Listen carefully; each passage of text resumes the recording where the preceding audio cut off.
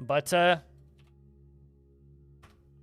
I'm putting a marker in the chat now, so people know where we're starting, because I will be highlighting that previous chunk separately. So chat room here on Twitch, if you guys want, you can say hi, YouTube, because YouTube's live as well. There's 49 people watching on YouTube. YouTube's slacking today. Twitch is over here with the majority of the audience. We got 238 people here on Twitch and 50 on YouTube. So hi, YouTube. What's up? I've been kind of ignoring you guys, but I do see you. I do see you. We do not need to do the gosh darn tutorial. And now we need to figure out who our origin civilization is. So, God, that is a funny name for this faction. So the Avalanche of Depression is a dwarven civ, which has 0 sites, population of 1, King Bim, and they're here, approximately. Man, that's funny. Poor Bim.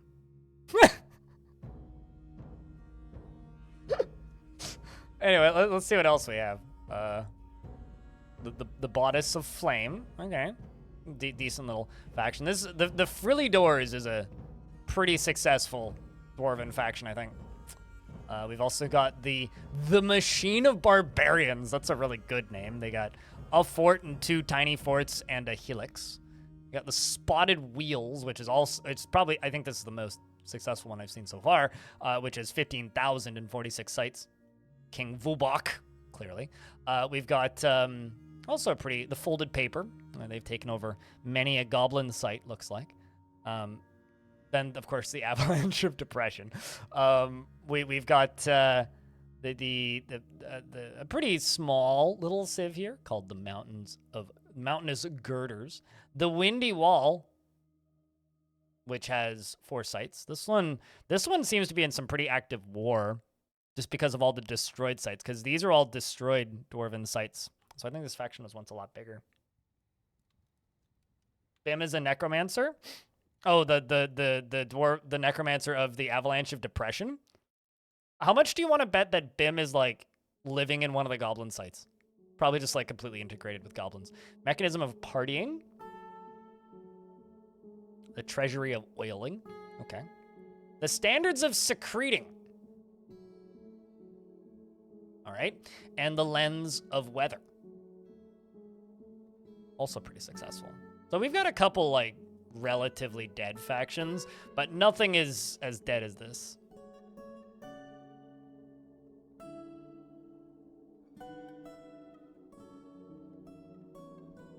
Nothing is as dead as this. Well, we got iron and silver in most of these locations.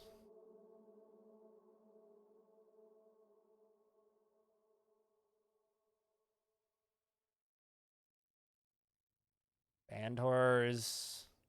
Hatred Menace. Devil Fortune.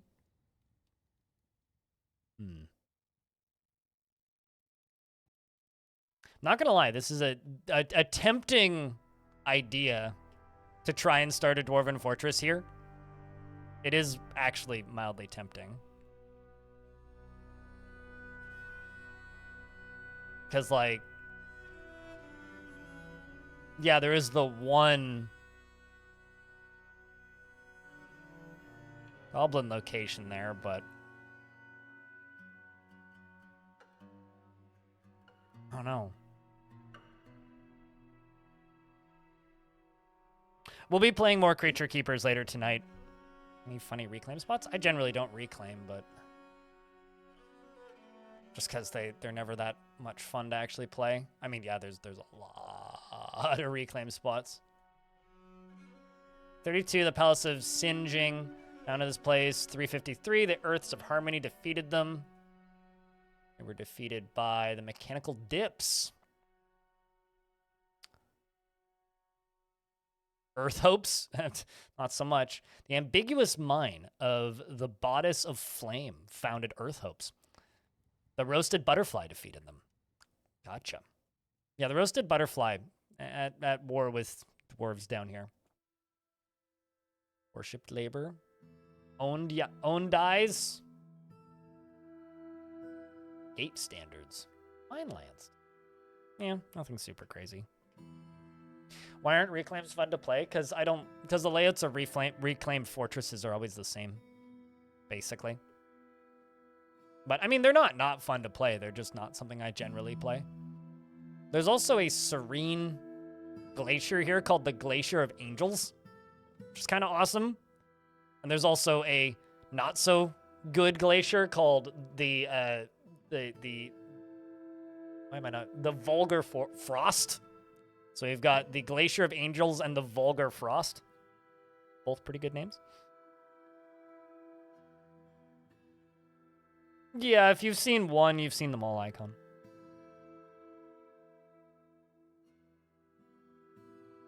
If you're unretiring your fortress, it's kind of nutty, which is a bit of a shame. That being said, you can successfully unretire fortresses. I've done it. It's just kind of a pain. There's also a haunted ocean here, which is kind of cool.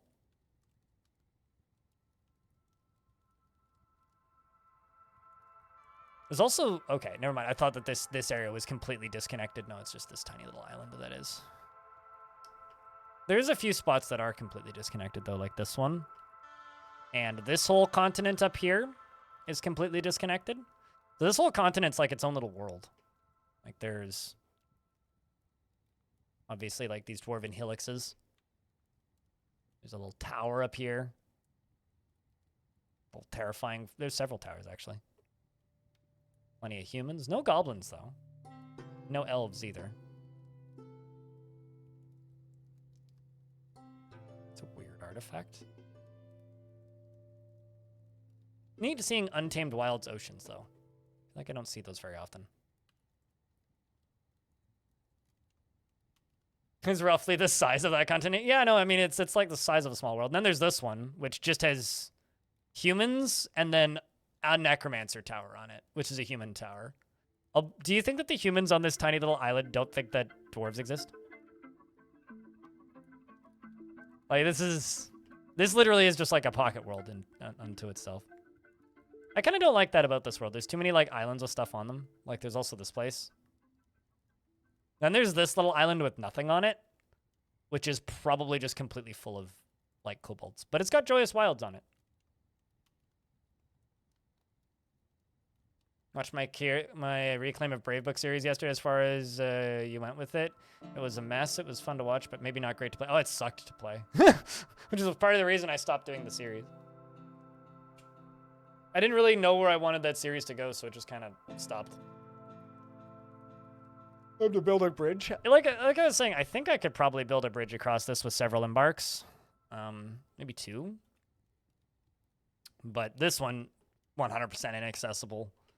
But the majority of this world is interconnected, which is good enough for me. And I really like this kind of layout here, and also this layout of, like, destroyed dwarven fortresses. And where's the other one? There's, like, several pretty cool mountain ranges. Yeah, this is also a pretty cool one.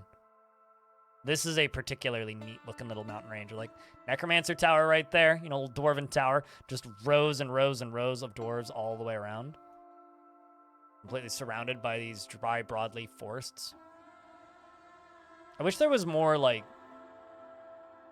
good biomes on this map, but I think this is one we could mess around with a little bit. Wait, what? Oh, I thought that was way redder. I was like, whoa, that's steep, but no. It's a shame this volcano isn't accessible, but that's fine. Build a bridge to the avalanche of depression? That would be easy. I mean, like, how many tiles is it even apart? I was kind of thinking about just... Oh, okay. No, this I would have to do in 2, but I could do it. I was kind of thinking about just playing the avalanche of depression, actually.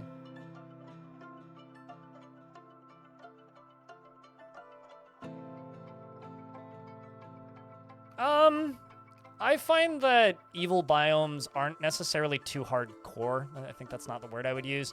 I feel like evil biomes are too tedious. Like, that's my issue with them, is they're just tedious. Silver and lead. I need... I mean, I need at the very least, like, silver and copper, silver and lead. That's just Galena, right? I need, like, something I can make into weapons and something I can make into armor for it like this to work. Oh, there you go. Silver, copper, lead. That would work.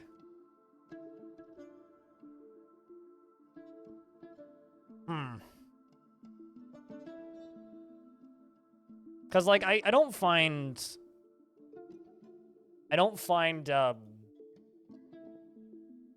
evil biomes particularly difficult to play. They're just slow and tedious. Iron and silver. That would work. But it is calm. It's kind of weird to me that this area is calm. I kind of was expecting it to be like Untamed Wilds, at least. It's like an island that the goblins entirely have taken over. That's a fun spot, but I don't know if I'll play it this particular run. I'm kind of curious about how big this river is, though. Major river. Ooh.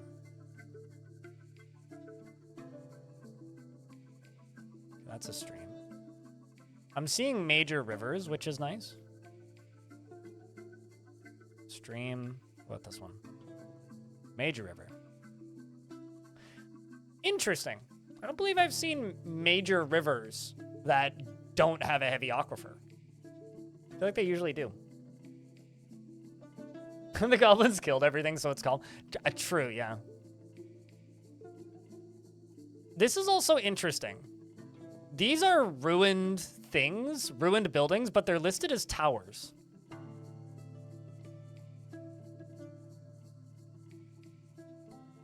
So does that mean they're destroyed towers?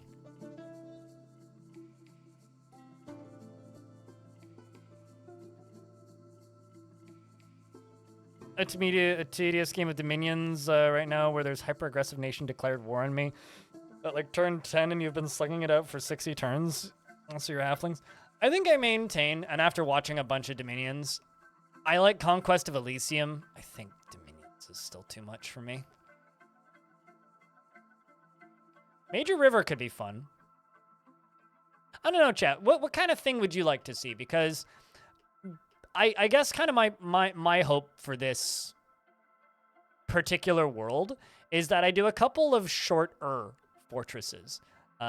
Because, like, I have this habit of every fortress just becomes a massive, like, mega project, which isn't a bad thing. Like, big projects are fun. But I think that if everything that you're doing is a massive mega project, it gets a little boring for some portions of the audience. So I kind of want to do, like, some smaller fortresses in this world. So what kind of thing would you like to see? I don't like to. I'm just going to state this flat. I don't like doing small embarks. Just at all. So I personally would not like to do that.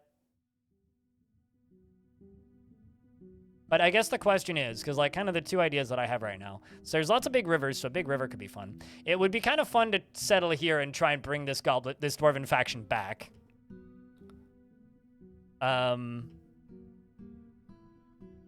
Because, like, after that's over, I could very easily just put a bridge here. Something else that would be kind of fun would be delving into one of these more chaotic areas.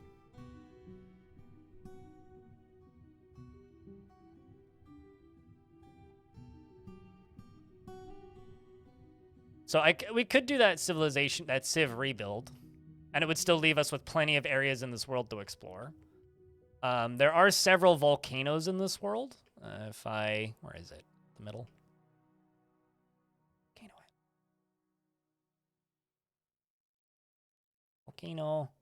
Volcano! There they are. Yeah, so there are several volcanoes. So volcano fortresses are a possibility. I mean, this one's got silver, copper, nickel, tin. Yeah, that's doable. What about you? Gold, zinc, tin. Ugh. On Untamed Wilds. Untamed Wild volcanoes are fun. Glorious Hearth. What about this one? What's this one called? The Malignant Cinders.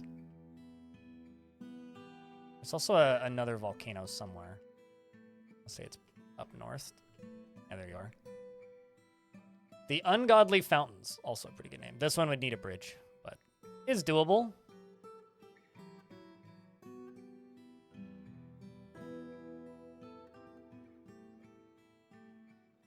Another one bottom right? Oh, yeah, there's also this one, but it's inaccessible. Like, you can't settle on it.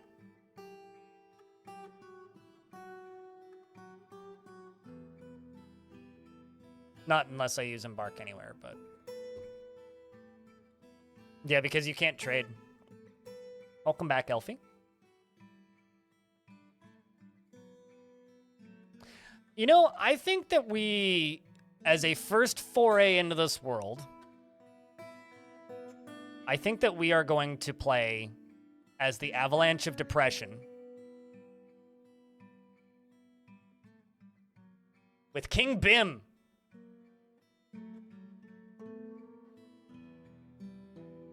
And also, if you guys want to follow along with Legends mode, you can do that via, what's the word? You can do that via jumping into the Dwarf Fort Talk room in my Discord, and there's a link to the download folder for this world, which I think I may have named incorrectly now that I'm looking at it, but it's just living up to its name. I mean, if it turns out to be a mistake, then we make a new fort. Like, what's the word? What's the worst that could happen? If I can find a neat spot to settle, though. This? Iron and silver could work.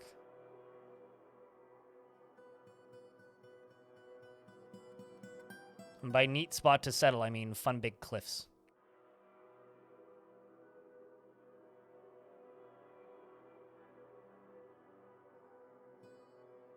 Well, it'll warp some into existence for the initial, and there's definitely more dwarves around here that can probably migrate to the fort. As for how many, it depends on what the population of dwarves is on this little island.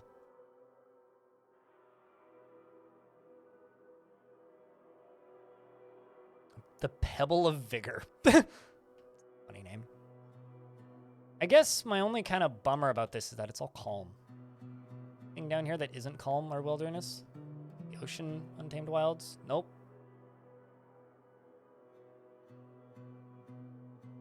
Well, that's a wee bit annoying, but...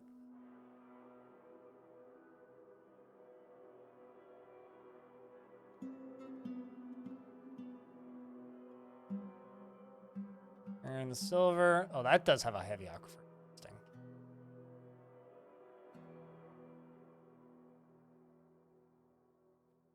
We can make trouble by raiding the goblins. This is true, yeah.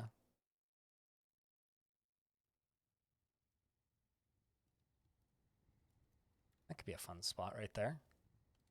Got iron and silver and flux. No aquifer. Oh, that's interesting.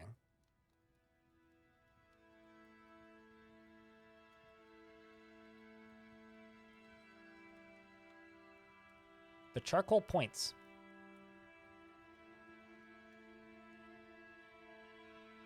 It's weird to do that and not get a single notice. Chat, should we look at what this location looks at? You know what? I'm gonna do the thing. Let's see what this location looks like, and then quit without saving. Pause. That's not a bad spot. Not bad at all, actually.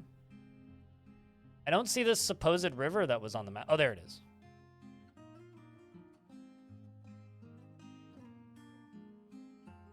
Seems like a pretty chill embark spot. Although I'll say, like, the game is, like, weirdly hitchy. Like, the map's moving slowly. Maybe because of all of the elevation? Got eagles on the map? All right.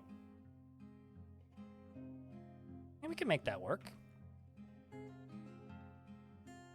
Water might be an issue? Maybe, yeah. That's the one problem with no aquifer, right? But I can likely find it in the caverns. So I'm not too worried about that. Trust me, I'm more concerned with, you know, the actual threats around the map.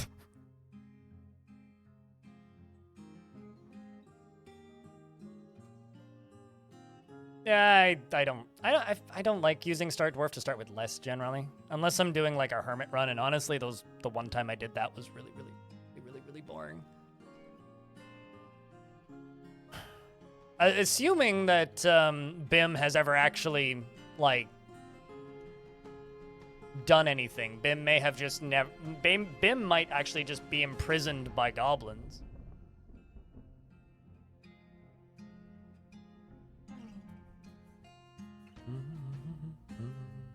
Although you guys with Legends mode could actually look up the location of Bim. Bim might straight up just be in a goblin hold. Yeah, I'm not too worried about water. But maybe we move elsewhere on here.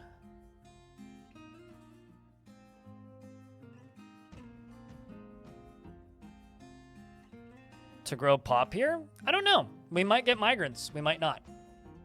I like genuinely that is my only answer. Maybe. We may or may not get migrants. I do not know. It's one of we were up there. It's one of those. It depends on if there's goblins or dwarves on this island that can migrate. That's if there's a population of dwarves here, we'll probably be okay. Yeah, I don't know. I'm not too worried about the water issue, but we could settle here.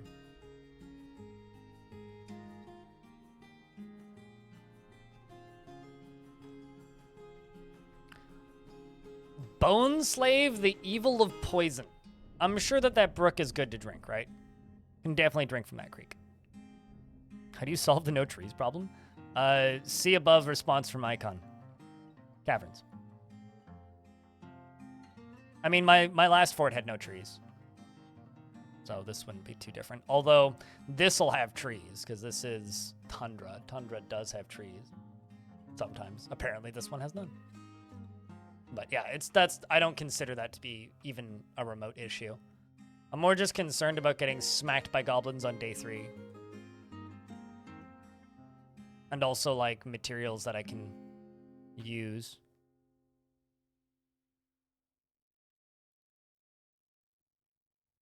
Oh, the ocean, right? Yep. It's looking for fun trenches, things like this. Like around there somewhere. Yeah, like here. That could be a fun spot, potentially.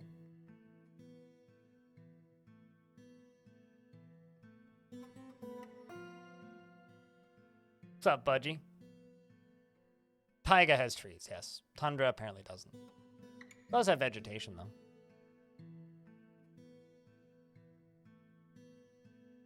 Do they grow more angry if you settle closer? So there are these things called scouting parties, which just wander around the map, which can invade you by accident. And if they invade you by accident, then they don't care. So, like, if you happen to settle somewhere where there's a lot of patrolling armies, for whatever reason, you can get invaded earlier. And if you are literally right next door to things, you'll get hit by those patrolling armies frequently, because they will patrol out of the location. The invasion caps are not as strict as they appear in the settings. That's just where they actively start besieging you once you're at war with them.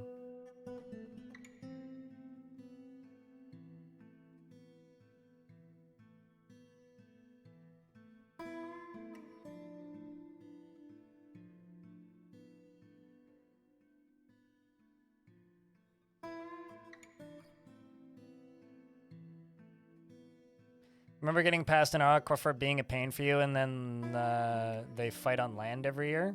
Fight on your land every year. Wait, what? Oh, you mean like in older versions of the game? Shirtish? Because they nerfed aquifers pretty heavily. Light aquifers are a non-issue. It's heavy aquifers that are a pain to get through. I'm gonna take a peek at this spot. I'm gonna do another quick embark.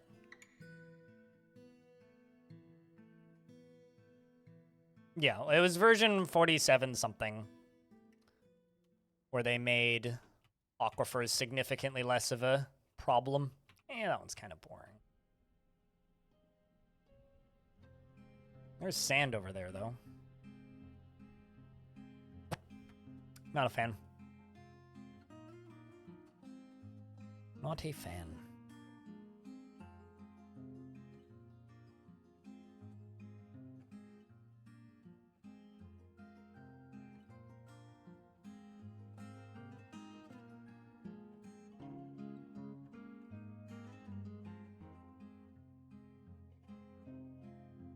I think one of the easier methods was to plant a cave in the aquifer below and hope for the best. Yeah, for old heavy aquifers, yeah.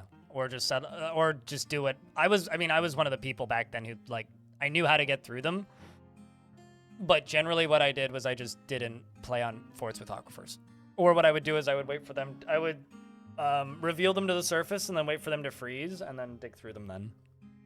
It's usually what I would do on heavy aquifers. But yeah, I don't know.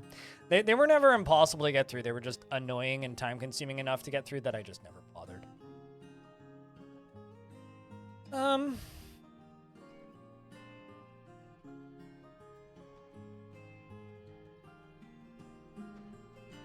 I mostly just want, like, a cliff or, like, some elevation difference that isn't, you know, under the ocean. Like, there's some right here.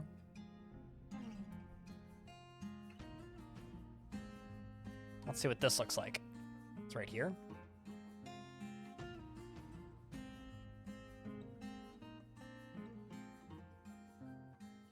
Yeah, either it was always like cave-ins or that's a fun little waterfall.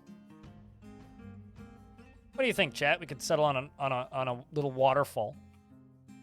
Or a visible aquifer? Nope.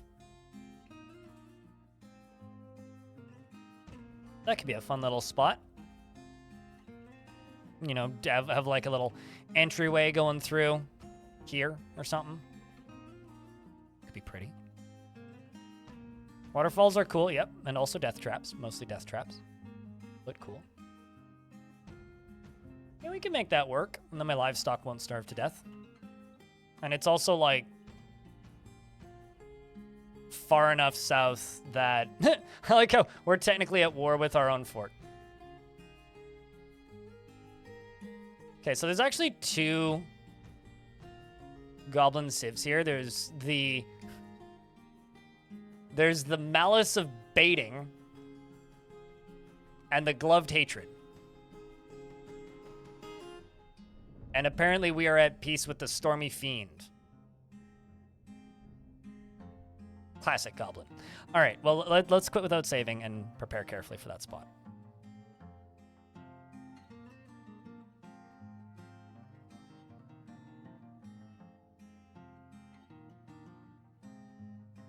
And for reference, for anybody who's wondering, Creature Keepers is still alive and running, and we'll play a little bit of it later tonight. That's what we're going to do in the evenings for this next week, is slowly pluck away at invading hell.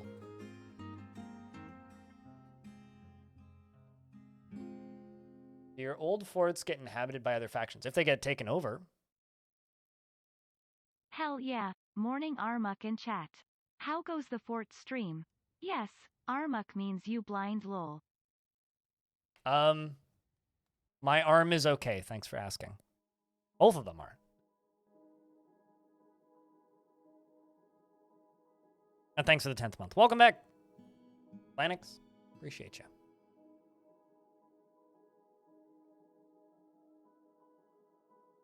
We are starting up a new fortress, and we're going to be playing the Civilization, the Avalanche of Depression, which, quite literally,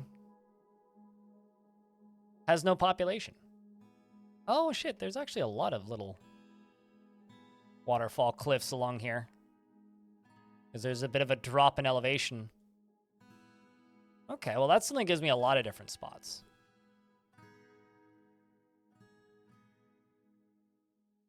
That's a good one. That's silver and copper, which is that's doable. Slit Gurgled is the name of the creek. Fortunately, we're at peace with them, Groot.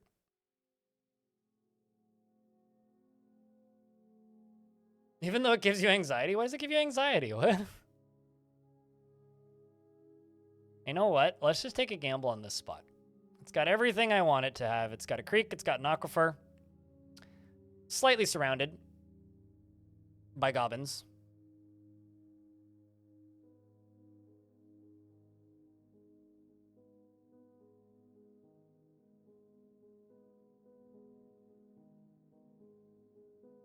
Oh, it's the decision paralysis. I get it. I see what you're saying. Let's confirm it. And prepare for the journey carefully. So, it's a calm biome. It's a faction with one citizen that is on an island that is completely separated from the mainland, Lanix. And the one civilization has one population. And everything else on this island are goblins. And the king of this faction, according to legends, is a necromancer that's like 300-something years old. So, very old necromancer is the king of this religion. Yes, the one citizen, aka the king, isn't. Wait, hold on. There's a king and one citizen, or is the king the one necromancer? Anyway, so we're gonna see if we can build this fortress back up, and the faction is called the Avalanche of Depression. And I'm gonna call this group the Avalanche of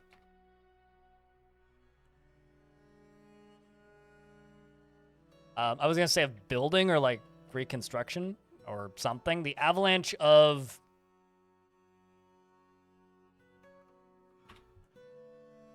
Surprise. It's not what I was looking for, but the Avalanche of Surprise is pretty good. I was trying to type in rebirth, but it doesn't. It's not a word. Renewal? Requirements.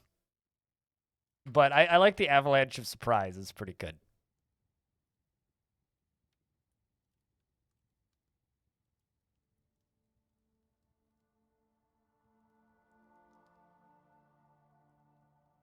Replenishment is not a word. But I like the Avalanche of Surprise. Our group is the Avalanche of Surprise in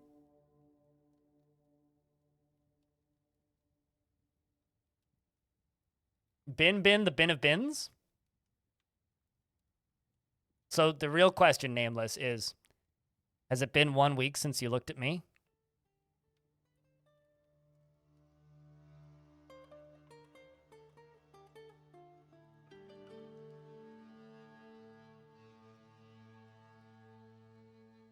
Surprise.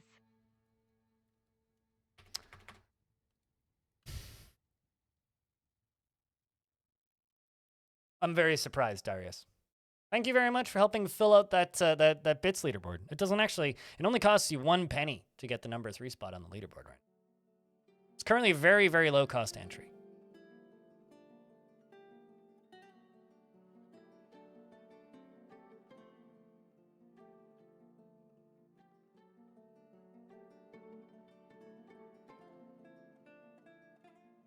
Danger Devil. That's a good name. I was gonna go with Danger Divine, but I hit E instead of I. That, or we could just go with Devil Divine. Affordable attention? Yes, thank you. There you go. No longer affordable. Sling Slings? What about Sling Slings? Danger Divine. Damn it. I would just like to remind everybody. RimWorld. Sky. Rim.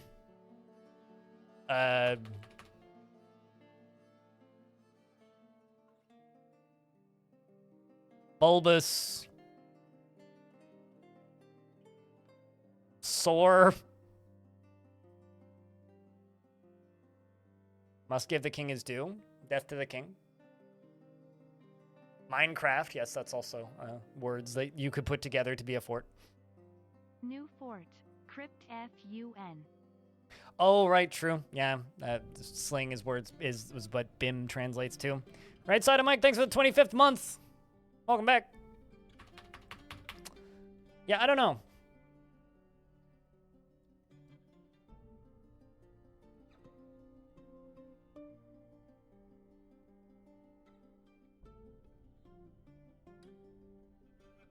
Now I'm suddenly wondering if I could call it World of Warcraft. Hold on.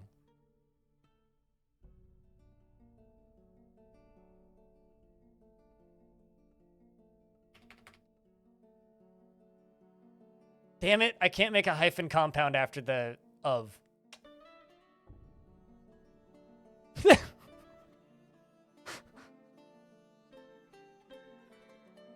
I could call it Lord of War, though. The king could be Nicolas Cage. Crafted War, obviously. I mean...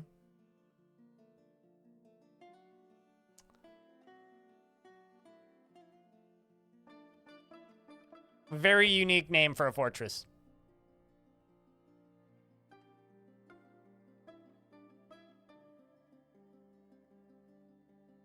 World of the Warcrafts? World of the War of Crafts. I mean... it's kind of... blech. Can I make Warhammer? Choo Choo Hype Griffin 1.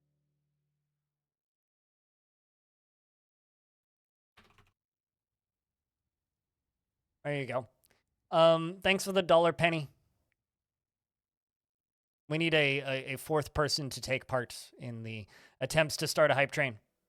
Oh, it needs to be a separate resub, prime sub, or dollar and bits from somebody else. Pocket monsters. Pocket is a word. Monster is also a word. Linux gifted a subscription. There you go. The hype train exists. Consider it trained. And Suited Giraffe, thanks for the $1.80. Running Rock, thanks for the brand new Prime subscription. And Nameless wants you to post Pierce, chat. I've seen many a fortress called Masterwork and many a fortress called Warhammer. Although I could literally call it Warhammer, and then we only use Warhammers as weapons, but I can't remember if we settled somewhere that has silver or not. Mien, which I always feel like I'm butchering. Thank you very much for continuing that subscription. Appreciate you. Is bait a word? I mean, bait? Like that? Not... but yeah, it's Gashak.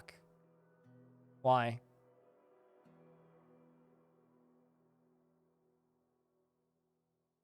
Yeah, they are pretty good, Vogel. I agree. Pocket Monsters, the Yellow Shock?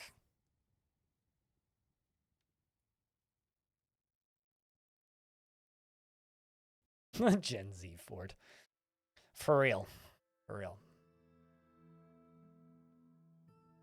Oh, the Fortress of Masturbate. I have absolutely seen Master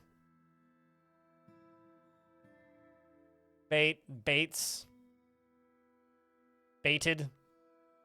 You know, all of, you know. Yeah. Oh dear. Yeah. I mean, it's just like ball is a word. Between that and masturbate, you can, and also like that. Yeah, you can make some really dirty names. It's absolutely a thing you can do. This game gives you the freedom to have the creativity to make your own dumb shit. Man, if you could get canceled for doing that, Dodo Casa, literally every single person on Twitch would be canceled, except for like those like somehow child-friendly streams. We'll call it the naughty hole. Dung's Depths, the naughty hole.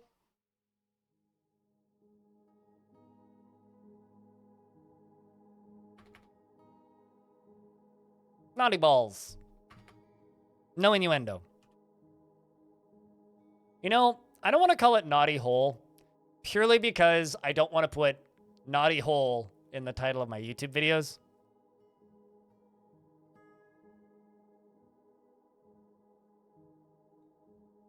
And Discord won't open anymore. Have you, like, thought about, you know, getting a headset that just plugs in? You wouldn't have that problem. Oh, no, there's absolutely much worse that you could have. Totally. Baby.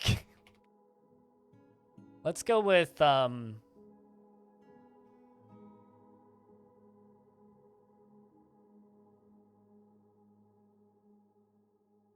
naughty wall.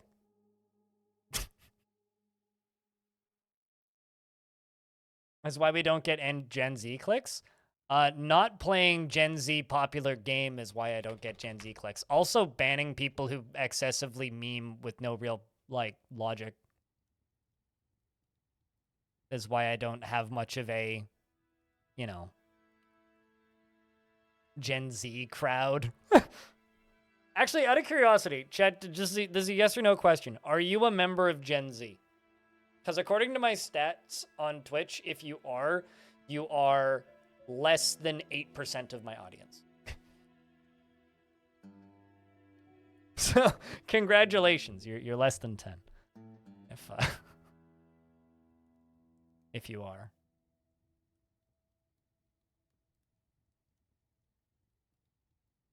What's a Gen Z? If you don't know what Gen Z is, you're probably not Gen Z.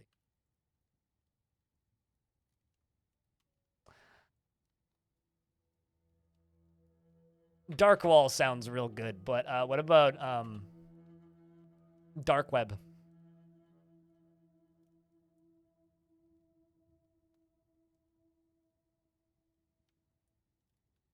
If you don't know what Gen Z is, you're probably not on TikTok, and you know, honestly, that's for the best. Dark Web is awesome. That's a pretty good Dwarf Fortress name, yeah. I kind of like Darkwall, though. Like fighting back the Dark Wall. Thank you very much for the little tiny hype train with the 5 subscriptions and the $4.81 in bits.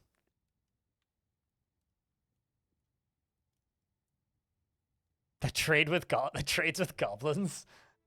Yeah, it's like spreading a dark web around the world or something. A dark criminal network. I like Darkwall.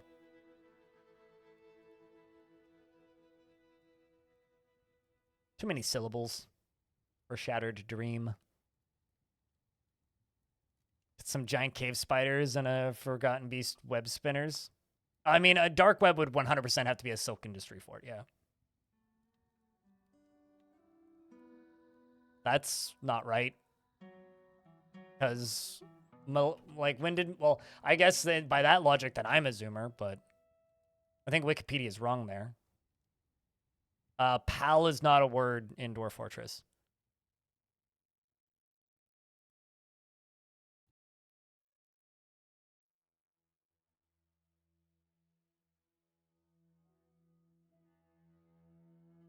Yeah, that doesn't seem right.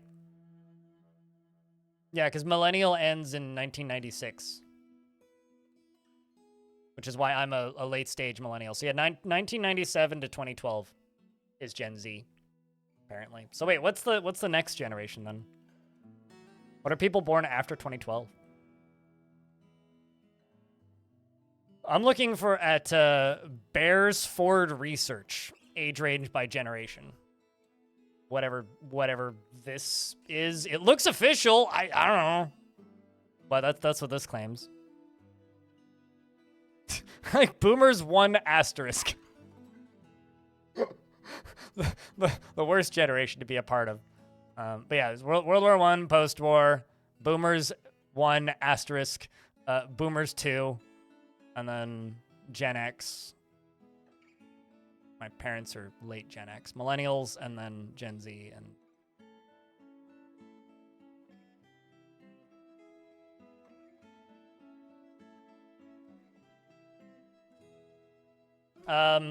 I don't care if it is.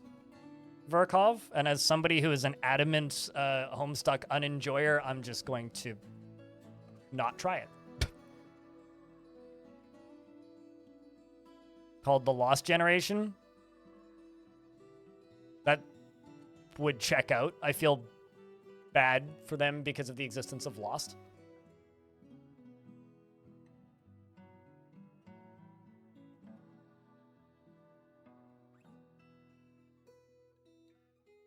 What, Gen X? Cardin? I kind of feel bad for Gen X. Boomers too, the return of Boom. Yes. It will never ever update. Yeah, I mean, many people love Homestuck. If Homestuck ceased to exist or never existed in the first place, I would be a much happier person generally. It's one of those fandoms that I actively push away. Like, there's plenty of fandoms out there that, like, I'm okay with interacting with, but that's one where it's just like, nope, get away from me, please.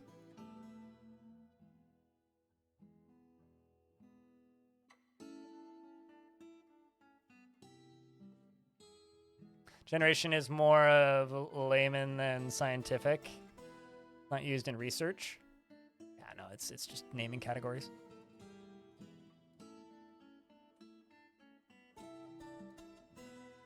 Imagine how much money you could have if you didn't have standards. What kind of thing to say is that?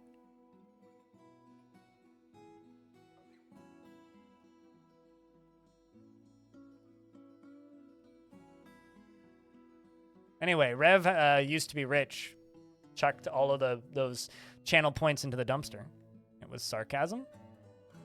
Sorry, but there was absolutely no sarcasm in that sentence. You'd probably have less money now. It hasn't really been a going concern for a really long time, but they are making games based on the franchise. So it does, like, the webcomic's been done for a billion years. Lins, but that's it. No, but I had an ex who cosplayed Homestuck, so you could state that, like, at least I didn't have to go to school with it. Nah, I just lived in a house as an adult with it actively in my, like, close existence for, like, 6 years.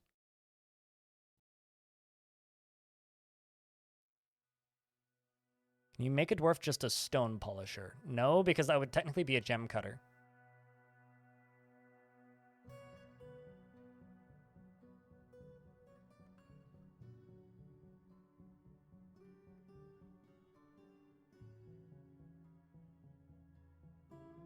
This is a really interesting series of conversations we've got going on in the chat right now.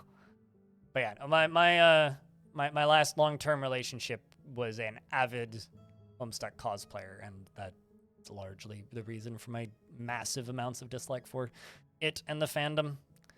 Okay, well, I don't need a wheelbarrow, nor do I need a stepladder. Prepared kidney. I'm not too worried about food supply. Could just bring alcohol if I'm feeling lazy. What do we have for animals? Probably nothing, if I had to bet. Yeah, nothing particularly interesting. Kind of tempted to just bring a bunch of hunting dogs and war dogs already pre-trained.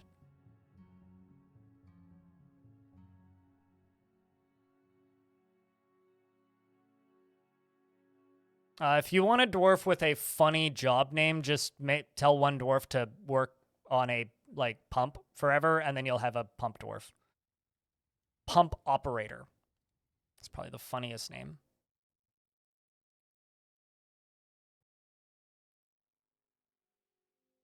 I guess I don't really see the joke in stone polisher. Do you ever just embark with scholar skills and see what they make?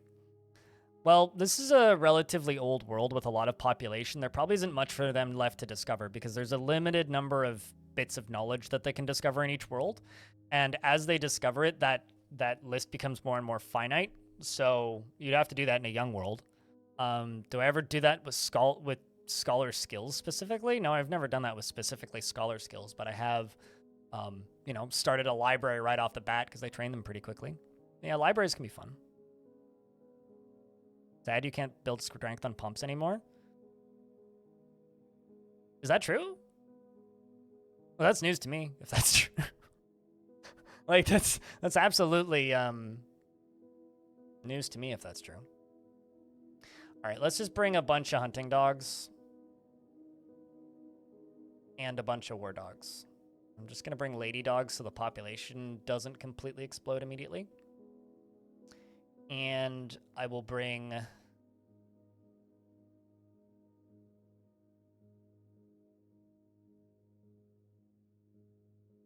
less.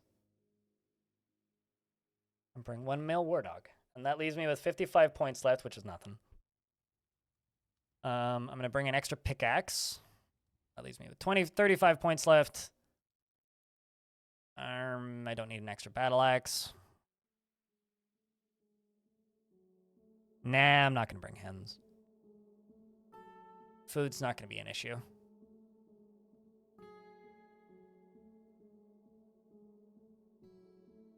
Gain next to nothing.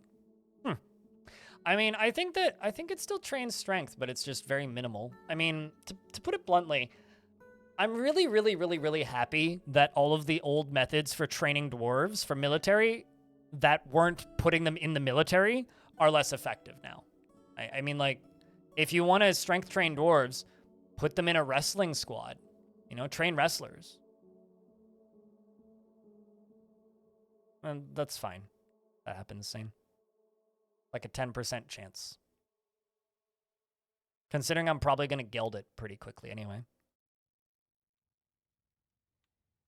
Yeah, it's like, if you want dwarves to be extraordinarily strong, put them in a wrestling squad for half a year.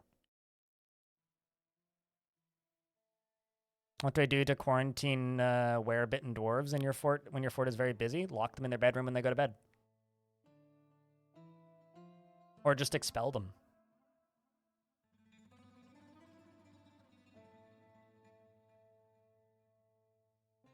Put them in their own burrow by themselves in a specific room, and then they go there.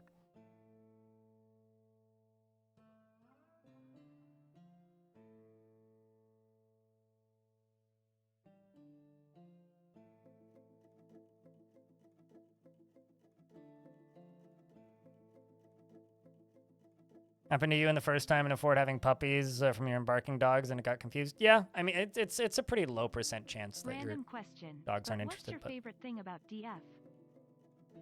That I'm not bored yet. Pretty flat statement. Let's just bring more plump helmet spawn. Just so that I can start my farms out quicker. And let's also bring more pigtail spawn. Or pigtail seeds, rather.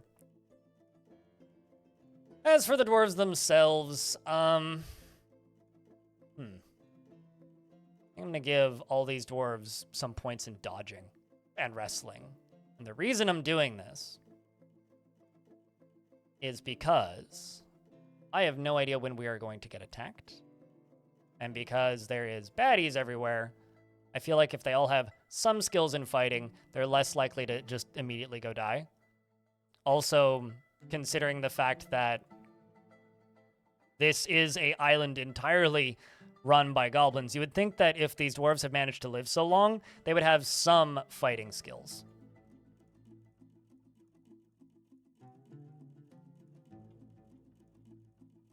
It's 5%? Okay, I always thought it was 10, but yeah, I'm not too worried. If we end up with dogs that can't breed, that's fine. It's more of an early game thing anyway.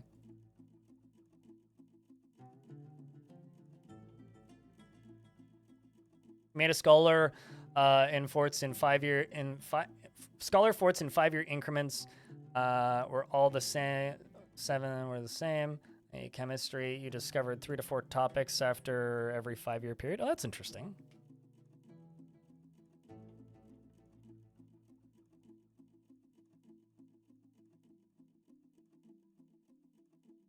Is to always flood it with magma.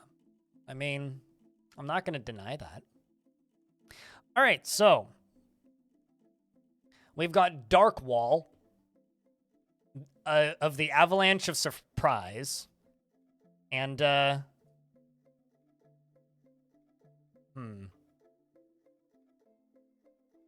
Goblins.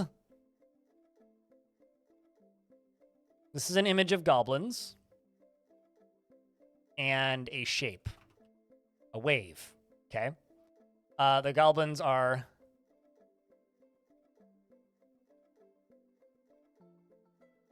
being devoured by the wave? The wave is devouring the goblins. It's the avalanche of surprise. The wave is devouring the goblins, screaming. The goblins are screaming. And let's say, and a dwarf. In fact, actually, let's say 7. And 7 dwarves. The 7 dwarves are laughing. So this is an image of goblins, a wave, and 7 dwarves. The wave is devouring the goblins are screaming, the 7 dwarves are laughing. And a yeti laughing? Maybe a yeti striking a menacing pose. Why do I always type it into the wrong thing? And a yeti. Menacing pose.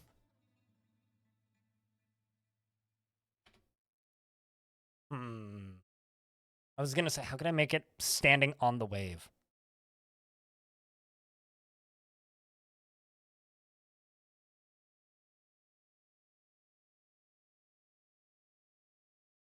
I guess I could say it's traveling, but not as close. Surfing yeti. Yeah, pretty much. A yeti surfing, and it's devouring the goblins. The goblins are screaming. The 7 dwarves are laughing. That is our image. And I guess I could name it, but name the whip. Let's call it the avalanche of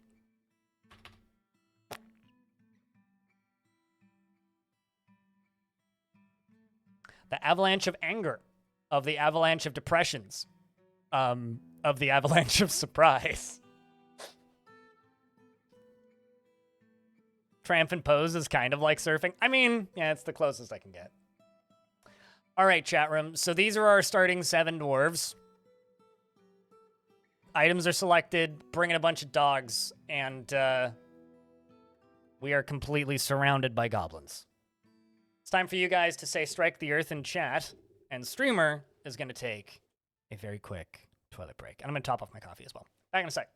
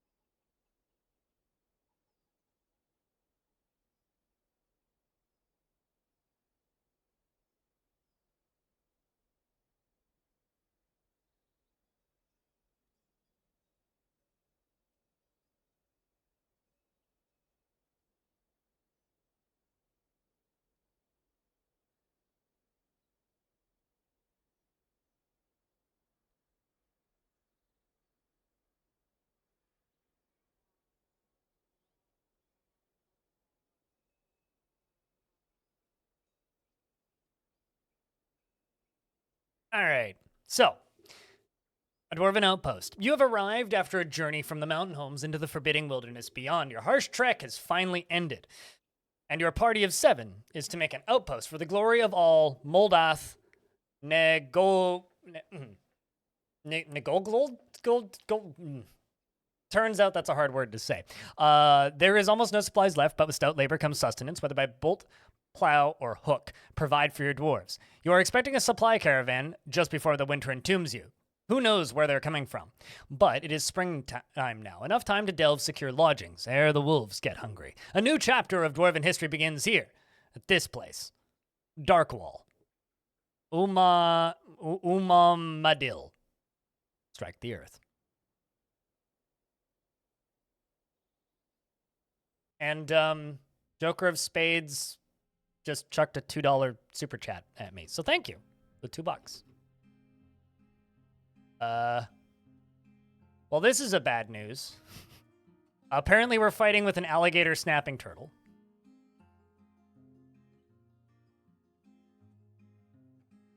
All of the dwarves are fighting with it. How many alligator snapping turtles are here? Only the one. Okay, well, I guess that's a good sign. There's also plenty of sturgeon and pikes. So fortunately, well, there is blood on the ground, but it's only the alligator snapping turtle's blood. I'm very lucky that I had the foresight to make my dwarves have some dodging skill. Here's hoping it doesn't go jump into the water and drown everybody. It is having trouble breathing currently because it was knocked unconscious. Okay, well that's good for us because a peasant actually punched it in the front foot, bruising the muscle. The peasant punched the alligator snapping turtle in the head with his right hand, bruising the muscle. Off to a great start. It's not dead yet, but it is unconscious and injured. I don't know why they all just kind of decided to stop killing it. Just, why didn't you just finish the job?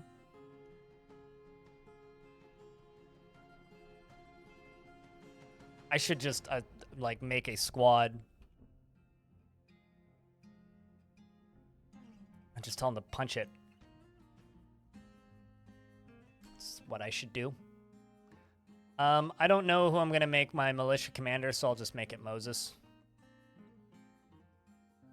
And I'm going to literally delete this squad after this is done. So we're just going to tell them to go kill this snapping turtle so it doesn't become a problem.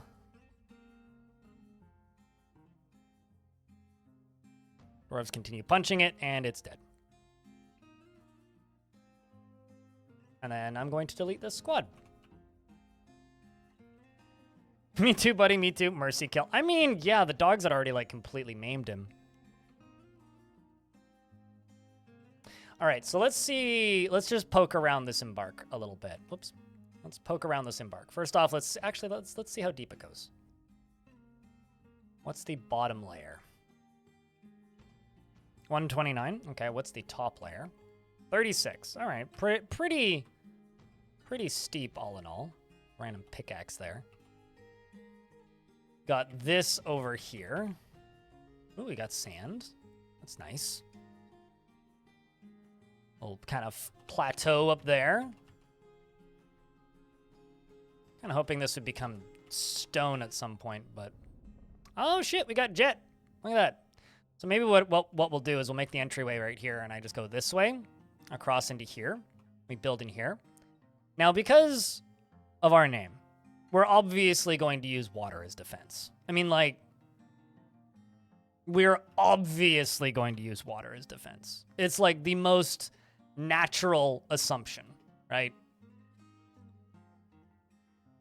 We got dolomite on this side. It's nice to see. Ooh, what's that? Native gold. Okay. What else do we have? Is there aquifer in any of these layers? Ooh, what's this? Tetrahedrite. Okay, okay. More tetrahedrite. Good to see. You'll love to see it. Lots of tetrahedrite. All right. Well, we are off to a solid start.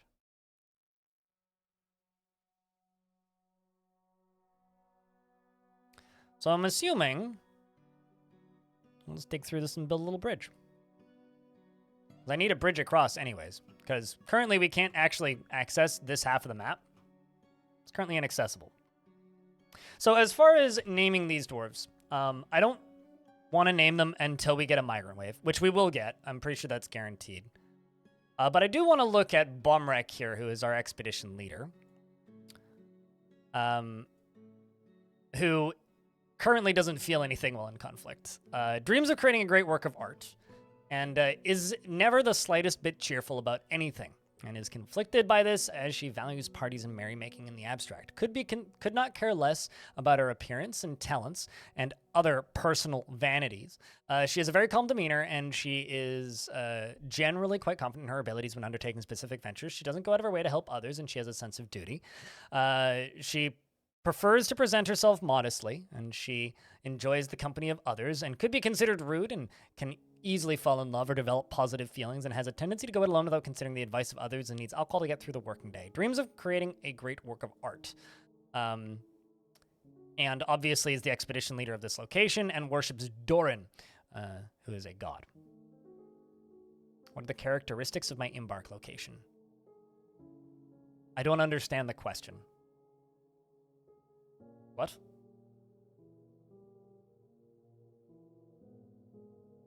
Not like unplugging it and plugging it back in? What kind of headset are you using?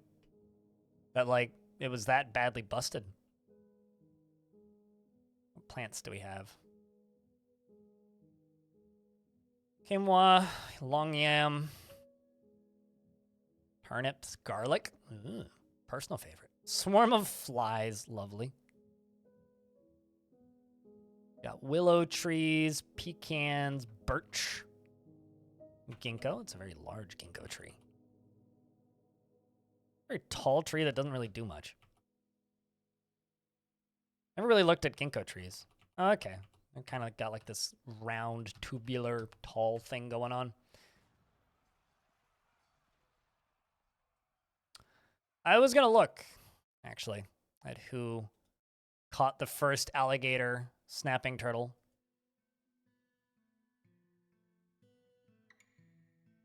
Well, actually, I mean, I could probably just look this way. Alligator snapping turtle.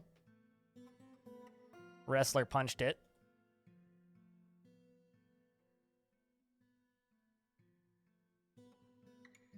Which isn't very clear. There you go. Fath. Bridge Grim. Fath Bridge Grim likes to brawl and has a sense of duty, though he's still holds the law in disdain and is slow to anger. Dreams of crafting a masterwork someday. Personally disdains the law. But likes to brawl.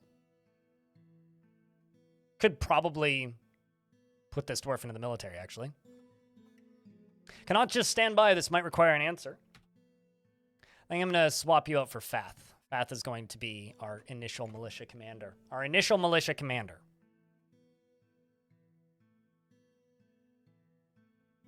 Next thing I need to see is I'm curious about gods. Temple. Okay, so we got several different gods here. We got Kor, the god of darkness, god of inspiration, courage, weather, fame, luck and gambling. One dwarf worships the god of discipline, laws, oaths, marriage, birth, and children. There's also the god of death and war. Oops, that was not what I intended to do. You know, I don't think you can delete these chapels once they're made. Like, once a temple is just, like, made, you can't get rid of it. So there's no formed religions in this faction, which checks out, considering this faction is dead.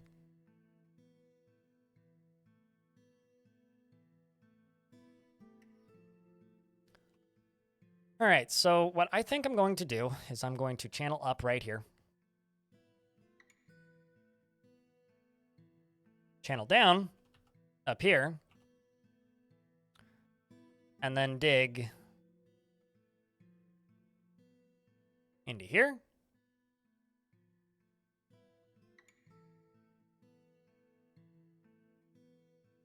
Six across. Six across.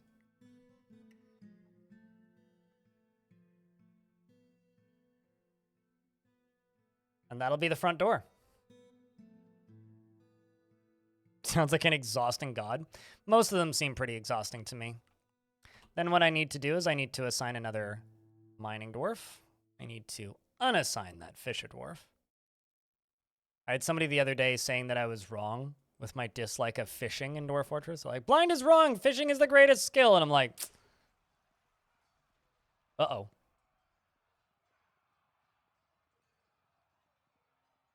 I'm sorry, what? Why did you all run back up there?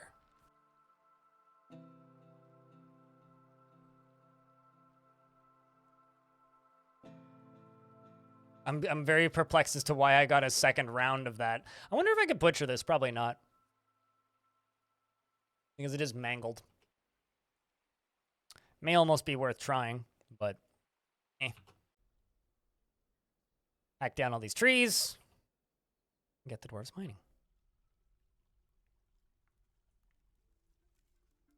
And all it did was kill a turtle. I mean, why are you slightly happier, Irvad? Well, probably actually because he's mining.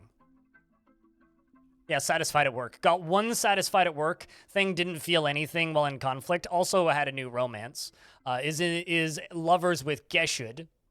Maybe I should make Geshud the other miner so that they can be miners together.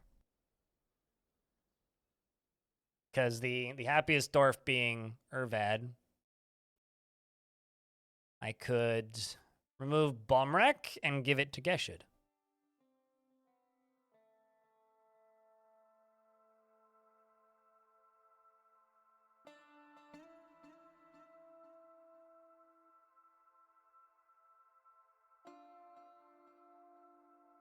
And also now I only have 2 miners, so let's also throw, I don't know, Camille in here. Go pick up that other pick. Help us out here, Dwarf.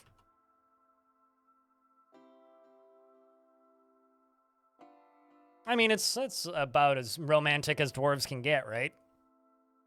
You mine? I mine too. Let's be friends.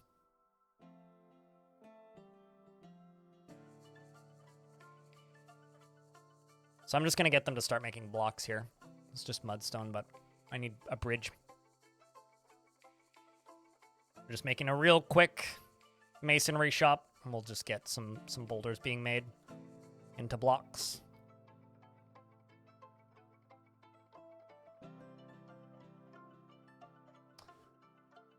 Some Chinese $15 stuff from 2015. Ah, gotcha.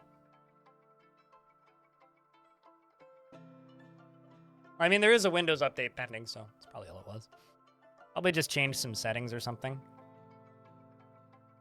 I don't know. I've never used a web browser that hasn't broken stuff with, or not web browser, a piece of software more specifically that hasn't broken stuff with updates, so.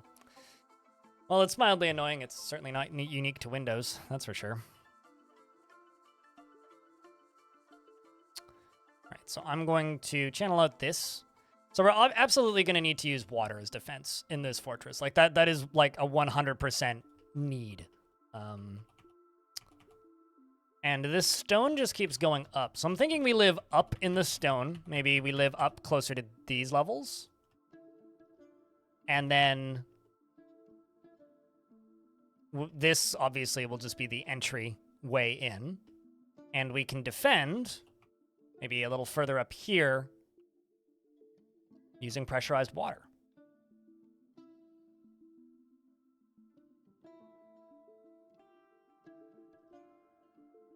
I have no idea in regards to the ultimate sign of Dwarven affection. I will be honest with you, I know absolutely nothing about Dwarven affection. Probably for the best, frankly. The waterfall looks great. Yeah, it's not really a waterfall. It's just a little creek. I actually moved to a location that didn't have a waterfall, but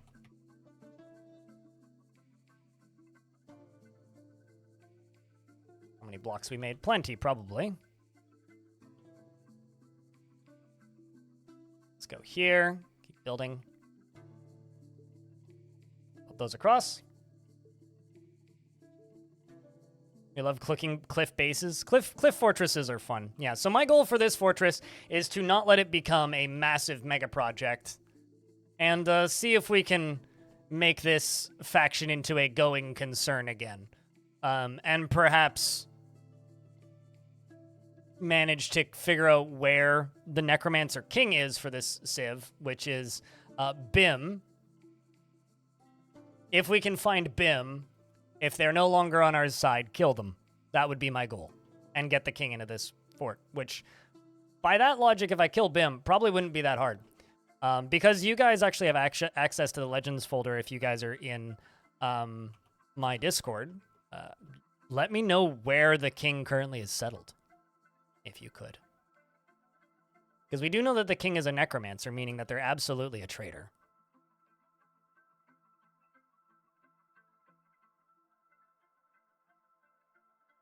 Let's also get this stuff sorted. You always started down 4 and above. It depends on the general elevation of the embark location. So if you're embarking in really high elevation areas, then yeah, you'll have much higher embark. Starting spot. Words. Yes. But yeah, it depends on the relative elevation of the stuff around you. Nothing to catch in the central swamps. I thought I disabled that. Silly dwarves. So we're just waiting on this bridge to be built. And then we need to start getting stuff inside.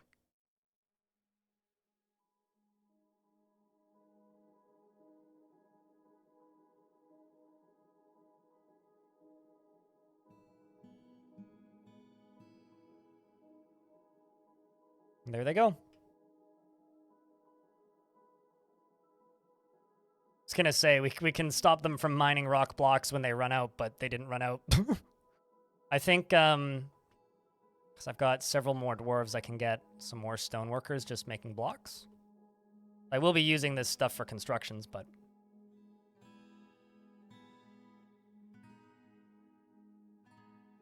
You're also near that sweet, sweet sand. Yeah, there is sand. I don't think there's clay on this map. I don't recall there being clay when I embarked. But yeah, there is sand. I don't know if I'll end up doing much with it, though. Because that would require... Wait, what? Do I not have a third miner? Somebody on 2.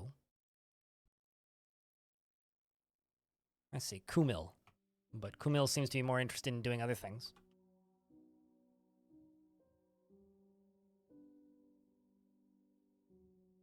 Okay, so then something else I need to do is I need to go down here. I need to make a pen pasture. We'll just plop them there. And this pen pasture is going to be for these 2 yaks. And anything else that... Yeah, just literally just those 2 yaks.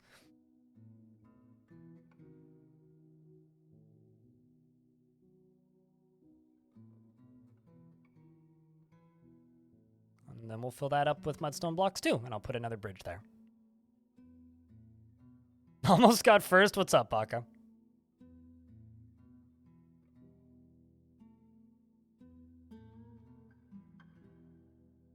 But yeah, the elevation of your starting place, also it wasn't 3, it was elevation 2 at the start. Depends entirely on your local connection to the relevant height of elevation of the area that you are in versus sea level. That fortress is still alive. This is a different foray into a different world. So I still have the old goal. Don't quite have the goals command set up to do multiple goals at once. This it's shale. Let's go up 1 more layer so that we're in shale. We'll do that.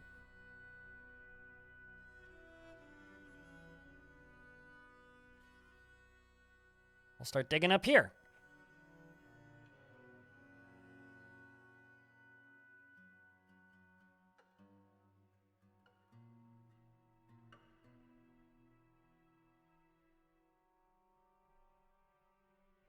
It's probably going to hit dirt, which I'm kind of hoping it does. Darkwall sounds scary.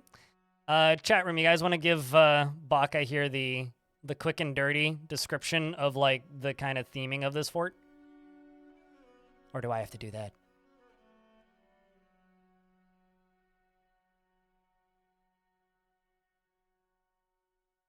This is just going to be storage, I think. Although maybe we could do it this way.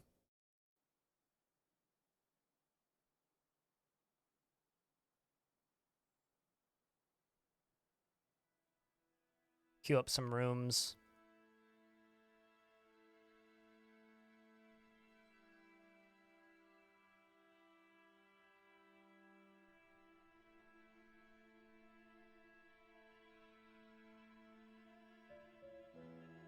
I mean, that's not really the theme of it.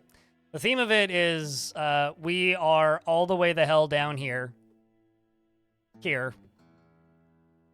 And we are the only fortress in our faction.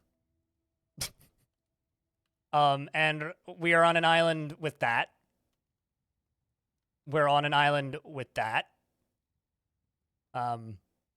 Waddled cruelty. So, you know, and the faction is called the Avalanche of Depressions. So, you know, this'll be fine. This'll be fine. Absolutely fine. Totally. Mm-hmm.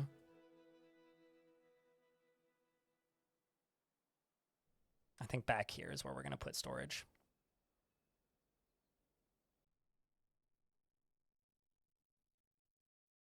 What could go wrong? Oh, everything. Mostly.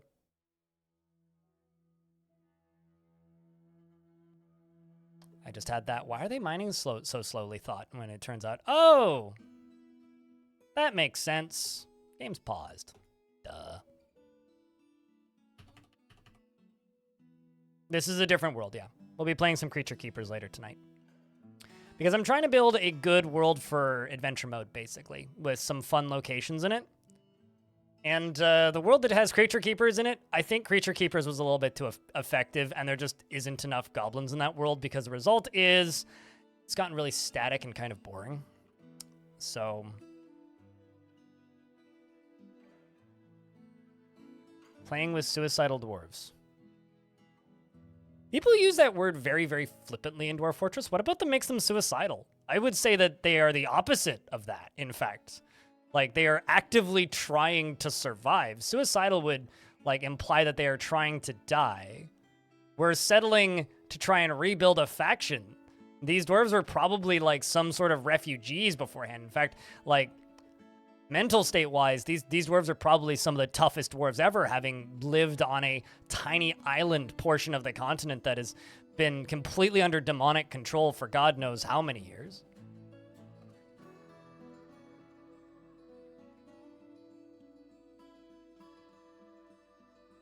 I just realized I left my coffee in the kitchen. Right up.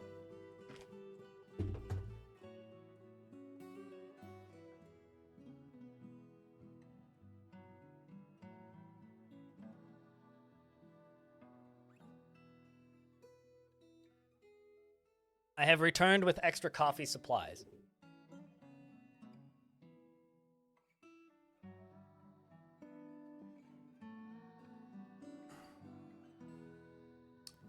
I will tell you the same thing that I tell everybody, which is it would be really weird if saves weren't compatible.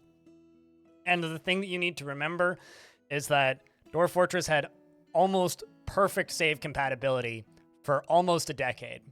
So it would be really weird if they weren't compatible.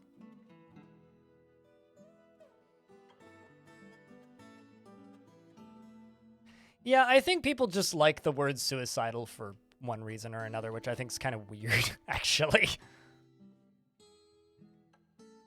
That or they think all dwarves are suicidal because they're bad at the game, and their dwarves tend to just randomly die for no reason. Or they think it's no reason. But in reality, they're dying for very good reason. Which is, you need to get good. Of course. Make some mechanisms.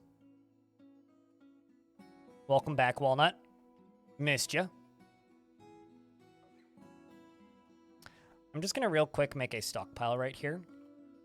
And this is just going to be for food.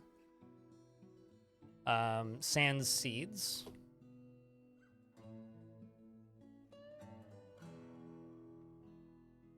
There is multiple words on the internet that people don't take seriously that kind of irks me a little bit. That is one of them.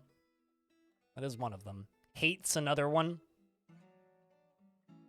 But I think the problem with the internet is you have a lot of different people, right? And some people use words like that as a form of coping with previous loss or traumatic events in their life. And then some people hear a word like that and they want to forget that that word exists. I tend to lean on that side of things, having dealt with that in my life. However, some people don't, right? It's just like I hate it when people flippantly comment about war crimes. But, like, you know, people deal with things differently. And when you have a lot of people in a place who deal with things very differently, then, you know. Okay, so I need 2 per bridge. So 1, 2, 3, 4, 5. That should be lever, bridge, bridge, bridge, bridge. Yeah, that should be good.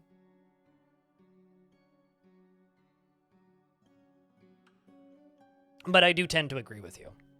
Demons are lit.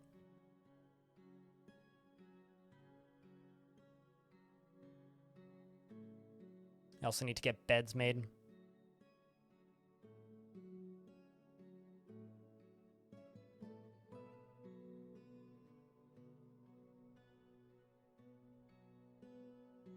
At least they're trying the hardest to kill themselves. I mean, there's only one type of dwarf that's suicidal, and that's a dwarf that's been stricken by melancholy, right? Like, that is a dwarf actually being suicidal. A dwarf, like, being an idiot and almost dying is like calling a person on Earth who rides a bicycle down a mountain suicidal. Just because they're actively doing things that are dangerous doesn't make them suicidal. It's a very inaccurate usage of the word. Which is why I think foolhardily is a, much better descriptor. Yeah, there's 2 locations with 10,000 goblins, and my glasses are really goddamn dirty. It's like I managed to get some finger oil on one of my lenses, and now they're just like constantly getting smudged. Oh yeah, no, absolutely. Stupid is a very valid descriptor. And I kind of don't want to take another, like, stand-up second to walk into the bathroom and get my glasses cleaner, so we'll just deal. All right, so this is going to be for furniture and siege ammo, I guess. Cages, sure. Armor, sure. Bars block, sure. Cloth, sure. Finished goods, yes. Not food. Gems, leather, not corpses, not refuse. Sheet, if we have any. Which I doubt we do, and weapons and traps.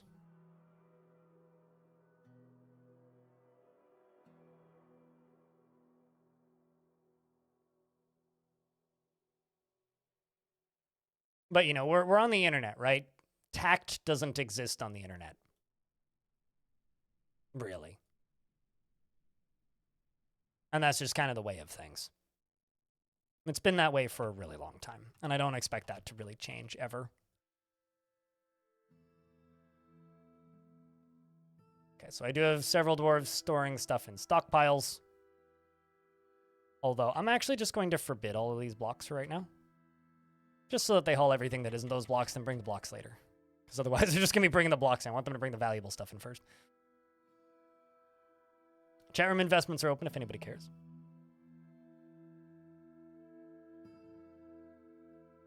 But yeah, no, this island's interesting, especially the fact that there's 2 locations with 10,000 goblins. Which, leads to some possible excitement. Also, I wonder what kind of animals have shown up. I mean, it's kangaroos.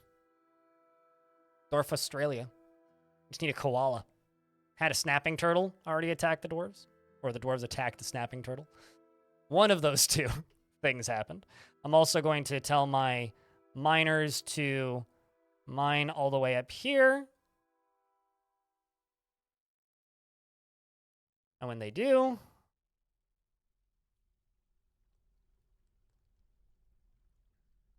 this is where we're going to start planting. I'll have a little garden shed back here, which is going to be for my seed.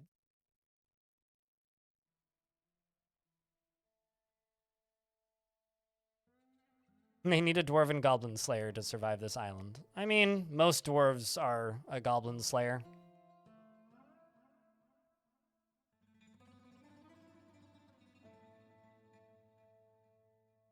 Yeah, a garden shed, a place for the dwarves to put their stuff. Naturally. Perfectly logical thing for the dwarves to have. Place a shale boulder right there to make a single tile of floor. This may end up just being like my like some offices off the bat. But I'm actually just going to go down to here, and I'm going to go to a lever, and I'm going to place a lever, and this is going to be the front door.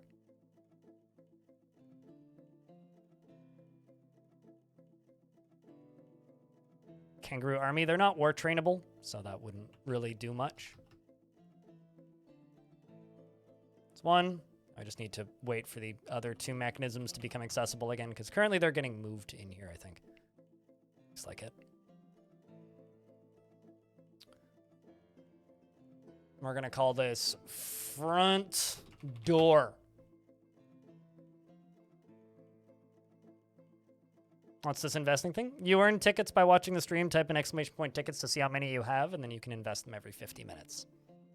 It's an in-chat minigame that has absolutely no practical purpose. That's kind of just been grandfathered into this channel. That's all it really is.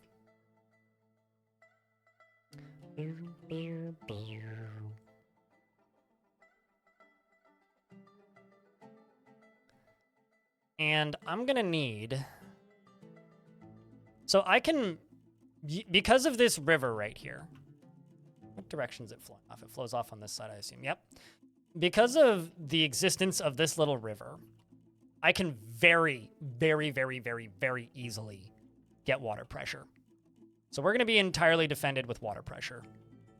In fact, I'm thinking maybe water pressure geysers. How does that sound to you guys?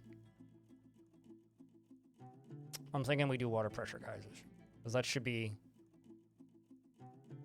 relatively easy to build. Holy shit, Frog. Good win. Yeah, I think they'll be really... How do geysers work? You set it up so water high up, and then you have water low down area. And then when water done being high up, water end up where low down spot is. It has been a minute. How you been, Umbra? I'll build one and see if I can make it work. And if I can make it work, then I'll explain how they work. It's one of those things where it's like, I build them and then sometimes they just don't work.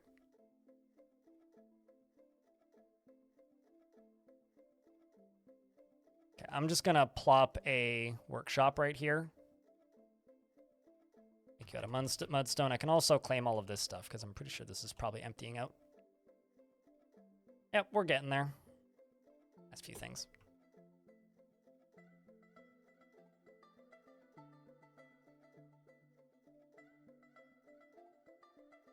Okay, I need to make more mechanisms, turns out.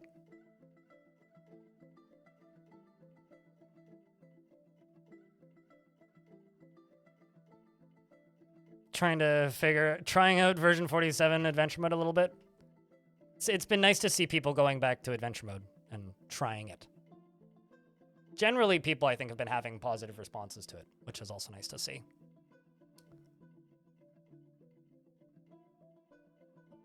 But Umbra, thank you very much for the 7th month. It means a lot. Yeah, and then once the investments are done, which they are now, they don't run again until the next round of investments, which, you know, will be in an hour, roughly. And this is where I'm going to garden, at least initially. Once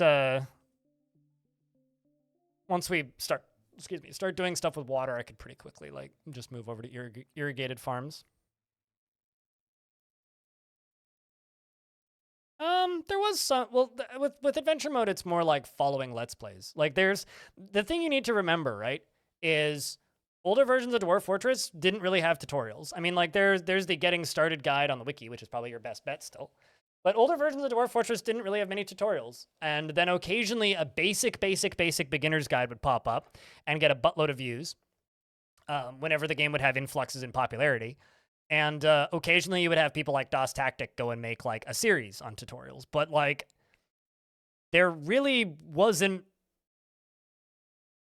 a lot of tutorials back then. I mean, I would occasionally make tutorials and nobody watched them. But I think, like, the majority of the tutorials and stuff started popping up in, like, post-2012.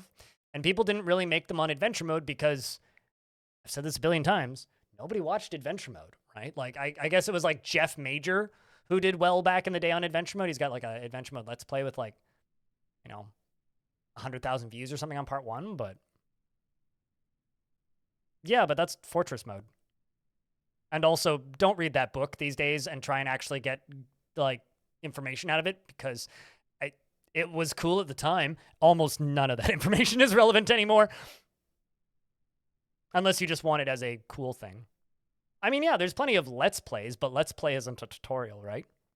Like, tutorials in, like, the style that I make them or Das Tactic made them. Nobody really did those for adventure mode. But I don't know. I find adventure mode to be much more pick up and play.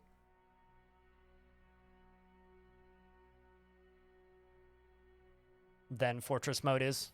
Fortress mode, I feel like you need quite a bit more guidance. I don't really feel that you need that with adventure mode, but maybe I'm wrong. I think if you've played Fortress mode a bunch, adventure mode just kind of starts to make sense pretty quick.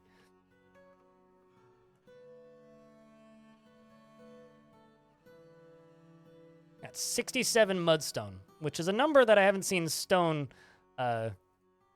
exclaiming at as much recently.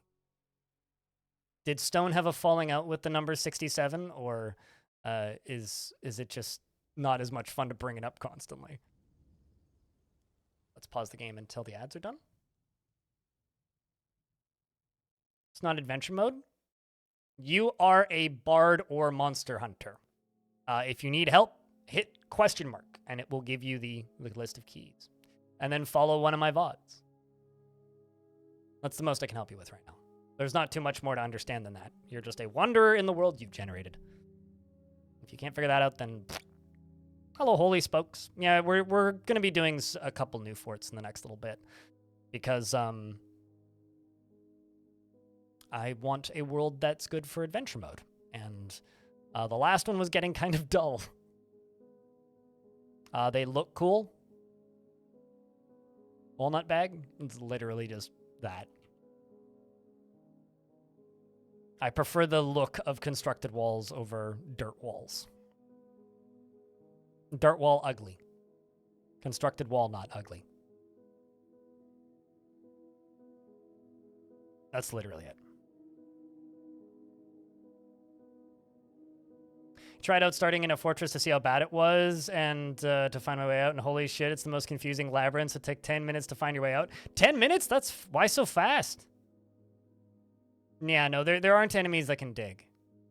But although that's really funny that like the source of trolls not actually showing up as part of Goblin Sieges wasn't just me thinking I was crazy. Like they actually managed to make like goblin trolls go extinct, which is really funny.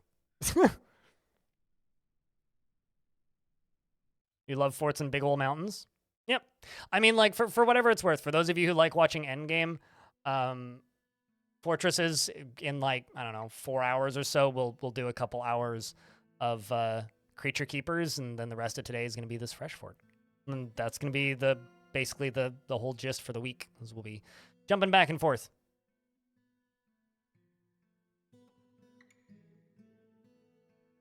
Played a lot of social economy games.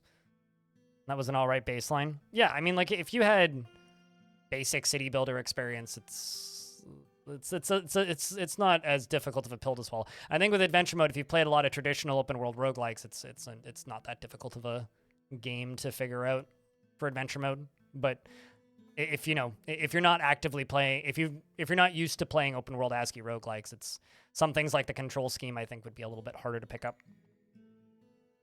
Yeah, so the trolls were not feeding them wasn't confirmed, but according to Putnam just now, the trolls need to be like semi-underground, and goblins apparently forgot how to dig.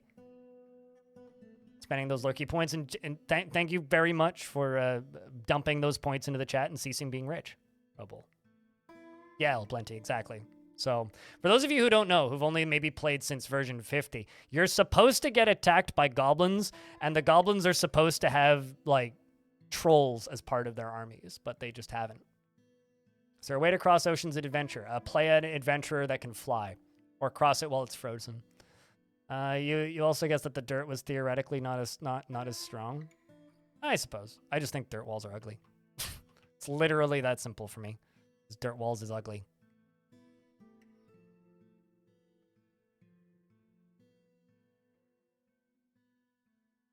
I might actually make some furniture out of wood, because I actually really like the look of wood furniture until we get iron furniture or whatever.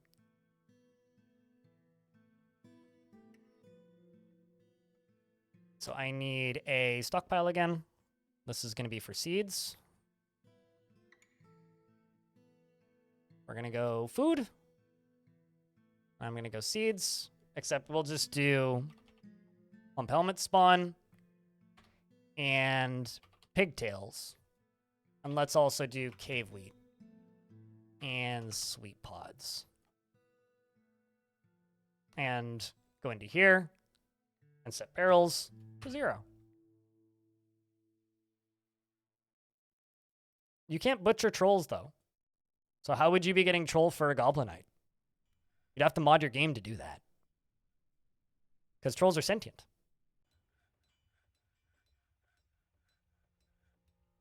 It's green glass plus lava easy mode. Dwarf Fortress is easy mode.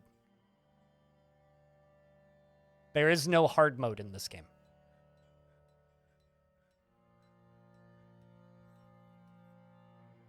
Like, just period.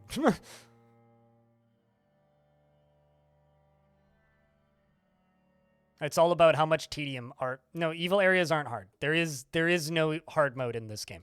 Just period. This game is easy. And, like, everybody's like, what about haunted biomes? You just need to know how to get around the initial threats, and then it's just a matter of how much tedium are you willing to tolerate. That's literally all it is. Like, they can be a bother, certainly. But are they hard? No, not really.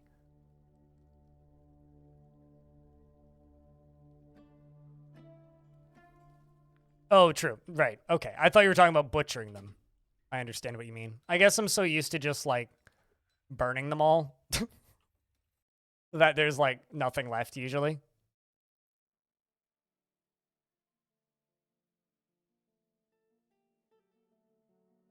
Sound came from the hallway just now. Like a combination of a shout and a thunk. So this, I think, is going to be kind of my starting off dining area. This is probably going to just be some offices, and this is just going to be a dining hall. So what I need is I need some furniture. So what I'm thinking is I grab a carpenter's shop and plop her right there. Undead. You know what? Someone over there, I'm just going to keep repeating myself. So I have a question. Is your goal to just ask me to keep repeating myself? Because I will just simply state the thing that I said earlier. There is no hard mode in Dwarf Fortress. It's just simply how much tedium are you willing to put up with.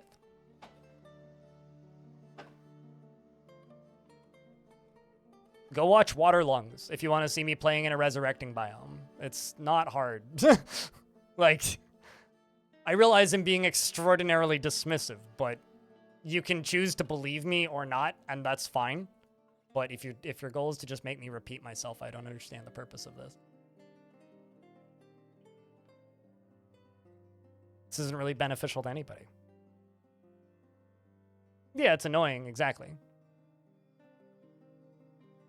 Well, not even that there's cheesy workarounds for everything. It's like, haunted or evil aligned biomes aren't necessarily hard. The surface just gets spicy. So you chop down the nearest tree to your wagon, build a wall around your wagon, and dig straight down, get everything underground, lock the ceiling, wait for migrants.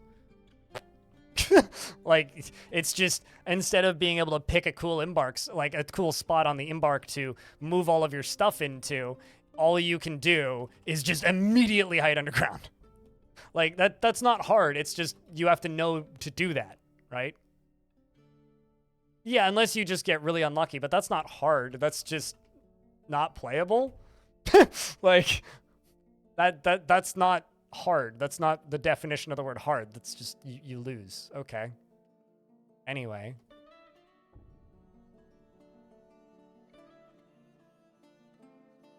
Hard would be like, dwarves are more susceptible to stress, but even that, like...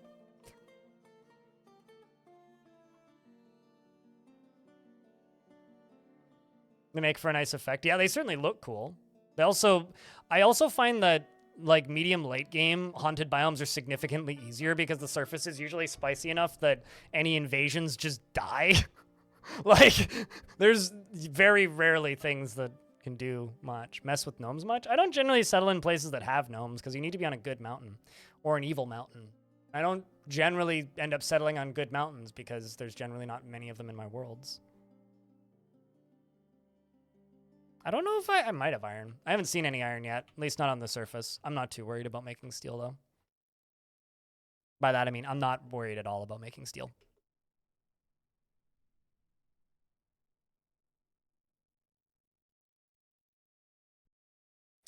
Let's do 7 beds for starters. I need to figure out where I'm going to put my bedrooms. I think I'll put the bedrooms 1 layer further up. This is almost accidentally becoming an only ramps fort, which isn't my intention. Stone type is up here? Okay. I think bedrooms will go up here.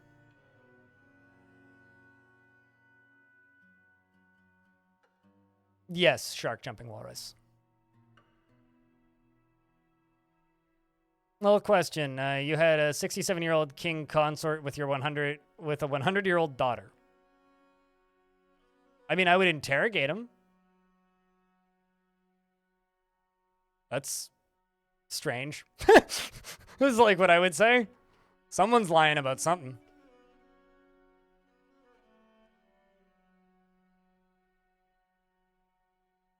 I don't know if I would give him a lava bath necessarily. That seems a tad bit excessive, but like also kind of funny in its own weird way.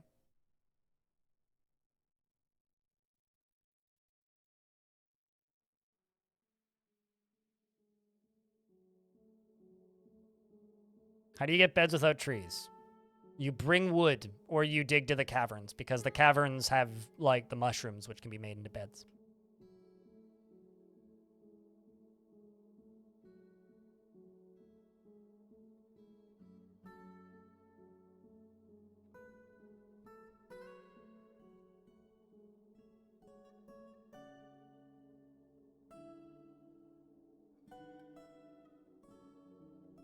I mean, like, there's trees on every map, or things that can be used as wood on every map. I mean, like, there's definitely been times where, like, I've brought extra wood with, so I don't need to worry about having to find trees in the caverns. But, like, you know, there are trees on every map. It is kind of a non-concern, I suppose. Yeah, exactly. What IR Stupid said. Also, how you been, IR Stupid? I feel like it's been a while. Even though I don't think it's actually been a while, but my brain seems to think it's been a while. Probably just people have been busy.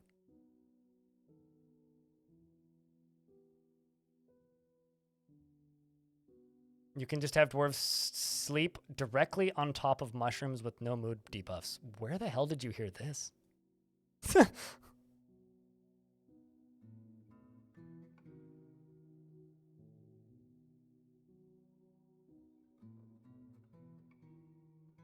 Been okay? You've been hanging out with friends? Well, that's good. Getting outside is good. Well, not necessarily outside, but being around people is good.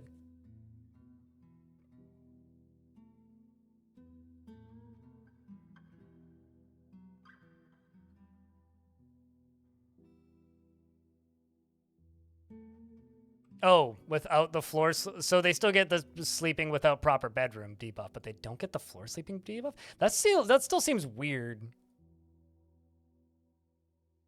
Like, I guess my statement of that seems weird is still standing. Like that seems very odd. 1, 2, 3, 4, 5, 6, 7, 8, 9, 10. Also not even gonna need this many. Let's set this to like take a little bit to start digging. Bedrooms.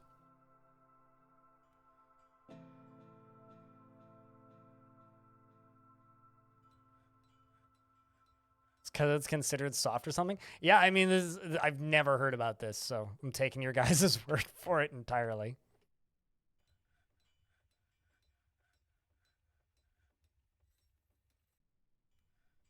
I wonder if that's intentional or an oversight. Like, I'm not saying I don't believe it. I think that that's kind of crazy, kind of wild. Although my initial feeling whenever stuff like this comes up is suspicion, because there's so much false information about this game. It's like there's stuff where it's like, yeah, I'd believe it, but like it's like equal parts chance not true.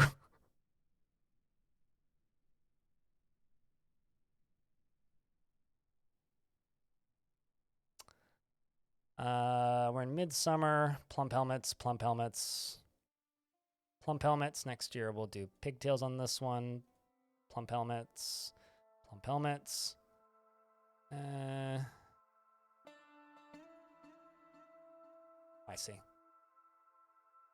We'll just do plump helmets, cave wheat, plump helmets, and sweet pods.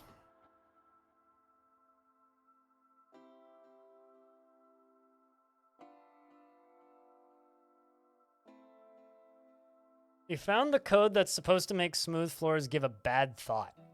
Smooth floors are supposed to give a bad thought? Why? What? Let's see how my expedition leader Bumwreck is doing. Annoyed at the lack of chairs. Didn't feel anything at work. Had a drink without a goblet, cup, or mug. All of this tracks, yes. So I need that done. But they're gonna be doing farming first.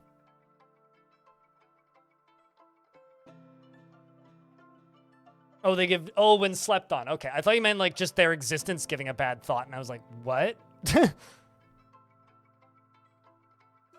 Are there bouncers for taverns? You know, honestly, I think they need them.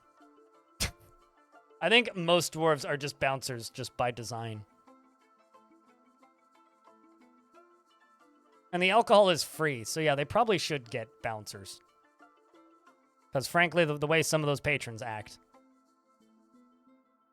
Okay, so this can be table. Table. Whoops. Table. Well, that's 3 tables. Tag, table. 5 tables. And let's make them all out of...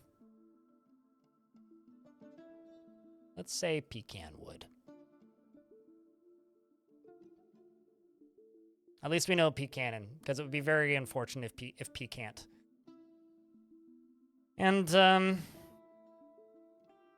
chair, same deal. Pecan.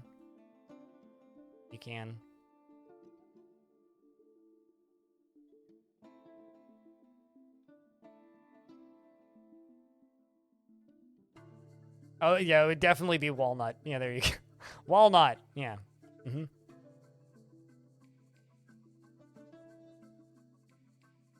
One hammerer drinking himself into oblivion is the bouncer. Yeah, there you go.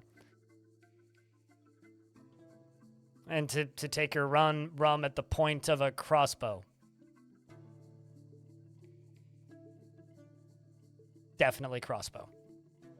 I like how I managed to just skim along the edge of the dirt. These dwarves have way too many tasks to do. What does the hammerer do? The hammerer assists with the captain of the guard's tasks.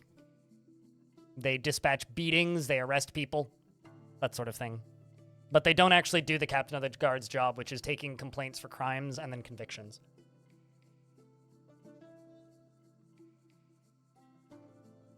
I think the dungeon master either does absolutely nothing or does interrogations. I think if the dungeon master has an office, I've seen them do interrogations, but generally I think the dungeon or not the dungeon master.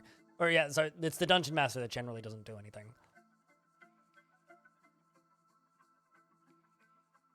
No, hammerer is not a craftsdwarf. Hammerer is an assigned noble position.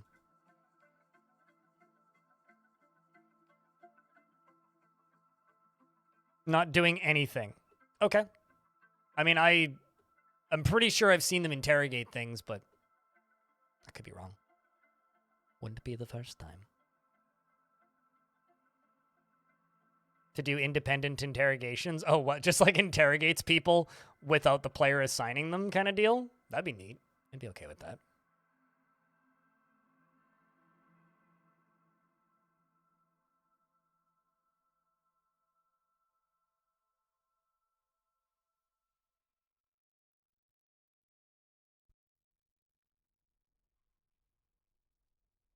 I'm very curious to see. Spring of 500. Ah!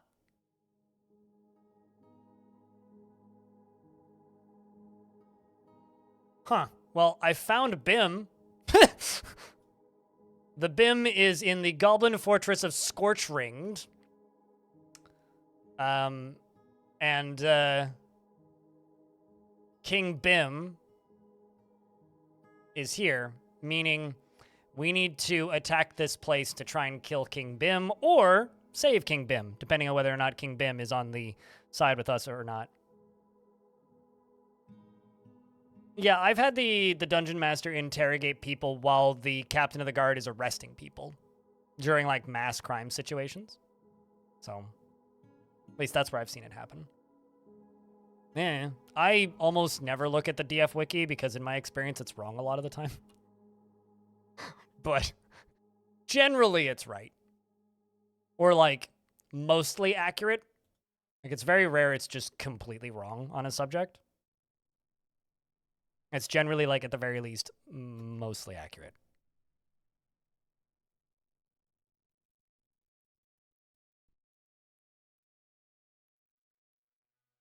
Okay, so, whoop, some migrants have arrived.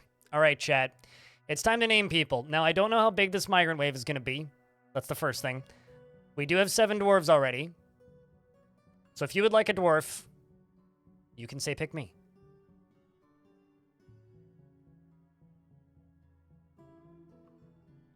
Just because Holy Spoke said, can I get in on it, I'm going to count that one first.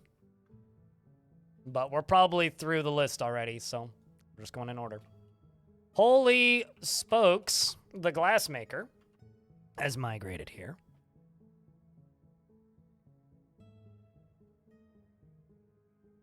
Just scrolling up in my bots chat so I can see the thing. Holy Spokes is Zuglar's subtle channeled. It's not the type to fall in love or even develop positive feelings, is easily moved to mercy, and finds helping others to be emotionally rewarding.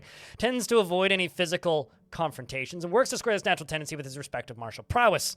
And he tends to avoid crowds and could be a little tight with resources when working on projects, and is moved by art and natural beauty, and is troubled by this as he dislikes the natural world. He is quick to form negative views about things and often snaps his fingers when he's bored.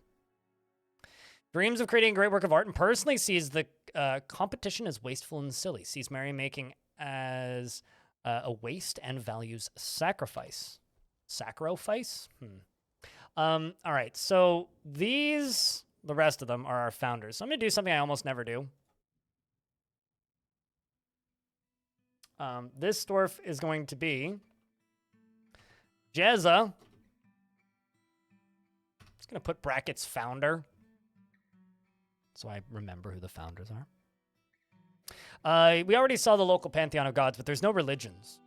So she is grounded in reality and is sometimes cruel. It can be very happy and optimistic, and is greatly moved by art and natural beauty, and she is troubled by this since she dislikes the natural world.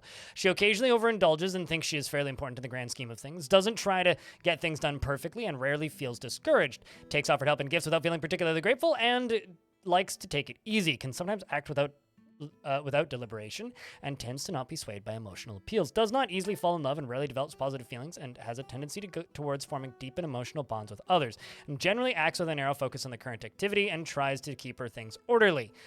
She personally disregards tradition and finds ideas of independence and freedom somewhat foolish, and that is Uldek is the god that you worship. Next up is Fath the Militia Commander. Fath the Militia Commander is also one of the founders. And Fath is going to be Neurokis.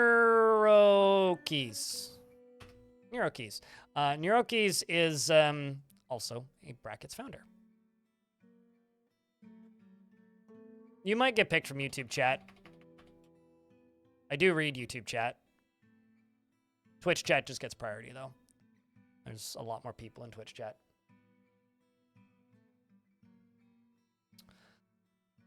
Neurokis likes to brawl and has a sense of duty, though he still holds the law in disdain. He is slow to anger and needs alcohol to get through the working day. Dreams of crafting a masterwork someday and hates the law. I like that mindset. What a dwarf. Is wearing a very pretty dress. Lovely. Good decision there, dwarf. Next up here, we've got Prue, who is also a founder.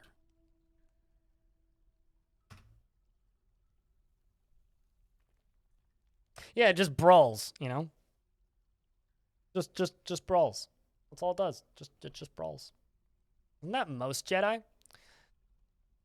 Is quite ambitious, can occasionally lose focus on the matter at hand, tends to avoid any physical confrontations, works to square his natural tendency with his respective martial prowess, is stubborn and doesn't mind a little tumult and discord in day-to-day living, tends to assume that the worst of two outcomes will be the one that comes to pass, and is slow to trust others, often snaps his fingers when he's bored, and taps his feet constantly when he's nervous, needs alcohol to get through the working day, and dreams of crafting a masterwork someday, and personally holds nature to be of greater value than most aspects of civilization, and disregards tradition.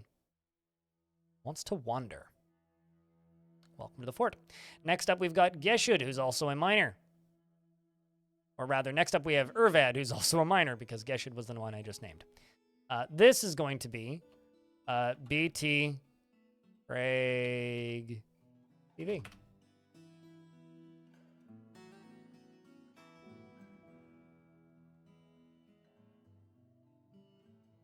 Believe it or not, I mostly learned this game from like experimentation and yelling at Twitch chat.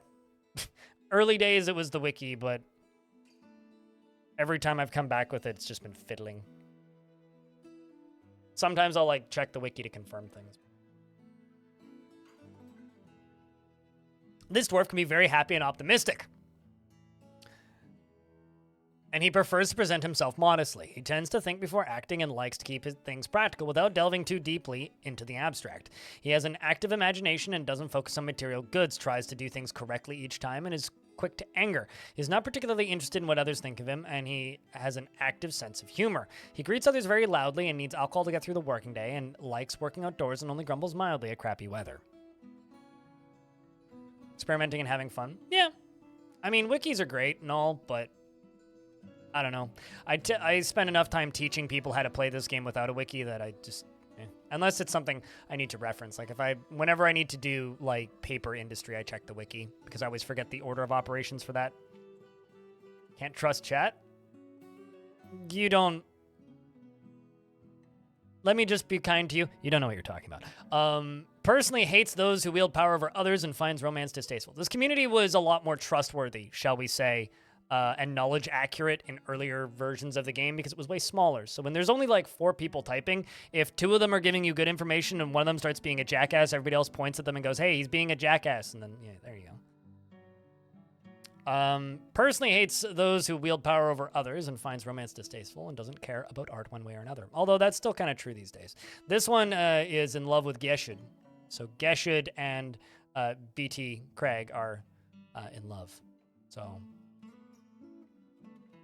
Geshud here, who's the one I'm about to name, is in love with BT Craig, and this is B4N. Cracks easily under pressure and doesn't mind wearing something special now and again. Thanks for the $5, Nero. Appreciate you. Doesn't mind wearing something special now and again, and tends to be a bit stubborn in changing her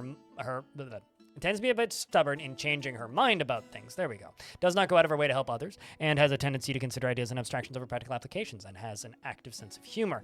Can easily fall in love or develop positive feelings, and generally acts with a narrow focus on the current activity, and has a tendency towards forming deep and emotional bonds with others, and is trusting. She has trouble mastering fear when she has trouble speaking when she's excited. That's funny. She talks to herself when she's thinking, and she exhales slowly and deliberately when she starts getting bored. She needs alcohol to get through the working day and likes working outdoors and grumbles mildly at bad weather. Dreams of mastering a skill and personally does not think one way or another about leisure time. All right. Welcome to the fort. You'll love remembering a new romance. You want to pray to your god Moral. Founder. Mm-hmm. Did I not add Geshud to founder? I did not.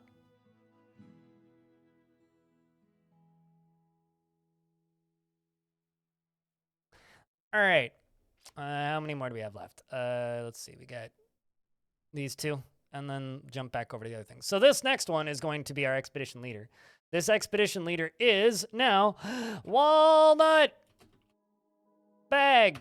Walnut Bag is definitely a bag of walnuts. Is never in the slightest bit cheerful about anything and is conflicted by this as she values as she values parties and merrymaking in the abstract. Could not care less about her appearance and talents and other personal vanities, and has a very calm demeanor and is generally quite confident of her abilities when undertaking specific ventures. Does not go out of her way to help others and has a sense of duty. She is quick to anger and she prefers to present herself modestly.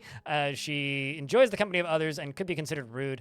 She can easily fall in love or develop positive feelings, and she has a tendency to go it alone without considering the advice of others, and needs alcohol to get through the working day, and likes working outdoors and only grumbles mildly at crappy weather, and dreams of creating a great work of art. Doesn't feel anything at work. Well, I mean, sad dwarf. She likes pitch blended copper and harlequin opal.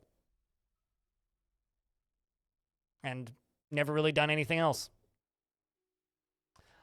So that's Walnut. And then next up we have this dwarf, who's currently over by the farm fields. And this can be gone night. Did I make Walnut a founder? I don't think I did.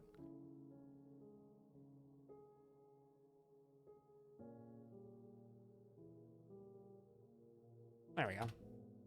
Second to last. And then we'll see how many more we get on this migrant wave.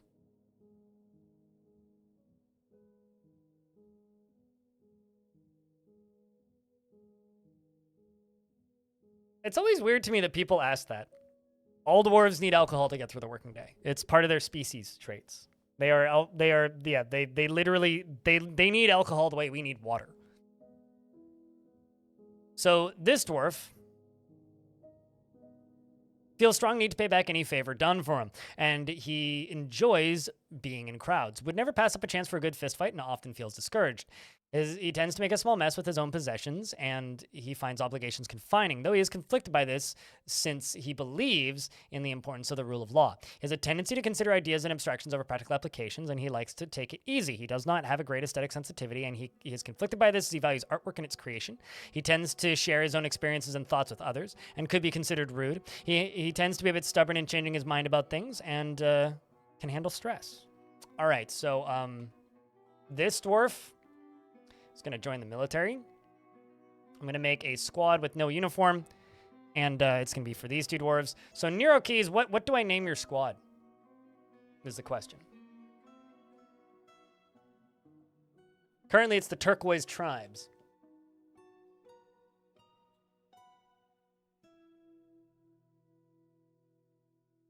Actually, hold on. Wall of snow? Ah, dang it. Snow's not a word.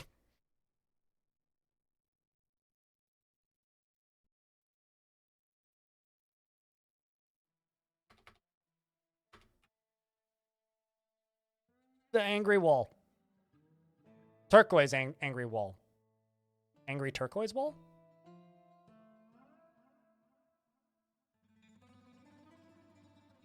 The wall of snacks.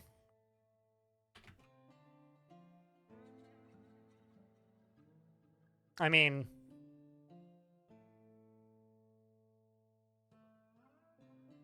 the dark angry wall. The angry of snacks. I mean, we could just call it the snacks. The snacks. We're gonna go try and fight a dragon.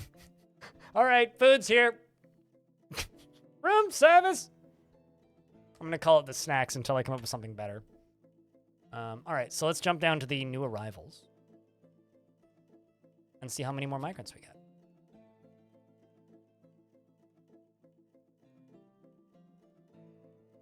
At least 2.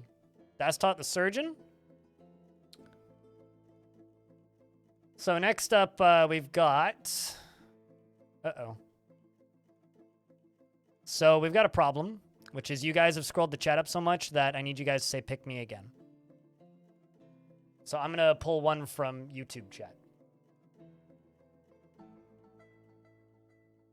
James Druk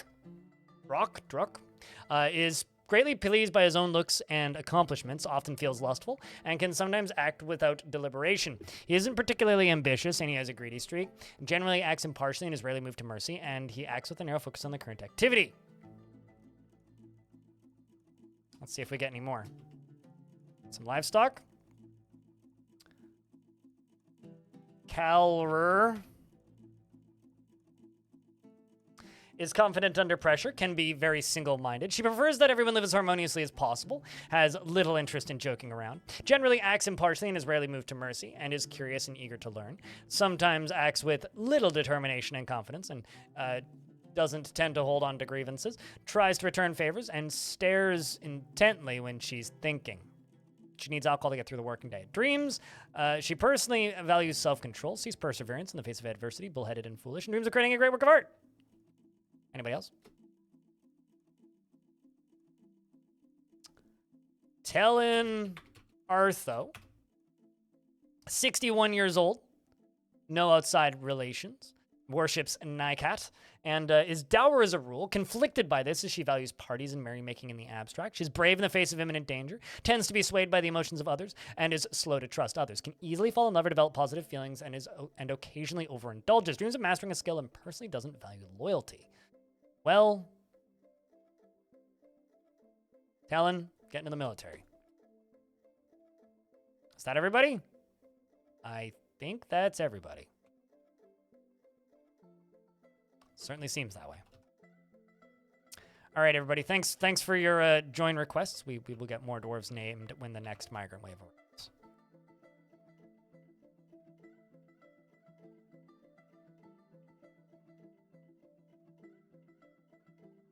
At least you don't have to petition for a lawyer's guild. I mean, it was an annoyance. I don't know how rough it was. All right, so I need to start brewing beverages. Once this flooring is done, I'm going to make a still over there. I realize this is like our food up here, but that was kind of like a temporary food stockpile. I need a better food stockpile.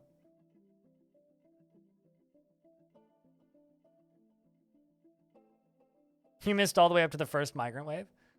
I mean, I haven't missed too much.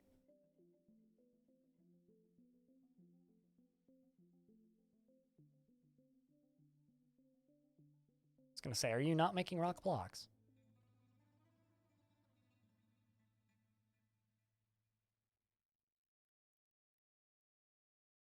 Kind of want to just put wood into this stockpile too. I'll just allow wood. Just put wood in there.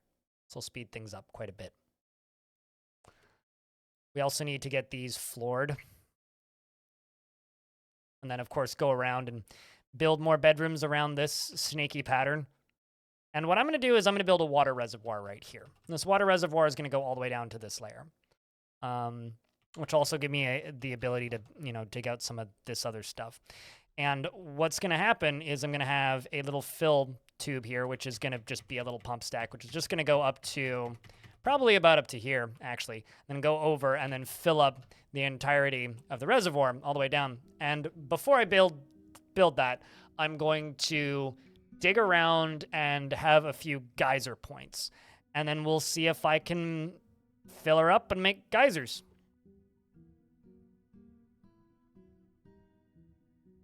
Gives everyone hot chocolate and head pats. All right. Please don't touch my head. That's all I have to say.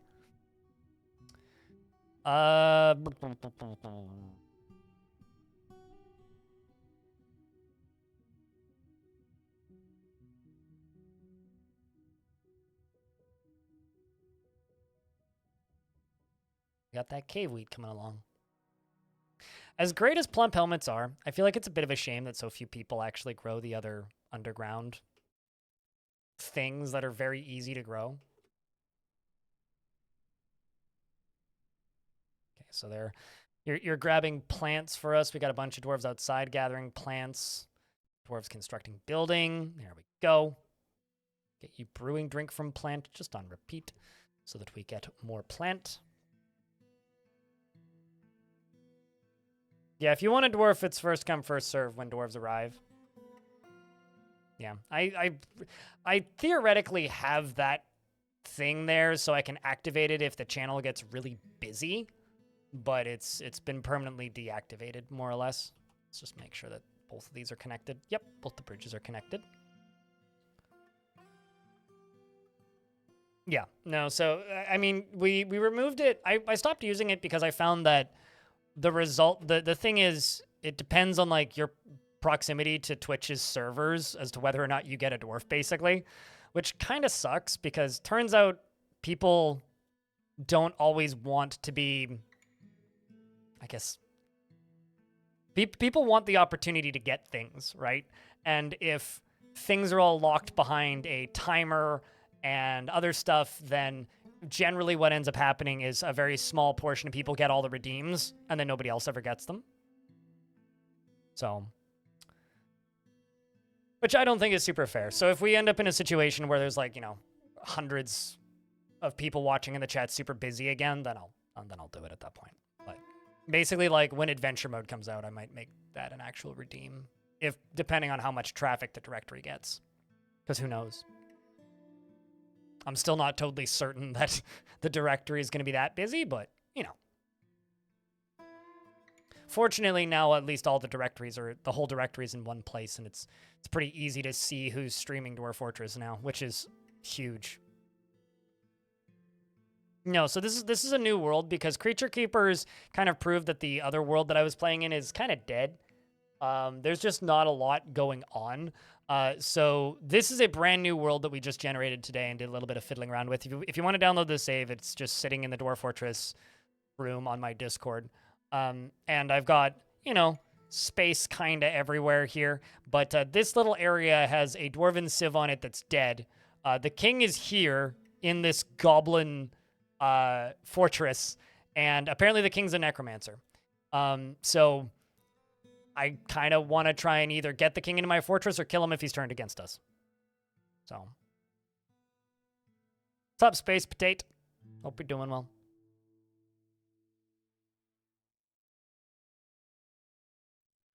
Your king consort is a baron of a site taken by a necromancer. All right. I mean, it's unrelated to that child, then, I would guess, right? Unless I'm misreading something.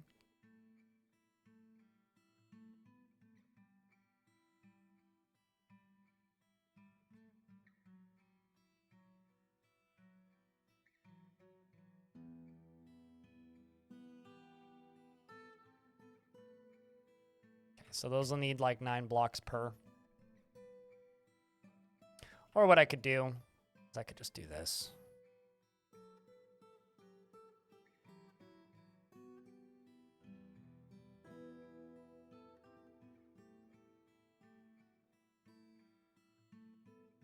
Just 1 tile per, and we'll just start placing beds in these. And then the other thing I need to do would be doors, but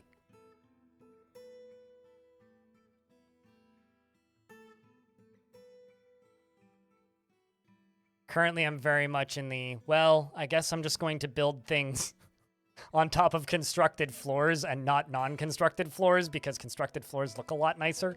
The issue is then I just don't ever get anything done. I'm just going around like assigning those everywhere. When was the last time Joel played Dwarf Fort?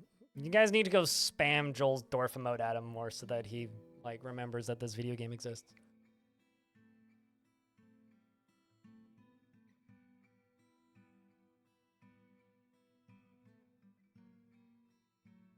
What the fuck did you actually buy?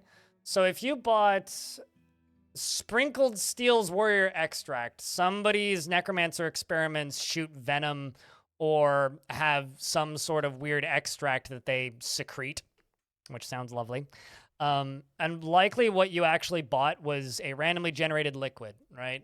So when caravans, as I understand it, when they enter your map, they bring random liquids in barrels. Some of these are usable and have a use, like milk, where you can make it into cheese, or they don't. And if they don't, there's literally no use for them. So you bought a liquid in a barrel that you can't remove from the barrel and have no use for, is what you bought.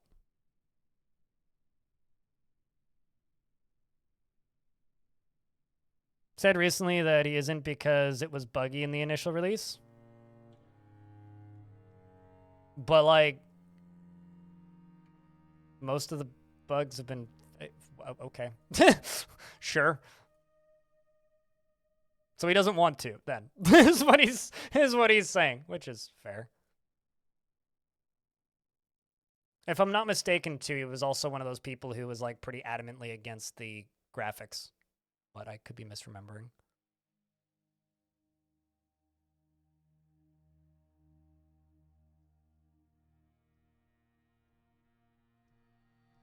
Yeah, I have a bearded potato emote. That is an emote that you don't need to pay for either. It's a free emote. The follower emotes.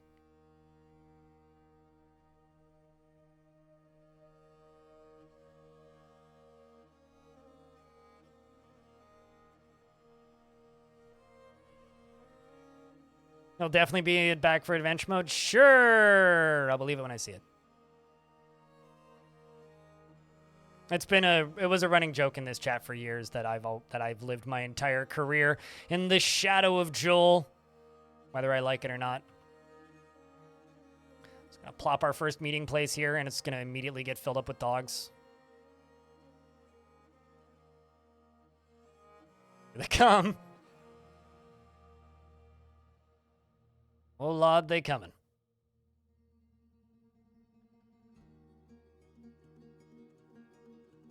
I don't know. I don't actually follow him budging when it comes to Joel. But I have lived my entire streaming career in the shadow of Joel.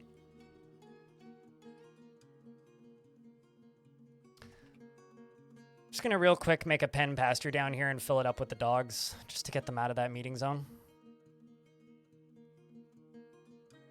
I will remove them from this in a little bit, but for right now, we're just doing this. Oh, also apparently I have a horse. And a water buffalo. 2 water buffaloes, actually.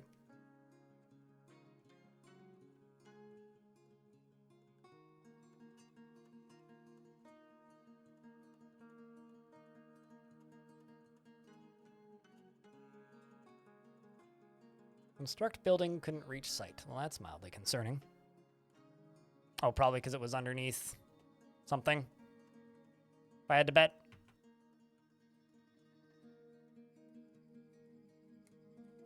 I feel like the graphics are a win-win. The only downside of it being developed is time being lost.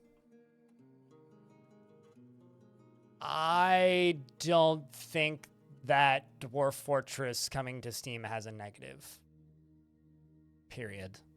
I don't think this game being accessible to a much wider audience is a negative at all. I think the actual issue just comes from the people that are upset that the UI changed. But I guess like there was a portion of the community that didn't follow the development at all, didn't pay any attention, and then were mad that the UI changed. And that just kind of sucks.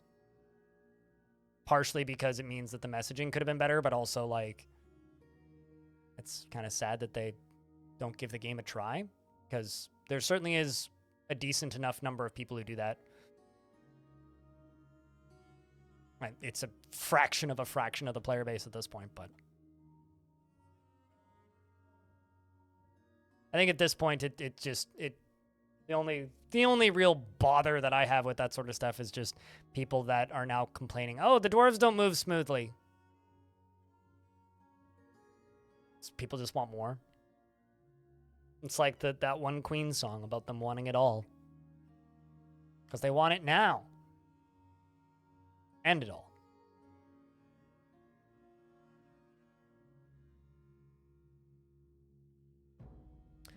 All right, so I'm assuming we're going to get traders from somewhere.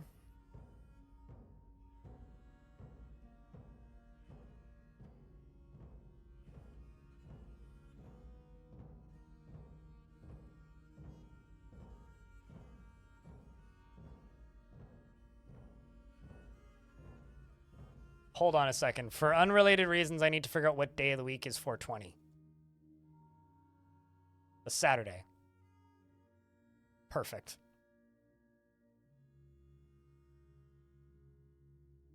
Band I really like is going to be here on 420. That's a very short tour. Jesus.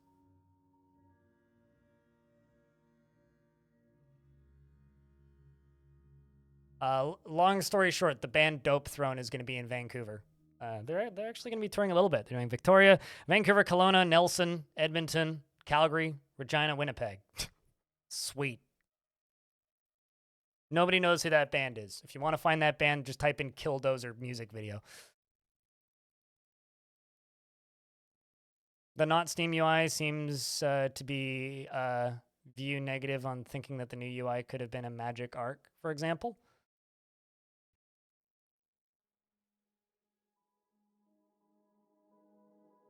I disagree because of the offsetting positives of it having the UI. Like, as an example, Putnam has a job working on Dwarf Fortress, right? If the UI didn't get updated, that wouldn't have happened. And if that hadn't happened, I would argue that I would rather not get the myths and magic stuff for another multiple years than deep-throating a snake? And get the like performance increases that we've had, which we wouldn't have gotten otherwise. They couldn't get a better band poster than deep throating a snake. You should see their album art. I probably can't show most of their album art on stream because it's like straight up just has like titties. Great band, by the way. Great band. I recommend the album Trans-Canadian Anger.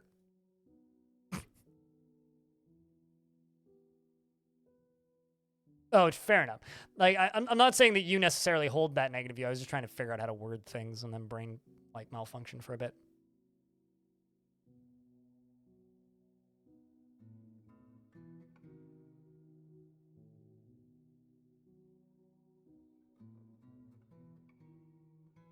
Is the date coincidence or deliberate? I guarantee you it's deliberate for that band. The last time I saw them, they were touring with High on Fire, so yes. Very much deliberate. They are a sludge band, and most of their songs are about doing drugs. Yes. The name of the band, Dope Throne, is inspired by Electric Wizard.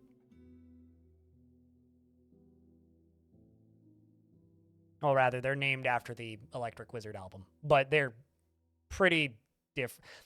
I will say that Electric Wizard to Dope Throne makes Electric Wizard seem like a poppy hippie jam band. Like heaviness scale music.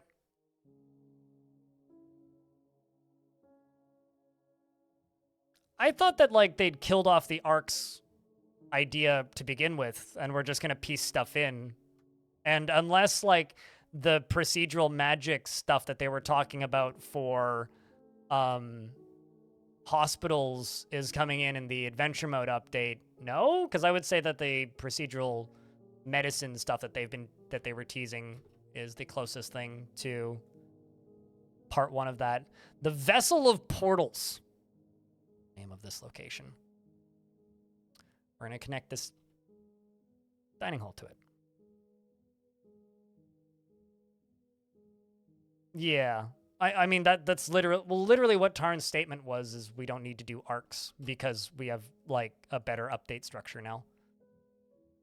But, you know, we've had multiples of those already. So, veterinary medicine? Why don't you just go read the post, Frog? Allow me to read the post for you. Okay. What about my fortress? No, not that bit. Myths and magic. People who have been following Dwarf Fortress development for a very long time, blah, blah, blah, blah, blah, blah, blah, blah, blah, or the current chronologically towards the aspirations towards the patronizing, including the existence of gods. Nope, that's not the part that I'm looking for. Where is it? In here. It's a chunk in here somewhere. Here it is. Can always heal. What's left to do? They say better healing options. How property is recognized. It mentions it in here. No, it's got nothing to do with vets. Your brain latches onto the strangest things. Well, please don't state that I'm confirming things coming out when, like, I didn't.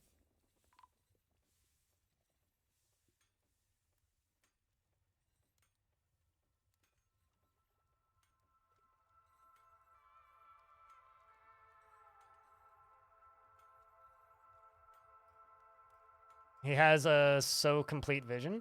I think that it's important that the vision of Tarn continue, and the existence of the Steam version makes that significantly more likely. I don't listen to... I listen to quite a bit of sludge. I don't dislike Funeral Doom. It's not something I listen to much. I think, like, the closest thing to, like, a Doom band that I listen to would probably be Sun, but Sun isn't really a Doom band. They're kind of their own thing. I'll be honest, I find Funeral Doom pretty, but rather boring. There's a local band called Tribunal, which is pretty Doom-ish, but I don't really listen to Funeral Doom. Like I said, I kind of just find it boring. It has to be really pretty, but like if I want slow music, I usually just go listen to down-tempo or jazz. And if I want more dark metal, I tend to just listen to black metal. So I like stuff that's more black metal derivative, I guess. Pedro Horse, thank you very much for the brand new Prime subscription. Appreciate you. Although it is a grim reminder of the winter hardships to come, the supply caravan from the Avalanche of Depressions is a welcome sight. They must have, like, fumbled stuff together from the various refugee camps. Take careful stock of your own stores. What these merchants offer might very well be the difference between a prosperous future and a slow and meaningless death. And I just realized I forgot to put a trade depot down. Let's just plop a trade depot up here.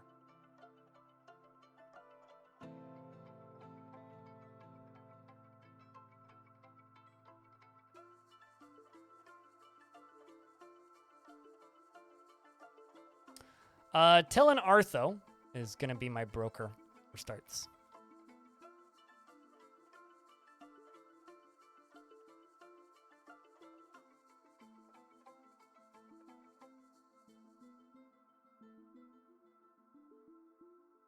Also, I'm just going to go here, and I'm going to set you to citizens and local residents only. That's all I really want. Professional bean trader. I mean, I literally have nothing to sell right now. So we'll be able to make some great sales, that's for sure. Diplomacy begins. They're speaking with Walnut Bag, and they say, I am your liaison from the mountain homes. Let's discuss your situation. What mountain homes do you speak of? Might we ask? Let's see what they have for pets. Probably still nothing. Just got to check.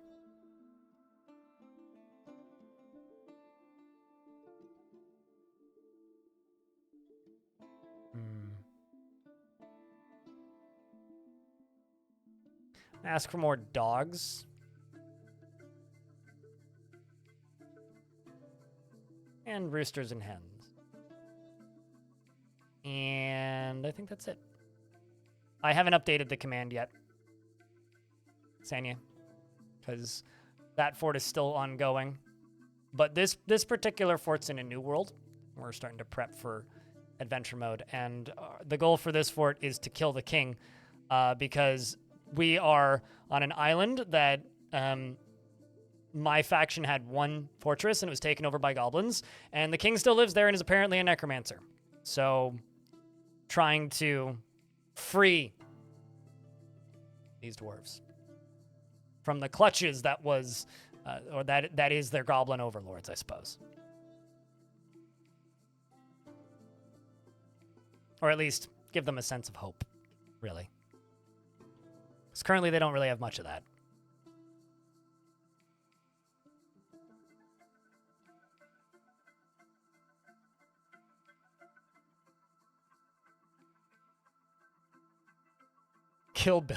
Kill Bim, Volume 1. There you go.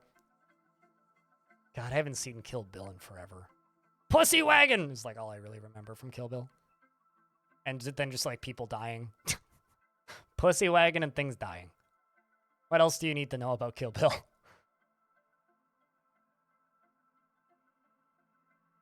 Your puppy threw up? Oh no! Hopefully puppy feeling better. I guess I could just like cut some gems.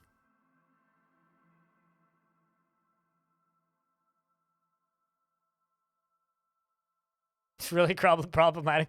What part of Kill Bim Part 2 is problematic? I don't think I ever saw Kill Bill Volume 2. I think I've only actually seen Kill Bill Volume 1.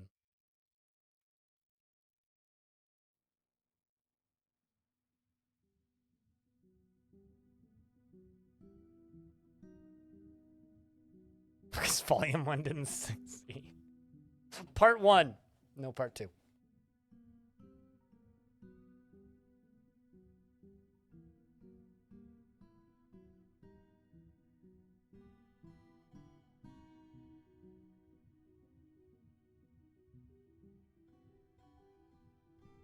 You think it's been a decade since you've seen either? Yeah?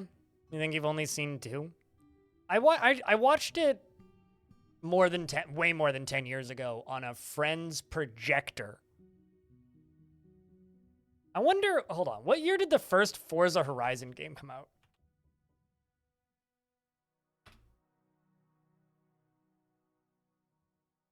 Okay, no, it wouldn't have been that then.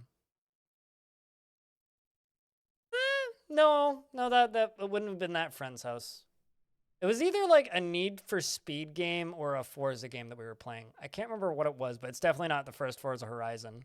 Because that was 2012 was too late for that. This was closer to like 2008. But we were playing some car racing game. It might have been might have been Undercover, actually. Like the remake. Yeah, that looks right. Gran Turismo's not on Xbox, last I checked. We were using Xbox controllers. Hey, Animal. How you doing, dude? And Optimus.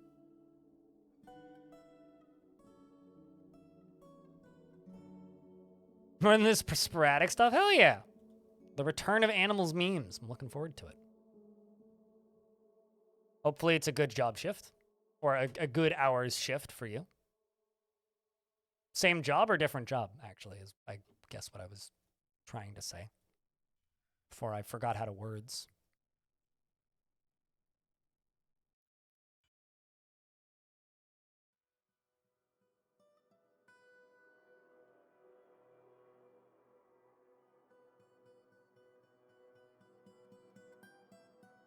Okay, so let's just get you cutting gems. And we'll sell those. Once they've collected 4 or 5.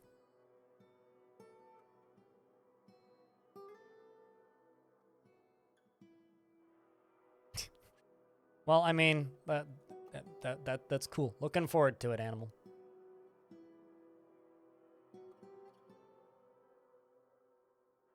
Where the heck did those dwarven traders even come from? I kind of was sort of like alluding to this earlier. There is dwarves on this island, right? And there are dwarves that are a part of this faction. They are very likely just sitting in...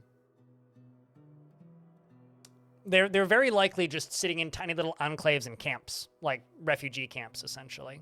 Which I can't see on the overworld, but I guarantee you they're out there. It's very rare for a faction to just get completely exterminated, because the population counts are only dwarves that are actively living in fortresses owned by that faction, or helixes, right?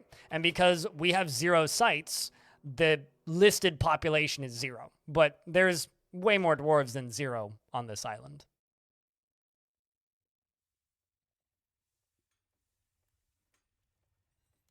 Gonna make shale doors for a bit.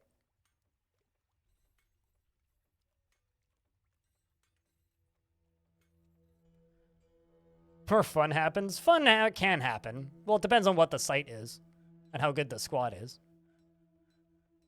or you can find the hidden sites in World Gen if you set it to on in Advanced World Gen. And if you find the sites in Adventure Mode, then they're exposed in Fortress Mode.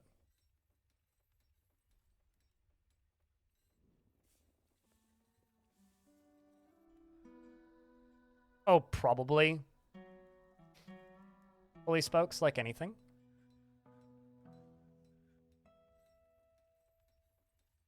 All right, let's bring Trader to Depot. And we got 2 gems cut. Okay, well, I mean, I could sell them boulders. I could sell them a wooden table. Maybe I should sell them the wooden table. Chat, I'm just going to let them cut gems for a minute. I will be right back.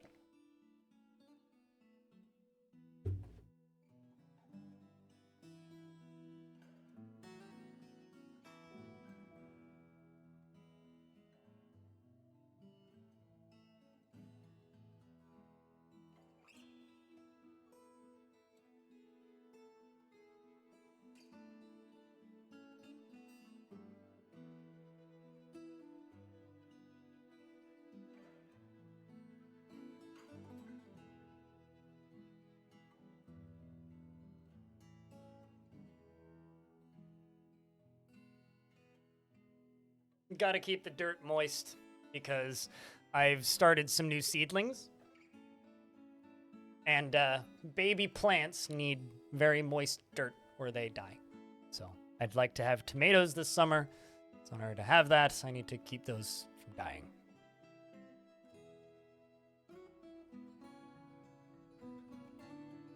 But yeah, the plan originally for the last world was to keep it alive until Adventure Mode came out. But since we're in a situation now where that world was just getting, for lack of a better term, kind of boring, we will be keeping this. We're going to try out the same idea, but with this world, basically.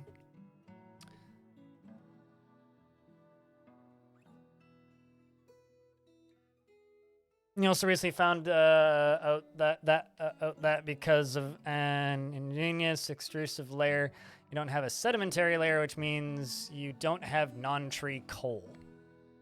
I mean, that's not uncommon. It's actually very common.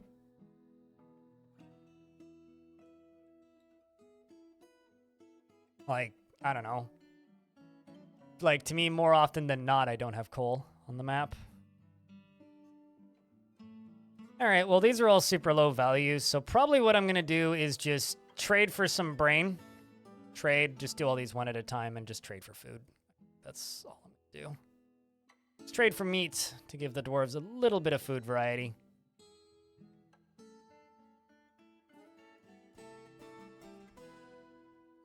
And also to give my dwarf a little bit of skill training.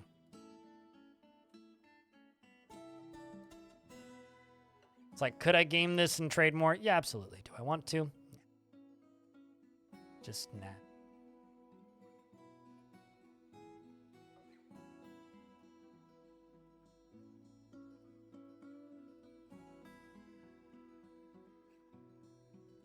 We'll also have to see what they want to trade with me, but good luck with the resistance, dwarves. Maps with volcanoes also never have coal. That checks out. I mean, but I don't know. Yeah, there's been a thing with the Dwarf Fortress community as long as I've been around the Dwarf Fortress community, which is people get really, really annoyed if the map that they're settled on doesn't have every single possible material it could possibly have, which I've always found kind of odd. It's like, yeah, it's great when there's a lot of material variety, but at the same time, like, it's not like it's preventing you from playing the game. And I think that more limited embarks are more interesting. I think maybe it's a like side effect of people who play Dwarf Fortress are very used to the materials just being set to the maximum, because that's the way it's been by default since this version came out, is that materials are just set to the max, right? And because of that, I think so many people now are just used to everything being super active.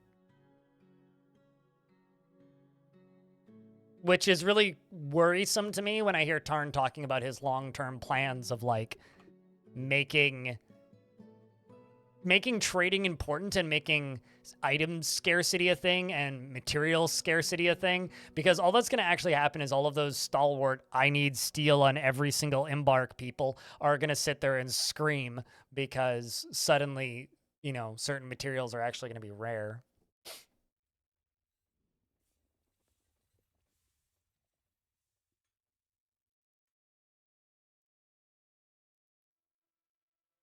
I understand for first-time players, you might want steel stone. You might want steel stone. Steel stone? Steel stone. The heck is steel stone? You mean like steel as weapons? I mean, I guess so, but... Oh, flux stone. Okay, I get it. I don't know. I feel like as a new player, you shouldn't be worrying about such things, but... What do I know? I suppose.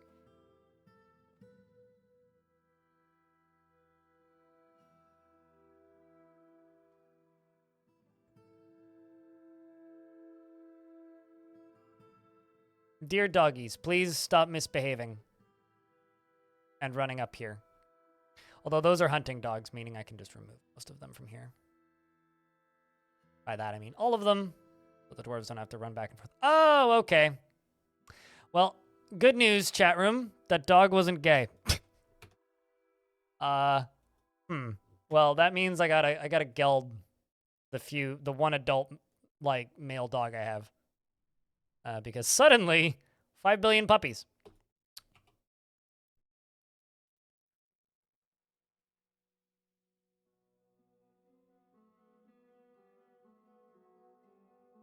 You don't even know what Fluxstone is. Fluxstone is this stuff. Not dolomite specifically, there's several, which are used for making steel, basically. It's the stone that you use to dilute steel to make steel.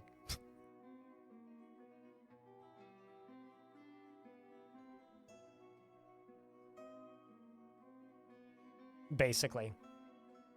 3 dogs per citizen? Yup. About that.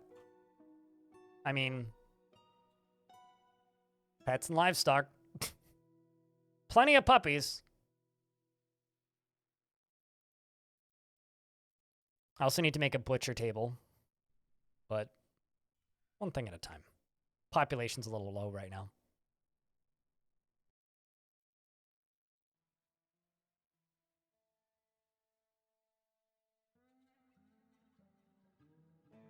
I'm hearing fighting sounds, which is slightly concerning. Nope, never mind. I'm just hearing things. All right, so all the founders, you guys get your bedrooms first.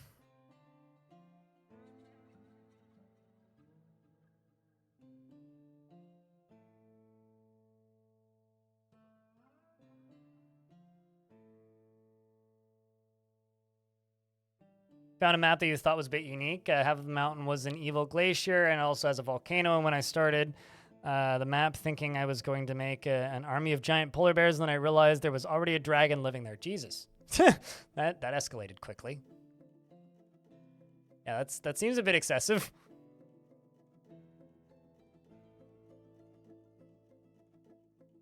Just use lava forges for everything. Well, you still need coal to make steel, right?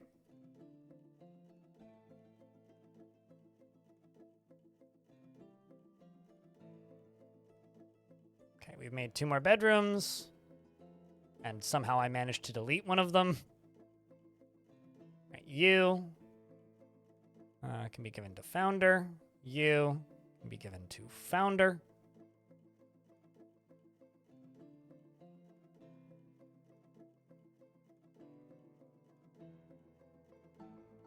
You didn't know steel needed coal? Yeah. But, like, you still have to make it out of trees, basically. Or cavern trees. But in order to make pig iron, you need coal. Well, charcoal, coal, same thing. So you either need trees or you need coal.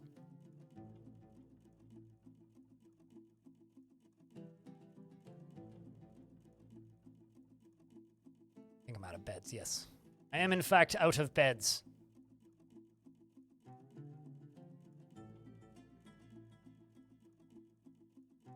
And then here, we're just going to get you making more beds. I also need a farmer's shop and a butcher's shop. So I'm actually just going to, I think, put those two right here.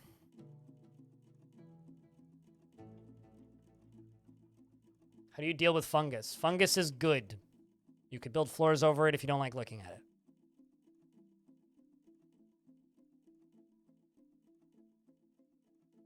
Yeah, that's my bad, the fact that I haven't updated it yet. Here, let's update it with something. I'll just add like an asterisk.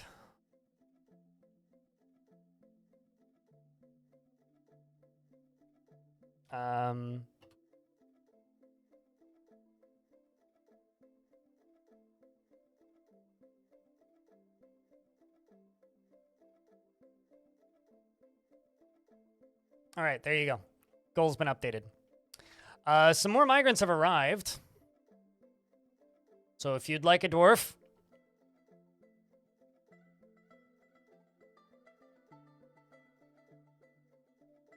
say pick me. Eyes are not a pick me. Basthead. Gotta say pick me. All right. Likes to present herself boldly, even if it would offend the average sense of modesty. Never would pass a chance for a good fist fight. Is very stubborn. Sometimes acts with little determination and confidence. She is somewhat uncomfortable around those that appear unusual or live differently from herself. She's brave in the face of imminent danger, and she tends to hang on to grievances. She is assertive, and she has a tendency to consider ideas and abstractions over practical application. She does not easily fall in love and rarely develops positive feelings. She has a calm demeanor, and she has a greedy streak, generally acts with a narrow focus on the current activity, and likes a little excitement now and again.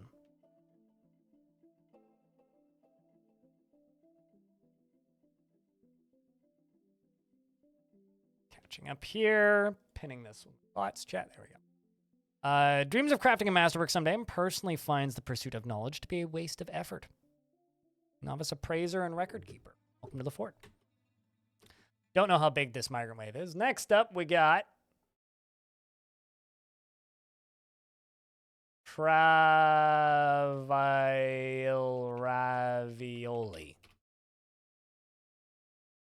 Ravioli. Very easily falls into love and develops positive feelings, isn't particularly ambitious, and is generally quite confident in her abilities when undertaking specific ventures. Doesn't focus on material goods and likes to brawl. Occasionally overindulges and is trusting.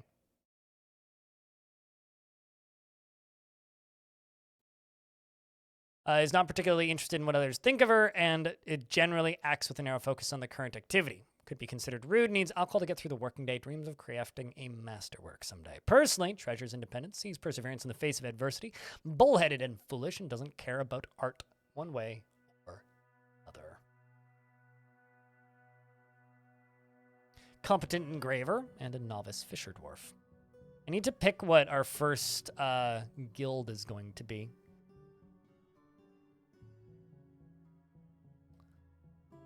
Well, next up here, we got Potato Godzilla. Potato Godzilla over here. Personally thinks that the world should be engaged in perpetual warfare, values independence, and finds romance distasteful. Masterwork dreams. Is very greedy and tends to form only tenuous emotional bonds with others. Is quick to form negative views about things and is somewhat uncomfortable around those that appear unusual or live differently from herself. Often feels discouraged and isn't given to flights of fancy and is quite ambitious and tends to share her own experiences and thoughts with others and does not often feel lustful. And you have no family, but you worship a god named Id. Next up, we have got Tekid the Gem Cutter. And this can be Bath Rakur. Generally is unhindered by the thoughts of others concerning her actions, is prone to hatreds and often develops negative feelings. Rarely is jealous and tends to be a little wasteful when working on projects. Doesn't cling tightly to ideas and is open to changing her mind and tends to form only tenuous emotional bonds with others. Is grateful when others help her out and tries to return favors and often feels lustful. Has a greedy streak and is trusting and doesn't try to get things done perfectly. Generally can act with a narrow focus on the current activity and tends to think before acting. Dreams of raising a family and personally sees cooperation and blah, blah, blah. sees cooperation very important in life and finds those that develop skills with weapons and fighting distasteful. Worships Nikat. Next up is Thykut, who's now going to be Robo. Doesn't stick with things even if minor difficulties arise. Lacks confidence in his abilities when and he is unfriendly and disagreeable, and he is bothered by this. And he values friendship. He has a calm demeanor, and he doesn't try to get things done perfectly. He does not easily hate or develop negative feelings, and he has a tendency to consider ideas and abstractions over practical applications. He tends to be a little tight with resources when working on projects, and finds helping others to be emotionally rewarding. Likes to take it easy, and tends to be swayed by the emotions of others. Starts to mutter under his breath when he gets excited and needs alcohol to get through the working day. Dreams of mastering a skill and personally sees sacrifice. He values sacrifice, values nature, and dreams of mastering a skill. So I'm actually going to put you into the military.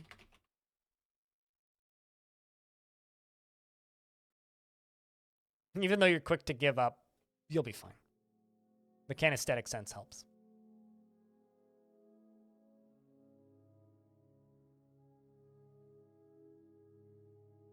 You know, I'll tell you this. If you say anything is the current air quotes meta, I will do the polar opposite.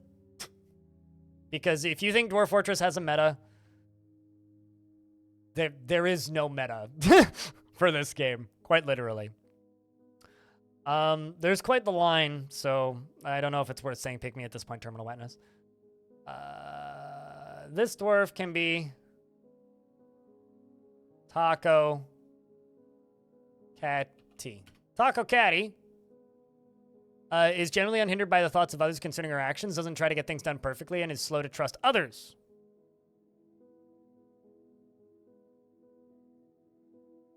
Bad joke for a named dwarf. And she is a friendly individual and is quite comfortable with others that have a different appearance or culture. Tends to assume the worst of two outcomes will be the one that comes to pass, and it isn't particularly curious about the world. Often feels envious of others and has a greedy streak, and doesn't cling tightly to ideas and is open to changing his mind. Dreams of creating a great work of art, and personally sees working hard as a foolish waste of time. Views loyalty unfavorably and does not really value skills related to fighting.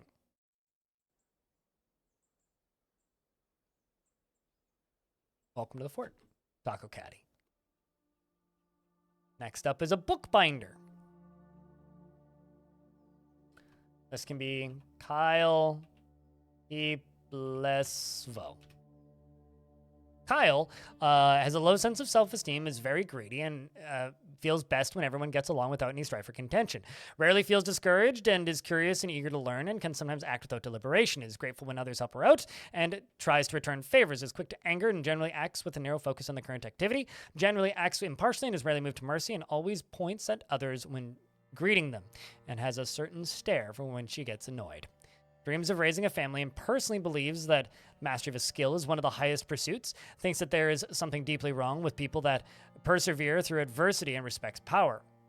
Also, Putnam, if you're still lurking around the chat, based on your statement of how trolls and goblins work, if I don't generate a new world for the update that fix comes in, whenever that is, will trolls start to propagate, or are they just gonna, is that gonna be like a you need to generate a new world thing? But this dwarf dreams of raising a family, personally believes that the skill mastery of skills is one of the highest pursuits, thinks that there is something deeply wrong with those that persevere through adversity, and respects power. No self-esteem, greedy. Yeah, okay, noted. You'd have to retire and reclaim. No, because like the way the problem was described by Putnam is that goblins don't know how to dig. So because goblins don't know how to dig, they'd need to literally build new lodgings.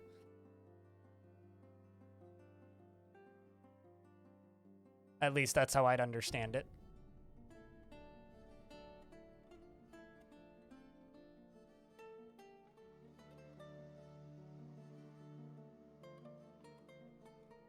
All right, well.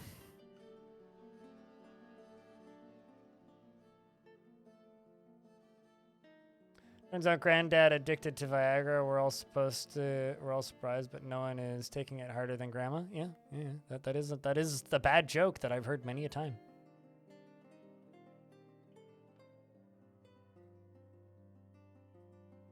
Also, why would you be surprised about such things? It's a useful tool in your old age.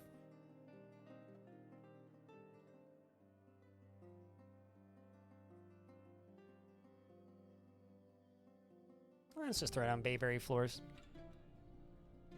Ah, right. Now it's just bad joke in poor taste. Oh, there's plenty of valid strategies. But see, like, implying something is a meta maniac is like stating that this is the most effective way to play the game. Right?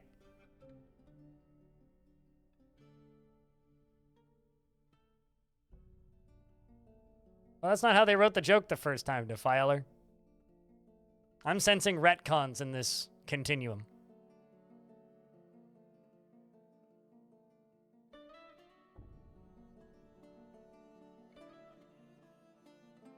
What new human cities? Did I miss something in that big blog post that they were redoing the human cities? Because I thought that's a later down the line thing. But yeah, probably. Yeah, I was going to say, what human cities are you talking about? Because like, I don't think that's getting an overhaul for the next version. At least not for the early adventure mode stuff. Oh, wait, when you say human cities, do you mean like on the overworld map when embarking? Is that what you mean? Because no, that's just sprite work. The code's there, it's just a matter of the game getting the sprites for them.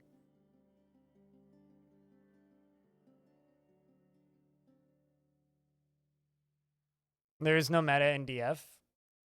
Yeah, I mean, I tend to agree with that. Like, it's bizarre to me that people refer to metas in a game like this.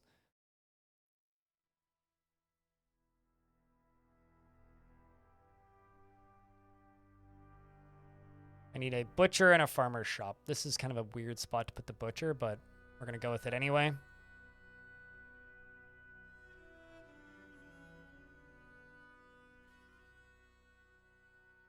I mean, sure, it could be a trend, but it's certainly not a meta.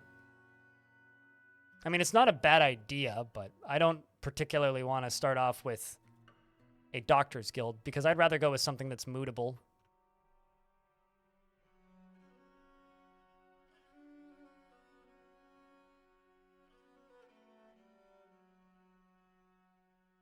Also, it's nice to be somewhere with trees again. The trees change color. It's pretty. What's in here still? There's just a sock on top of it? No, there isn't. That sock icon there, then. It's odd. Is it raining blood? No. What? I mean, maybe an ASCII would look like that. Let's see. I kind of missed the leaf fall, unfortunately. Is that really part of the broken wagon image? Huh. I thought the back of it emptied out completely. Weird. Never noticed that before, I guess. Okay, so I do have this spot for them to pray, and then these over here for them to sit at and eat. I need a crafts dwarf shop, which, I don't know, I can make some cups at, which I'm just going to encrust with some gems, because why not? You're making rock doors on repeat. Let's go back to making blocks as well. And then let's get you making blocks as well.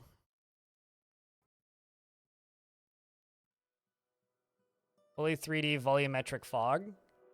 I mean, I like to remind people that there was that one version of the game that had the view, well, I think it was a couple versions, that had the view button that would let you see a really badly rendered 3D map of Dwarf Fortress. Which was just bad by all counts.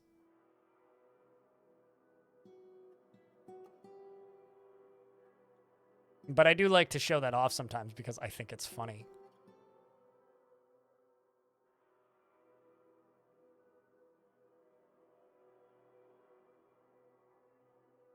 Let's place some more beds. Let's place some more doors. And let's get some more bedrooms queued up. I'm just assigning dwarves to see how many more bedrooms I need, mostly. Jess, thanks for the raid. What's up? Welcome, Raiders. Chat room, can I get a round of beers for the Raiders? Flamethrower, Alistair, what's up? It's good to see you, too. We're, playing this little indie game. It's called Dwarf Fort. You may have heard of it, or you haven't. And if you haven't, that's fine. If you have, then cool. We're already friends, probably.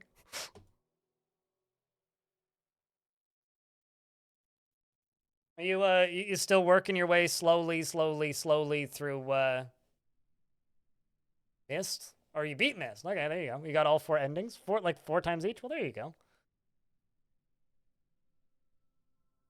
Did Stone beat you to it, or was that Animal who did that? I don't actually know who did the shout-out. But, yeah, we're playing a brand new fort that I started earlier today. And, we'll be playing, the old fort that's very big a little later tonight.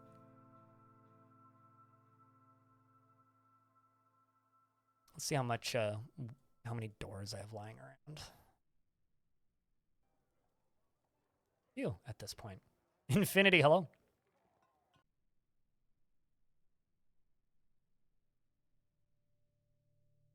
It's your first CD-ROM game. I was telling Jess while watching her stream the other day that I never made it off the first island it missed.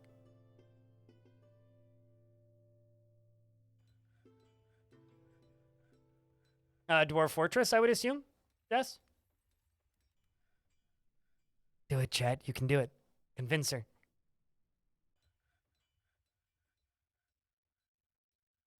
I am officially out of coffee.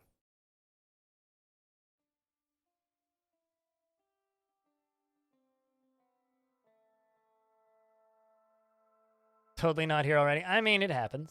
Infinity.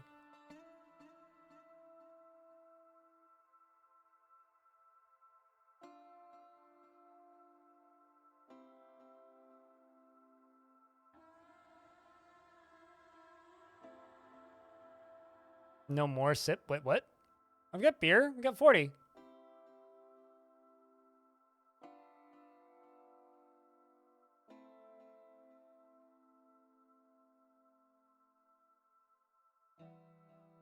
Suddenly confused. It says that there's, like, people fighting, but... Oh. One of the... Oh, I see why. War Dog was fighting with Kashmir because Kashmir cut the War Dog's nuts off. And you know, honestly, if I was that dog, I would have done the same thing. I think that dog is well within its rights. Speaking of, we're going to do the same thing to a bunch of puppies. Gotta neuter your pets, chat.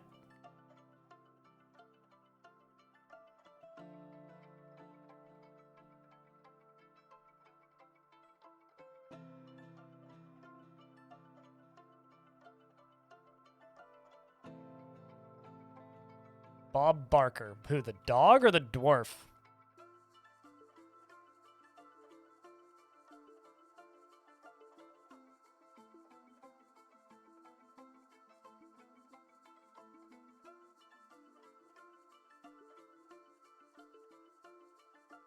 Giggity, giggity, giggity.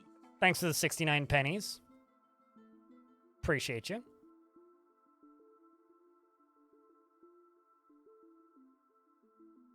Yeah, buying the Vile Mug of Darkness is the Dwarf Fortress meta. I can get behind this meta. So now you're playing Baldur's Gate 3 tomorrow? Darn it! Shoutouts to whoever went and completed the goal while you're offline. At this rate, you might finish Baldur's Gate 3 in the next 4 years, right?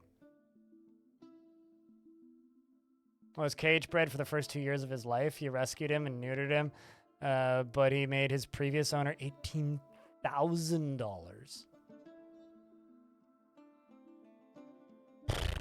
That's kind of sad. Just the cage breeding part. Haven't even finished Act 1. Isn't that like where the good part of the game is? I haven't played that game and don't know. It's just what I've heard.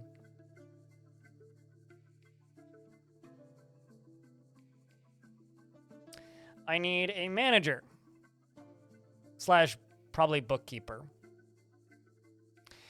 Amethyst is a bookkeeper. And we'll also give Amethyst... Hey, you're also a novice organizer. Would you look at that? Amethyst, there you go. That can be your office. Cat bath time? You are a brave human being. Don't lose an eye. Unless the cat likes baths, in which case you might want to get your cat checked. I don't think it's operating correctly.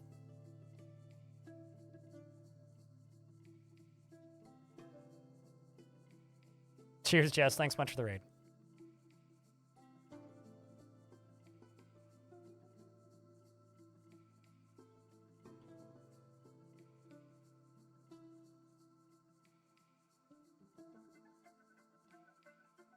You're happy to hear that the D&D streamers have been following got to partner.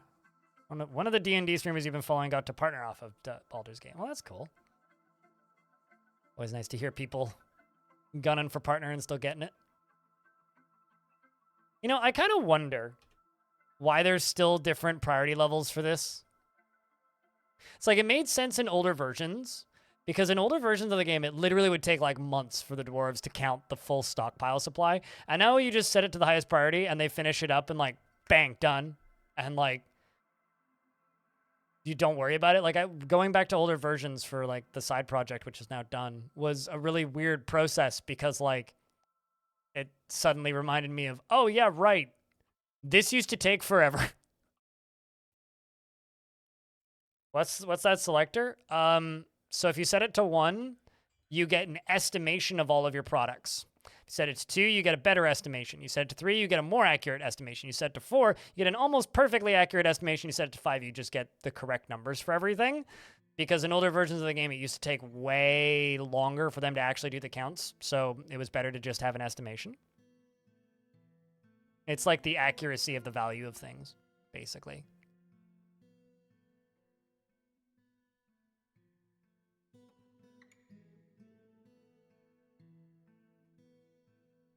I still have a macOS boxed copy of Myst. You really should finish it. I mean, I wouldn't play the original Myst in the current year. You could do a lot better than the original Myst, considering how many times they've remade that game. How many dwarves still need bedrooms? Most of them. Got it.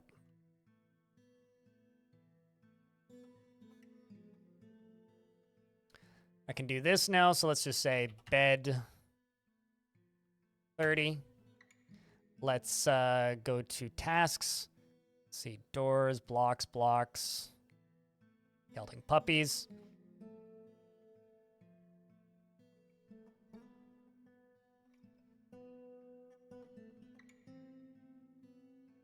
And let's do rock blocks. Just whatever material, and let's just do 300 of them.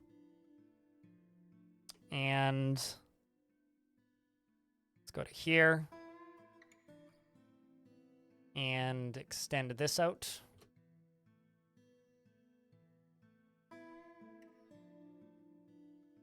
Yeah, it's the accuracy, basically, that you'll get. But yeah, it's just kind of odd to me that that's still, like, a feature that exists in the game. Because, like, it is, like I said, completely redundant at this point. Like, it quite literally doesn't matter.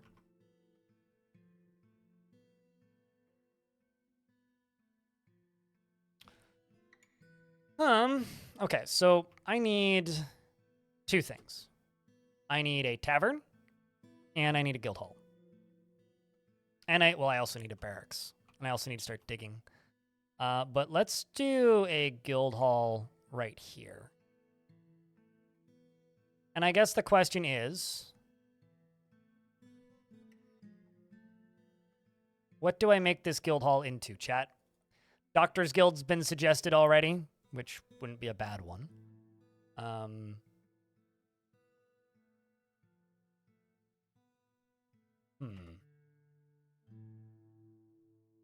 Metalsmiths could be fun. Glassmakers could also be fun, because we do have sand. Rangers wouldn't be a bad one. Because that would actually, yeah, I think Rangers Guild. think that's a good call actually, because Rangers Guild would give us training for ranger skills, which is hard to acquire otherwise. I don't really like the shape of this. Too spindly. Let's do that. We're gonna do Rangers. Miners Guild is kind of redundant, because they train mining skills pretty quick. And Rangers make sense because of what we need to do with this fort, which is hold back the enemy. The enemy, of course, being goblins.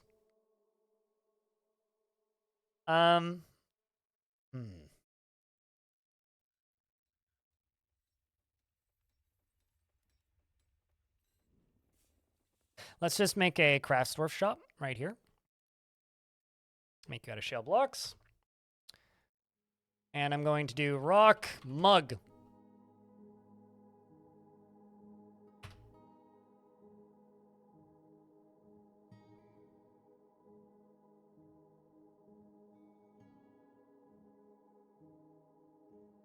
It changes in almost every fort. It's funny when people ask me, they're like, what do you do in this situation with this thing? It's like, it changes in every fort. Really. It's like, do you put your artifacts in display? Sometimes. Do you always do that? No. Sometimes they just go into a stockpile. Sometimes I sell them. Sometimes I, forget they exist. Changes all the time.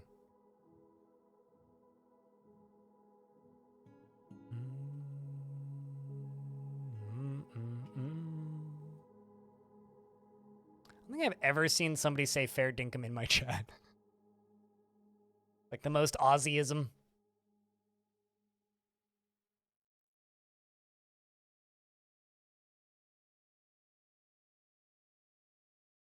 You like putting them in a walkway behind fortifications like a museum? I do that sometimes.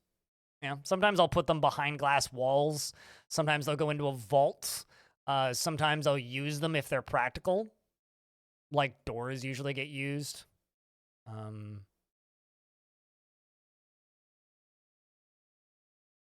I have a problem, chat. I'm on well, I'm not, but I've been following 2 separate eBay watch lists, and one of them is for a Sony Walkman that every time it pops up is at minimum like $500 US, and I'm never gonna buy one because that's way too much money to spend on a fucking Sony Walkman. But at the same time, like 4 or 5 of them get listed a day or so on eBay and almost immediately get bought.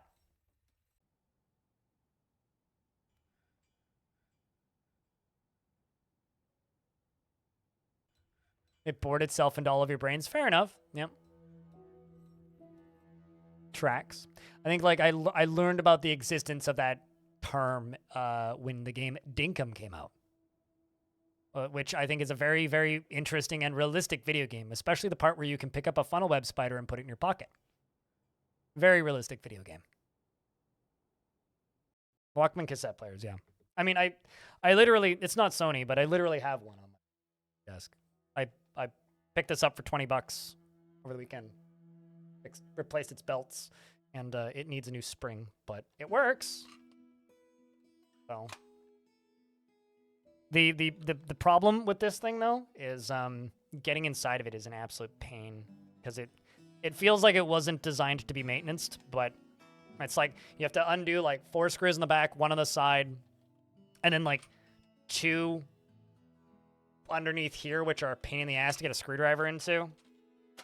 And then it's like you have to unscrew 4 screws in the back of the circuit board and then lift it up. And then there's a tiny little plug that you have to unplug to get the circuit board off. But I was able to fix it. It's a good brand. Yep. It's a bit on the new side for me, but I have, I guess, 3 of these now. 3 like portable cassette players. 4 if you count the boombox. And the other 2 that I have, one of them doesn't work at all. The other one is partially functioning, but works. And the 2 that are partially functioning, or the one that doesn't work and the partially functioning one, I wouldn't take outside because they're too expensive. Like if they were, I got them cheap at thrift stores, but if they were both like in fully functioning order, those would be hundreds, if not hundreds and hundreds of dollars. for those things. So, you have 2 barons in your fort? Hell yeah! Time to make a baron squad. Get them training. For the inevitable assassinations that are going to come for them. Well, I'm just gonna give my masons some time to get boulders going. You're making rock mugs. Good, good, good.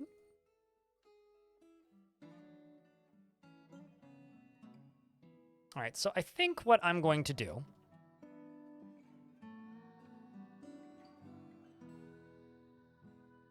You cut stairs into a floor that is being smoothed, and then cut the stairs into smooth floor, trapping a couple dwarves in the room below, and now your fort is a slideshow. Yeah, sounds like they're trying to path through. Just let the game sit for a minute, and the game will figure it out, but it'll take a little bit. I don't know why, but this is becoming a ramps only fort.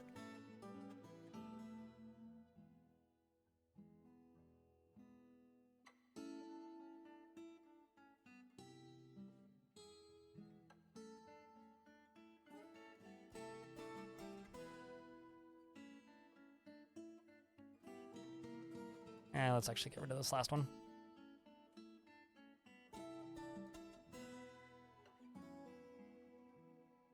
It's more aesthetically pleasing. Yeah, until they start slipping down them and dying, but... It's a problem for an old fort, not this one yet. The part that's going to be kind of annoying where I am going to have to use stairs, though, is actually building the pump stack. To get stuff up here. Oh, you like the look of metal ramps? I don't know. I think I like the look of stairs more generally, at least with this tile set.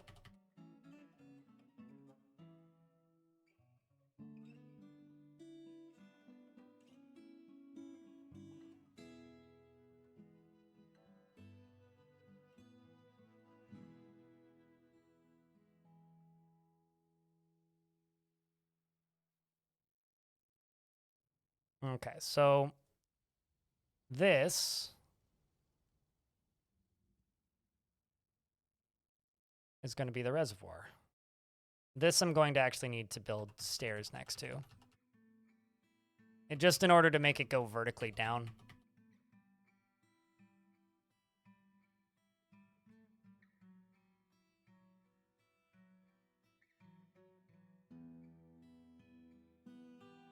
So I will have some stairs, but I'm not going to do stairless, basically.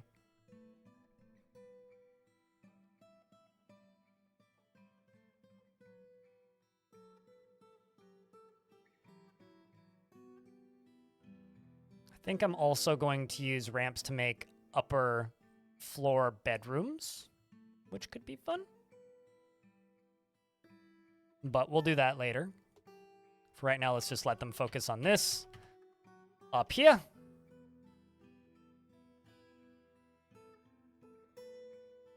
High mountain embarks. You can't wait to find one. Oh, you mean like the crazy one that I had in Sunbirths type deal? There's a bunch of wild boar there. Yeah, I don't I don't believe I've ever really found one of those before, so like that was my first embark like that. Also, I'm realizing I can just clear cut. There's no elves on this continent, so who cares if we go to war with them? Who cares if they don't like me? I'm literally just clear cut everything.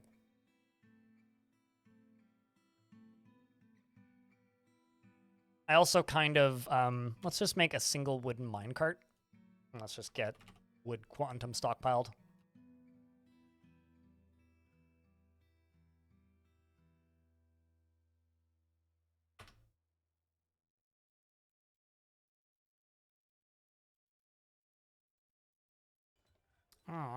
Let's grab... Actually, I need to do flooring first.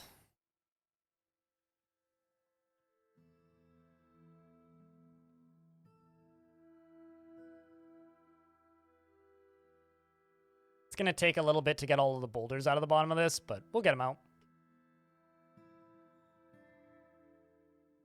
Also, question, when you say that you had nobles in your fort, did you mean that they, like, joined your fort and you had to take care of them, or they just wandered in? Because nobles can just, like, visit like any other dwarf, right? They may have just been visitors, especially if they left out of the caverns. Also, any visitor can leave out of the caverns, which is very funny when they do. And yeah, that Sunburst's heist is one of the most memorable moments I've had recently, probably. Also, we're almost at 300 viewers. Hell yeah. YouTube's still slacking. You know, we do have 59 people watching on YouTube and almost 300 here on Twitch. Not as much as was like initially predicted, but yeah, we got a good chunk of rain. Could I show the process of the quantum stockpile? Sure. I do have a tutorial on how to do it, so. But I'm just going to get rid of this because this is going to be a wood stockpile, meaning the carpenter is going to go like right there. So, did you make that minecart? Let me just double check that. Yes, they did. Okay, so to make a quantum stockpile, all right, you need to take one stockpile, press accept, okay? You need to make a second stockpile, press accept, all right? Then set them both to exactly the same thing. So in this case, wood and wood, all right? Then what you have to do is you have to go to the build screen and you have to click track stop, okay? Then you have to select a direction for the track stop. So it has to go from one of these stockpiles to the other one. So let's just say from top to bottom because that's easy to remember. So press the down arrow. Done and done. There's fighting happening. Wild boars and my dogs. Then what you have to do is you have to go to minecart routes and you have to make a new route. Add a new route. We're just going to call this route Woodstock. No relation to that, to the festivals. And then we're going to add a stop, which is just going to be the only one. We're going to click on the green button and delete all of these. And then we're going to click on the stockpiles button. We're going to click on the middle one, and we're going to click on that one up top, then which is the one we want to load from because it's going to go into the one below. And then we're going to click on this button, which is just what do we want to go into the minecart, and then press wood because that's what we want in the minecart. And then we just need to select a minecart. And there you go. Done. And if it's a smaller items thing, I would argue it's probably unwise. If it's smaller items that you're putting in there, I wouldn't allow bins because bins can cause some weird mess ups with loading items. Then they just need to put that there, and then the wood just needs to start moving over. And then I can go over to this stockpile, and I can remove wood from it. And then it'll just start filling up slowly. I just need to wait for the first piece of wood to show up here. Once the dwarf decides to haul it.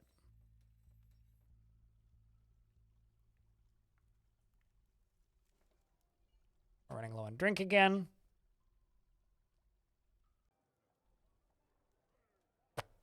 To wait for wood to get hauled. This might be it. Nope.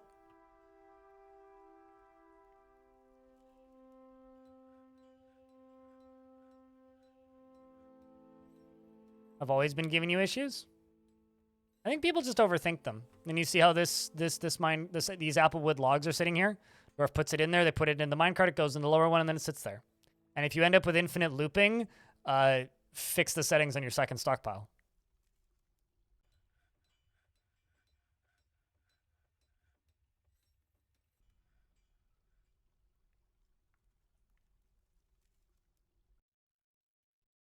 Yep, that is the correct quantum stockpile video.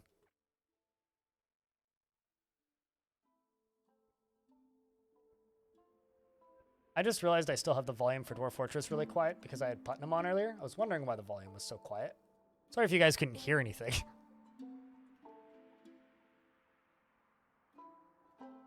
Still a few quirks to carts, but you'd be surprised how many issues are down to your rules. Yeah, I mean, like, it just means you've probably screwed up the order of operations or the jobs that need to be done. It's usually the cause. It's usually player error if minecarts aren't working.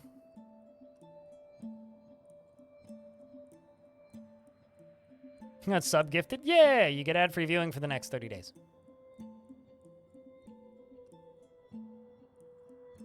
Also, to those of you watching over here on Twitch, if you guys want to help us out directly here, a very easy way that you can do that is actually by simply opening up the YouTube stream and idling in it in the background. I'm going to mute myself so I don't hear myself talking anymore. If you click on that link, you'll get a link to the YouTube stream. And then if you want to help out the YouTube stream, just simply leave a like on it. Shout out to the person who left a dislike on it. That's still interaction. Anything crazy happened yet? No, not really. Some wild boars showed up and fought with our dogs. That's about it. I don't think anything is going to start getting crazy until we're at like 40, 50 population, if I had to bet. Stray war dog was found dead, though. Must have died in its injuries against the warthog.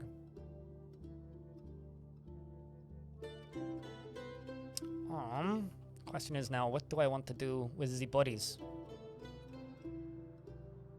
I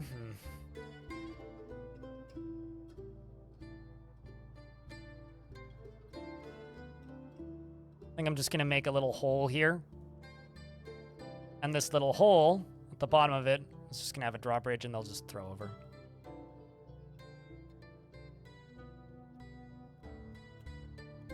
I think there is a slight delay. Oh, on YouTube? Probably. YouTube is kind of shit when it comes to delays and whatnot.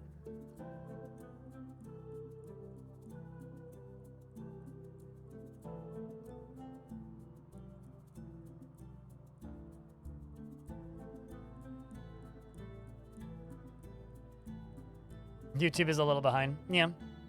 I'm pretty sure it's because of my settings, but my settings are the way they are because I can see the download requirements to be able to use their low latency mode, and it's like, oh, so like half of the US can't use that? Awesome. You have both open because you're a nerd? I have both open too because I need to like keep an eye on them. Also, we've officially achieved 300 Spartans here on Twitch, so yay. You know, I've been like, ever since the whole kerfuffle with the Dwarf Fortress directories thing happened, I've been like, I was like sitting at home just kind of thinking to myself like, man, I wonder if my views are going to go up now that the directories are sorted. I'm very curious to find out if like active numbers are going to spike because of this.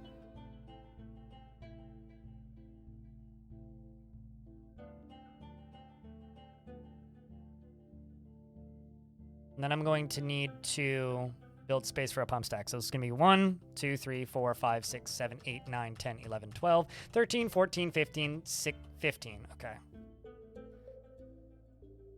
So 15 layers tall.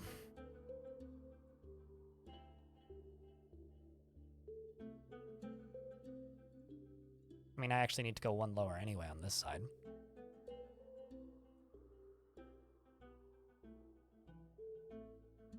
From the streamer's perspective, literally everything about Twitch is better.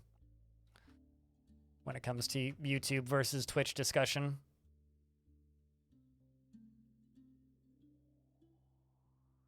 Then let's queue up the... Oopsies, no, actually it would need to be this side. This is where the side I want it to end on.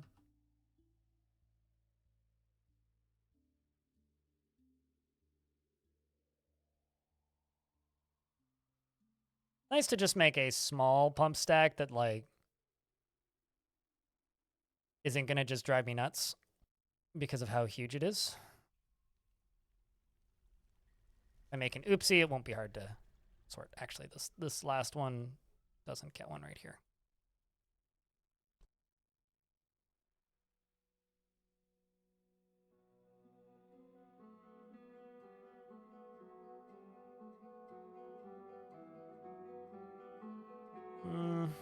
Do I want to do this?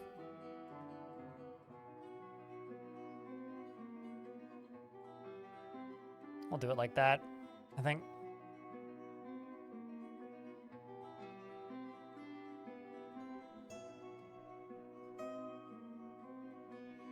It's helpful, but it's not that big of a deal, I don't think.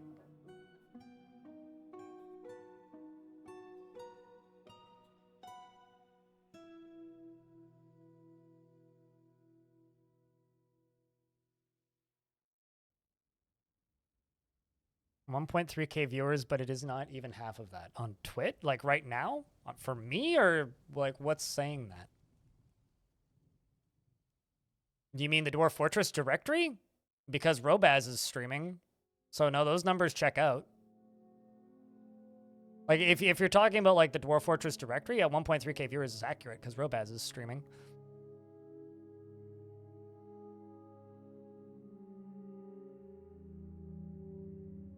You're wrapping up dinner since you're done cleaning up, and you will switch to your PC and play some DF yourself. Hell yeah. See you in a bit.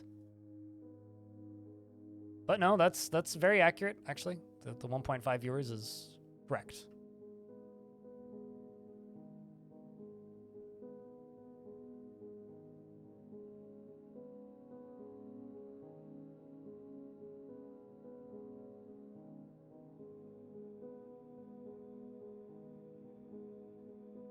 It looks like a Pac-Man is eating your fort. Where does it look like a Pac-Man is eating my fort? I'm not seeing it, but I'll believe you. Closest is 102 people. I don't know, maybe you have them blocked, but Obaz is streaming. It's right here. Okay. 873 people. Viewers high to low.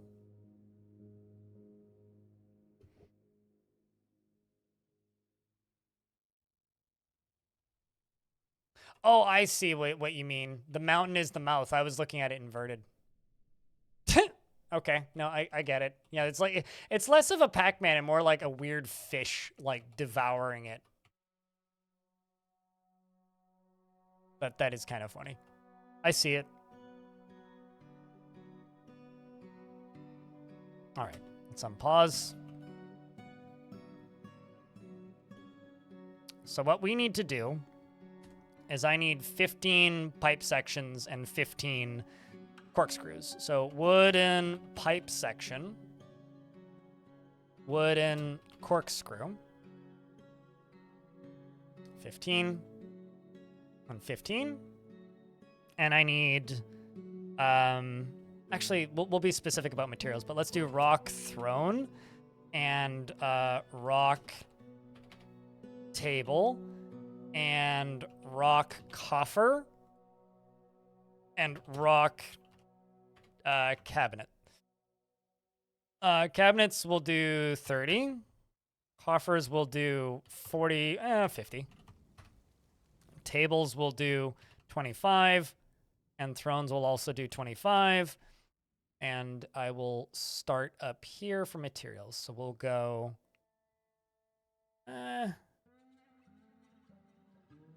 pecan. We'll just make them both out of pecan, because pecan's got a nice kind of color to it.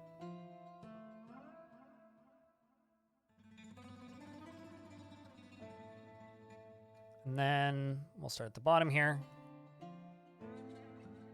I'm just going to set them all to shale, actually. Because it's just what I have the most of.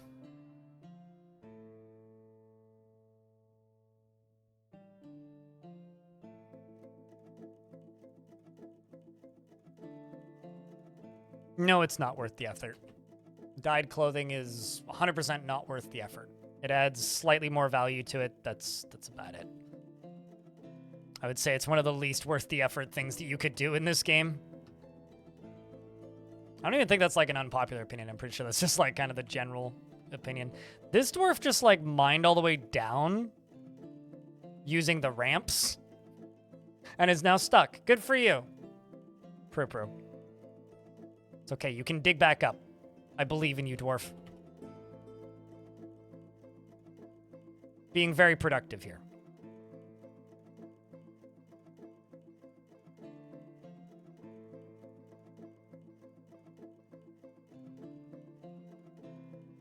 I mean, yeah, it's a fun side. I would say that like making clothing into making clothing into dyed clothing is a fun thing to do once, but that's about it, in my opinion. Like, yeah, it's kind of a thing that you could do, I guess. I don't find it particularly fun. but if you really enjoy linking stockpiles together and being very specific about things and kind of annoying if-then statements, yeah, you can do it. But I think it's a task for a certain kind of person, and I don't think I'm that kind of person.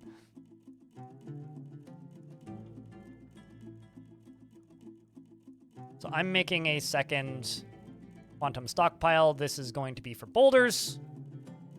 As far as what we're going to load into, it's economic and other stone. Remove all this. And now I just need to wait for the minecart to get made. Oh yeah, no, absolutely. People find it, like, if you find it fun, then sure, it's worth it. But if you have to ask me, is it worth it? No. But then again, fortunately or unfortunately, that goes for most things in the game, right? So if you find a portion of the game fun and that's what gives you joy, go do that thing, right? Just because I don't find joy or fun in a certain thing doesn't mean you're playing the game wrong, and it doesn't mean I'm playing the game right. It just means that we have different ideas of what we enjoy in this video game. You have instrument factories? I've done that in a side project, but it highly depends on what materials the instruments are calling for. That's usually my issue with instruments, is that they call for materials that I don't have access to. Like, I feel like half the time it's like, oh, yeah, no, in order to make an instrument, you need, I don't know, ceramic. It's like, all right, well, you lost me there.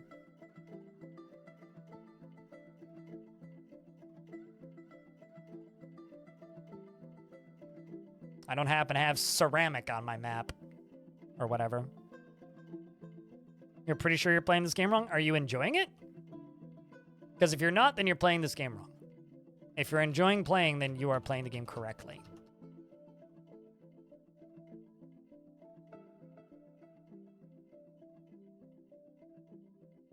I really want to mine out all of this jet, but I don't want to make this take longer than I need to.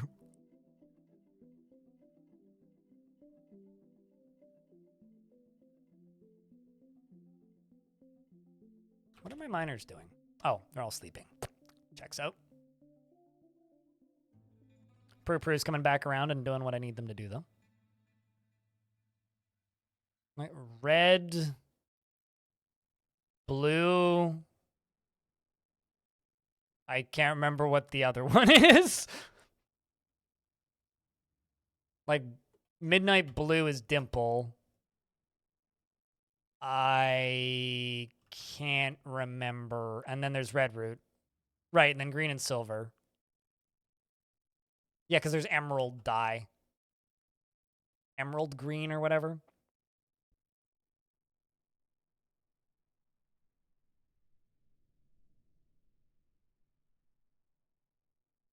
You found out about quantum stockpiles after having already finished building the mega build with that.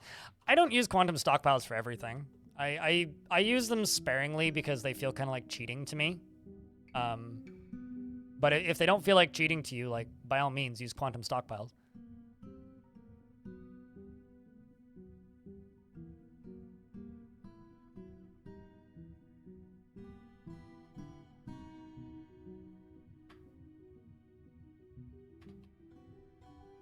Based on my knowledge of dye, you can tell how often I use dye in Dwarf Fortress.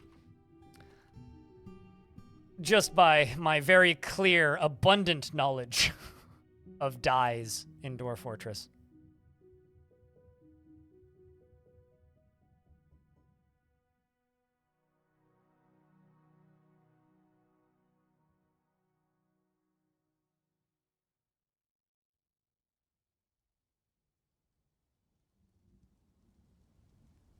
It's almost like games that require mods is like not really a good thing for the game. It shows the health of the game itself, shall we say. I'm making another meeting zone. This is just going to be a Rangers Guild. Says the guy using DFAC. But the Snarling Sky. That's a good name.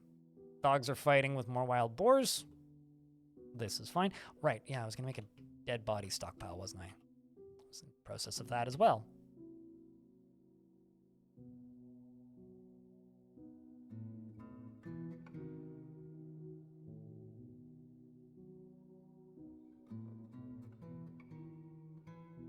Does he really want a separate mill stockpile and jobs with specifically targeting dye-containing items? Yeah, because you'll end up just getting like flour. And if that's something you're trying to do, that's great. But if you're not trying to make like flour, then, well, it can be kind of annoying, put it simply.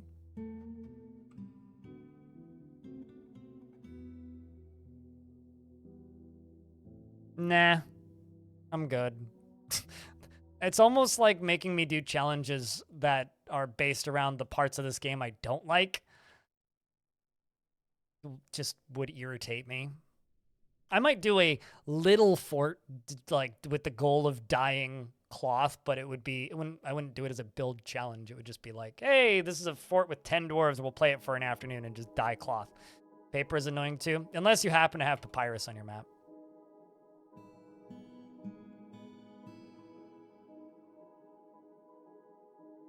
What's up with hemp?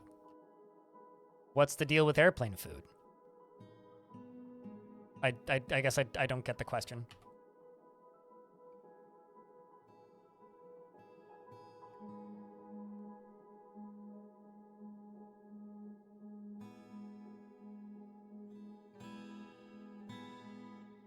But we'll turn it into flour? Sounds like you've got your priorities wrong.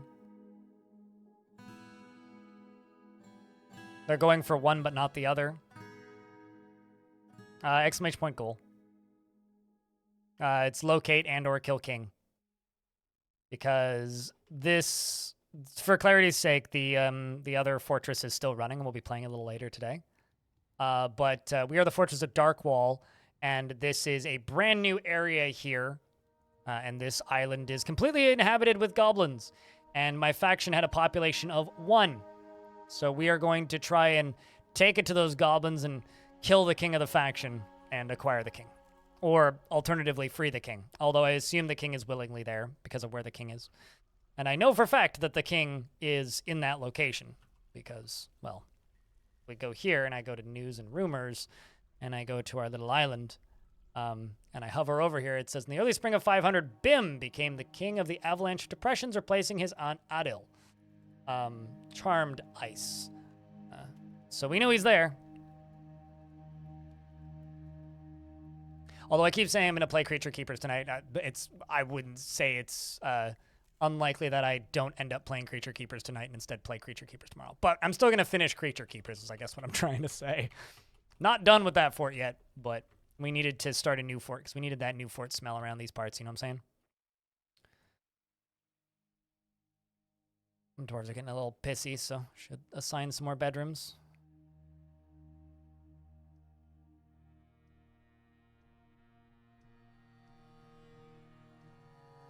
See how many dwarves still need bedrooms.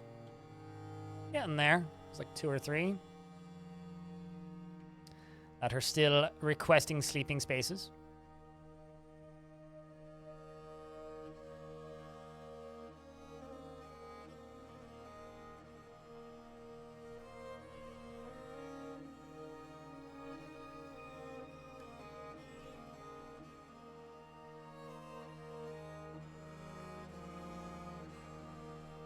You wish you could grow it underground? There's some ways to make it grow underground.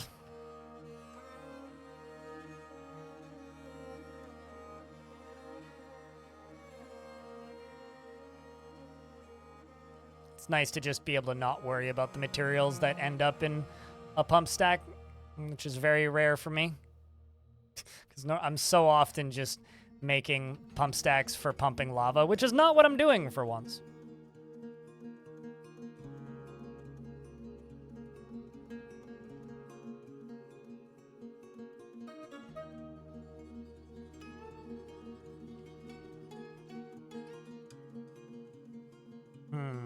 You know, actually, I'm gonna take this safe.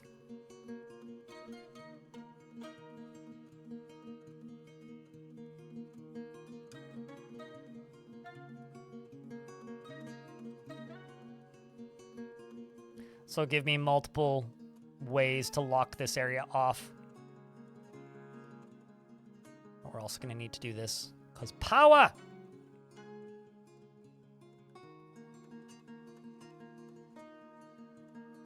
Means I should probably... How can I do this? I'm going to need to connect power from here to here.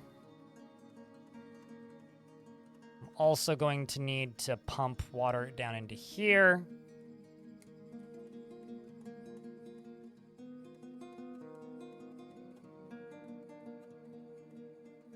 Let's do it this way.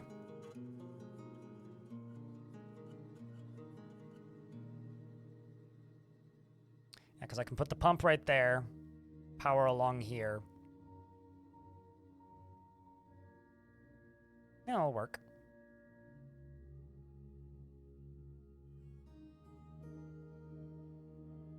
I don't think I've ever actually made oil soap. Like, just ever. Like, I'm pretty sure I've literally never done it in this game.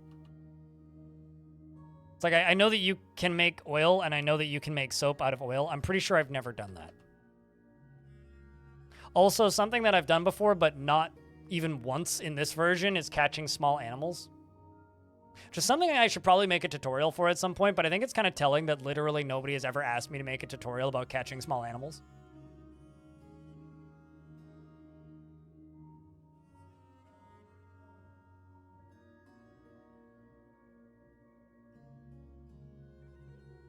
I also just realized I've screwed this up. Not terribly, but...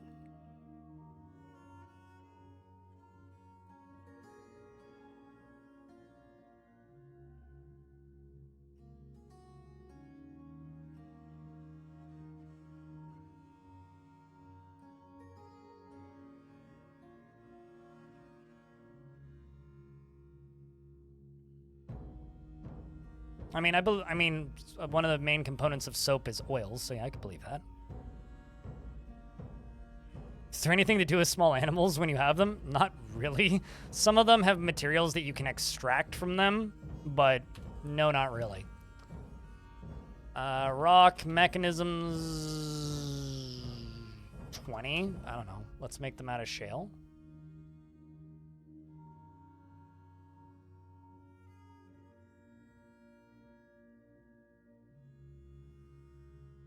And we're going to start making these. Make birch.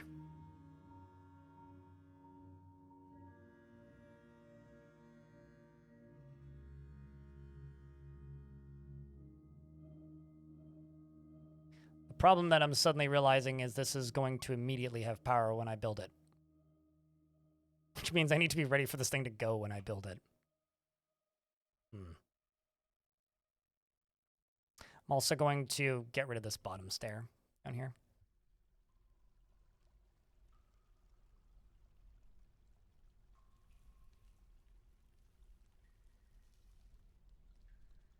I mean, a lot of them can be adopted as pets, but that's like kind of it. I mean, like you can milk some of them, very specific ones. I think they can dissect them. I don't think you get anything out of them. Yeah, that's how purring maggots work, John Waterfall, yeah.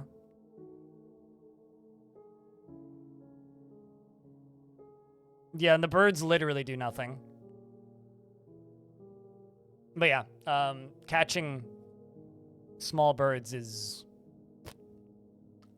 pointless. Unless you want to, like, make a zoo or something. Like, unless you're just trying to place cages and tanks everywhere.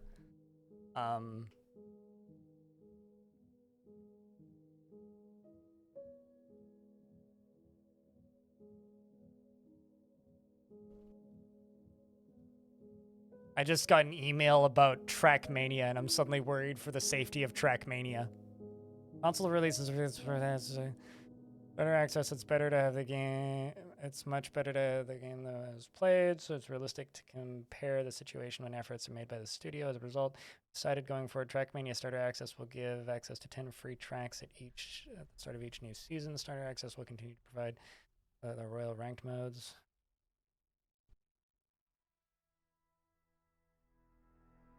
Huh. Oh, so they're condensing their pricing structure. All right. If the day that Ubisoft kills Trackmania is the day that I lose all faith in video games as an industry.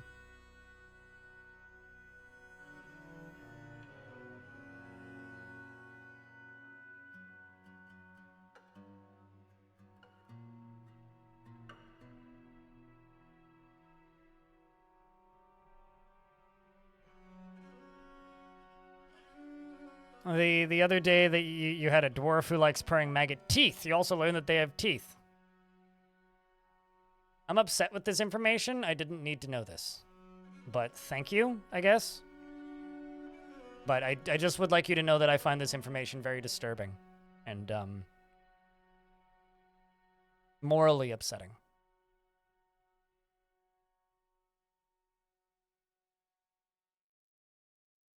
Have I ever embarked on a cave site with Embark Anywhere? You don't need a cave site to embark anywhere. You can accidentally embark on a cave.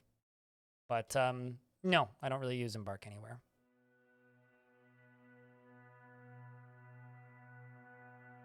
I never really felt the need. I think deep embarks are more interesting, but... which just lets you embark into the caves. Oh no, some of these broke. Well, that's unfortunate.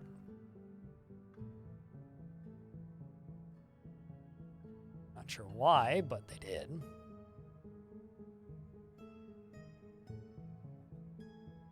When did that one not complete? What?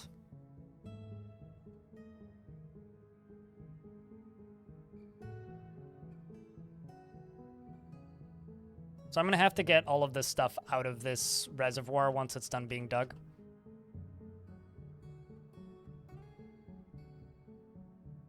Yeah, I mean, if you're building lore around it, then it's worth to do. If you're building headcanon and lore around a thing in Dwarf Fortress, it doesn't matter what you're doing, how practical or impractical or useful or not useful it is.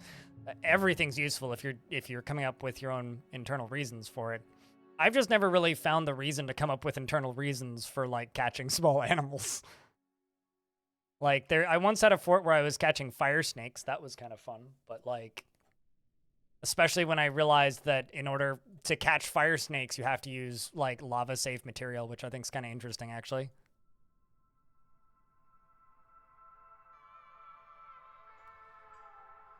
Not a bad little stack of boulders we got. Look at that stack of boulders. Glorious stack of boulders.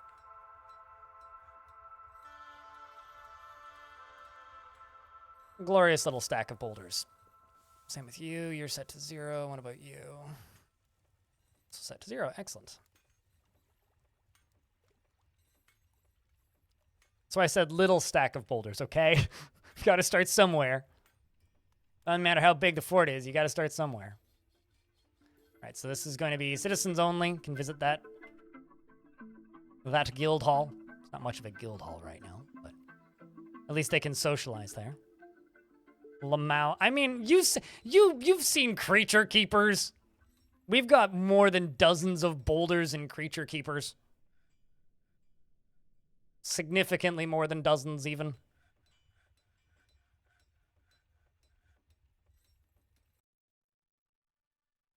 I'll have you know that this is slander. I mean, no, it's not. But, you know. I'll have you know that I'm pretending to be serious and say that it's slander. Which it definitely is. About the amount of rocks I currently have in my fort.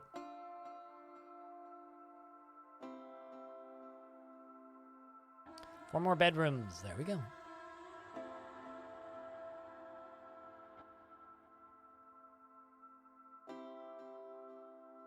Can any child of my animals be giant?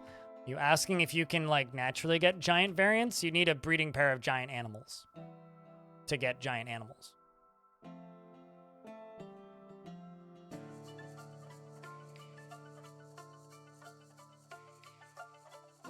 So no, giant animals are like a different species altogether. You don't just randomly get giant animals. If that's the question.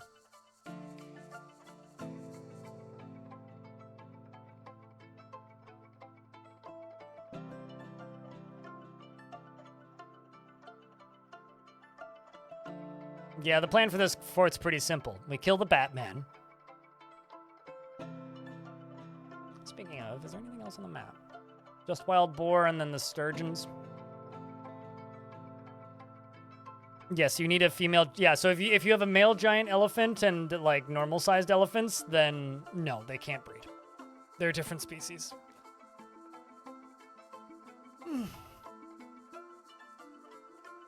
No. No, you can't. That's exactly what I'm saying, animal. No big exclamation points needed. I can just assure you that you can't.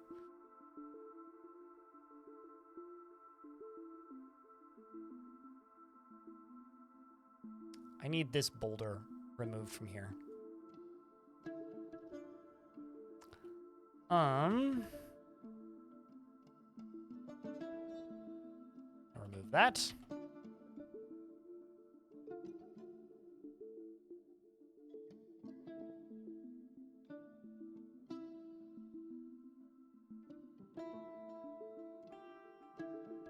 And over here, run another mudstone block. I'll be back later. Alrighty. Trying to cure this avalanche of depression, but man, it's difficult. Dwarves are busy doing other unbrewing related things. Time to brew some drinks. Get to it, dwarves. We're running low on brews. Walnut Bag is over here, like, socializing. How dare you, Walnut? Should be doing work. Holy shit, puppies. Just a wall of puppies just come running up, down, and around. Did they have more puppies? Oh my god, they had more puppies. Okay, I think I should start eating the puppies. Also gonna eat the baby yaks.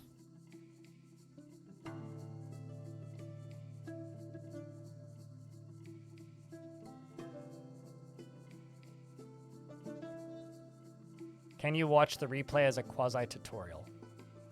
I mean, I have a full tutorial Let's Play on the YouTube chat if you want, on the YouTube account if you want. Like, if you go to my YouTube account and you just search by most viewed and start with the most viewed video on my YouTube account, it's a full Let's Play of me using it as an actual tutorial. Like, if you're just straight up looking for like tutorialization and like learning how to play the game, like my YouTube channel is the place to go.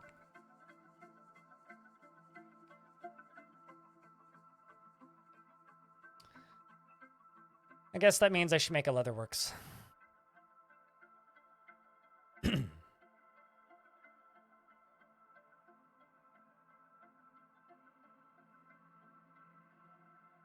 Train them as war dogs and hope they fight well? Nah, meat's on the menu, boys.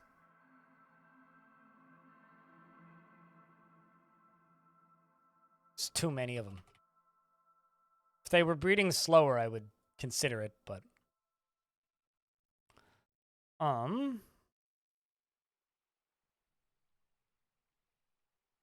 Greeting, Russ. What's up? Let's put a couple doors down there. We're going to go down to here, and I'm going to make a raising drawbridge. Mudstone blocks. There's just like blood and vomit on the front patio. This is a great start. Great start, everybody.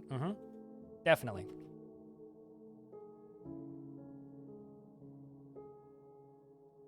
Do I have a mechanic shop right now? I do not. All right, well, that's the problem.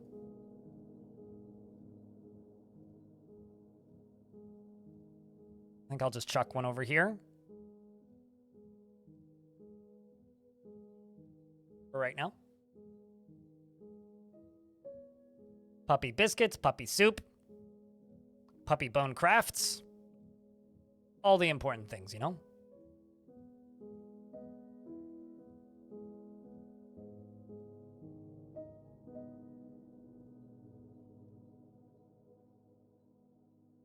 Studying for a botany exam. Oh, damn. Cool. Sounds like an interesting thing to be studying. Take a little bit for that stuff to get assigned, but it'll get assigned.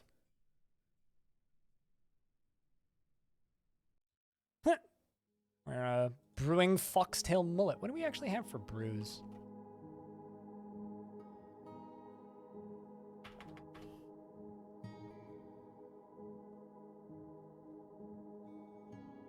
Got dwarven wine and dwarven wine. Well, that's great start. Excellent start, dwarves. It's great that we have both dwarven wine and also dwarven wine.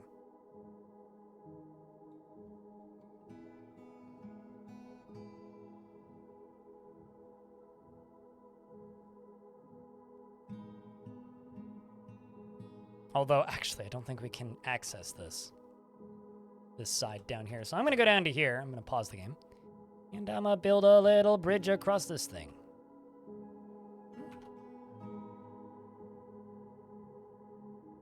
I'll just use these willow logs, which are nice and close. We're in an ad break, so we'll wait for a minute. Also, chat room, we're in an ad break, and I'm hungry, so I'm just going to go real quick, grab my lunch.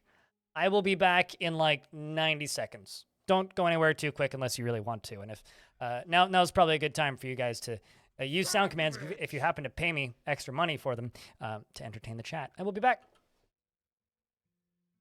Over here, he has a sword.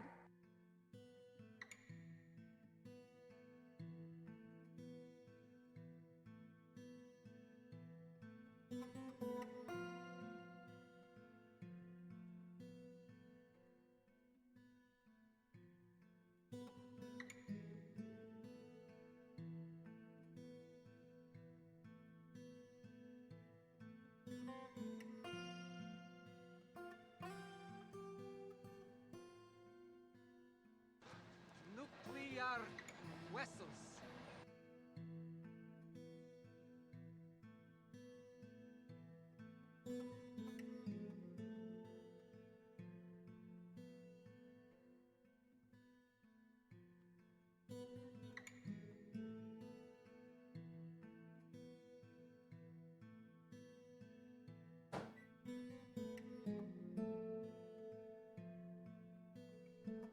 I'm gonna say mean things about Blind. I'm gonna make sure that he's right in front of me. I'll tell it to his face. Blind, you smell.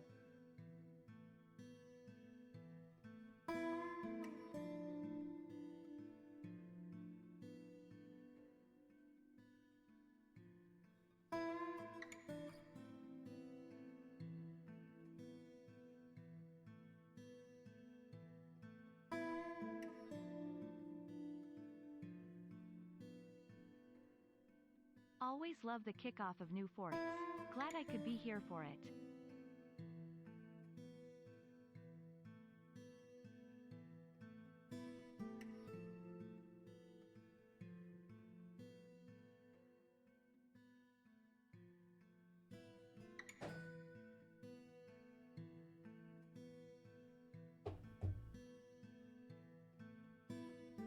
White Pony One, thank you very much for the 22nd month. What's up? Hope you're doing well. I have sandwich.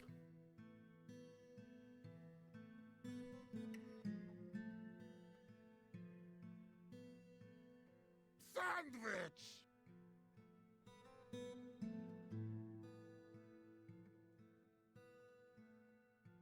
Also, chat, can I get a round of beers for White Pony One with the 22 months? Because that's a goddamn long time, dude.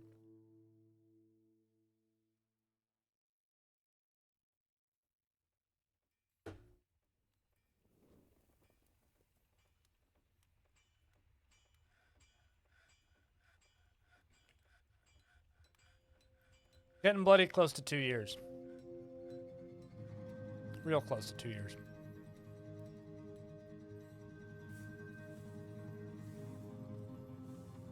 I'm just gonna forbid everything on this one that isn't blocks, because I actually just want them making blocks. Or rather, I need a larger supply of rocks.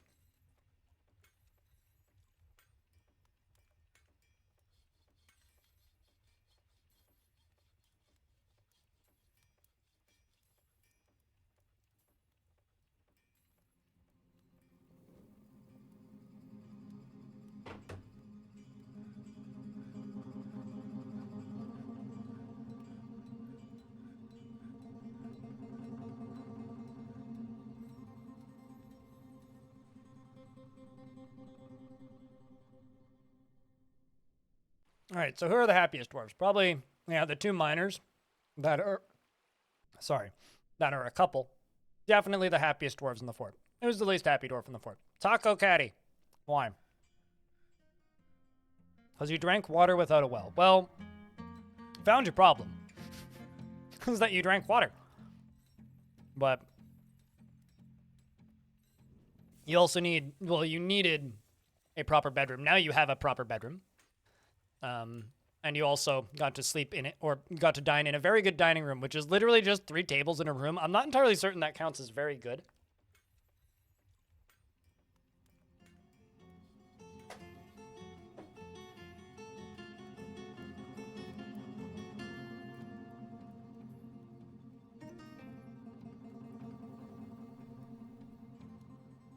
Yeah, they hailed hydrate a little too hard.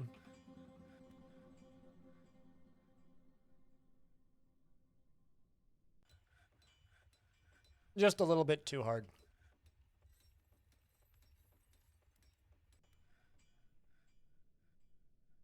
I'm actually going to expand this to down here too.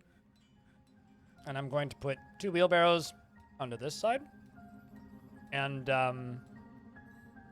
yeah, jump over here and just go wheel and wheel. So we'll make some more wheelbarrows so I can get the hauling jobs done quicker. I also do need to actually make that barracks that I said I was going to make. But this upper area up here, I think is going to become a forge. I'll have stairs up on the inside here, and then I'll build some flooring out here and walls around the edge.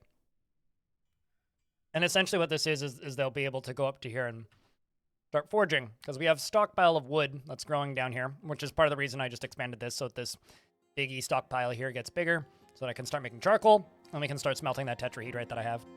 Because I'm going to need to start them training in weapons sooner rather than later. I also need to keep an eye on whether or not we get migrants, because who knows how long those are going to last, or if we're going to get any more. I don't know. We may or we may not.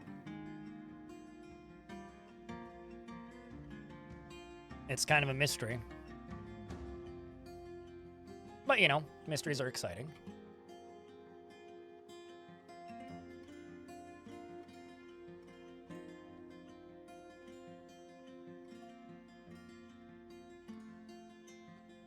I'm pretty sure I need 1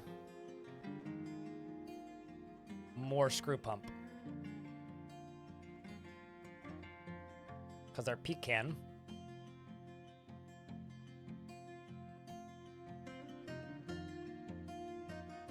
Yep, do in fact need 1 more.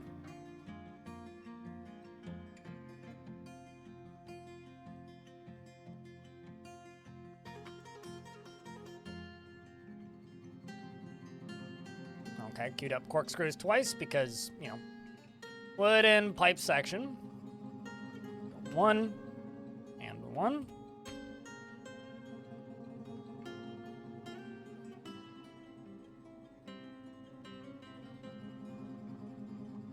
Oh yeah, sweet.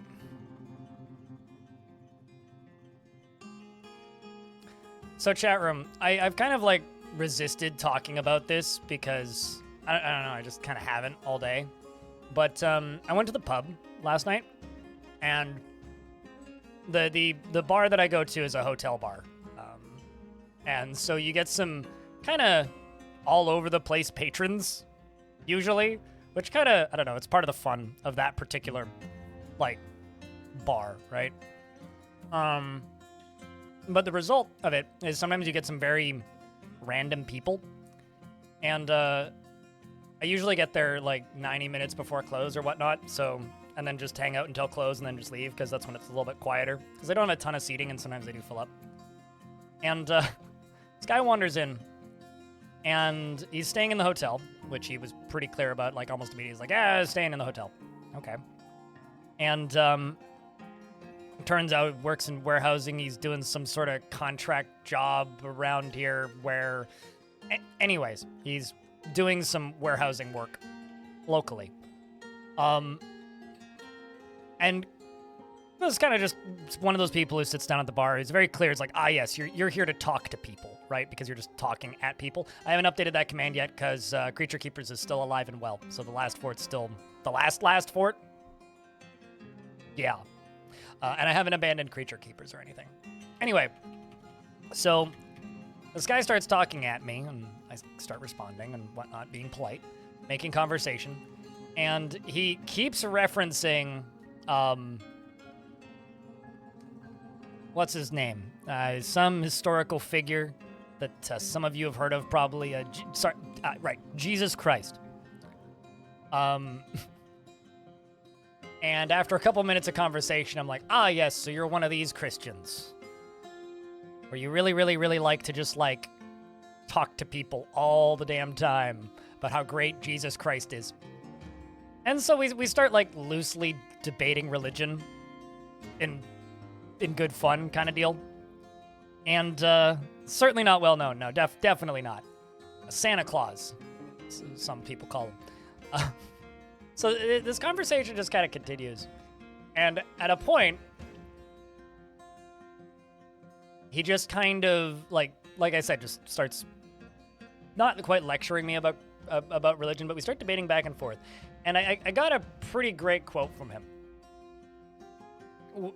where I asked, so then what's your opinion? Because he's being very dismissive of, like, non-Christian beliefs, right? Which is fair.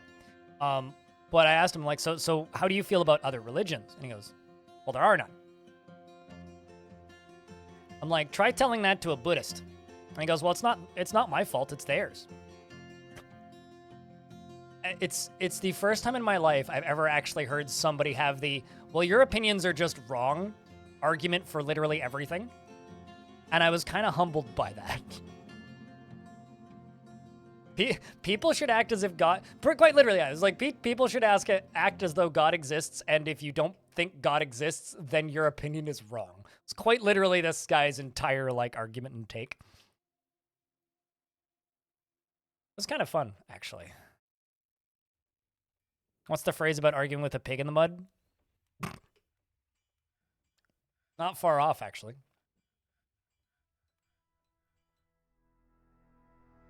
I mean, like, I kind of envy people like that, you know? Because I asked him at one point, I was like, so what do you think of me then? It's like, I'm religiously agnostic, was raised very religious, but, like, have none, like, no feelings towards it anymore, period, and have zero desire to ever go back.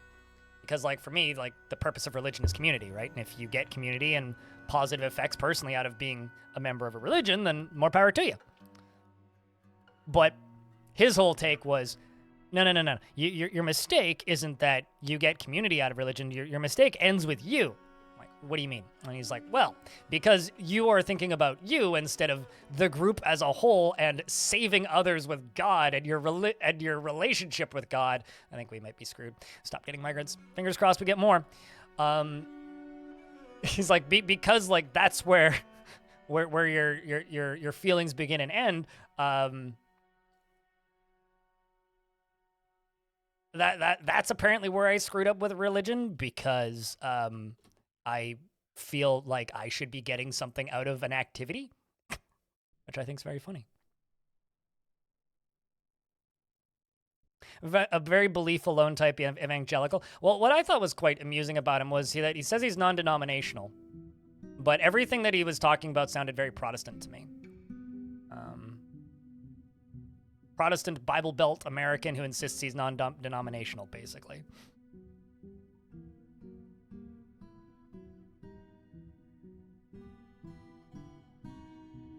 The world those people live in seems really simple. Oh yeah, no, I mean, if somebody's beliefs, like, even slightly negate your beliefs, then they're wrong. So very easy. And then also, everything the church says is right, also very easy. And you can't take criticism because you know you're right. Yeah, very easy.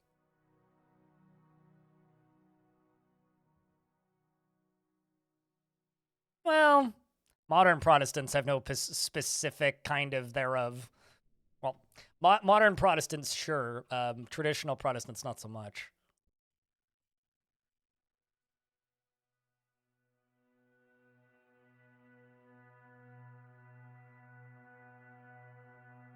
Just remove thought from the equation and suddenly thinking is easy. Yeah. It's just really interesting hearing somebody say things like, well, me stating it's just like, well, if a faith format that you're a part of tells you that you have to hate certain people, because I don't hate anybody. I'm like, well, then how do you feel about gay people? And Jesus Christ, you don't want to hear what his response was. It's like, wow. What do people mean by Protestant in Canada? I was raised like very Lutheran. There are Protestant churches, there are Catholic churches, there are, I don't know, non-denominational churches, black gospel churches. It is a really broad basket, yes. But the way he was talking seemed pretty traditional Protestant, but at that point it would just come down to what church he's going to.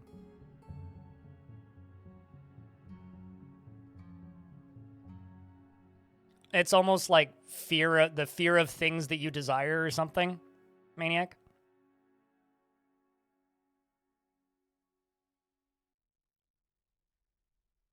Well, roguelikes is a very serious topic. Politics and religion is just comedy. How you doing, Clino? How's things? I'll have you know that the only rule in my chat actually is children will be banned. That is the only actual rule in my chat. Oh yeah, ketchup's illegal. Sorry, I forgot the second rule.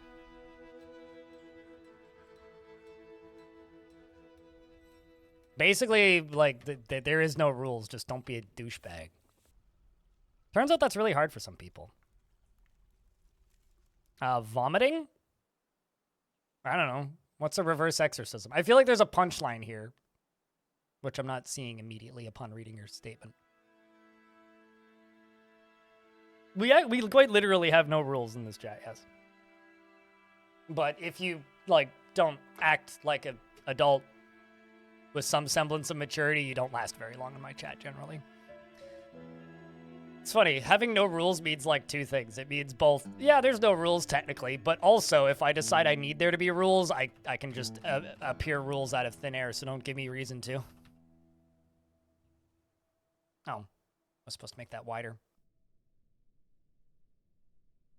Vibes-based moderating is surprisingly effective. I think having a list of like 40 rules is kind of dumb, especially when every single stream on Twitch has the same rules. It's like, yeah, if you show up in my chat and be a bigot, you won't be in my chat for very long.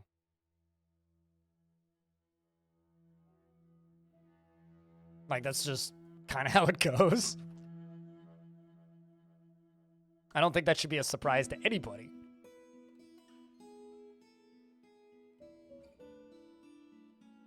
Well, as the resident dictator of this chat room, damn right.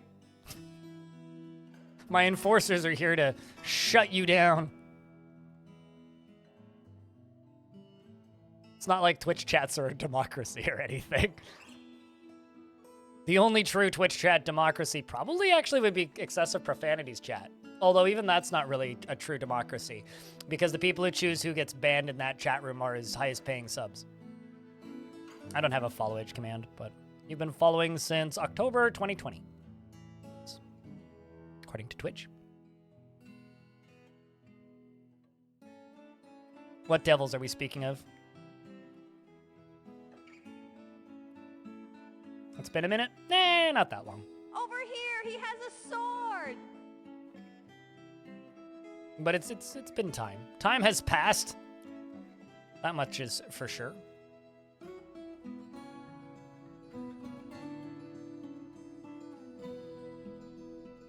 There we go. Got the steps up here.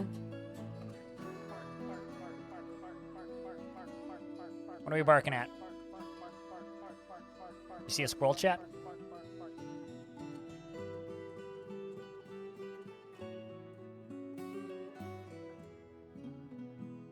Shocking how often people acknowledge there are no warnings to stop. There are 2 warnings to stop and then proceed. Yeah, I don't know. I think sometimes what happens in this chat specifically is people will hear the initial warning to, hey, can you stop doing the thing? And then they're already like halfway through typing a thing, and so they do it anyway. At that point, I can't fix stupid, so. If I tell you to stop doing something, just stop doing something, or you might not be talking here much longer. And that's, I don't know. I think that's fair enough, honestly. So because I'm already no longer getting migrants, I have a feeling that this fortress is going to stay at a population of 19. And if that is actually the case, that is okay. It just means that we need to train up 10 dwarves and go to war. We can achieve our goal. This will be a very small, short fort.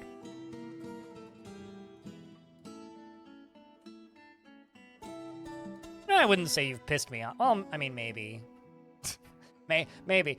This might also just be, like, weed memory kicking in and me not remembering, but... the thing is, if you're still able to talk in my chat, you probably didn't actually piss me off that bad.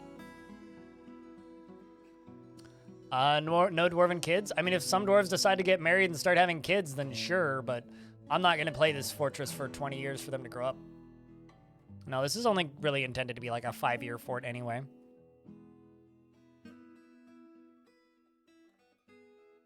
And I'm definitely partially doing that because I know that there's a large portion of my audience that only tunes in when there's new forts. Definitely partially doing that because of that. And I've done a lot of really long-term forts recently, so it's time to do some shorter forts. Cheese for everyone! Happened over a 4-year period. Yeah, you also need to remember that I'm on meds now. And I needed them. Turns out.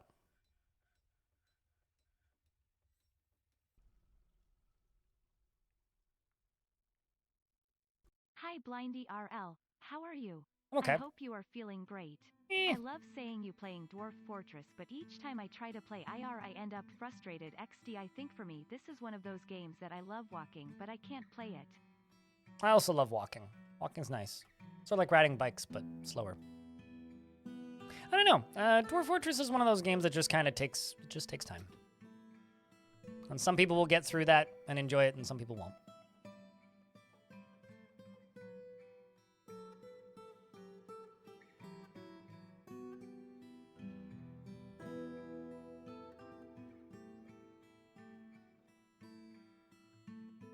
Accidentally doing a low population fort? I mean, it was very much a possibility when we started.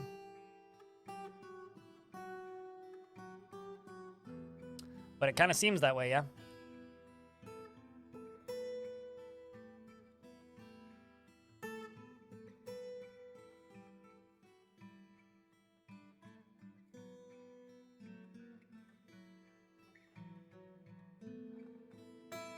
Be very careful. It's quite possible to do as I did and let the minecart with a child drop. I have a question. Why are you putting a child into a minecart? What did you expect was going to happen?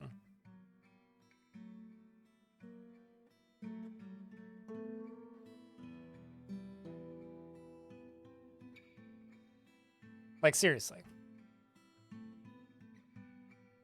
To supplement my tiny dwarven strike force? Yeah, I suppose. I mean, we're still having puppies. You fucking donkey! No, these are puppies, not donkeys. I'll slaughter less of the puppies because you make a valid point.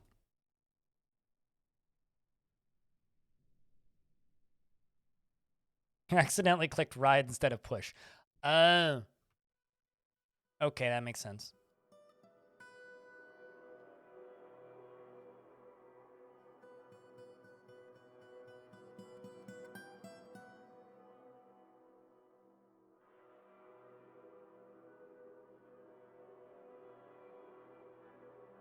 One squad plus 10,000 war dogs.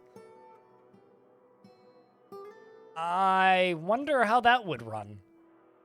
That's a lot of clicks to assign those all to one dwarf. Kill the king, because we are a dead faction that had no locations, and the king is in a goblin site, or in the one fortress this faction had previously, which was owned by goblins. So that's what we're doing.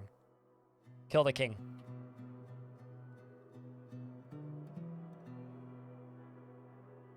But we are right here on this tiny little island filled with goblins. And there's 2 sites with 10,000 goblins in it. So my goal is to kill the goblin, or the dwarven leader of this faction, which is Bim, who's living there. And then, I don't know, die in a huge siege, something like that.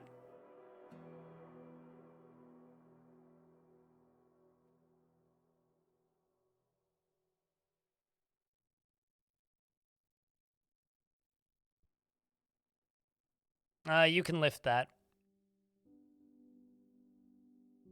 Moreb.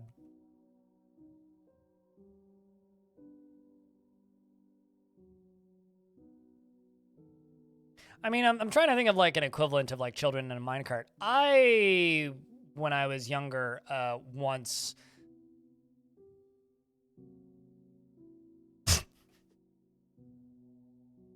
Sorry, I just received an email from Twitch saying your stream anniversary is coming up. I'm like, no, it's not. We just did that. It's for my bots account.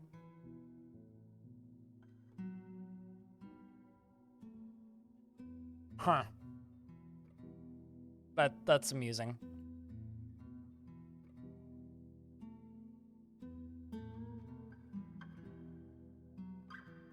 Maybe a soapbox? I mean, the closest thing that I was going to say is I used to go sledding quite a bit, but I also, we had this game when we were younger where we would take cardboard boxes and put them on the stairs and then fill the cardboard boxes up with pillows and then roll down the stairs in the cardboard boxes full of pillows. Very safe. Great time. Can confirm. It's a Unix system. I know this. Well, it's certainly not a Unix system, but rolling down the thing is... rolling down stairs in pillows is fun.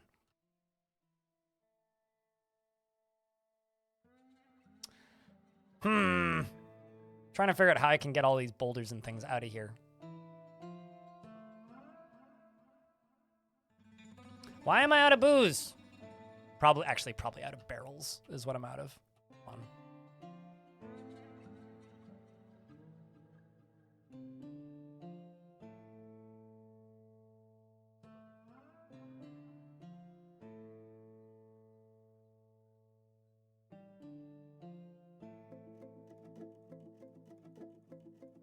Put you in the dryer and turn it on when you were 3. Did your older brother get, like, at least scolded for that? And were you, like, wet? Like, did they have a legitimate reason to do this? Or was your older brother just trying to, like, unlife their younger brother? Or sister or person? That seems bad.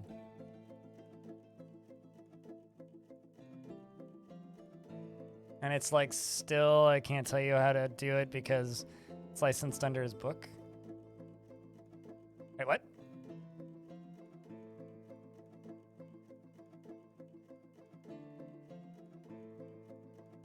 Remember you did a paper like 2 years ago regarding an experiment you still get about emails? Still get emails about it because the person I cited in methods pulled their book and it no longer exists. Oh! Huh. That's funny.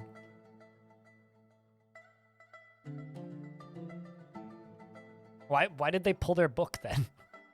Why would you write a book that could be cited and then pull it? That's just gonna screw up papers everywhere. Like, that seems kind of awful, actually.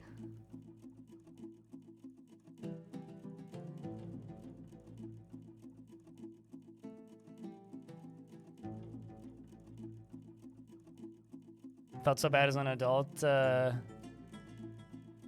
Not so bad as an adult. He even gave you his old Civic Psi and paid your student loans off and recently gave you $5,000 to restart your life. Oh, sounds like the investment of getting put into a dryer as a kid was worth it. I would say. It was a very scared wild boar in my board.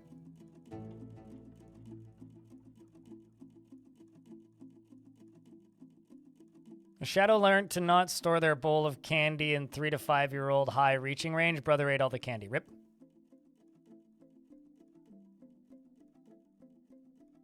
Oh, that's fine. I don't need too many additional details. If it's a bag of worms, don't worry too much about it.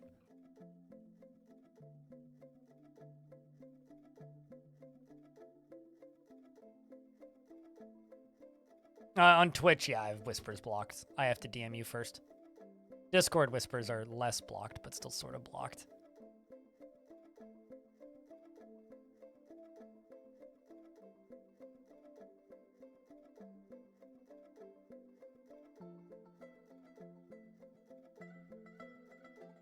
So let's just cut gems. Let's get to it.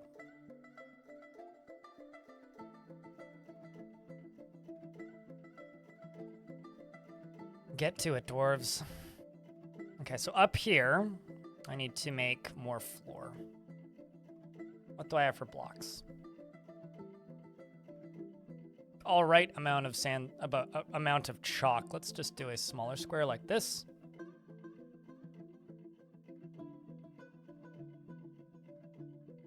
Then I also need a tiny little stockpile up here somewhere for ore. We're gonna start smelting.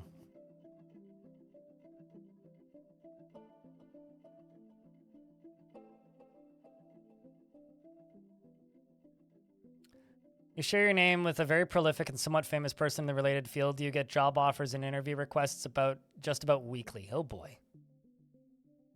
Oh boy. So what you're saying is if you want to get a lot of job offers, legally change your name to somebody famous in your field who's already very successful. Is what you're saying. And then don't tell anybody. Have similar qualifications, be very famous, and, you know. It's sort of like podcaster slash video game developer I listen to podcasts by all the time named Will Smith. Unrelated to other Will Smith. You had fun leaping down a flight of stairs, gliding with one hand on the rail and the other hand against the wall, landing on the floor like a superhero. Ah, yes. Yeah, that'll do her. That sounds fun, but also seems like a real good way to break your tailbone. I think rolling down the stairs in a cardboard box is the worst thing ever, though. At least when it comes to indoor stupidity. Outdoor stupidity, I like climb trees and whatnot. Got a speeding ticket on my bicycle once, you know, like normal kid stuff. Okay, so we're gonna start off with furnaces and wood furnaces. We're just going to place one and give them the job of make charcoal, and there's plenty of wood close by.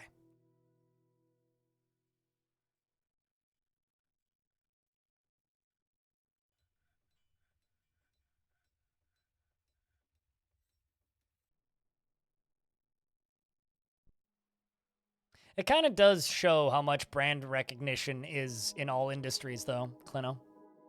It's like you just happen to share a name with somebody, and it's like, well, this is your life now. You have this person's brand.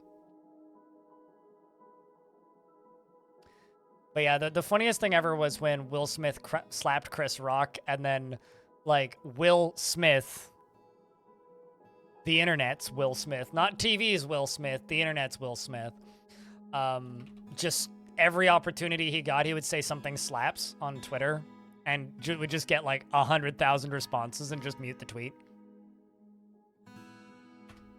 It'd just be like out of nowhere, man, this ice cream I'm eating, it slaps.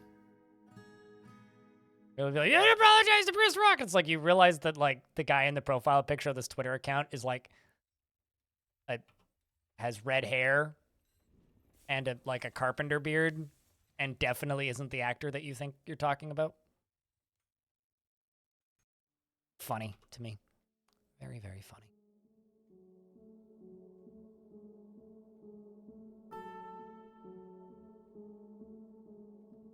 Forgetting the good Gmail account.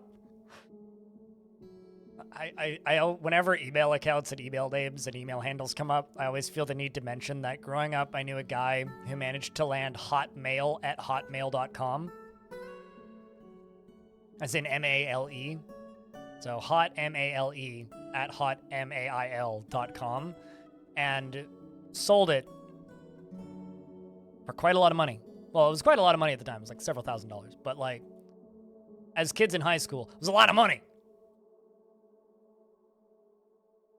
Literally just for having a sense of humor and being quick on the draw. Did pretty well. And I'm going to make a smelter. Let's use jet for this one.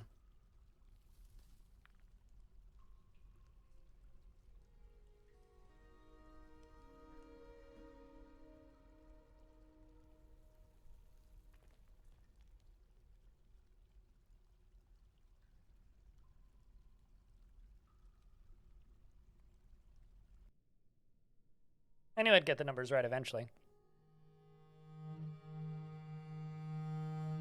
Connections are so important, it's not even funny. I didn't have any sort of success on Twitch whatsoever until I went to TwitchCon, so yeah. No, I mean, that's true for pretty much every industry.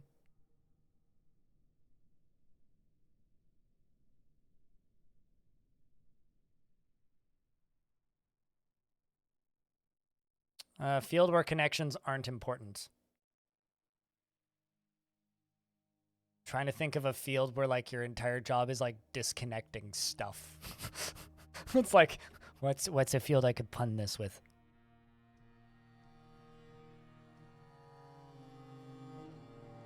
I'm gonna go here and I'm gonna make a metal ore stockpile.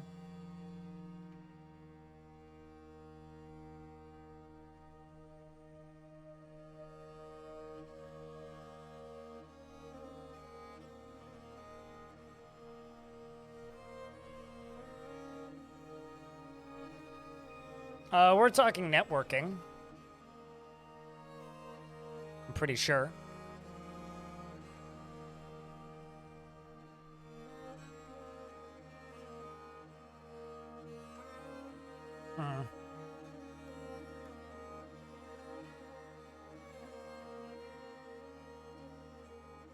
It's probably nothing but disconnecting cables. I feel like there's a couple of jobs out there. Like any kind of IT job is just going to be about connecting and disconnecting cables. Tiger, thank you very much for the 8th month. Welcome back.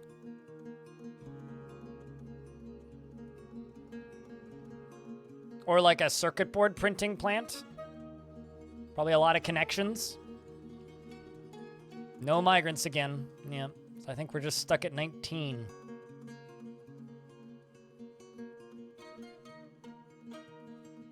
I don't know. I never tried to. I mean, like, adventurers can own land, sort of, which can sort of make them into royalty. But I don't know. It doesn't really make them into a king, per se. Like, you can become a lady or a lord type deal.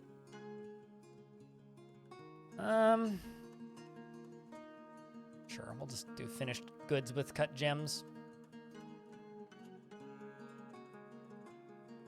Got sards, resin opals.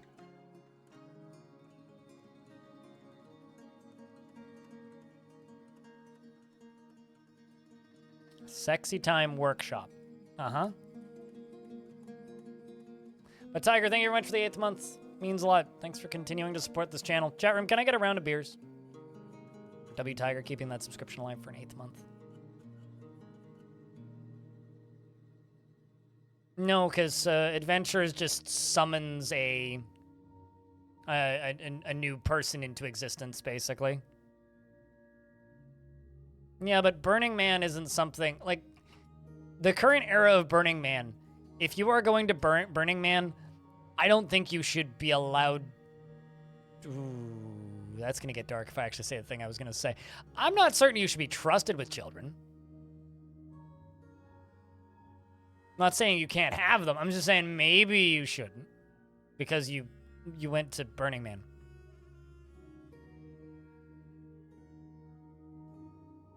That's all.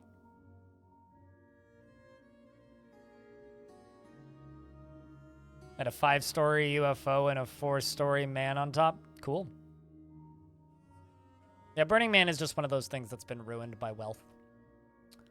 Shame, really. Nope. Because I don't really look at Twitter.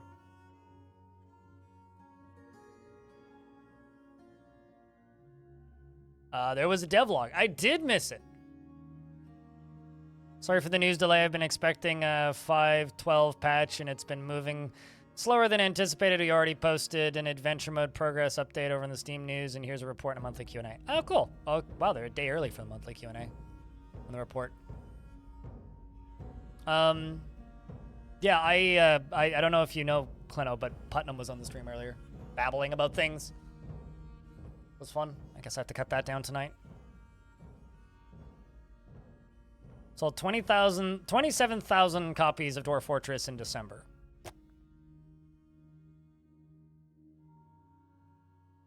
Never mind, this is from, like, January. January 3rd. Yeah, so that's not a new link, Tarn. So if there's a monthly Q&A, Tarn didn't link the new one.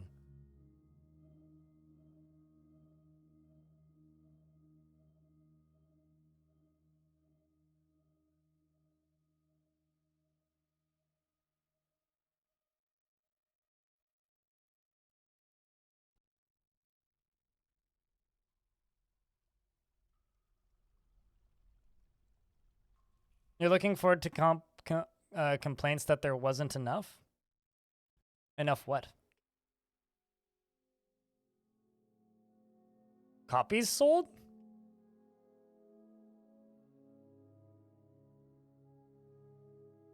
Yeah, so Tarn linked the reply, but like, here I was thinking they were a month early, but he was actually just linking last month.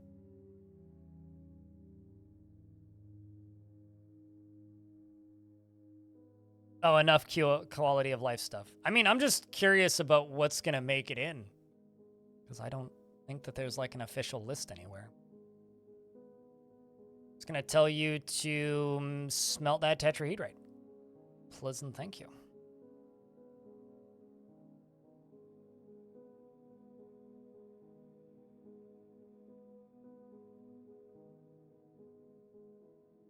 They're a month late. Okay. Well, I mean, like, they did post them. They just never made a blog about it. Which is fine. It's just kind of funny.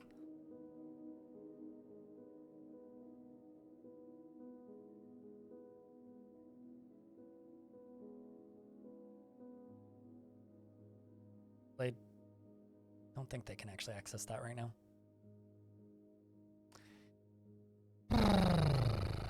Oh, it's not the first time they've been a month late.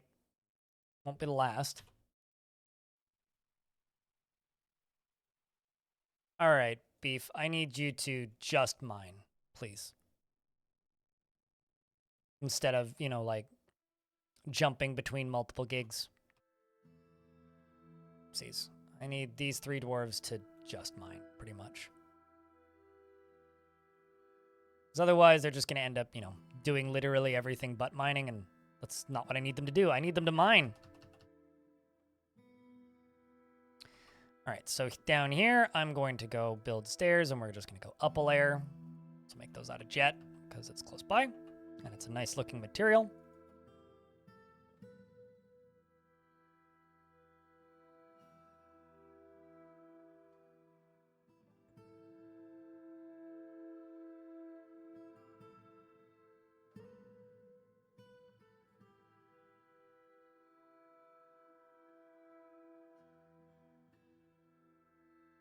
Please let bards go to beach biomes. Bard on the beach is like a performance troupe here. I don't know if that's what you're referencing, but...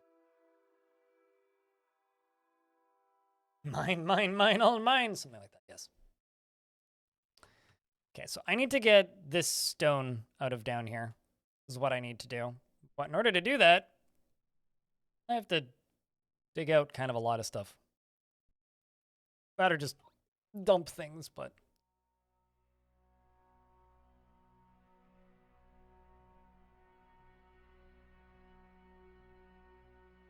We'll just finish digging this whole thing out.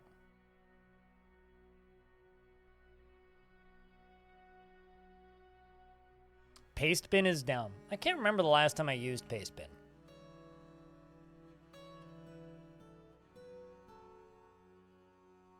What's there to be down about paste bin? It's not like they really have to, you know, do much. It's just hosting text.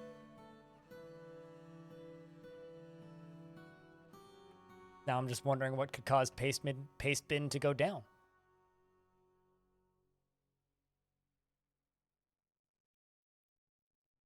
Cheers, Yield C.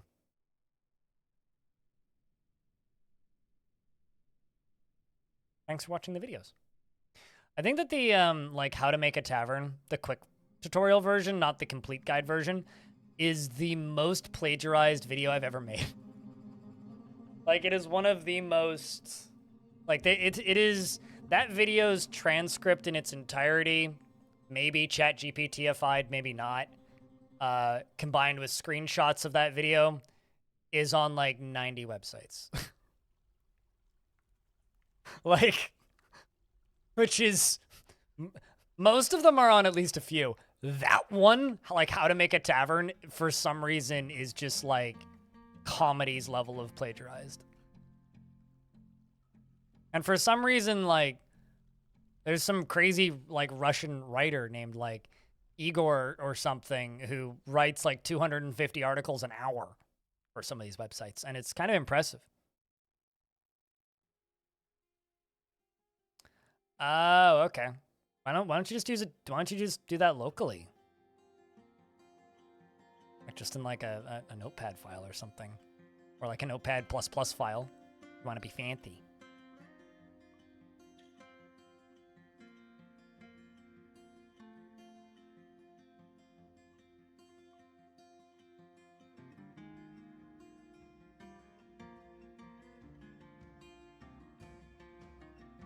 Dwarf stuck. Now about to fall. Didn't fall too far. That's good.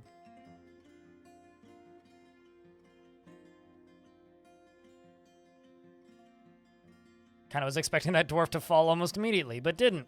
I'm quite impressed, actually.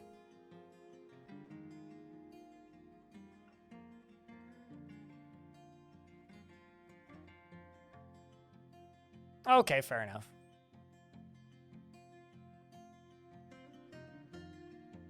Yeah, the sharing things with friends makes sense. I am going to put these miners back onto other tasks once we're done digging this out. I just want to get this digging done.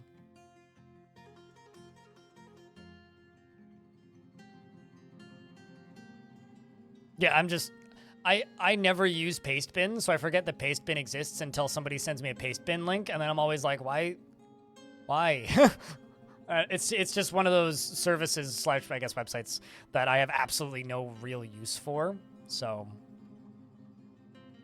like, just from my perspective, it's very much a, why would anybody use this? Not that it's a bad service or anything. It's totally useful to a specific portion of the internet audience, but I am not that person. That's all it really is.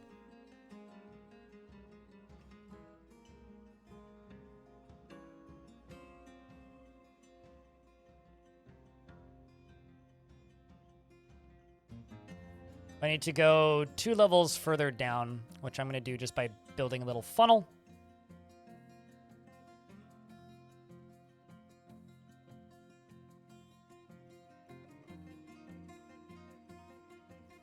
Just going to push us down to 1 layer below.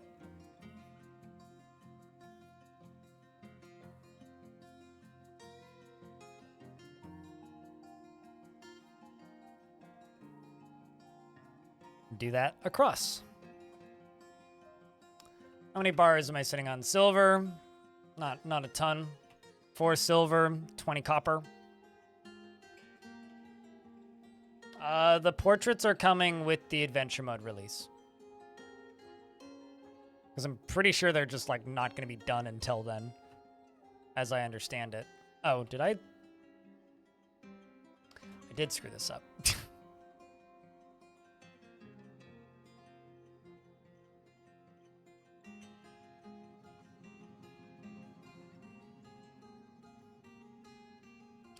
Fine then.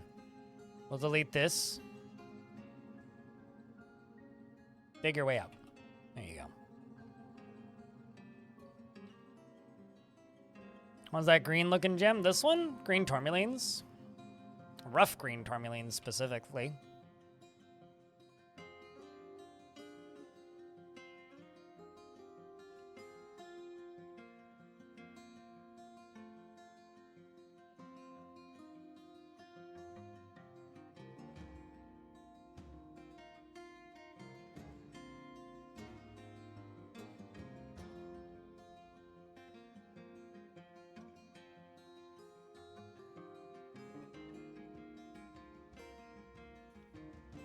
So we'll have to test this thing. First, I need to get all of these boulders out of here.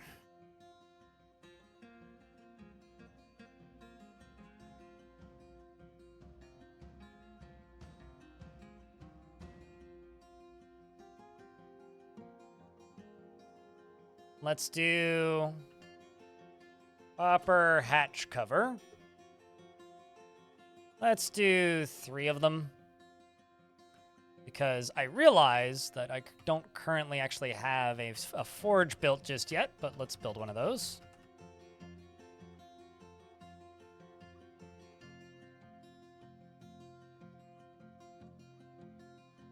Metalsmith. Let's make you out of jet as well.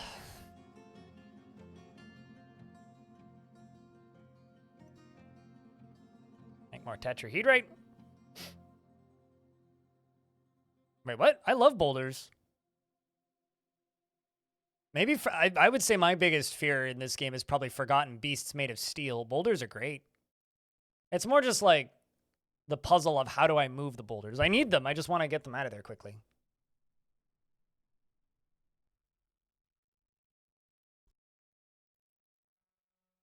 The more boulders bother you? It's a game about mining. That's like saying the more you play Minecraft, squares bother you.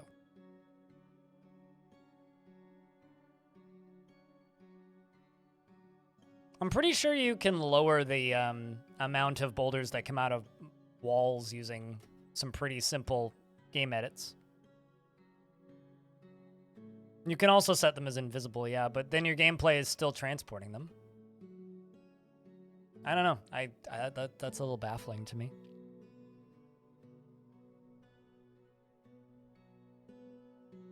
Bother probably isn't the right word.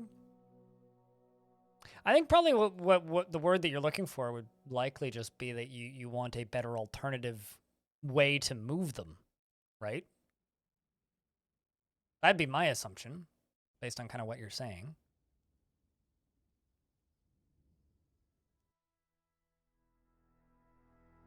And the next thing I want to do is silver warhammers.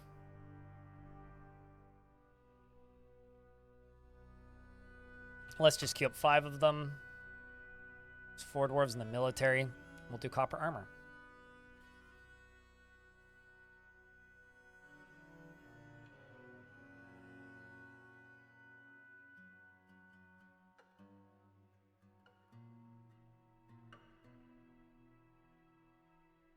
Also, yeah, wheelbarrows very much speed up the process of hauling stuff a lot of the time.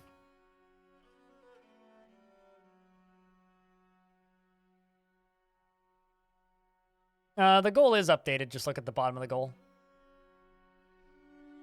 Darkwall. Kill the king! Which is the goal. Oh. Well, I found an aquifer. I'm actually just going to say that that's a good thing. It is going to slow down the digging process, though. Although, actually, won't it, like, damage... Chat, do aquifers wreck pressure?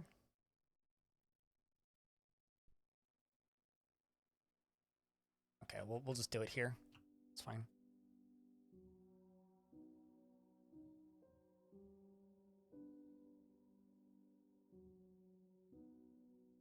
Unless, like, nobody wants to watch Creature Keepers anymore. Because I'm also, like, okay with just releasing the save file for Creature Keepers and calling it a friggin' day. Like, don't get me wrong, Creature Keepers was a lot of fun, but we are kinda... Whoopsies. Getting to the end of the interesting bits of that fort. It's just kind of a matter of, like, finishing the Hell Siege, which is just gonna take time.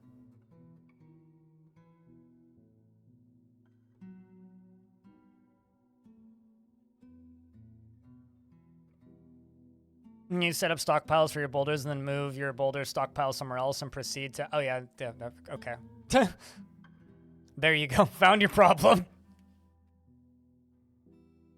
But the thing is, for wheelbarrows, they'll only use the number of wheelbarrows to haul that material to that stockpile for the number of wheelbarrows that are allowed. So if you have 10 wheelbarrows in, let's just say, a 50 by 50 stock, or in like a stockpile that'll hold 50 boulders, only a maximum number of 10 dwarves can do the hauling job at a time. So you can very much limit the number of dwarves that are hauling at any active moment.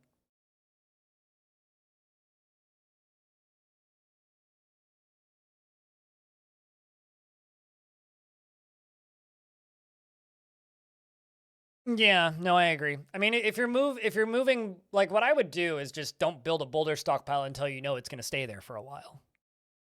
Add it on default. Yeah, so by default, I think it's 3 wheelbarrows assigned.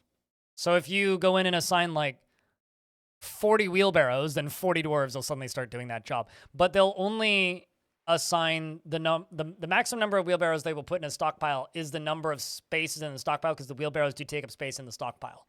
Weird sentence. Not a game I enjoy playing in regards to Factorio. Why do people keep asking me about my thoughts on Factorio? So I never play it because I don't like it. Not for me.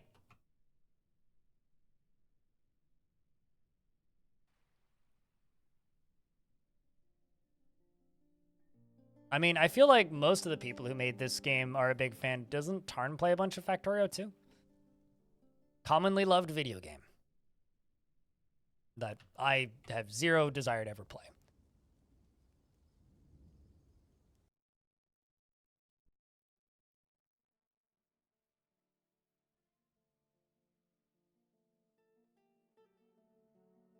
Think? Yeah, I suppose. Maybe aesthetically. And that you can see like clouds of things running around building things. But that's kind of it. I mean, if you watch the way I play Dwarf Fortress for a little bit, you'll pretty quickly see that I do almost no min-maxing or optimizing. Which would make it a pretty safe assumption that I probably wouldn't like Factorio. But yeah, I don't know. I think you're probably correct in that a lot of people just have the very surface level knowledge and just assume the two are very similar. Oh, pfft, I broke it again. Wait, no, they fixed it. Okay, so we just need to get this built.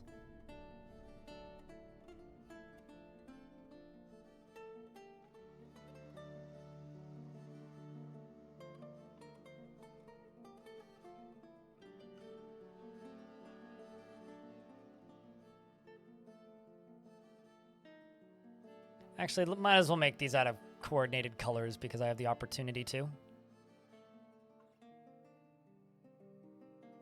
I think I was using birch previously.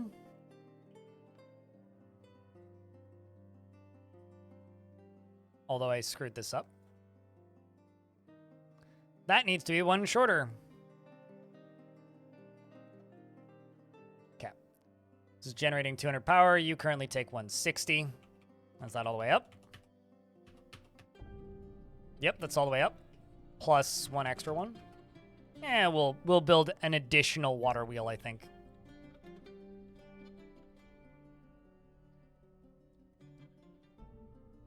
Additional water wheels.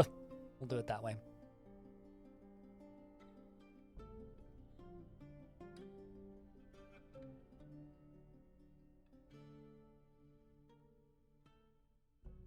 Yeah, I think that there's a lot of crossover for a lot of people, for a lot of different games. I'm, like, painfully stuck in very specific types of games, and there's things about a lot of games that I don't like. Which is really funny, because people ask me about Factorio, and then they naturally ask me about every single other, like, factory conveyor belt game. If it's a conveyor belt game, I have no interest in playing it, and that's kind of where my feelings on the matter begin and end. If it's a factory building conveyor belt game, I don't want to play it. And I'm never going to want to play it. That's a couple of mods.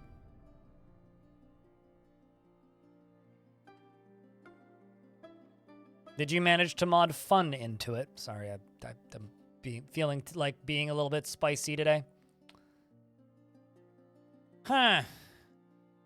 You know what? I'm actually going to dig this up a layer. Because this is actually proving to not be working so hot.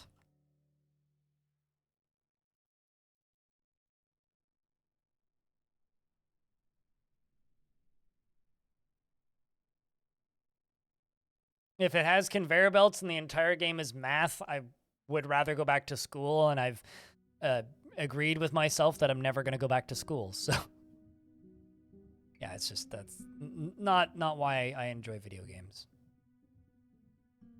If I wanted a job, I would go get a job again.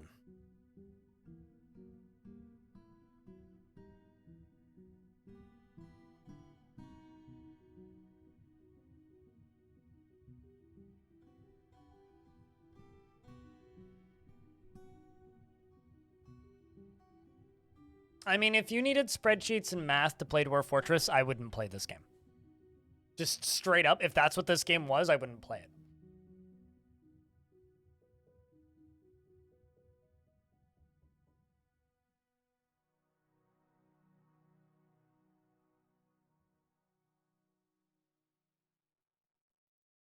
Yeah, no, absolutely.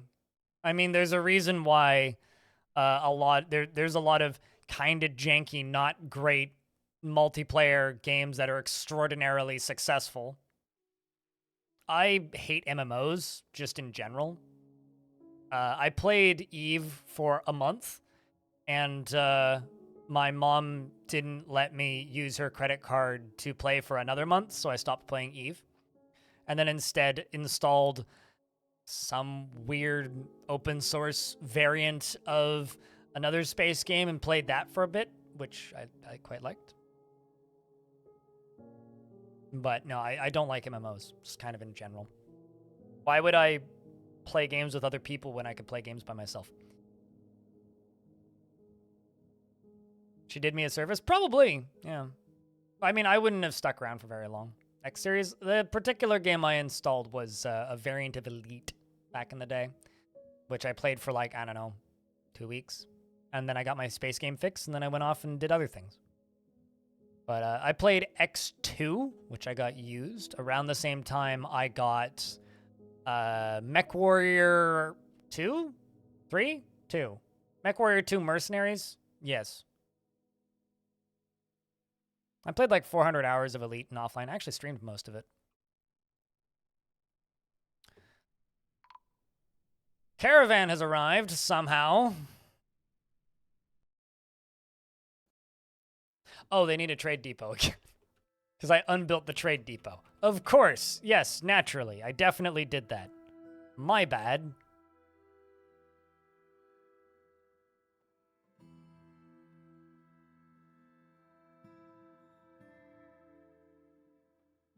This is a caravan from the same faction. No, this is my home faction. They arrive every fall, and this is like round 2, I suppose. But no, this is the same faction, so we don't have a new arriving caravan.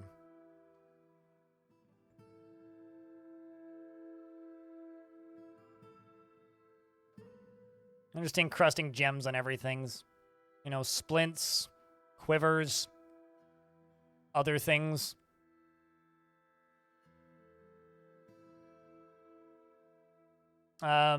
Expedition leader Walnut meets with the outpost liaison. I say the world's the same as ever. It's hell here. We hate it here. Please send help. I don't know what I'm going to request. Be honest.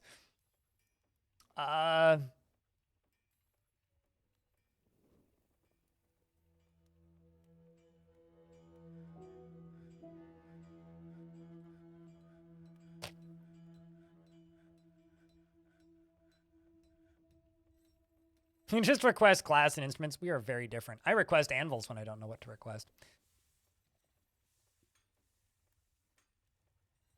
Last 2 forts was easy. It was always just wood. Something I actually don't like about this version is how many things you can request.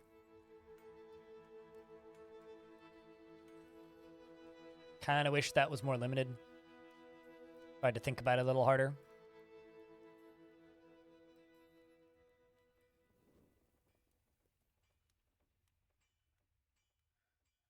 Yeah, I'll probably just request instruments. I want shields and bucklers. Alrighty.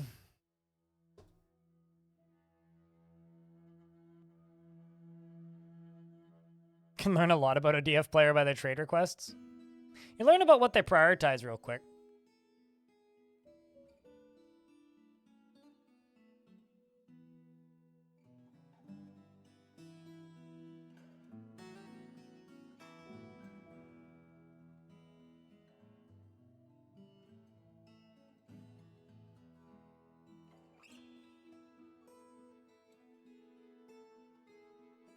Got a lot of puppy leather.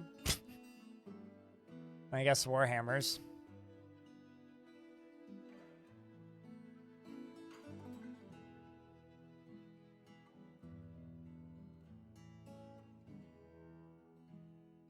That's a very expensive splint. Sell them that one splint. It's encrusted with gems. They're probably just constantly re-encrusting that one splint. Quivers are fancy. I just start making like bone crafts or something.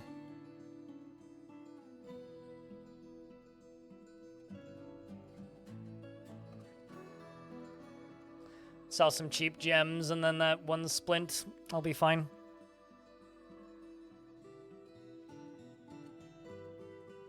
Now that's furs. Leathers does not equal furs. Furs and leathers are different. But it's often been really the only one time you open Therapist for a given release. Pre-release testing broke your reliance on it, and now you just kind of don't care about min-maxing labor anymore. One of us! One of us! Bit of a... I feel like once we're able to edit the default labors, a lot more people are going to suddenly care about, you know, min-maxing labor a little bit more specifically.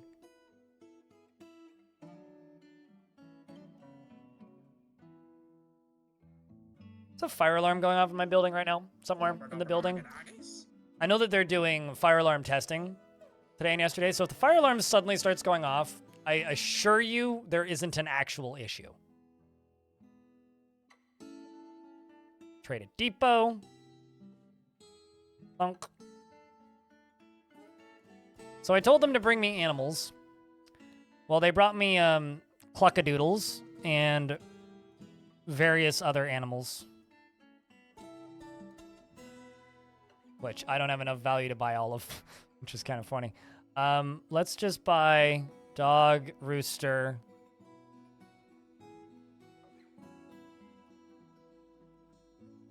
And maybe 2 more hens. Done. Oh man, I should offer them gifts. And I say I should offer them gifts purely because it'd be really funny if the king just showed up here. And assign him a specific hammer. Will he always use the hammer for his duties? That's been so inconsistent. They tend to, even if they have a hammer equipped, they tend to just punch them. Like, they don't actually use the hammer. Which is funny. At least in my experience. I've done that, and it's just like, oh, someone's getting a beating, and I look at the combat log, and they're just punching them, even though he's holding a hammer and a shield.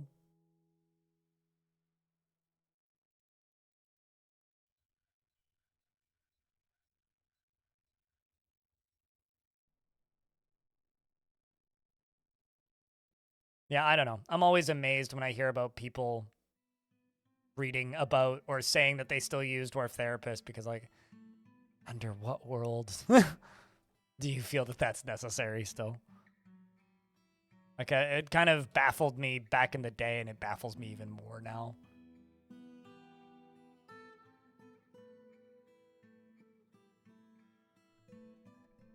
Got a frail and very weak dwarf as your hammerer. Well, giving him a hammer would probably make him more effective with it. So, you put him in a squad, he'll train. And you probably don't want that if you don't want dwarves to die because of your hammerer, so. No, I think it's fine to play it that way too, if you want to do that. I just don't understand the desire to do that. That's all. Like, if you want to do that, go ahead. Like, you're not hurting my game. Not changing the way I play it.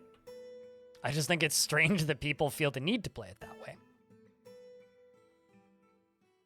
Remember how I literally stated that I've had very little luck getting them to equip things?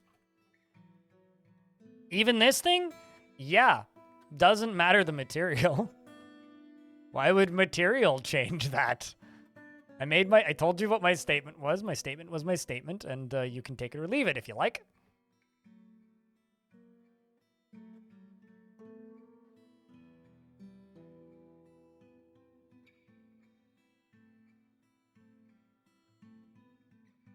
It's really bizarre how many people have issues with people saying it wasn't designed to be played that way.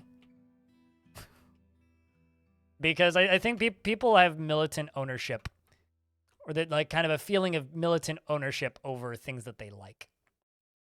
if it happens to be a thing that they like, turns out there's going to be somebody who's going to be super weird about it. That's just how people work. I'm just going to ask them to go construct stuff. We're just going to pause a bunch of jobs because I've got way too many tasks that they need to get done. And then we're going to clear all of this crap out of here.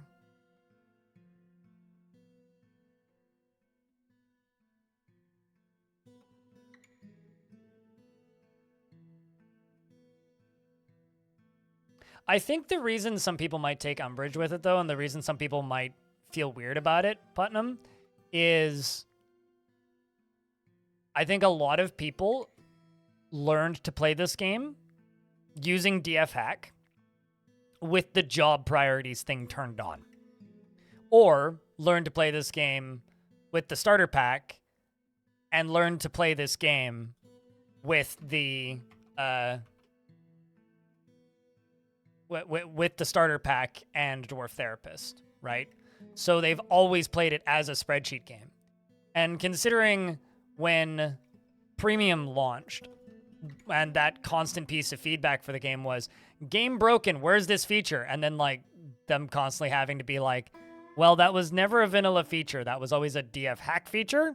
Or, well, that was never a vanilla feature. That was always that's just a thing from Dwarf Therapist or whatever, right? There was a lot of stuff like that, right, when this version launched. So I have a feeling that there's just some people who just think that it is designed that way because they always played it that way, because all of the third-party tools that they associate with playing the game allowed the game to be played that way. Even though in a vanilla state, that's not really the way the game's intended to be played at all.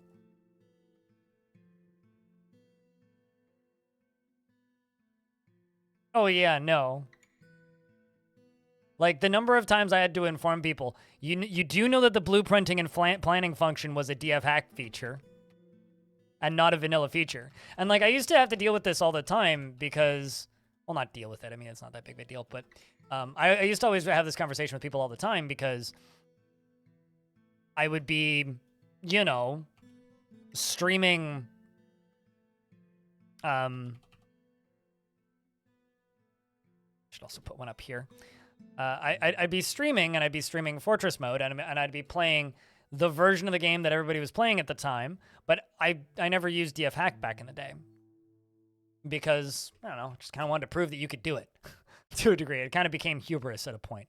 But what was kind of wild is people would tune in all the time and then be like, wait, you can do that without DF hack for a lot of different features of the game, which I always found very funny.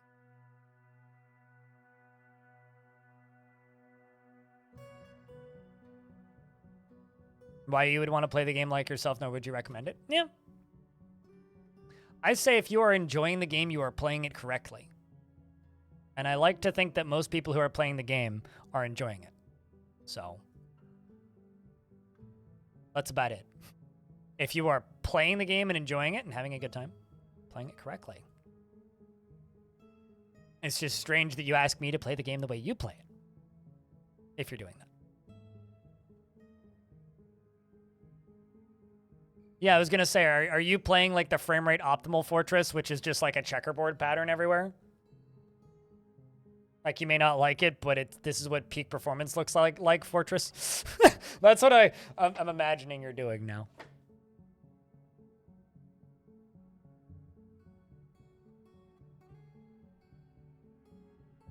Has DF hack really added any features from older versions aside from just, or because like I feel like most of the stuff that DF hacks got right now is just like updated versions of old features. I mean, yeah, obviously they'd have to update the UI and whatnot, but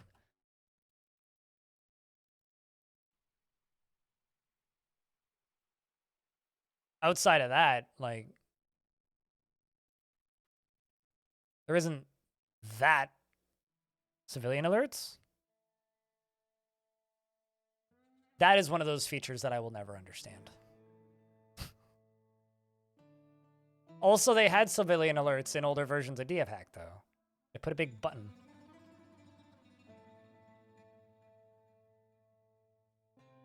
I mean, incredible is debatable, but all right. Also, I'm pretty sure Build Manager was in there, wasn't it? Because you had blueprints. Unless I'm thinking of something else. Oh, wait, when you say Build Manager, it's the thing that remembers the last material that you placed, right?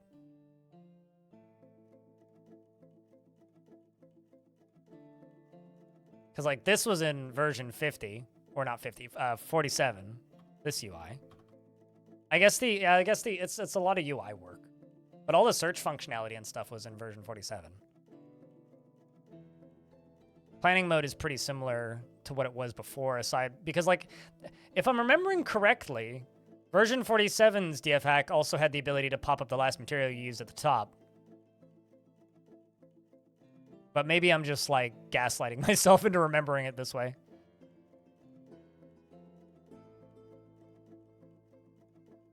Yeah, I was gonna say, I'm pretty sure, like, most of these features people are talking about in chat were features that were in version 47.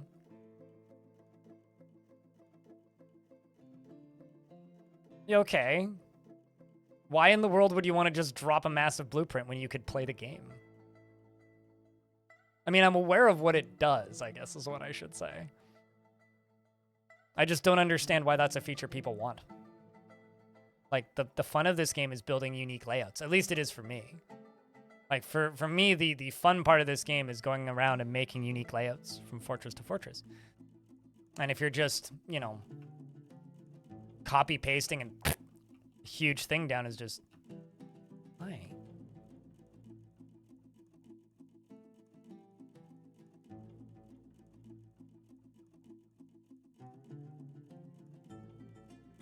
Build a unique layout in spreadsheets while at work. Do me a huge favor. Never use any of those smileys. Please don't ask why. Just don't do it. Just don't do it. How to be irritating in chat 101 is use those smileys. If you have the ability, which you do because you have Prime, swap them out for one of the other options. Merchants have left, which is totally fine.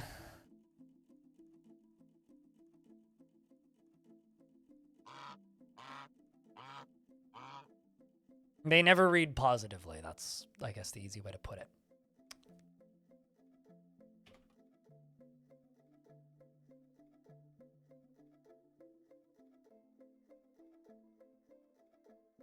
That are just, like, hideously powerful. I do think that, like, the death of most creative construction games, though, is being able to copy-paste stuff. It's like how to ruin all the creativity in a creative game is allow people to copy-paste stuff. It's like, well, why am I even playing the game then? There's an orange in my chat. This is an apple-only fort. Orange, I'll have you know. Pomegranates are permitted, though.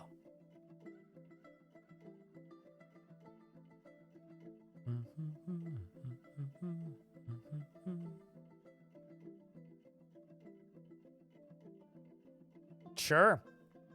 Putnam.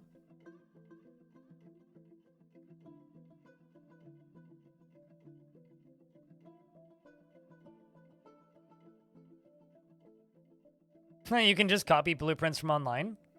Mm-hmm. No, I mean as in the fruit.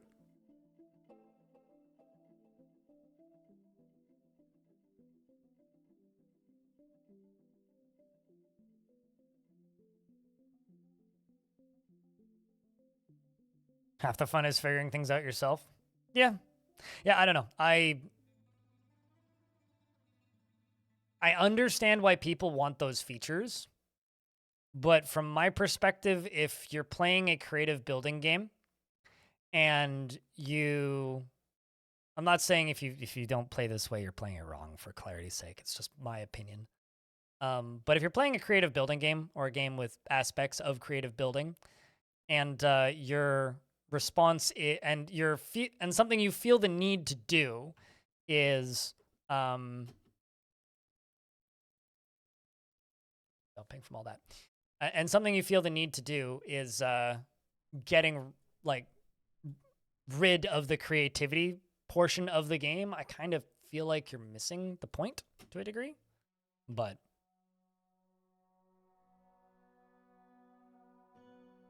that's where I need these to end up. Right there. you attending meetings for? You want to help people. Holy Spokes wants to be a doctor, I guess.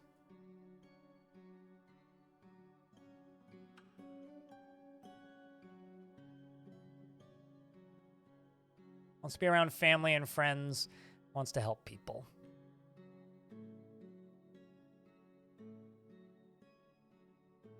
Move through your water wheel area, or are those safe? It's very much not safe.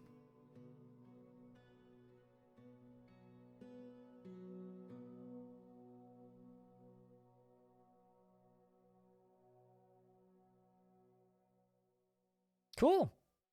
Calbro. I'm happy for that. On the other side of the coin, there's literally blueprints out there that's just copy paste and then fill in the ghosts and have your 100% or 100 white SPM factory. That sucks. Sort of like I played this game for a while by the devs of Islanders, Grizzly Games, the guys who went on to make several other games that people quite like. But it's a little game called Superflight. And it's this little game about flying around as a little glider kind of guy and like dodging around the edges of rocks and having very narrow misses to rank up a score and then like make points basically.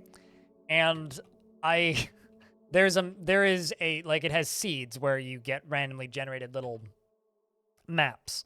And the most downloaded seed on the workshop is just a map where you fly in a straight line and it gets you every single achievement.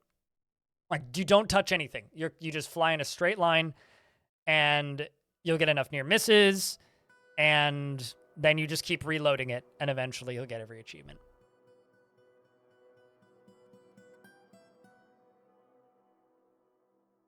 It's like using pre-built coasters in Roller Coaster Tycoon. Building the coasters in Roller Coaster Tycoon is the game. Like, quite literally, especially with like the non-modded versions of that game, that literally is the game.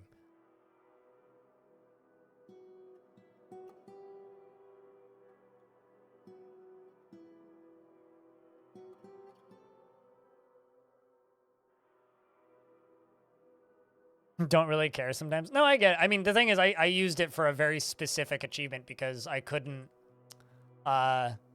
find that a location that had a very specific rock formation that I needed. So I eventually gave up and just used that map, but I just think it's kind of funny that it exists. Well, this needs to be connected to a lever, is what I need to do. So I need a command center, sort of. Let's just put a lever over here.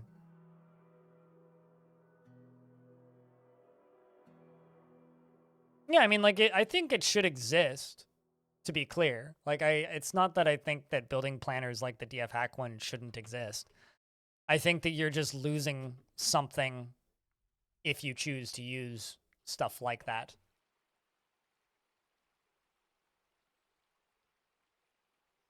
That's all.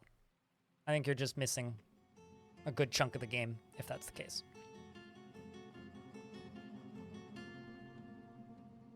Which is fine. If you want to play the game that way, then more power to you.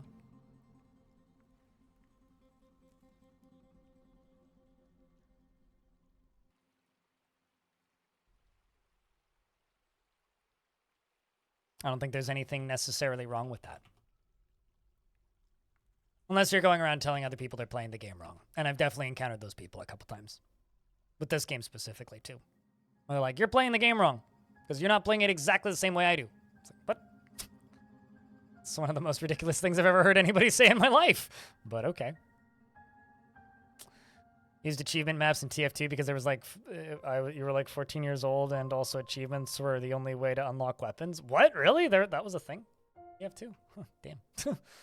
Been a long time since I actively played TF2. By that, I mean most of my life, because I only put like 6 or 7 hours in that game and went, and then stopped playing.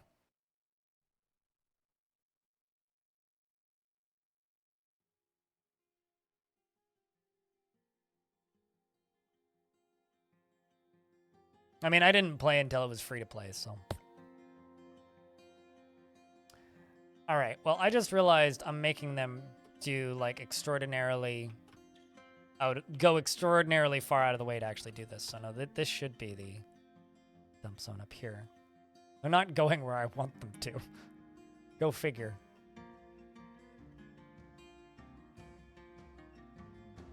I figured they would just run up and over and then down here, but guess not. We'll just get rid of this.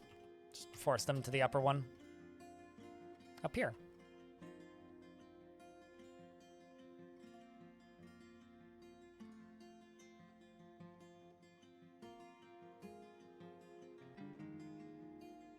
Discover that you could buy all of the unlocks for about $1 online. I don't think I even realized that game had unlocks as a kid.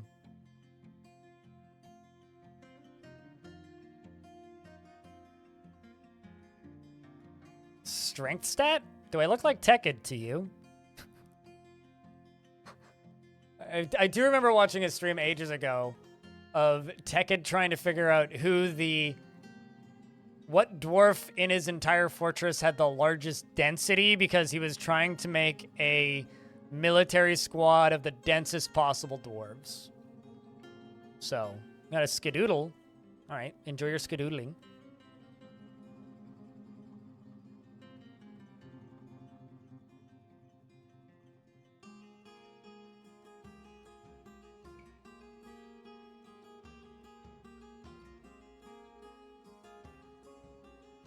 I'll see. I have no idea when this was written in YouTube chat, but if you need help with Dwarf Fortress, either join my Discord. We have a questions room, or why do they keep bringing them here? I'm starting to think that barrels or wheelbarrows negate the hauling tasks, or the dumping tasks rather. Anyway, we'll just get rid of those for now. Brain, what was I talking about? Right, or alternatively, yes, there's a lot of tutorials on my YouTube account. I don't think that, honestly, like, as neat of a thing as that little video compilation is that I made, I don't think that 7 hours is, like, representative of how long it takes to learn to play this game. I think if you just start playing and fiddling with things, you can come to terms with the basics in about 20 minutes. You just need to watch, like, one tutorial video or just follow the tutorial and then just start following the wiki. Like, it's not a difficult game to get the basics sorted with.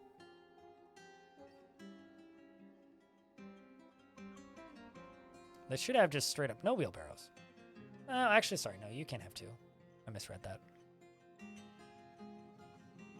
Yeah, like this, I think the biggest problem with Dwarf Fortress is that it actually has the moniker of being such a complicated game. When, like, I mean, it is, kind of, but it also isn't. No, that's not what I wanted. I wanted this. Start getting this stuff encrusted.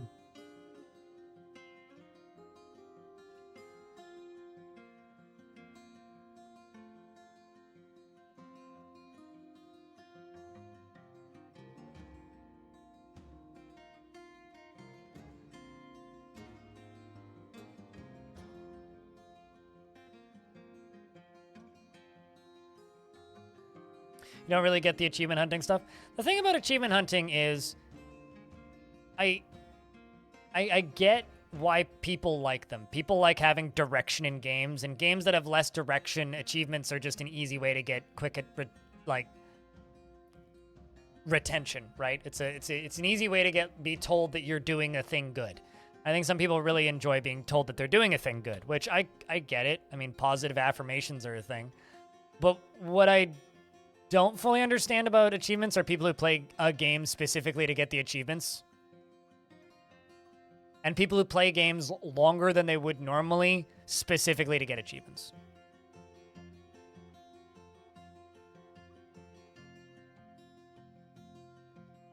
We're using workarounds? Oh, like using workarounds to get achievements?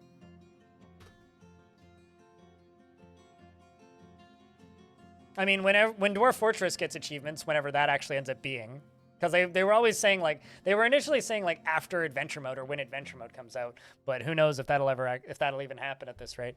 When Dwarf Fortress gets achievements, you bet your ass there's going to be a guide on Steam on how to get all of them as efficiently as possible. It's like, how to get every achievement with one fort or whatever.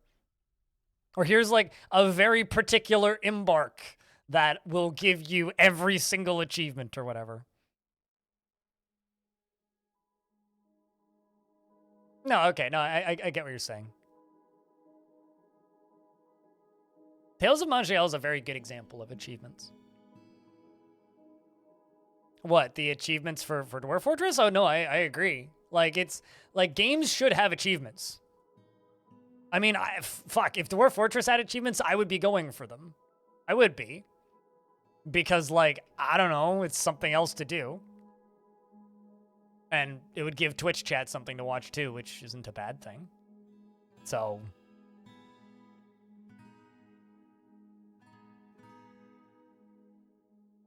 Your rarest achievement is in Rocksmith. You got it by actually knowing how to play the bass, and your second rarest achievement in Tome is because nobody plays on Madness, and they shouldn't. What is my rarest achievement on Steam right now?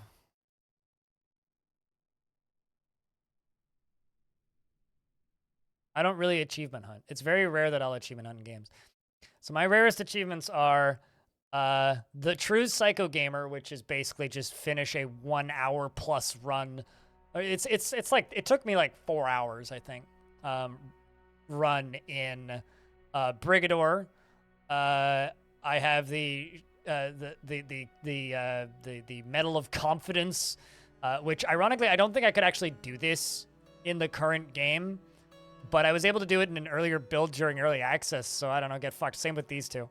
Although the shotgun one I could probably do. But then this is my proudest achievement, which is meta hacking in Invisible Ink. Meta hacking is a great achievement.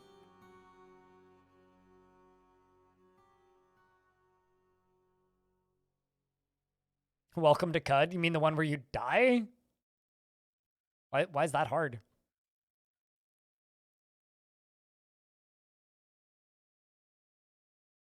It's like you just walk off the main map and die almost immediately. Would block achievements?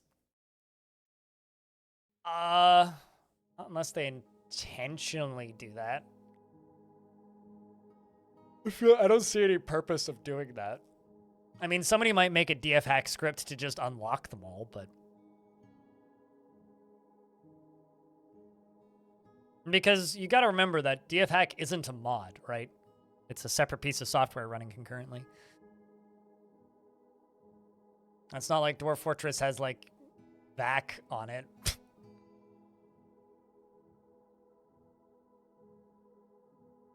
You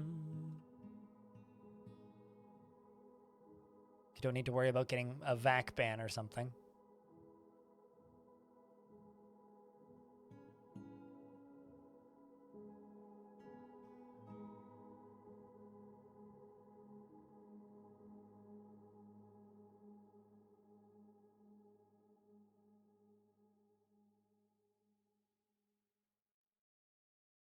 It's actually loaded manually by the game right now. Software schmoftware. Hey chat, you guys want to know about this fantastic DM I just got on a social media service previously referred to as Twitter? This comes from somebody named Uday, and they have a 50,000 followers on the twats and a blue check, so you know they're serial. And they say, "Hello, would you like to promote your account? ? We have the ability to grow your account between 10,000 and 130,000 real and active followers. If you want, I will give you the price list." I should ask him for the price list and then tweet it at him.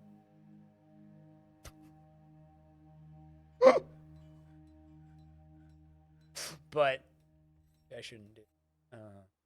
Probably just delete DM. I'm gonna close Twitter.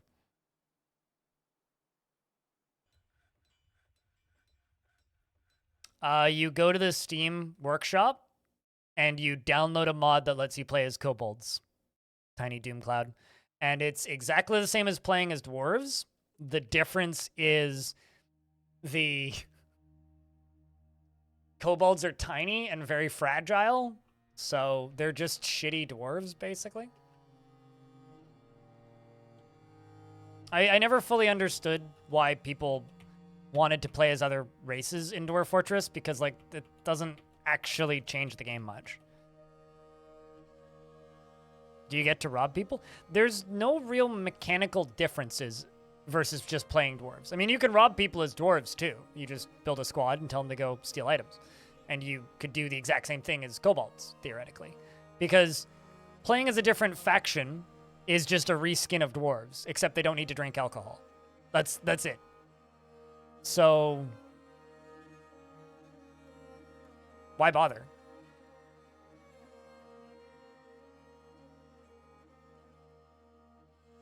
It's just like that person that reviewed Dwarf Fortress by playing every species in the game that wasn't dwarves. It's like, and they made it sound like it's this so much different than playing the actual game. And it's like, really? Like you do realize that this is, those are all just reskins of the same faction, right? Those are all just dwarves, but like skinned to like using a different character sprite basically and sizing. I don't know what that means in English, Montecore. Also, hi Montecore, how are you? You saying you're enjoying the game and want to keep playing? Then keep playing. That's okay.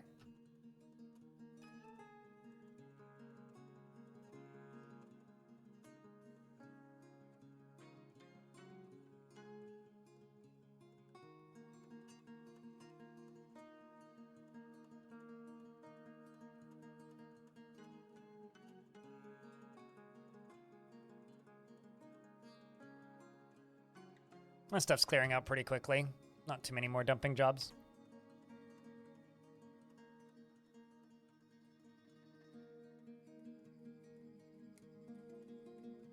Managed to do something quite different with a humor in the mod. I gave them the extreme personalities and weird values and also much higher caps on the stats. Oh. I mean, is that like Armok's Blessing in DFHack? Where it just gives them every single positive trait?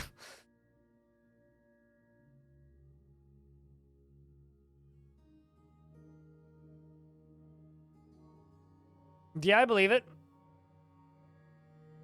Because kobolds are like tiny and super weak. Yeah, that's where we are. Juice the name. But I'm not getting migrants, which I kind of was expecting. So I either have to retire this fortress and like make a bunch of dummy fortresses, or we only have 20 dwarves. Basically meaning we only have 20 dwarves. So I'm going to build up this tiny fortress as effectively as possible, and then we are going to go to war with many, many, many war animals. And we will fight to the last Dwarf.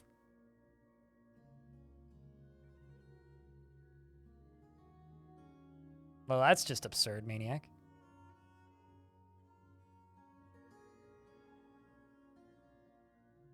They actually have to train up? Okay. Well, I was referring to it in, like, the stats kind of way. Also, we're out of booze again. I thought I was making booze. Oh, I guess I did cancel that. That's my bad.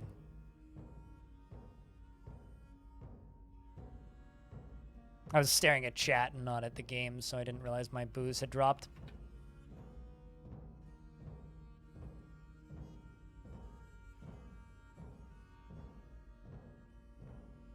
There we go. Got a dwarf brewing drinks from plant. Getting those plump helmets rolling.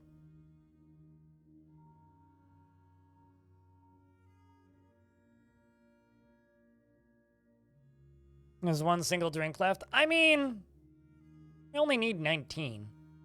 Means this dwarf's only got to do 4 trips. Then we'll be good again. Hopefully. Sense of brawl brewing? Really? Like, actually? You know, it's I understand why some people think that I'm just an extraordinarily condescending know-it-all. It's like every now and again I make that impression on people. Sometimes it's really hard not to be when I know so much about how this game works. And it's like, okay, so we didn't have alcohol for like, I don't know, a couple days. And some dwarves had to go drink some water. We have 6 kind of miffed dwarves. And then somebody in chat's just like, I feel like a brawl brewing. It begs the question, do you have any idea how this game works? Like, do you honestly think that would cause a brawl? Or are you joking? And I can't tell. So it's always just kind of leads to me going like, well, I could be a rude know-it-all and be like, yeah, no, they need to be way more pissed off for that to happen. Or I could just kind of not say anything, and it's hard not to. Fighting over a lack of drink would be neat. I mean, didn't Hoodie Hair just put out a video on running a fortress with no liquor? That would be a fun short for it, actually. Like, oh, you're joking. Yeah, see, whoosh, over my head.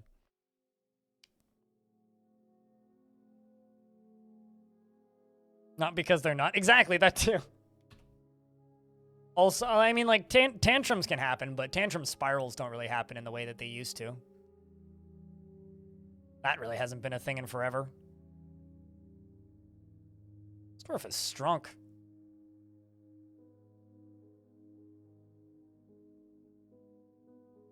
Turns out mining, pretty good at strength training. Hello, Paxmac, how are you doing?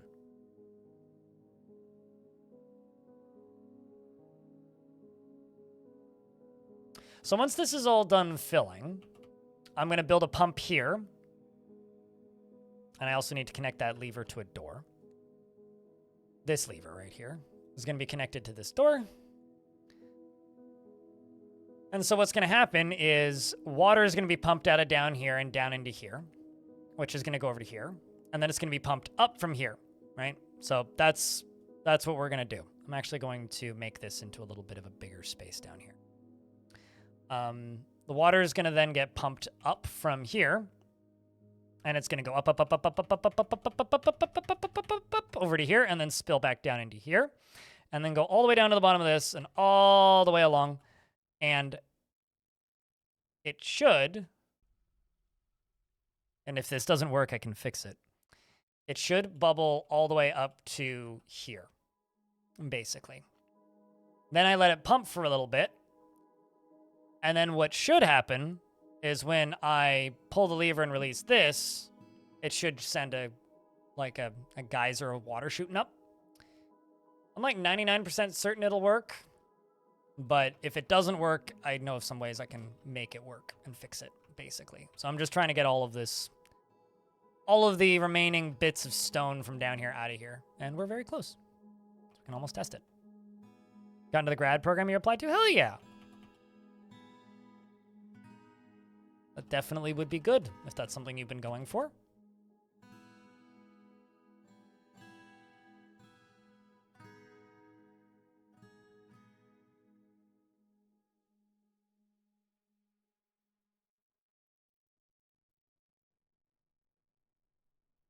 Yeah, no, I mean, like, the debuffs are the things that you'd have to worry about. Like, the mood, I mean, like, they do get negative thoughts about it, but yeah, the actual concern is... I need to pull this lever and open this up. The actual concern isn't the, like, lack of alcohol in their system. The actual, or their general mood. The actual concern is, like, the speed at which they move. Although it would be kind of fun to have, like, a no-alcohol fortress except for the military or something like that. But then you'd have to do some pretty heavy, like, separation between your citizens, and that would be painful.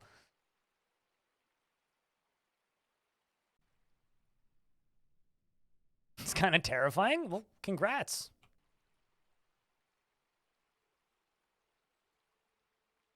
And I think I'm going to put another lever right here. This lever will just be connected to this, so I can turn this off.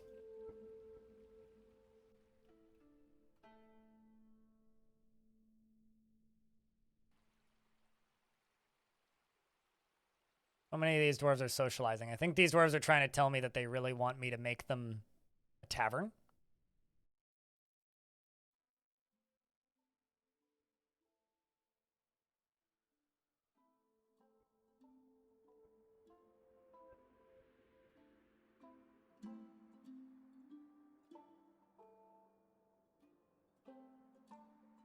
I mean, if we really want segregation, I'd have to go play, you know, Songs of Six, obviously. The best game for that.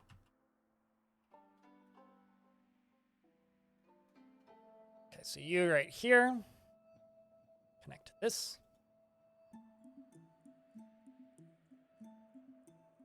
This dwarf's kind of miffed.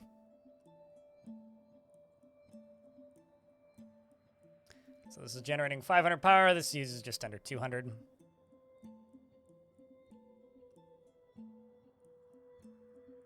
Let's just get these last few bits removed from here.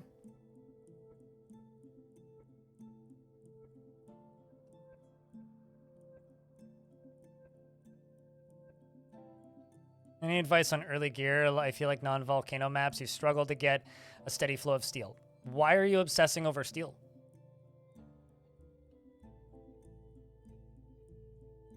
Let me tell you this.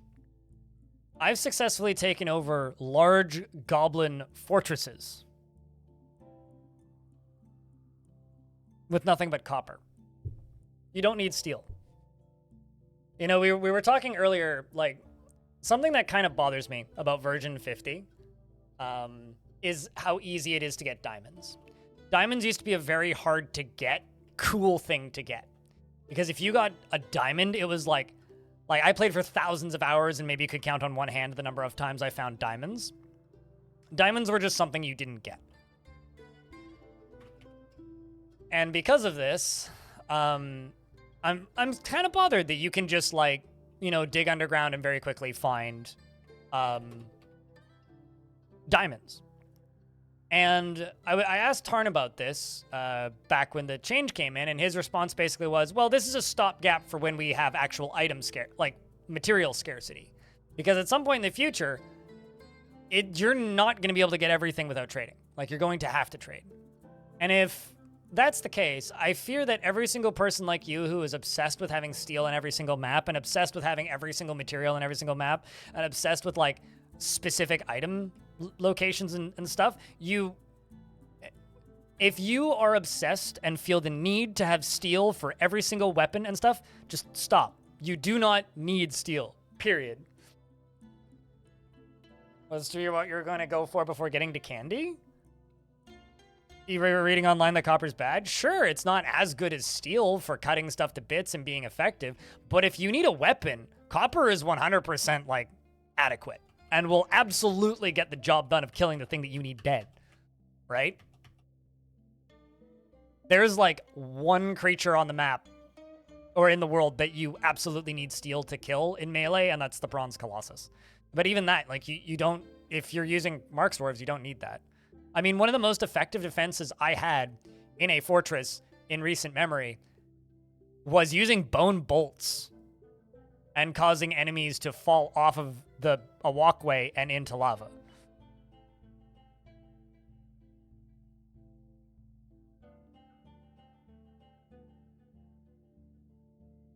Copper maces are great too, actually. Yeah, I mean, in this map, the only reason I haven't started training my military yet is because I'm trying to get this project built. Once this project's built, we're going to start actually training, but I'm literally just going to be using silver warhammers.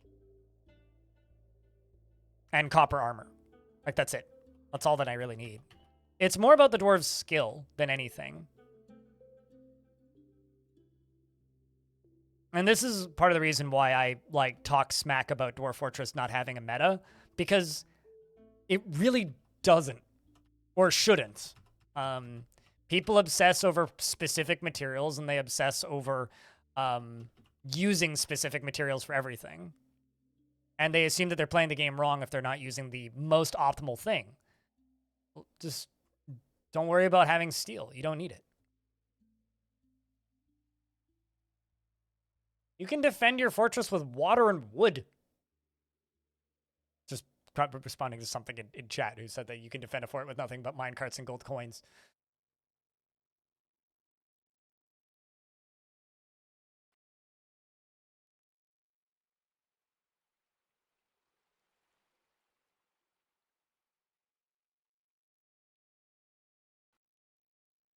the moment you're not familiar which rock gems or types are the most valuable, well, I'm sure you'll figure that out.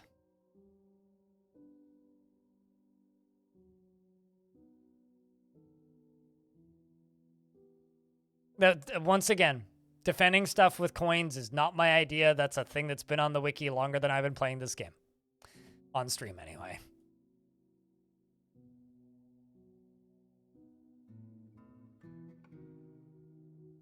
Like, just because I take an idea from the wiki and teach you guys how to do it doesn't mean I came up with it. Please don't give me that credit, because I don't deserve it.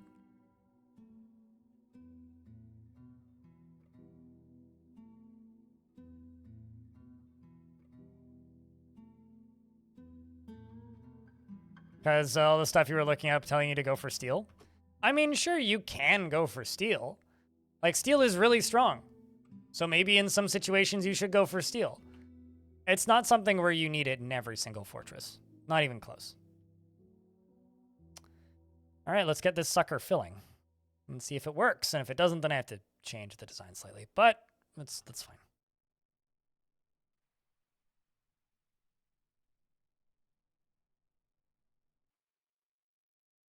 I'm actually wondering if this is going to stop this water wheel from spinning. If it does, that's fine.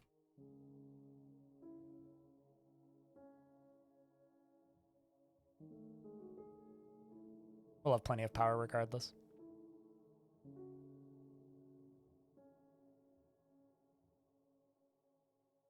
That gopher is a thief, Verkov.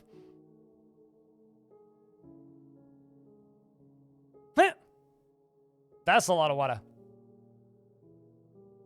Yeah, okay. I was actually correct. It is lowering the amount of power that this is generating because it's nerfing this first water wheel, but it'll fill up pretty quick, and once it's filled up, then don't need to worry so much. All right, so now that's all filled up. Still gonna pull from down here. So now I flip the shale gear assembly, this one. Let's just pause the game and make sure there isn't a dwarf stuck in here. I wouldn't want to accidentally make a dwarf cosplay the Titanic, because that would be very sad. Okay, no, we're good. Part 2.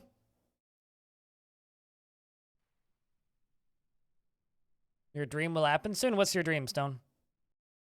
Oh, that's 6767? They just need to get to that many hours. Whoosh. That's what I'm talking about. Look at that. God, this is filling quick. So this should fill up. Yep, it is. And up.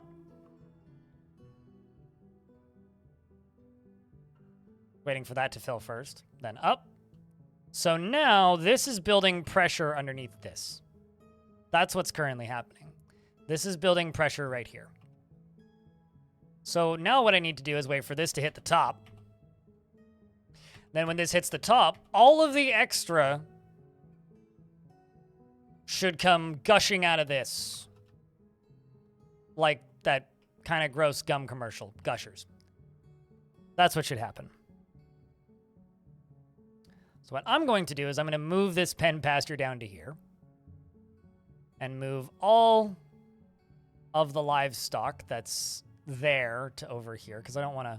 I mean, they don't need a super power, like high-pressure involuntary shower. I think that's a little ridiculous. And I can get rid of this. The other thing I'm going to do is we're going to start building walls along this. Wink.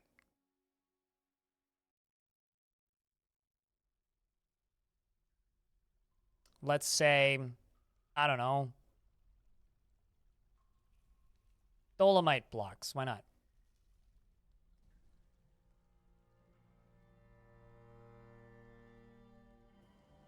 You know what? Let's actually just not even worry about it for right now. No DFHAP? Why do people ask that? Just because I have the icon disabled, who cares in the first place? Fucking stop obsessing over software. God.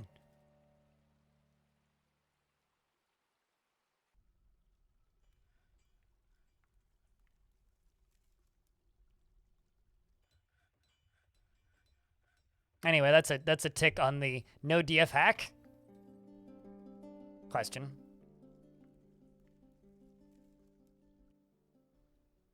Mark that on your bingo card.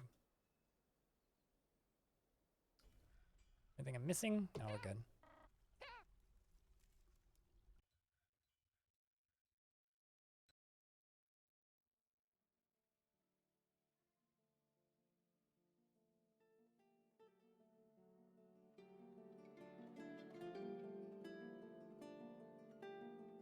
Because I already have bingo, exclamation point bingo, but it's not DF specific. I don't know, when somebody makes one, if somebody makes a frequently asked questions bingo, then I would probably chuck it in as a thingy for funsies.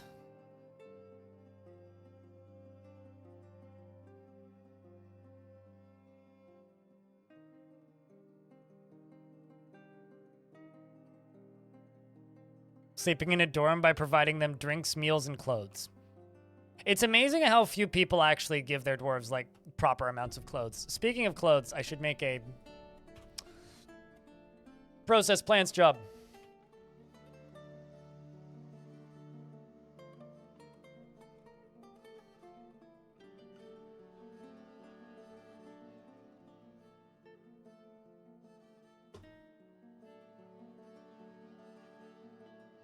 Somewhat complex? Sure, but it's one of the few somewhat complex things in this game that I would argue are almost completely mandatory. It's kind of like alcohol. It's like it's one of two systems you really need to learn. But yeah, no, you're not wrong. It is a complex process. That is true.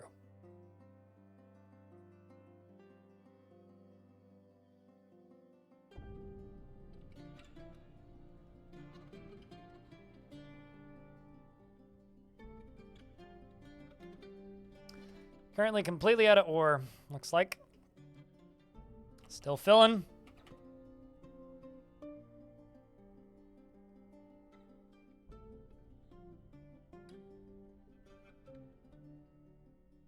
Oh, no, absolutely. I mean, wearing old clothing and having clothing rot off your body are two of the worst moods dwarves can get. Just period.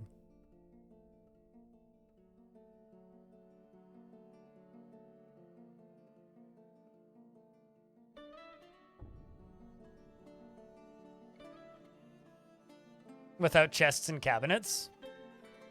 Yeah, chests, I wonder actually how well chests work right now.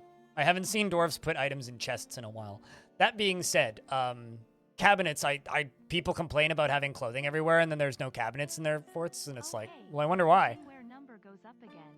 Hope stream has been well. Number went up. Now number at 13. Thank you very much for pushing that number up to 13. Stream's been okay. Started a new fort today. Technically, I'm supposed to play the other one today, but Putnam invaded the stream for a bit, so I got diswacketed. So it's possible that this might end up just being a mono fort stream, and then we'll play Creature Keepers tomorrow evening.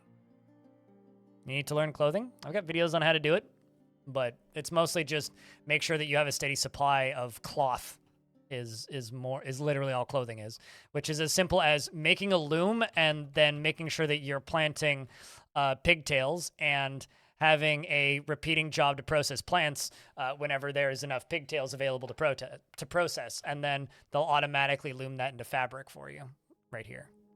It's very simple. And then when you need clothes, you just make the clothes that you need. No, every single dwarf in this fort is named, and I don't think we're going to get any more migrants. In fact, I'm pretty certain we're not going to. Because we're playing a dead faction, so.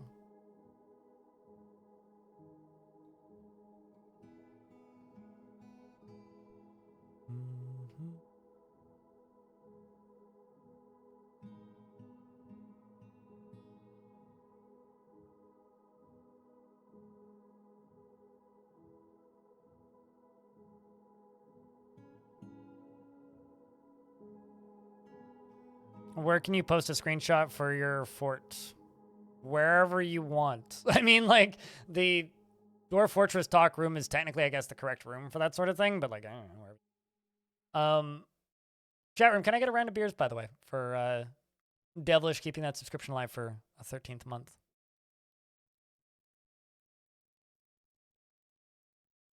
But yeah, there's the Dwarf Fortress room, which people share a lot of screenshots of. Save sharing. Sometimes people post screenshots. You can just put in the Dwarf Fortress room. If you're asking a question, then put it in the questions room. Pretty self-explanatory.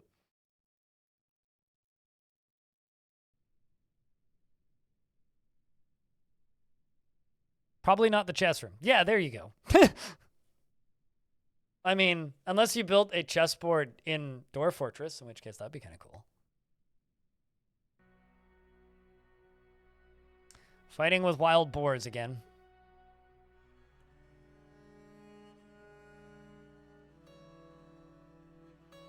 We're into early spring. Pretty sure it's just going to continue being. That's a very fancy tavern you got there.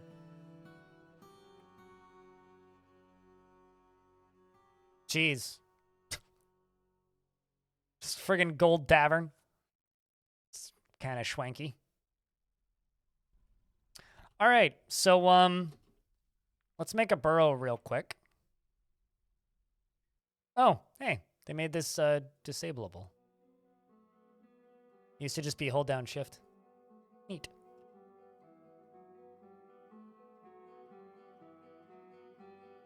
So I'm gonna tell the dwarves to hide up in here. And then we're gonna test this sucker.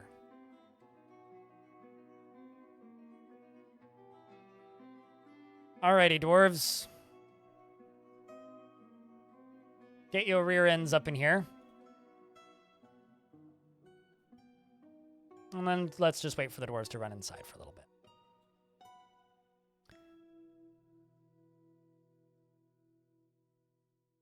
I've been watching videos of your videos of other people's fancy forts and being like, I want to do that.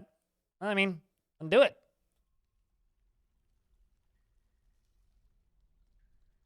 Not knocking the gold stuff, like stuff that's just fancy. That's all. Very fancy fort. All right, so we've done step 1, which is lock the doors, and then step 2. Let's chat. How high do you think this water is going to go? We've got some pretty heavily pressurized water down here. I think it's going to go pretty high. But how high do you think this water is going to go? Wait for a dwarf to come here. All right, so the thing opened up, and it didn't go anywhere, which means my suspicions was correct. Unfortunately, Sag. Which is, I did need to use stairs. That was my suspicion. Am I going to lose the hatch cover? No, that's not how that works. I was correct. I need to use stairs.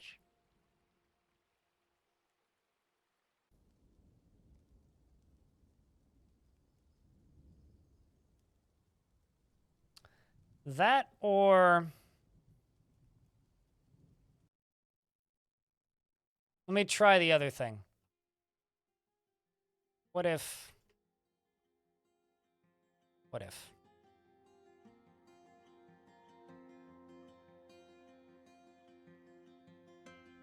What if you're what's blocking it?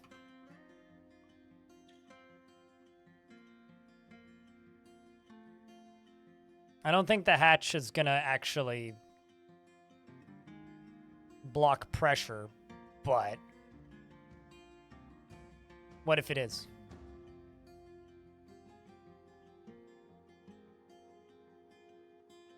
Being blown into space? Nope. Yeah, okay, so I'm assuming the issue here...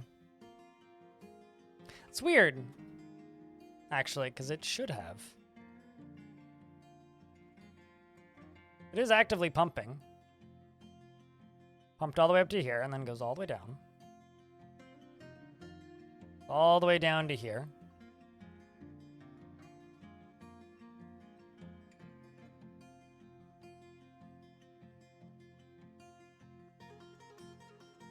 Now I'm trying to think how I can get this out. Well, I guess the easiest way to get this water out of here would be to simply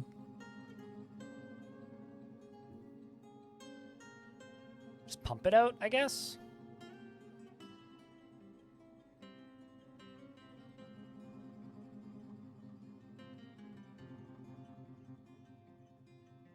Yeah, we'll just pump it out. It'll be fine.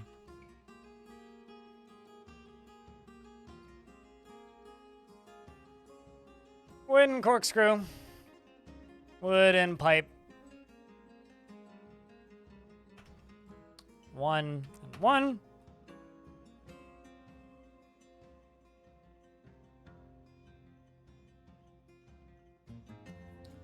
So this is now paused.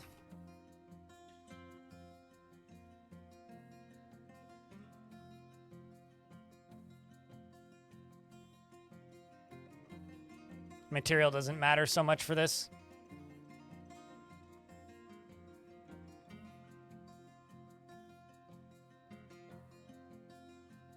Gonna smooth that. And then we'll fortify it. And then I'll build a pump right here. And just get it to geyser its way along. Or get pushed out that way. We'll just have a dwarf come over here and pump. Should be easy enough to do. All right, dwarf, if you go get yourself stuck in there, I can't help you. There you go. Okay, not getting yourself stuck in there. Excellent. Dwarven dumbness test passed. Enormous wooden corkscrew, done. Now I'm just waiting on the pipe.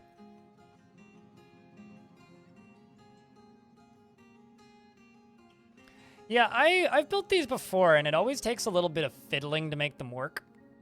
In regards to, like, making geysers. Because I made one with lava ages ago, but if I need to dig down here one at a time, like, it's not going to take that long to pump the thing out. It's not too bad. I mean, you guys saw how quickly this filled up. So this will empty at a pretty similar clip.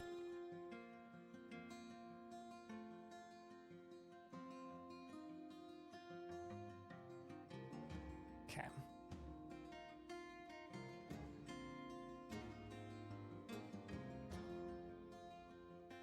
The thing is, it's not going to empty all the way down. Just a bit of a pain, but this will allow it to empty a good chunk, at the very least. Because the water will stop bubbling up at a point. Actually, you know what else I could do once it's been dug down far enough? Is I could just dig this. And just connect it that way. That's something I could do. Played the DF vinyl for a friend over the weekend, and actually it was your first time listening to it, and it was amazing. Hell yeah.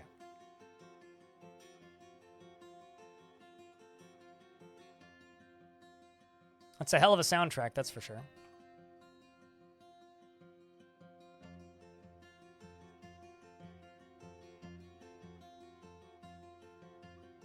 It's way more fun to watch a dwarf hollow thing. Yeah, dwarves really want to make merry. If I just make these dwarves a tavern, we'll probably have no mood problems. But because I haven't made them a tavern yet, they're like, I want to make merry. Practice a martial art. All that jazz. Need to start training war dogs, me think. Straight up no bad songs on that album. It's a good album. It's a good LP. I'm really curious to hear that adventure mode music when it comes out. Like, I understand the feeling of the people who are just like most anticipated feature of adventure mode is more music. Kind of get it, honestly.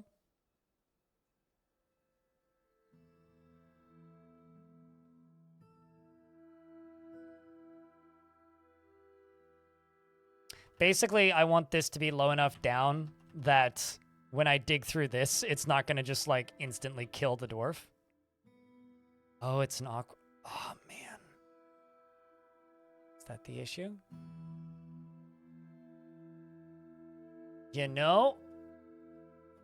Huh.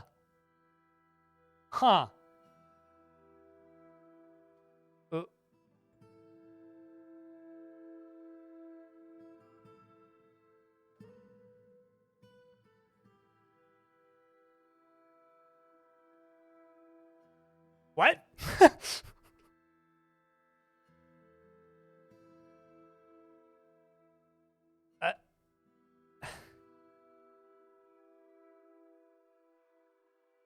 I'm very confused. I like how NeuroKeys is just up here. I think that might have been what happened. Well, nobody should drown.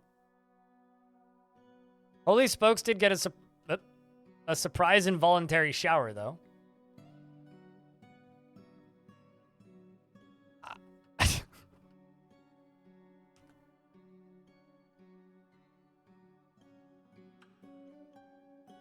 You know, I think there's some truth to the theory that we broke the surface tension of the water. Because what happened was all of this water vanished.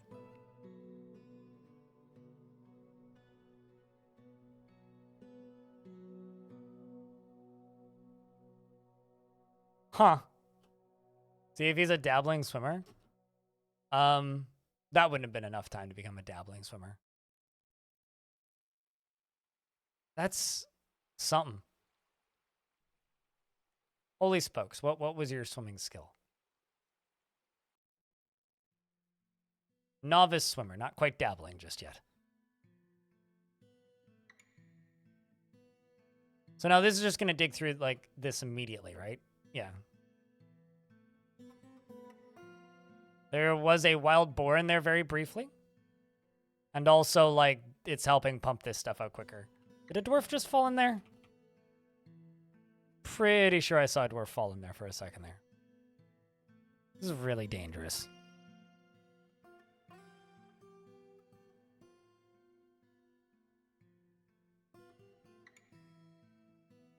That's quite an old interview before in.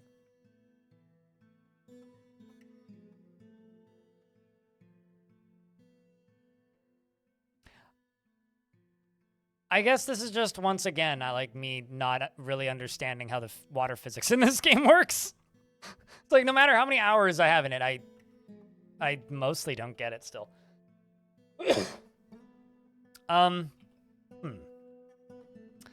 Right, well...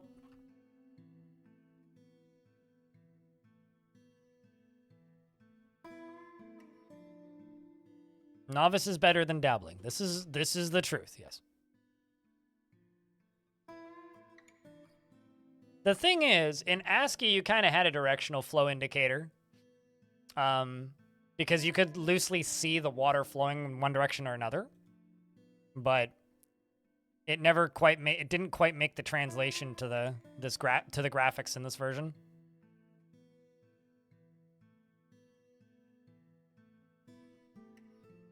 As you could kind of see the ripples and the waves flowing.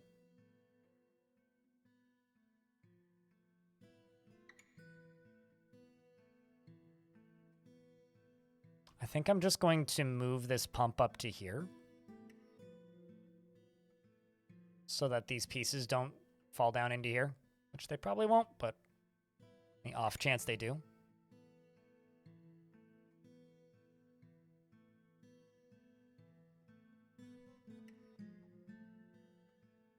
This is going to take a moment to wait for it to drain. But now it's kind of a question of how... Okay, here's an idea.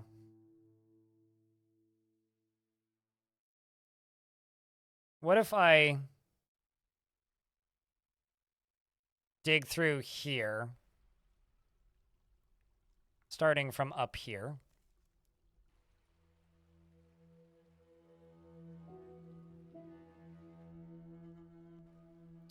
And then I'll put a doorway right here.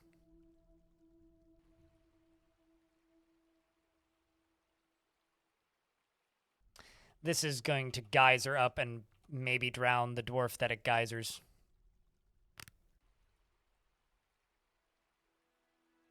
Which I don't really want it to do. Trying to think how else I can drain this safely. But honestly...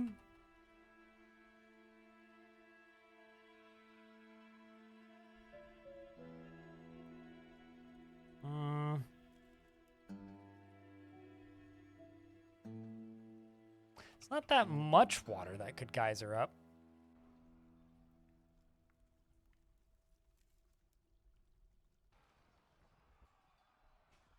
Bunch of wild boars are fighting. Almost feels like we're getting attacked by agitated wild boars, but no, these are just wild boars. Just normal ass wild boars. I'm just gonna go here. Oops, I'm gonna press R. I'm going to just make a real quick animal training zone in the middle of this. And then go to the pet screen, the unit screen right here.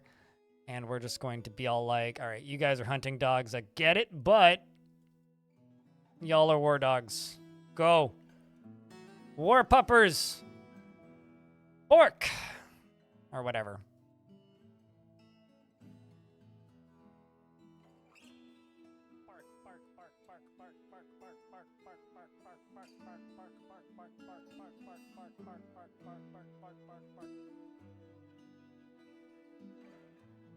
So how do I do this without accidentally killing? Because I didn't build a drainage system into this because I'm smart. So yeah, I guess I just have to build a drainage system. Isn't that quite literally all it is? It's that simple. I just have to build a drainage system. Because I don't want to kill a dwarf to do this.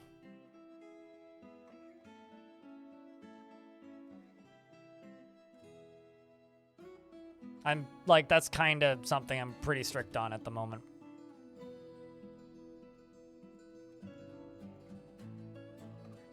This isn't quite a geyser, though.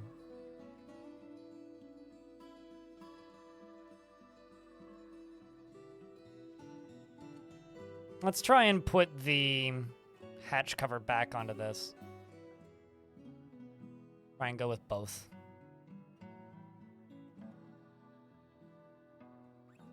These things are drying up.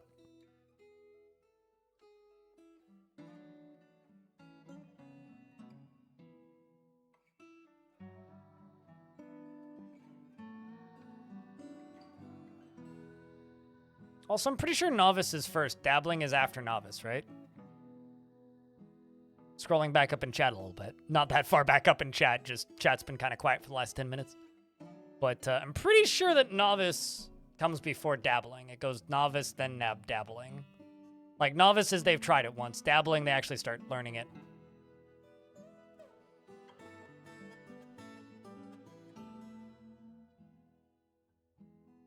What are most of these dwarves up to? Way too many training jobs. Got it. All my puppers are getting trained for battle. Because they're going into battle and they require our finest potions. We're also gelding stray dogs. Amongst other things. Dabbling means they have level 0. All right, well, there you go. The Oracle has spoken. The truth is now known.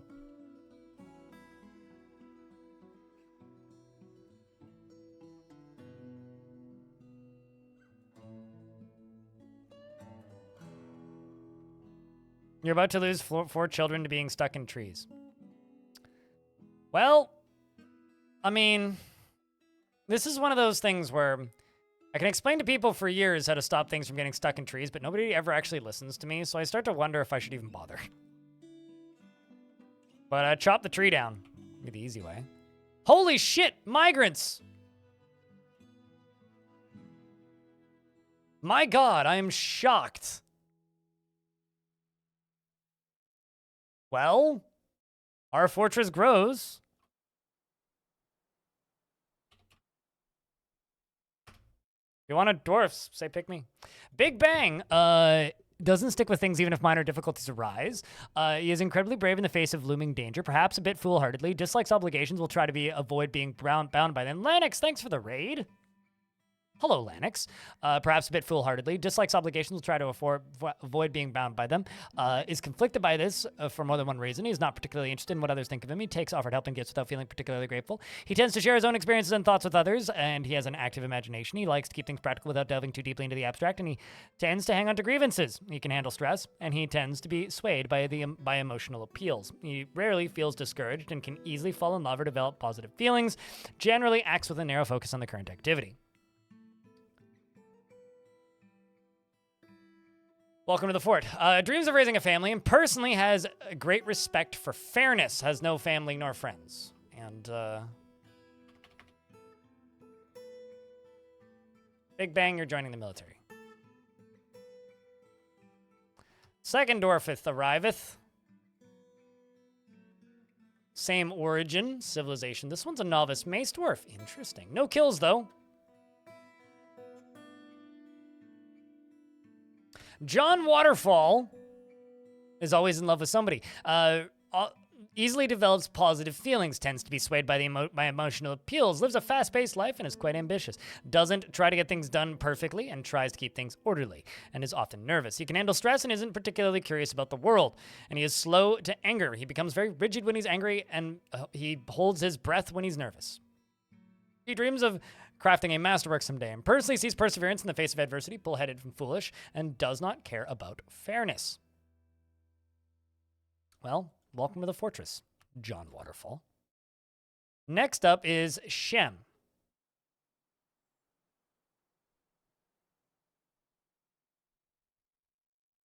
Shem is going to be QN, green, T, and this is their third attempt to get a dwarf, I think, in this fort. Can only rarely feel strong urges and seek short-term rewards. Has great trouble mastering fear when confronted by danger. Seeks out exciting and adventurous situations. Takes no pleasure in her talents and appearance, and is sometimes cruel. She often feels envious of others, and she tends to ask others for help with difficult decisions. She tends to make a small mess with her own possessions, and she is often quite nervous. She generally acts with a narrow focus on the current activity, and she does not easily hate or develop negative feelings, often feels discouraged, and sometimes acts with little determination and confidence, and does not often feel lustful, and tries to do things correctly each time, and is quite comfortable with others that have a different appearance or culture, needs alcohol to get through the working day, dreams of crafting a masterwork someday, and personally values sacrifice, and is put off by family, values decorum, dignity, and proper behavior, and doesn't care if others take the time to master skills, and doesn't care about art one way or another. Welcome to the fort. Also no kills. Next up, we have an animal trainer. Must have heard about our dogs. And this animal trainer is going to be got by zombie giant sponge. Giant zombie sponge, or zombie giant sponge, is Ustath Bolthelp. And Ustath Bolthelp is utterly fearless when confronted with danger, to the point of lacking common sense. Prefers to be alone and almost never feels discouraged. Doesn't mind a little tumult and discord in day-to-day living. Finds obligations confining, though she is conflicted by this for more than one reason. She has a calm demeanor, and she likes to brawl. She is moved by art and natural beauty, and she is troubled by this as she dislikes the natural world. Often acts with compassion and can easily fall in love or develop positive feelings. She has an active imagination and can handle stress, and occasionally overindulges, talks very rapidly when she's surprised, and runs her fingers through her hair when she's bored. She needs alcohol to get through the working day and dreams of raising a family, and personally doesn't see the attainment of knowledge as important and doesn't care about fairness. Well, I guess you can join the military. Oops.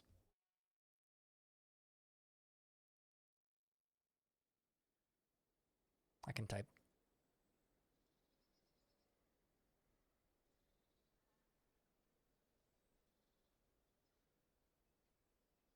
One of these days, I'm going to get that necromancer with, like, cigarette in mouth as well. Goddamn necromancer. Next up, we have Stone, I think. Stone, a.k.a. Sea Shores Wall. Stone, a.k.a. Seashore's Wall, can be very single-minded, dislikes obligations, will try to avoid being bound by them, is conflicted by this for more than one reason, often can get caught up in internal deliberations when action is necessary. She's very comfortable around others she's very comfortable around others that are different from herself, and she strongly prefers discussions and abstract concepts over handling specific practical issues. Forms strong emotional bonds with others, at times to her detriment, and rarely is happy or enthusiastic, is comfortable is conflicted by this, as she values parties and merrymaking in the abstract, and she tends to avoid any physical confrontations and works to spread natural tendency with her respect to martial prowess. And she has a greedy streak when she's nervous. She has a bit of a habit of chewing on her cheek, and she commonly winks as a form of greeting. Needs alcohol to get through the working day, and dreams of crafting a masterwork someday, and personally finds the pursuit of knowledge to be a waste, and finds romance distasteful. Has no, like, extended family, worships the god Doran.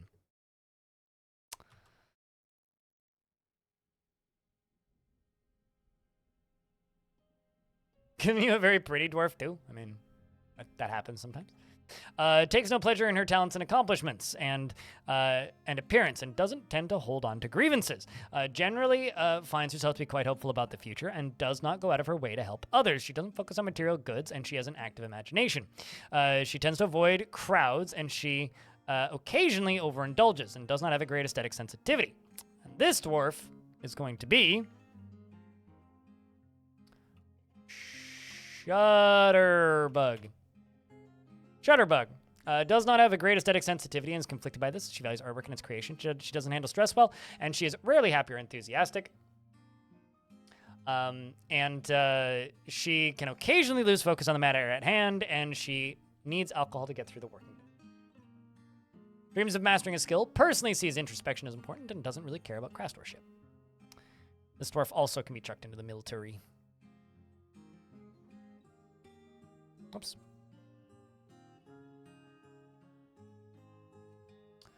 Shutterbug. A cat. A turkey. Another dwarf.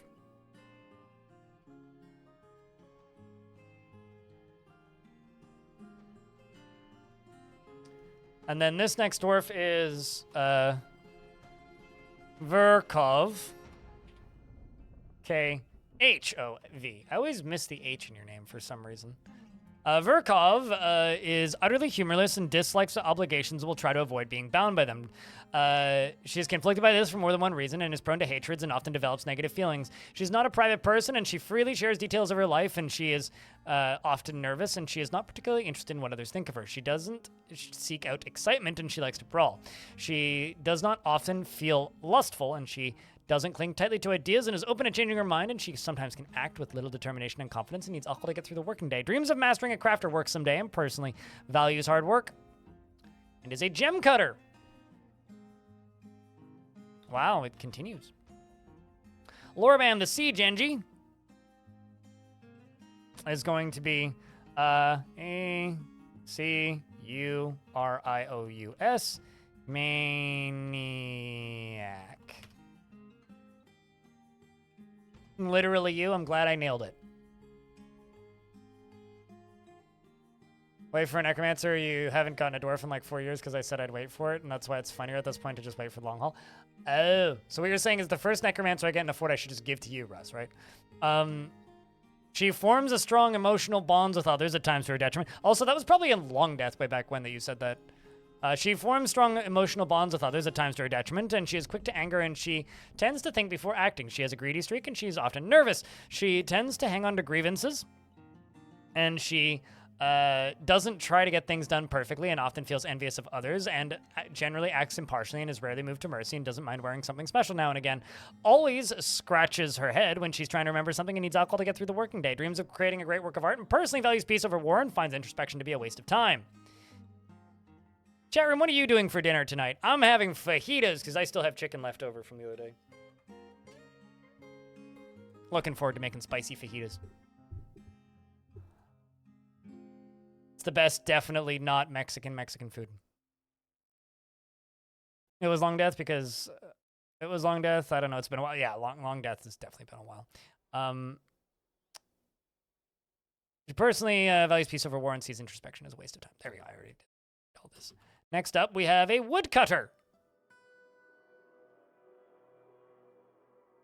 I'm going to give this woodcutter specifically to Devilish Potato, because they always want to be a lady woodcutter. So, Lance Fluke.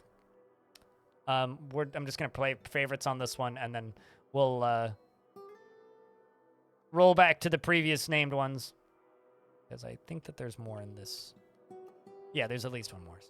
Not snubbing anybody directly.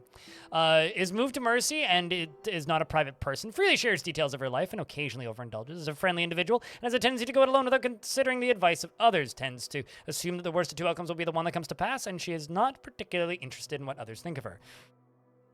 She scratches her nose when she's nervous and she needs alcohol to get through the working day and does not mind being outdoors at least for a time. She dreams of raising a family and personally dislikes cooperation and doesn't really see the point of working hard.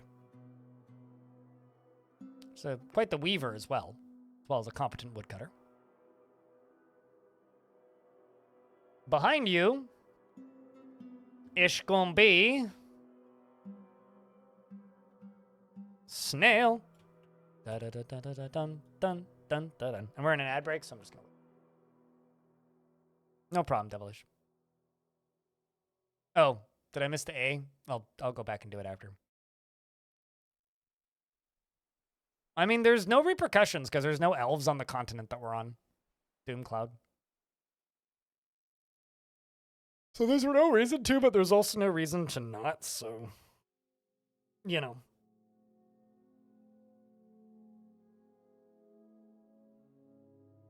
So this is Snail. Snail is very friendly and always tries to say nice things, is bashful and has a sense of duty, tends to avoid crowds, and tends to make a small mess with her own possessions. She has a tendency to go it alone without considering the advice of others, and she tends to assume that the worst of two outcomes will be the one that comes to pass, and she does not easily fall in love and rarely develops positive feelings, is quick to anger, and has a greedy streak. She keeps her voice quiet when she's nervous, and her hands are animated when she speaks, and she needs alcohol to get through the working day, and likes working outdoors and grumbles mildly at shit weather. And, dreams of creating a masterwork someday and personally holds the idea of competition among the most important and would encourage it whenever possible, is a firm believer in the value of tradition and finds eloquence and artful speech off-putting. Finds the pursuit of knowledge to be a waste of effort. Humans need water, dwarves need alcohol. It's part of their biology. This one's a ranger, which means I can start teaching my dwarves, hopefully. This next one is Athatat? Or Athatet, I see. This dwarf cracks easily under pressure, has little interest in joking around, is slow to anger, tends to be swayed by emotional appeals, prefers that everyone lives as harmoniously as possible, takes offered help and gifts without feeling particularly grateful, and has a greedy streak, and often acts with compassion, does not go out of his way to help others, and can easily fall in love or develop positive feelings, often feels lustful, and when he's exasperated, he often points and shakes his finger. He tenses up and down when he's nervous, and he tends to stretch his upper body when he's nervous, and he needs alcohol to get through the working day. Dreams of crafting a masterwork someday, and personally does not care about fairness. Let's see what else we got. More! Next up is Lanix. Thanks again for the raid. Lanix does not enjoy participating in physical confrontations, works to square his natural tendency with her respect to martial prowess. She is very rarely moved by curiosity and tends to form only tenuous emotional bonds with others. She is quite ambitious and doesn't mind a little tumult and discord in day-to-day living. Tends to be a bit stubborn in changing her mind about things and does not easily hate or develop negative feelings. Her hands jump all over the place when she's excited, and she needs alcohol to get through the working day. Dreams of creating great work of art, and personally views cooperation as a low ideal and not worthy of any respect, and respects the law and is put off by family and sees war as a useful means to an end. Did I miss Darius? I thought I named Darius. Crap, that's my bad.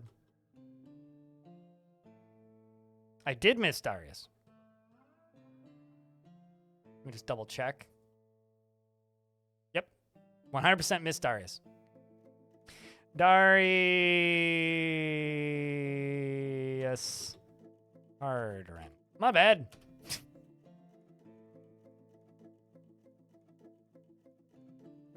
That's okay. Apparently there's more where those came from.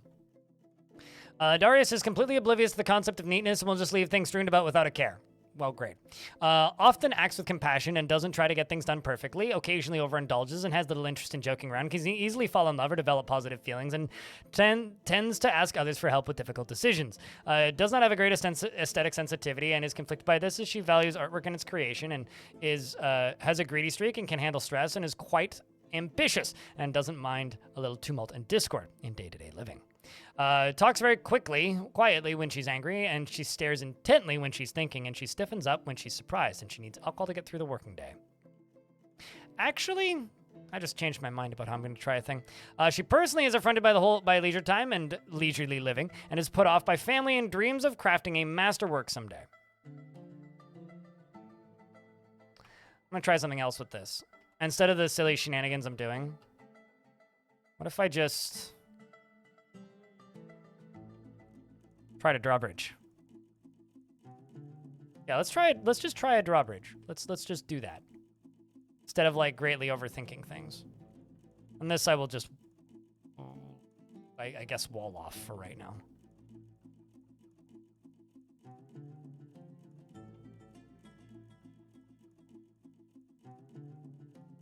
And then I'm gonna jump back over here's.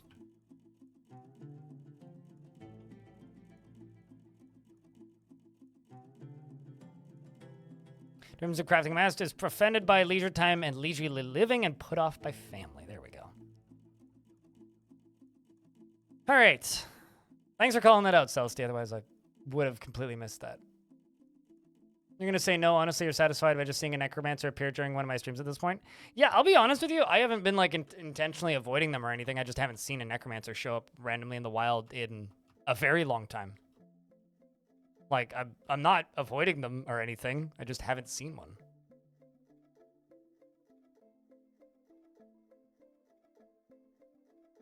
All right, let's just see if this will do it.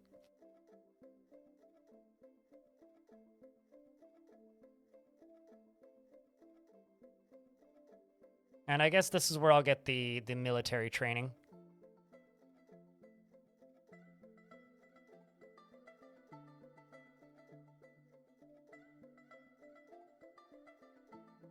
Ooh, always gotta be sipping something.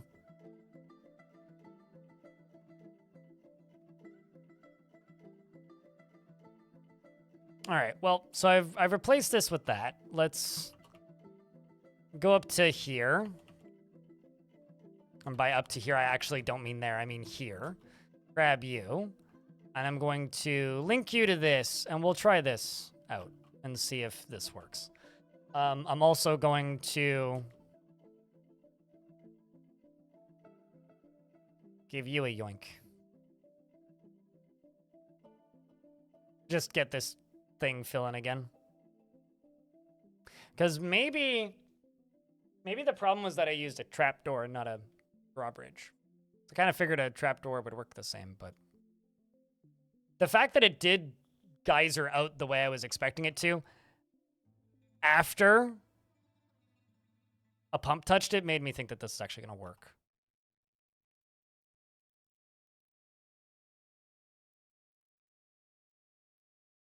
I mean, the last two worlds were young worlds, but they both had necromancers in them. I mean, the king of this faction is supposedly a necromancer.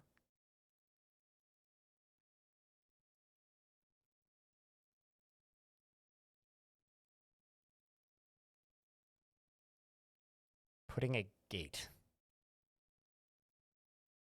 You mean like a floodgate? Trying to figure out what you mean by gate.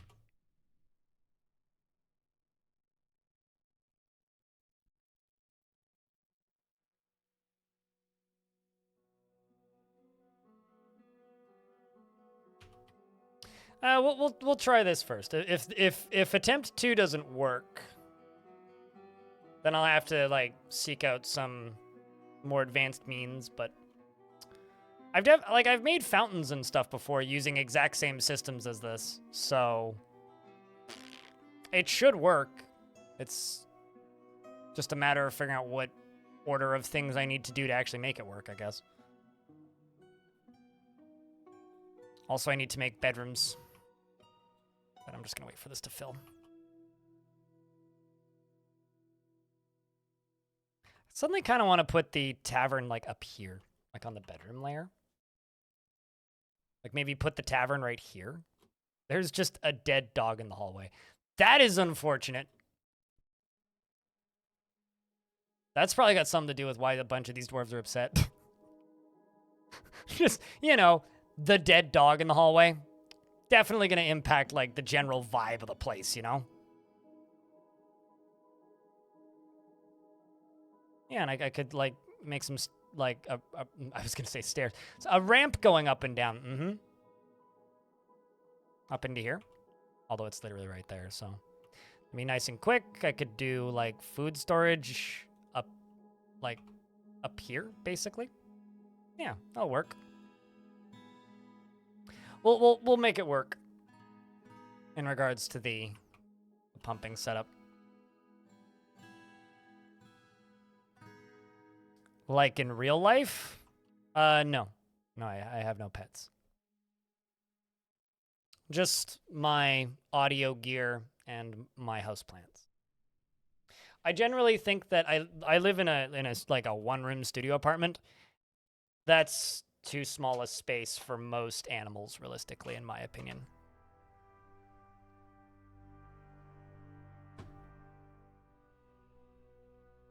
Dead hallways, dead dogs in hallways tend to ruin a good vibes of your cavern adventure. It's like, no, it's bad. It's bad times, dude. Although we found a bunch of dogs dead, turns out. I'm now suddenly wondering, did they die of old age because we hit spring? Certainly possible. That or they died from their injuries fighting with the, you know, the local unhappy, angry people population. And by that, I mean the giant boars. We'll do jet floor.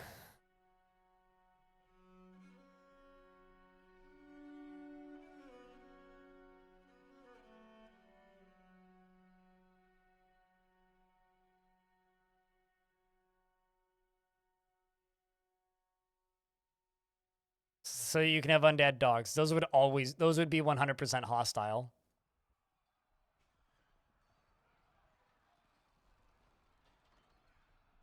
Hunting war dog is, you know, hunting as it does.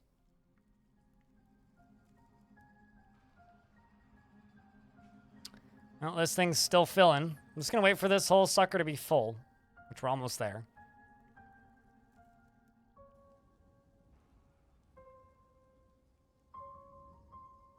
Let's just get everybody inside right now.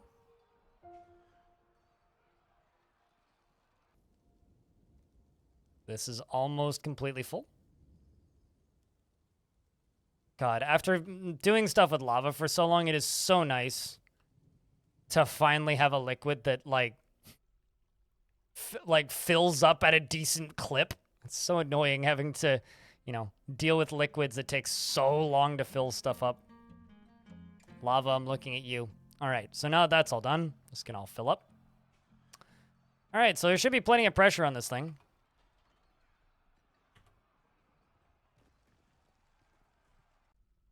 And let's just pull this lever. See if this does it. So what do you think, Chad? It's going to work this time? Yes or no? That was way quicker than I was expecting. Clearly the answer is no.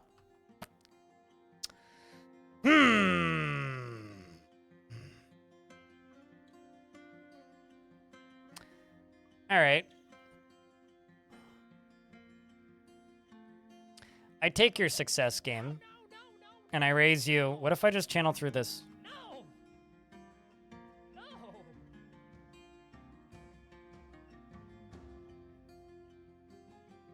All right, Dwarves, who's brave?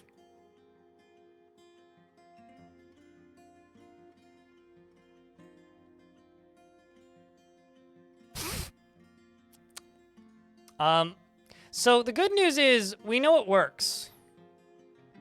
All right? That's the good news.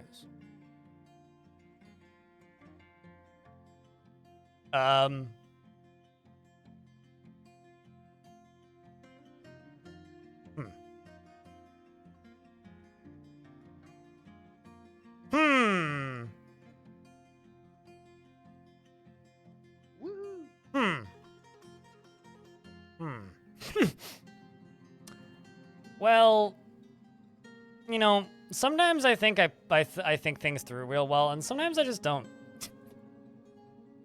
I was like, yeah, it'll drop down quick enough that this dwarf won't drown. This dwarf may still drown. Come on, dude!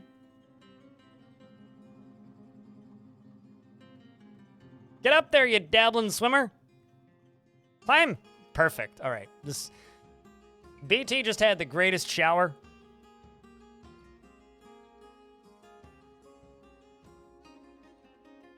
I just need this to stop pumping. Once this stops pumping, it'll drain pretty quick. An overly aggressive bath? Sure. I'm losing some wood forever. And also we managed to drown a wild boar. Or rather, what's the skills of this wild boar? It's probably about to drown, right?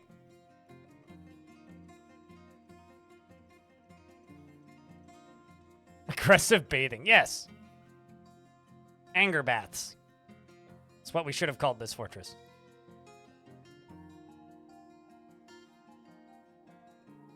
Anyway, in order to get this lever pulled, I needed to turn the burrow off, because I'm pretty sure the burrow doesn't cover this area. Yeah, it doesn't. Super duper doesn't.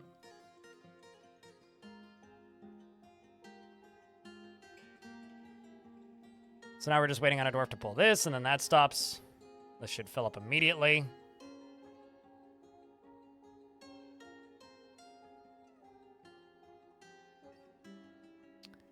And this should just drain for a little bit until this, you know, balances out. I think.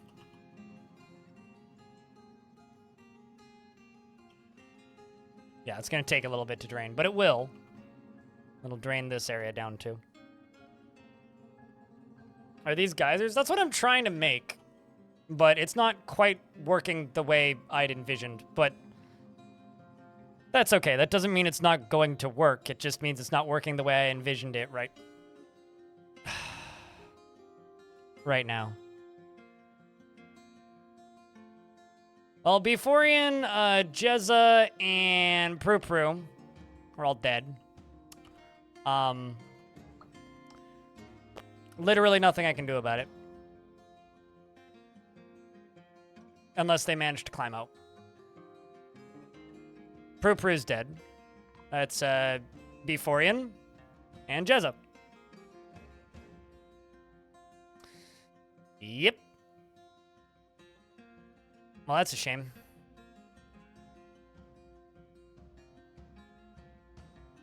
Thankfully, migrants came. I'll be honest, I started getting a little bit more ballsy when the migrants arrived. Also, 4 are dead, by the way. Yeah, I see the 4th.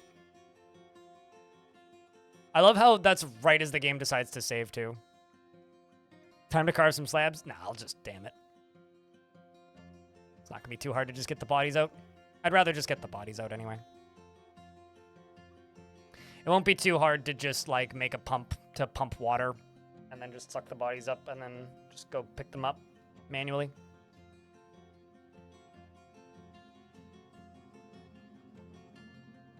Well, the first souls have been claimed by the river.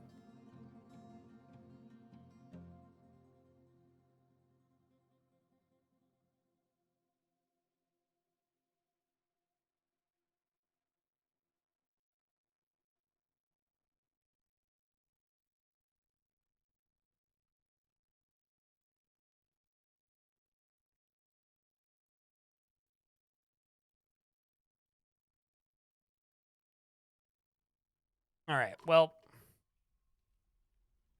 Roble is the dwarf. Let's see, can I turn this back on? I don't know. Oh, I know where you're going. Going in the exact opposite direction, dwarf.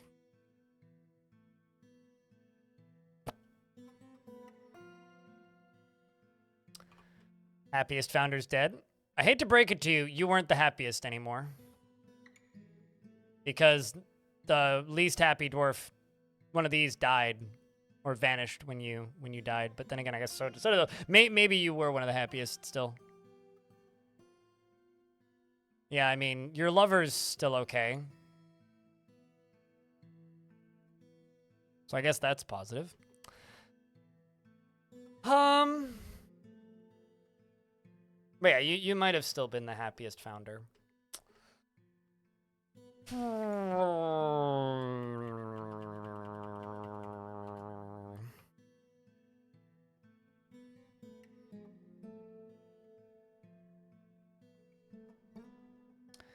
I'm just going to tell the dwarves to mine out this. And this is going to be where we are going to put the tombs. Let's go to items, work orders, rock, coffins. Let's make jet coffins. 25 of them, in fact.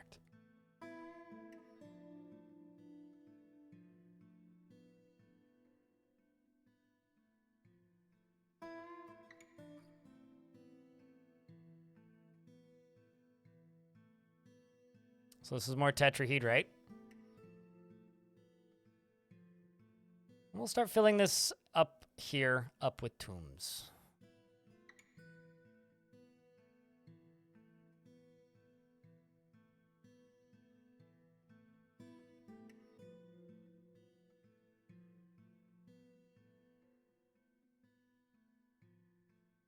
Nothing super fancy, but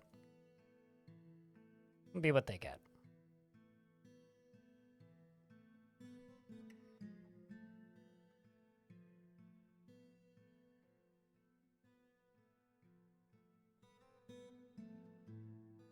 As a windy staircase. Yes, I am in fact using channels as a staircase.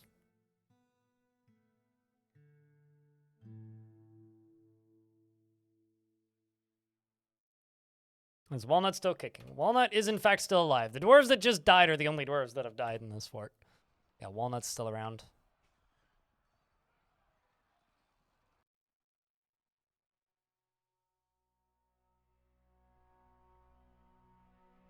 You think you may have vastly improved your dwarven shotgun? Really?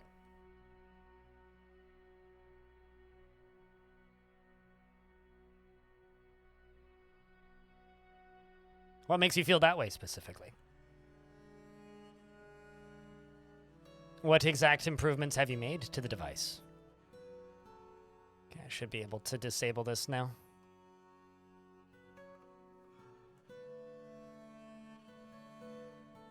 They should not be falling in there as often now.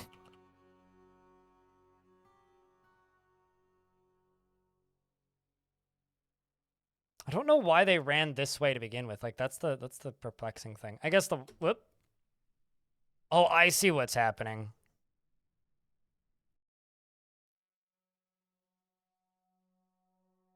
Is they run along this way and that's where the water just happens to be going.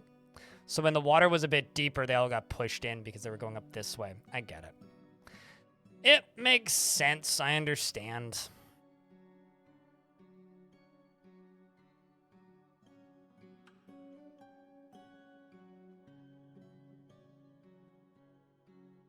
And let's get this new squad training.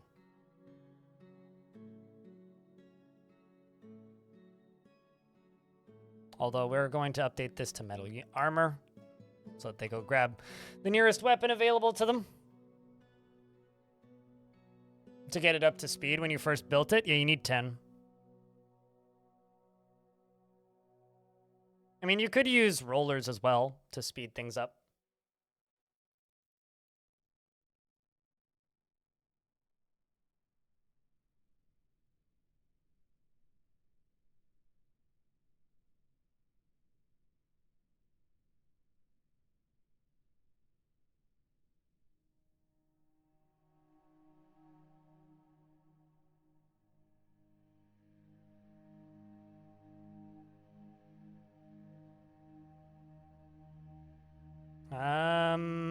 Shield, breastplate, greaves, gauntlets. Yeah, there we go. That'll be fine.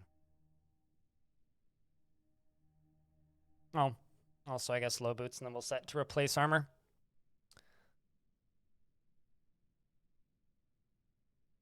Copper low boots. We'll use high boots.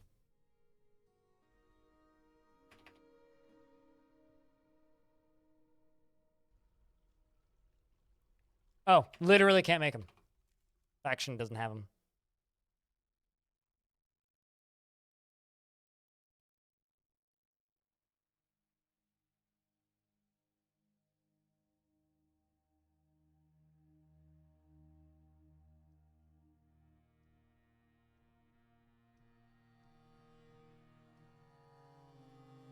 Yeah, sometimes factions just don't have access to things. And let's go to pets and livestock and start assigning. Interesting. I didn't know that you could assign hunting dogs, but more you know.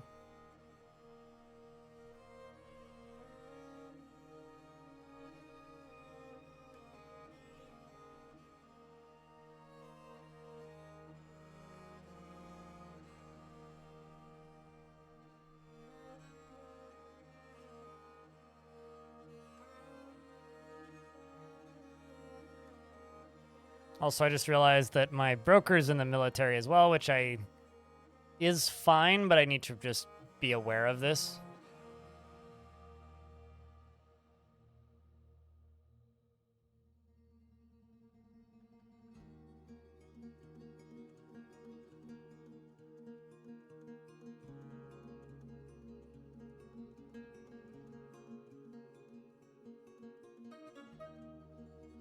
It's a weird way that this is written.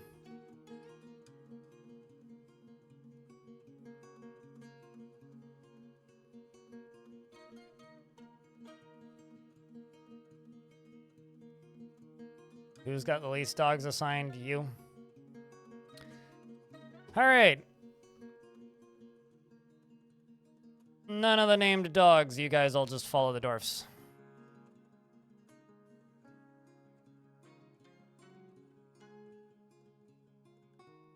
And let's let them train for a little bit.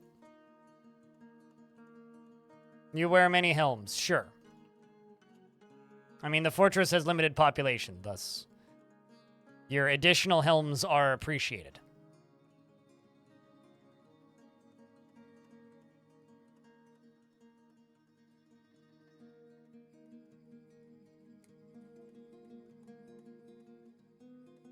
Let's use apple wood here. Same with you.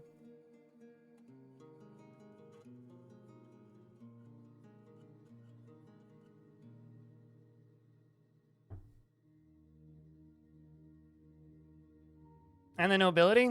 I just train everything for war. I never train anything for hunting ever, so... Guess it's just one of those things that I missed.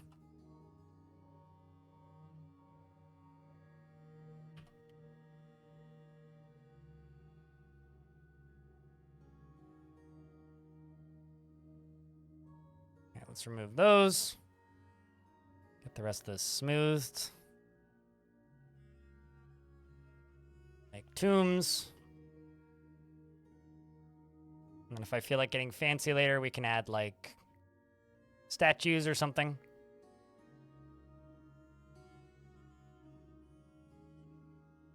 Hunting to you seems like a great way to catch dead dwarves. I mean, yeah, sure. I mean, it's one of those things where it's like, it's an option. Lanix is also the first strange mood of the whole fortress, and they are a blacksmith, an accomplished blacksmith nonetheless. Which is curious. Lanix runs all the way up. Around the corner. I'm just gonna go claim the forge. Yep, you are the very first strange mood dwarf. You start off with a yak calf bone. Your attention has returned. Welcome back, giraffe. And starts muttering very long words that are hopefully not offensive. Gostram Shesbath Vilmeth Zakothist. Sure. That is, in fact, what that dwarf just said. And you here, we're going to update your equipment because, yeah, we have one shield and one helm that they can go grab. Which is what we were able to get done before, you know, stuff started. Just in an ad break real quick, so I will this up.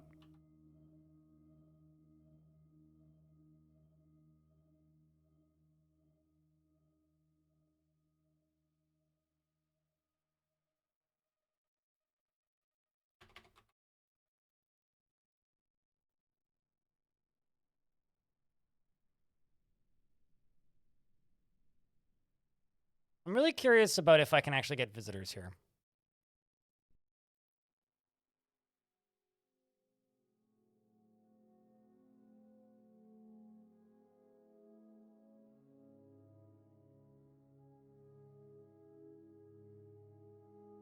Yeah, no, that's true. They do. They have a 30 tile range or a 60 tile range instead of 30. I mean, I'll war train other animals. I just don't generally do stuff with dogs specifically.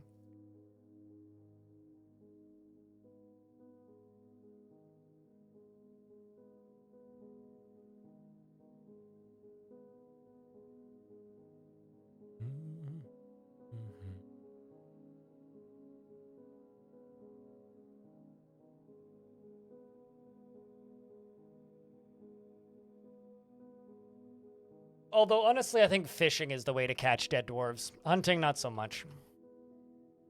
And shoutouts to the people who keep, like, informing me of how wrong I am that fishing is terrible. Which, just because you disagree with me doesn't make you right. Saying.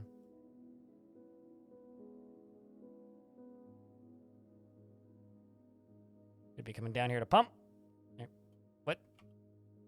Oh, I see what I did wrong.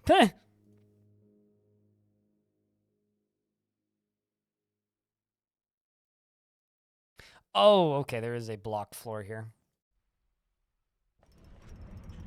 Lanix, the blacksmith, has created Gostram Shebethelmith, a copper floodgate, and offers it to the Avalanche of Surprise. You know, I have another idea on how I can fix this, chat. We have a floodgate now. What if I put a floodgate here and then just put bars over this and then just use the floodgate? Because we know this thing works. Let's do it that way. She offers it to the Avalanche of Surprise. This entire fort needs to be defended with surprise mechanics, by the way. This is a copper floodgate. All craft worship is of the highest quality. This object is adorned with hanging rings of yak bone. On the item is an image of dwarves in copper. The dwarves are laboring. The artwork relates to the foundation of Darkwall by the Avalanche of Surprise of the Avalanche of Depressions in the early spring of 500.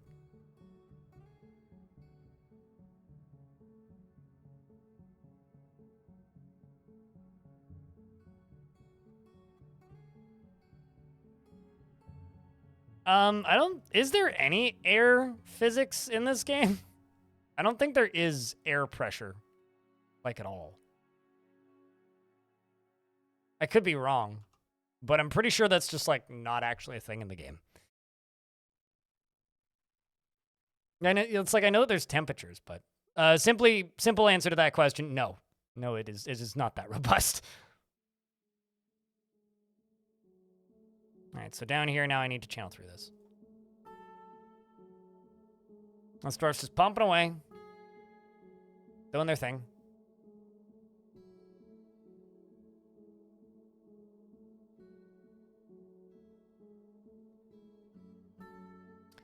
I like that all of my minor dwarves are just like, or were for a moment there, sitting there, sleeping, not actually able to do the thing that I need them to do.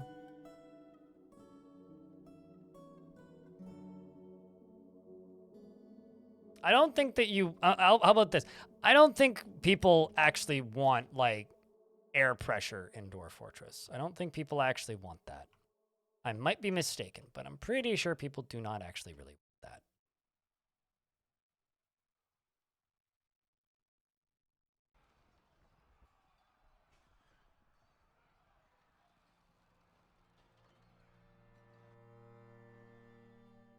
Okay, I don't think this is actively filling at this exact moment, which is good. Meaning I should be able to just go down here and dig these out. Or at least one of these out, which is all I actually need to do.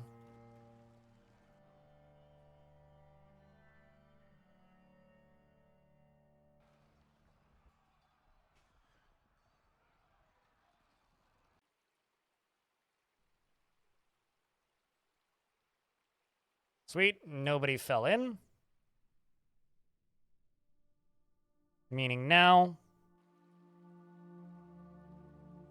I can go down to furniture. Also, yes, I'm aware I still need to get those bodies out of there. We're working on it.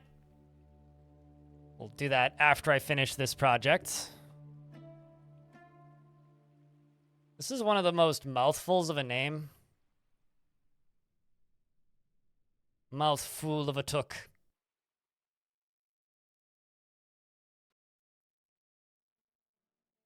Uh-oh. This might screw it up.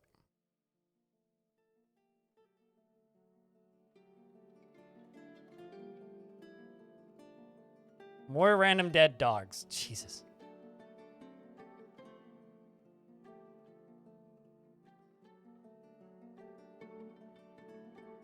Man, I really hope that's not how boat control ends up working in this game, because I feel like if you had to, like, follow wind currents, that would... Ugh. Especially if they were, like, realistic wind currents.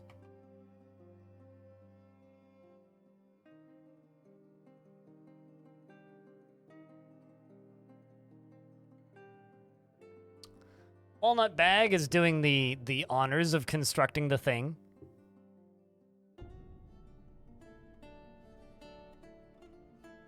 Use water wheels and a coal burner. Now that I'd be down for.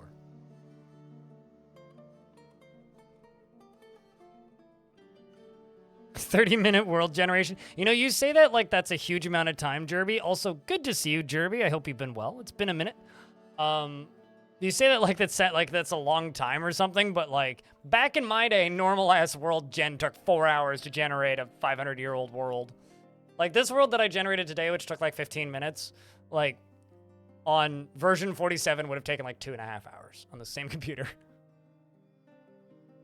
Don't worry about the dead dog, okay? It's fine. It chose to die there. Thank you, Putnam.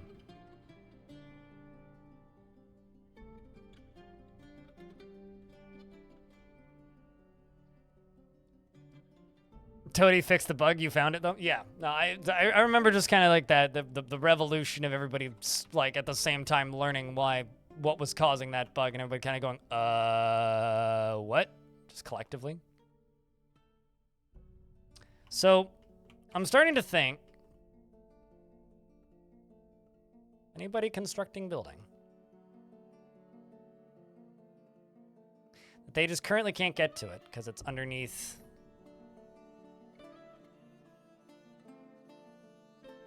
all these puppers.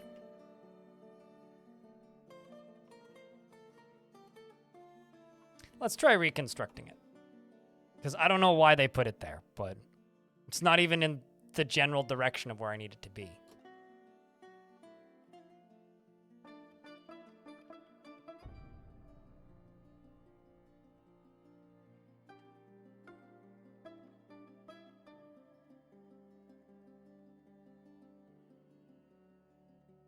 Due to crazy backend stuff?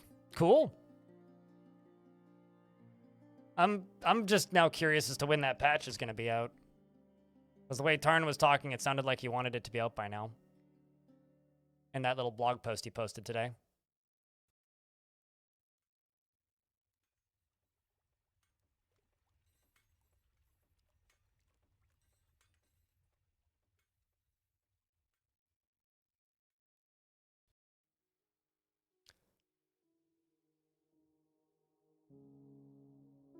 Please don't ever say surf with that word ever again, Maniac. There's some things I don't need to see written in a sentence. And that's one of them. Speaking of good news, more migrants have arrived. Did anybody not get a dwarf in the last migrant wave? You said surf with the sperm. It's like, I know what you mean. You're talking about the whales. But, you know, I know they call them semen, but geez, man. Got overeager, just like the anyway. Dwarf UK, Monty Core.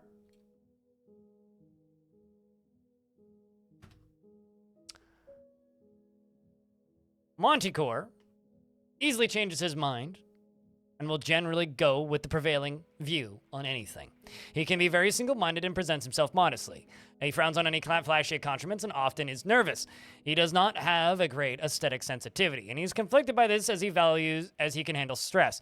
He lives a fast-paced life and doesn't often experience strong cravings or urges. He tends to be passive in discussions and tries to do things correctly each time, takes offered help and gifts without feeling particularly grateful, and he isn't given to flights of fancy. Often snaps his fingers when he's nervous and he needs alcohol to get through the working day.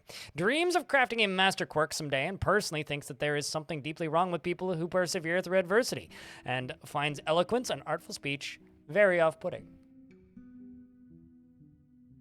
You take a dwarf if convenient. Well, it's always inconvenient, but if you would like a dwarf and there's one available, we'll give you one. It's kind of how that works.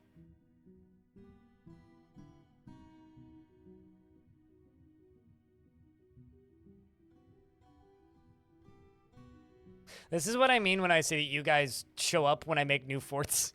This is the highest view count I've had all month. Like, the amount of concurrence I had today on Twitch is the highest I've had all of January. This is what I say. This is what I mean when I say that, like, you guys, the most people show up when I start new forts. All right, so next up. There's one. You naked? No, but you kind of, it's just the amount of beard you have there, Zasset. Zasset is now... He's just saying the C is salty in DF. Okay. MCS Kaijin.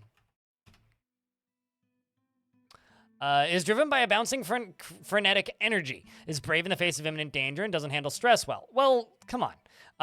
Is an unfriendly individual and burdened by this, since by this tendency, as he dislikes the... He's a friendly individual, and he is burdened by this tendency as he dislikes the idea of friendship. He rarely feels discouraged and doesn't mind wearing something special now and again.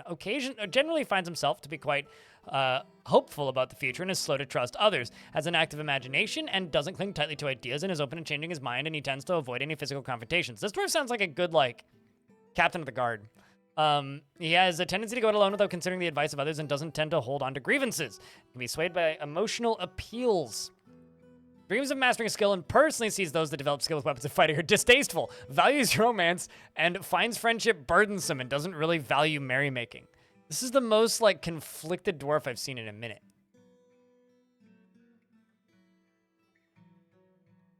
All right, well, we got more migrants.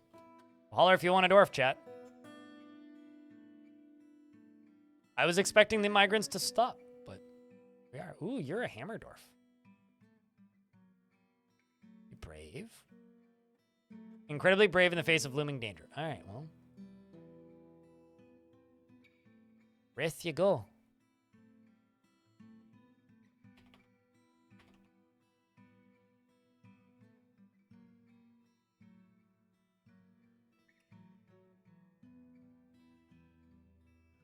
Can you spare me the sanity drop and be like, what's DAOC?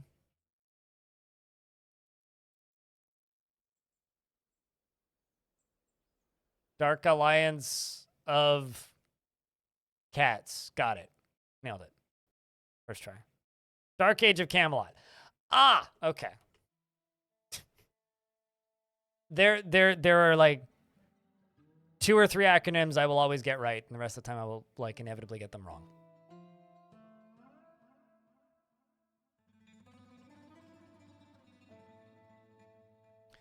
Bromoise. I mean, that's just most cats. Jerby. Doesn't stick with things even if minor difficulties arise, finds this troubling since he values perseverance. He's very unfriendly and always tries to say nice things, and he tends to avoid any physical confrontations, works to express natural tendency with his respect to martial prowess, and he is slow to trust others. He lives a fast-paced life, and he's quick to anger, and he has little interest in joking around, and he does not have a great aesthetic sensitivity, though he is conflicted by this, as he values artwork and his creation. He does not easily fall in love and rarely develops positive feelings, and often feels envious of others, and doesn't mind wearing something special now and again. Also no family. I think the game is just warping these dwarves into existence.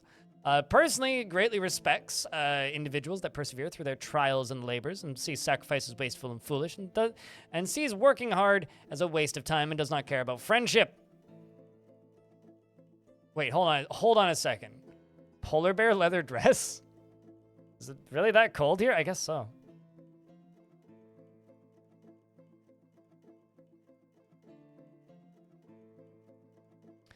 I do know that Dark Age of Camelot had a streamer in Flux recently, because I saw a bunch of people I know playing it. So it's probably got something to do with the rise in people and concurrent players at the very least.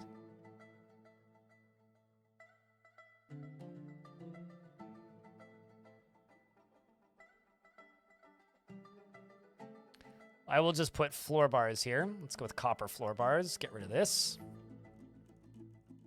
Get rid of these walls.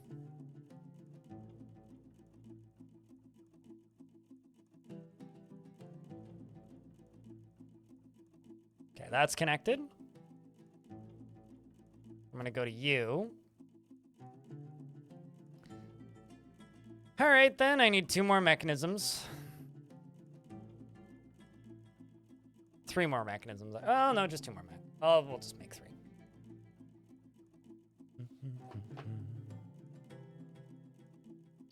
While I'm doing all of this, I'm going to go up to the top here, and we're going to make another round of bedrooms. I kind of was starting to think that this bedroom area was just about done, but I guess not.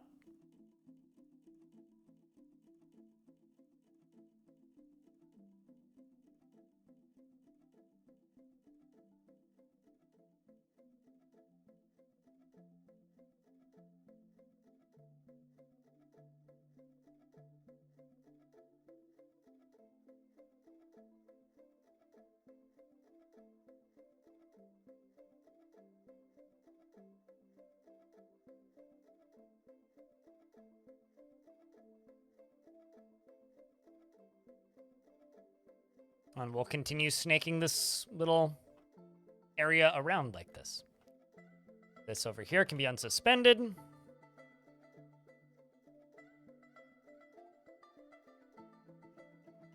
Bring up a little long table.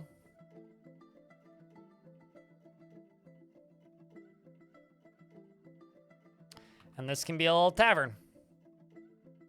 Crappy little tavern, but hey, little tavern.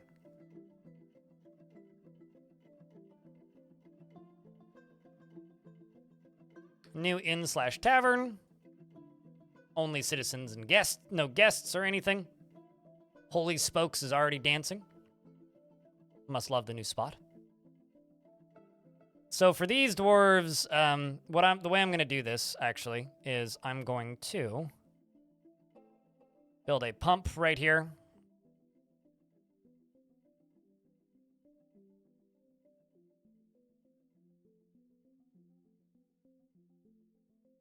We'll actually just push this up to here.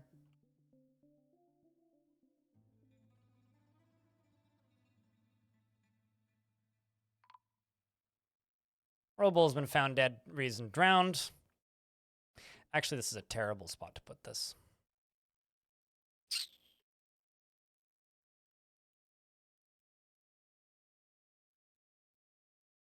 Okay, what I should actually be doing isn't this. I should go this way. And what I should do, because all these bodies are right here, is just make this,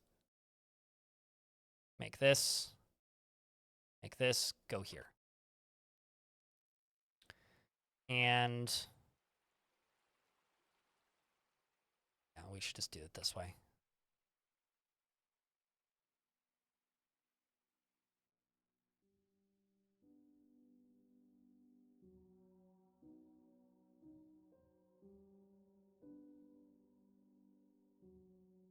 What's the tavern called? I was going to go rename it, but I have to check. I'm kind of like trying to do like a dozen things right now, one of which is remove a bunch of bodies. What? Did you literally pull it too quick to be able to do anything? Pretty sure they did that. It's kind of funny. Let's splat. There you go. Okay, so essentially what should happen is the miners should get down here eventually. Oh. I understand why my miners are being super goddamn slow all of a sudden. I only have 1 left. Hey. Okay. Well, let's make 3 copper picks then.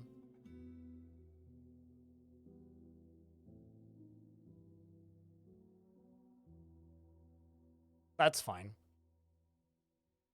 Although they're making all of that armor and such first.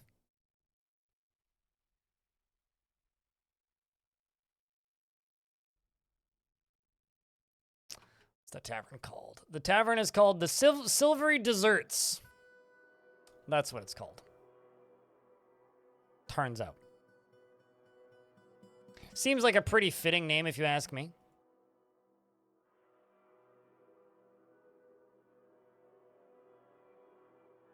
So I'm going to connect this to this floodgate down here. And I'm just going to place more copper floor bars right here.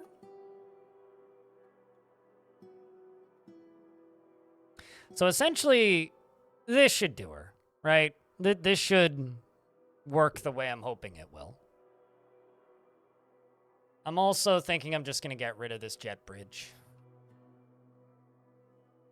I think is what I'm going to do. And just put flooring there.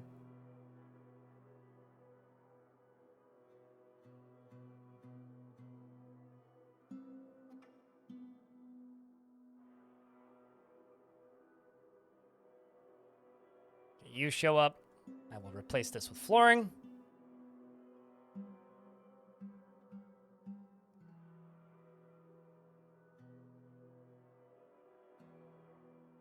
There's a dead blue jay right there. Well, that's lovely. I'm sure the cat killed it.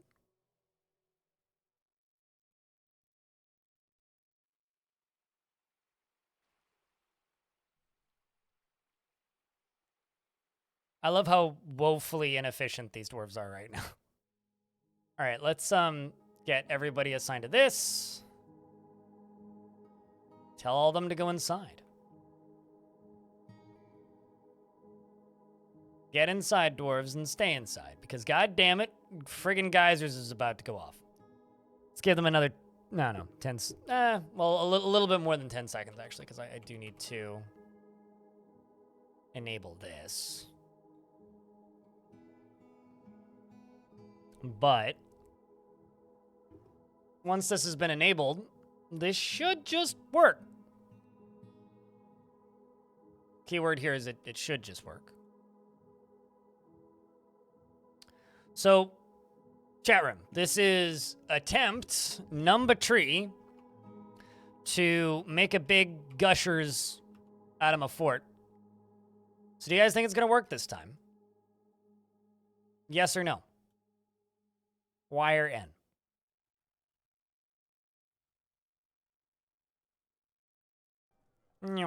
Teeth go everywhere. Lovely.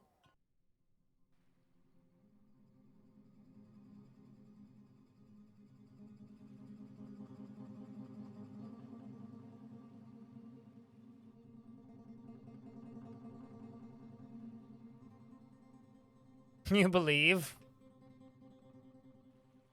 I'm glad somebody does. All right, well, this should work, so let's find out.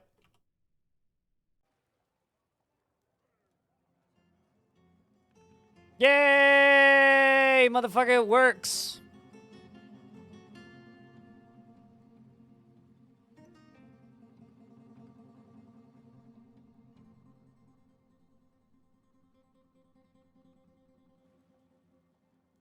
Currently, it's not super impressive. I need to build hallways. But, you know, also that wasn't even full. That was missing a half dozen layers or so. Maybe more, even.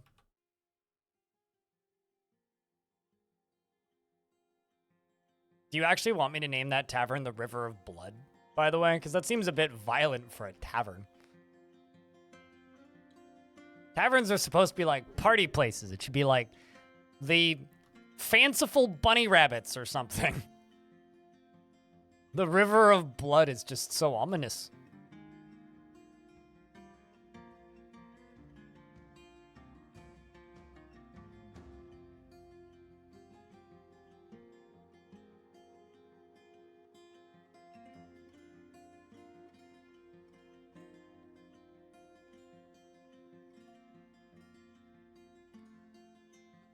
Yeah, I don't know why they're not digging this.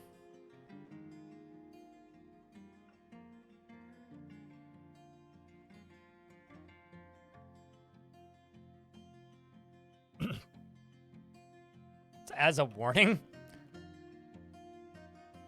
Okay, fine. The river of water. Beer? Much more festive. I'm just saying, the river of beer. How about this? The river of wine. Eh? Eh? Slightly less Cthulhu. Long time, first time. Would be honored to either have an avatar or die in the sport. Sure.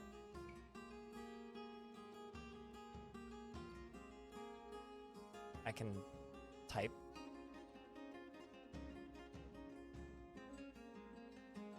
Be Lore the Gem Setter.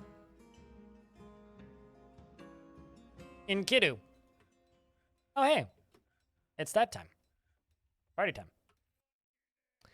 It's prone to strong feelings of jealousy, very rarely moved by curiosity.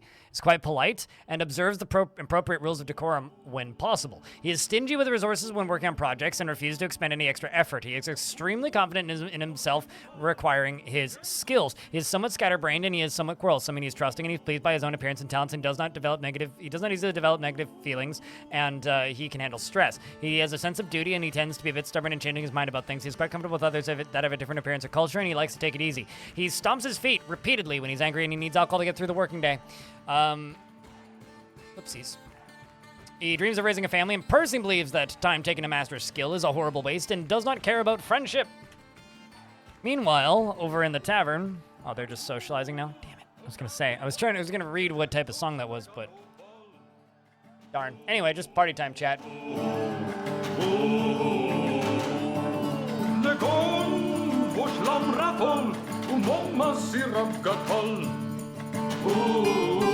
Yeah, sure, pun intentional.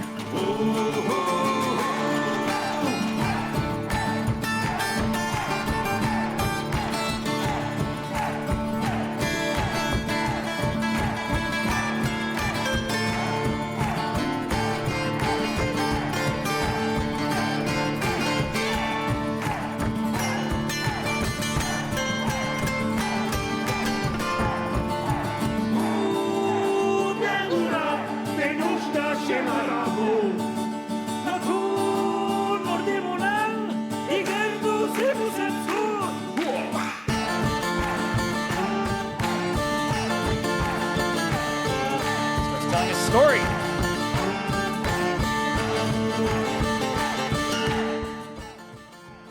They're telling the story of how Walnut Bag became the expedition leader of the Avalanche Surprise.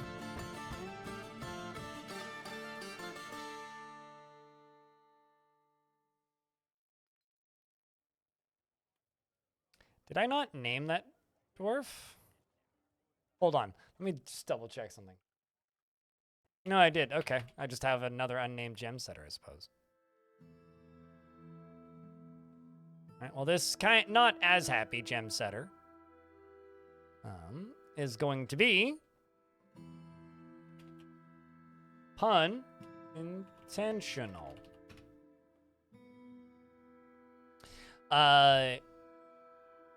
Is very friendly and always tries to say nice things, lives a slow-going, leisurely pace, and doesn't often experience strong envy, doesn't often feel envious of others. He is somewhat uncomfortable around those that appear unusual or live differently from himself, and he is swayed by the emotions of others. He can sometimes act without deliberation, occasionally overindulges, not particularly interested in what others think of him, and he finds obligations confining, though he is conflicted by this for more than one reason.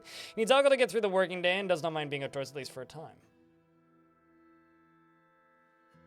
I do have to be a pub operator and a manager. Are you complaining? You've got 5 gem setters to manage. That and I'm actually encrusting stuff with gems. Although that job may have canceled itself.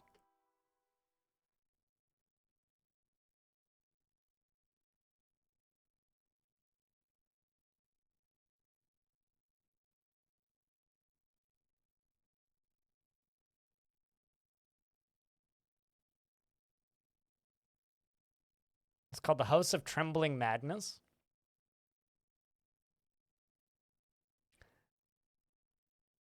I mean, Chat, what kind of names for pubs do you prefer? Do you guys prefer pubs that have very like funny name or like over the top names, kind of like what like Sane just said, or like here in Vancouver there's a pub called St. Augustine's, which isn't to be like confused with St. Augustine's Church, which is like a couple blocks up the street. Or like where I grew up, we had a pub called The Office, which is kind of funny because you could tell people that you're going to the office. Although I never lived there when I was legal drinking age, so I never actually got to go to the office. Probably for the best, honestly. Heard bad things about cubicles. Right, so this particular dwarf dreams of crafting a masterwork someday, and personally is utterly disgusted by guile and cunning, and sees sacrifices wasteful and foolish, sees no value in holding back complaints and concealing emotions, and does not particularly value the truth. I could just make a gem cutting guild or something.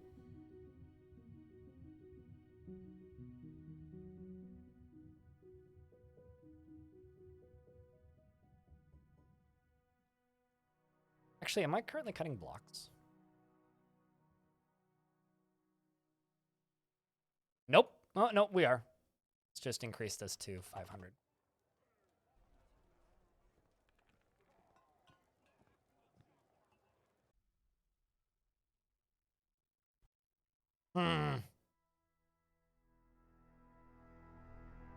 Yeah, so what I'm going to need to do for this is I'm just going to need to drain the river a little bit.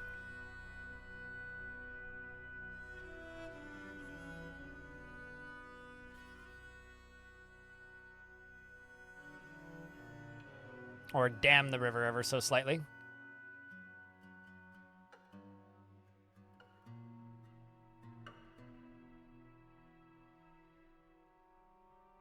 Also, right now would be a bad time for baddies to show up.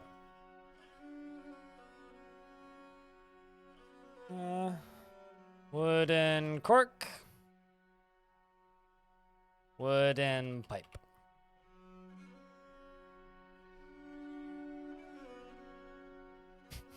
Girth is a guilds fan, hey?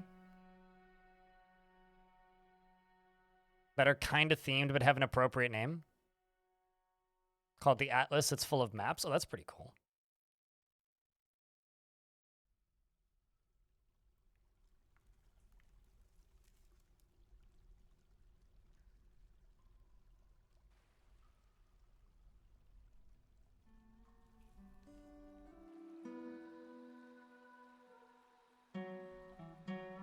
So now we're just waiting for dwarves. I'm assuming to just bring wood over and build this.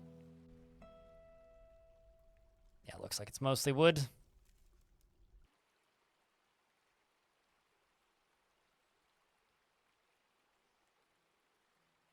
This needs to be replaced with wood as well, probably. Doesn't really matter what material they use, as long as this gets constructed.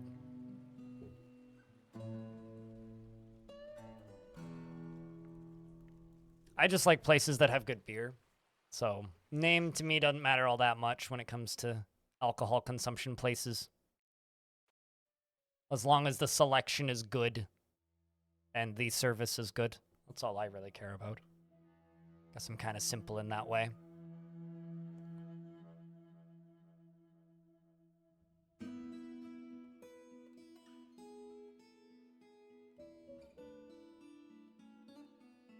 I just need all of these to be built. Getting there.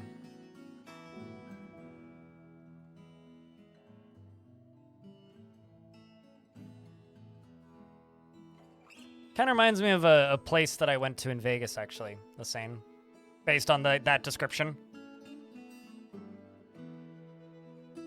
The Nervous Squirrel. Did a squirrel get... Like, is there a story behind this? Like, did a squirrel get stuck in there once or something?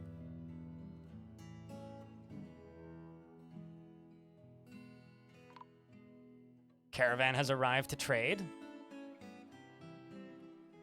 I guess we're just getting migrants now, so I'm much less concerned.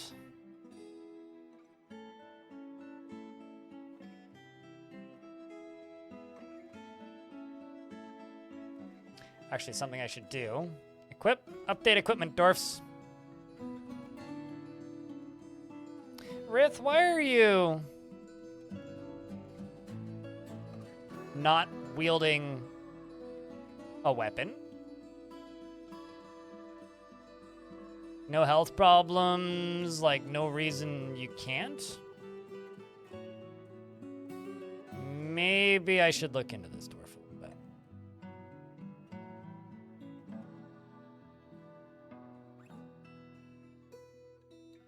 Maybe I didn't make enough. Oh, okay, yeah, that's definitely it.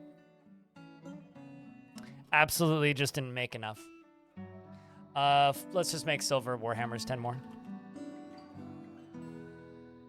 Although I'm not certain I have that much silver.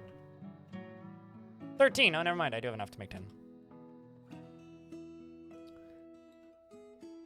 All right. Well, what can I bring?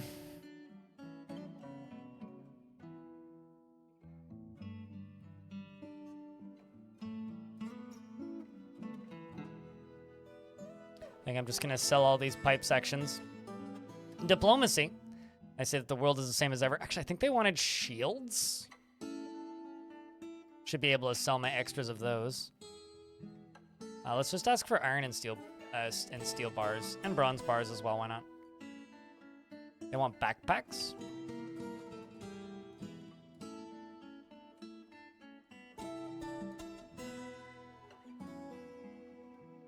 Can sell 3 shields. I got 3 extras. There's a bunch of dead rats. Goddamn cats killing all these rats. Wonder if the dogs are too. Certainly possible.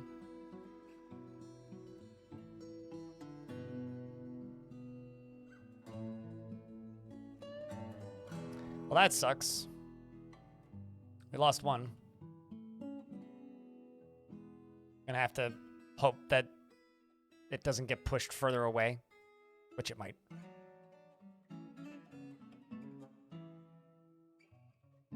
Seemed, yeah, they don't eat vermin. They just make vermin appear. Like, people are just like, cats kill vermin. I'm like, I'm pretty sure cats create vermin. At least in this world. I might be not totally accurate with that statement, but it certainly seems like the cats are the ones making the vermin. Well, that's 1, 2, and 3.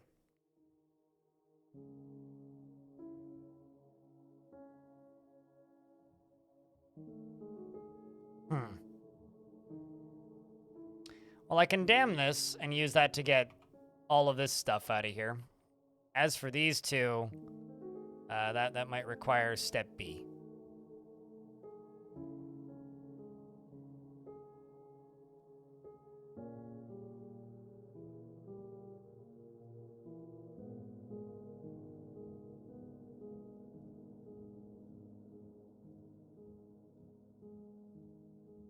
Also, this ain't gonna fully work because I actually need to get rid of this.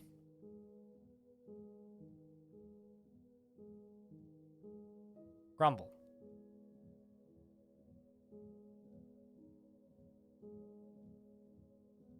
Actually, you know what?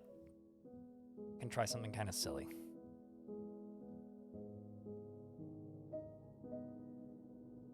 Yo, dwarves, don't be idiots for a second and run back inside, please and thank you. Pump this, please and thank you. And, let's do this. Let's also dig through these. So what I'm gonna do is I'm gonna open this.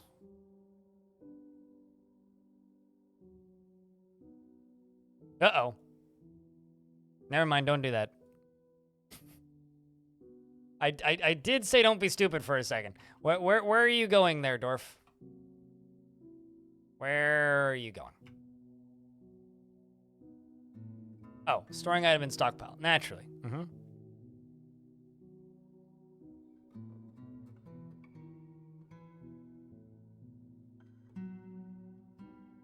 You should be catching up on work and not playing DF while watching. Oh boy.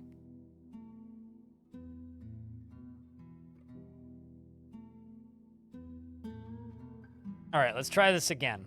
Let's see. Dwarves, are you guys gonna go full stupid again?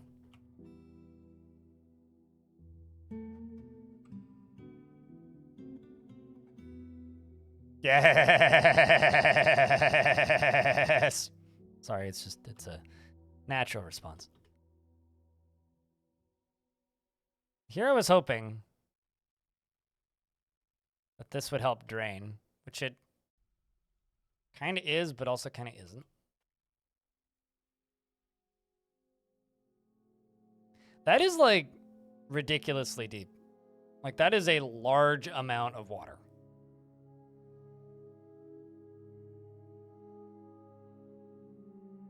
Am I trying to drain a river? I mean, not permanently.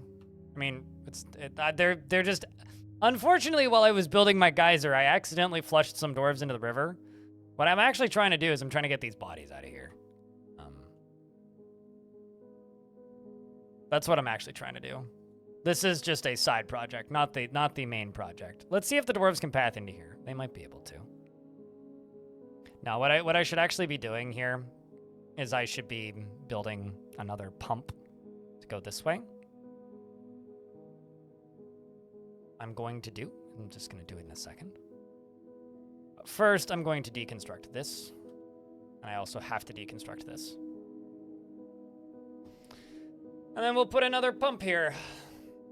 That's what we're going to do. Happy New Fort Day.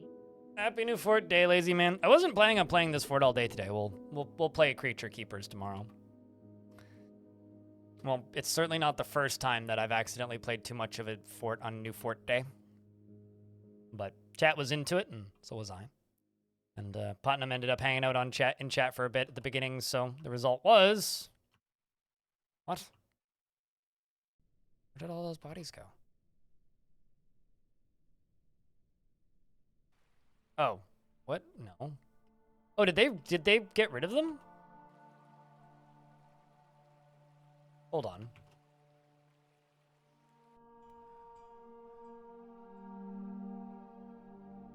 Nope. I'm not entirely sure where those bodies ended up. That's mildly concerning.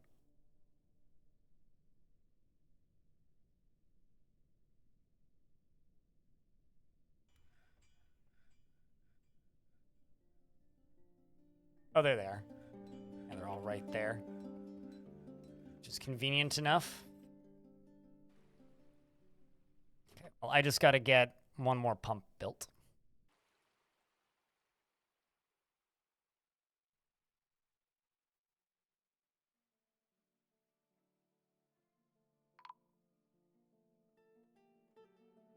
Peasant has been missing for a week.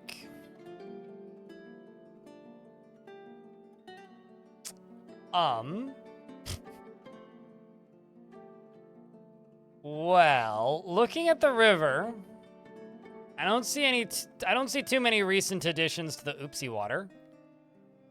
So I suppose that's good. However,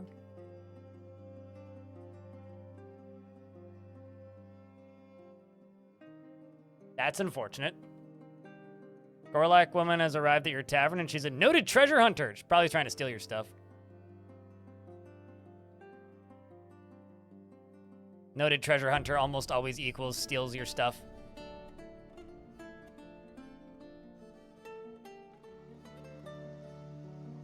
You have a human baroness meditating on depravity. That's just me every day. You say that like it's something unique. I'm like, I'm always meditating on depravity. Deprave these meditations. Why are these wild boars so goddamn dedicated to breaking into my fortress? They are trying to swim through a wall of water to get into my fortress. Why are they so dedicated to their craft? I mean, I respect it. I mean, I respect anybody who's dedicated to anything, practically, but, like, why my fort, though? Why does it have to be my fort? The more merchants are leaving soon. Well, hold on. I'll trade then.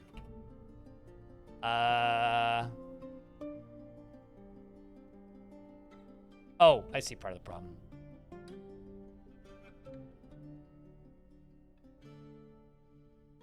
Get up here and trade, you lazy son of a Dwarf.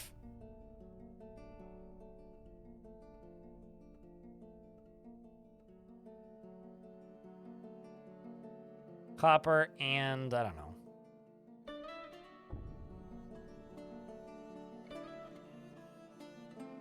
Buy some cranberries, I guess. Plump helmets. Trade done. We've done the trading. You guys can go back to training.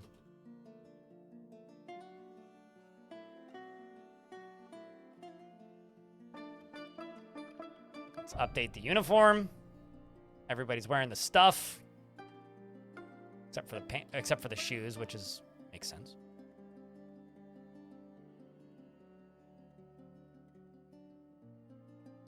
All right, so this down here, the dwarves should, in theory, just throw themselves into the river and go grab the thing. As they are. Look at this. Ain't that great?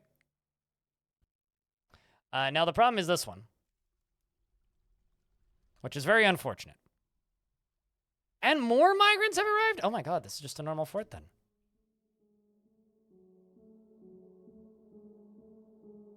Prue is one that really needs to get removed from here. So let's see what I can do.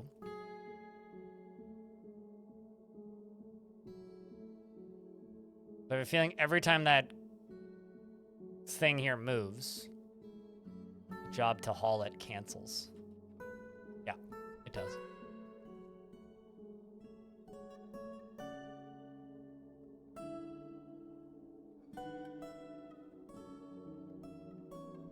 Let's bring Dolomite down here. That'll work just fine.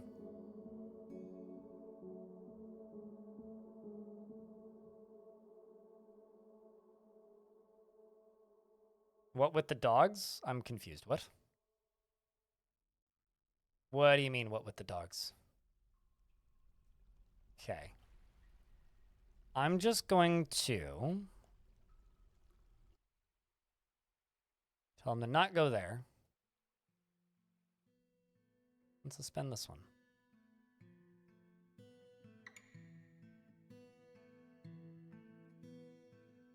This tile here is confusing me.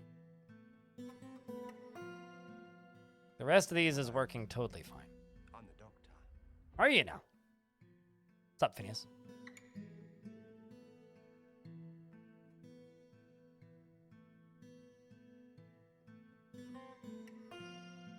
These dwarves are like, we're thirsty.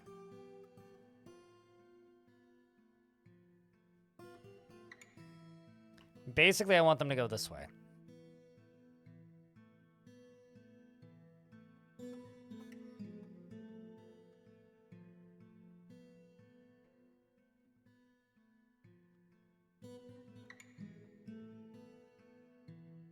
I should just do it this way.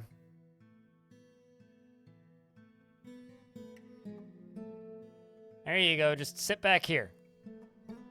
Come on. Somebody just needs to come and grab this old body. Why do they keep doing this? You dumb dwarfs. They insist on going this way. All right. Well, what if I put a block here?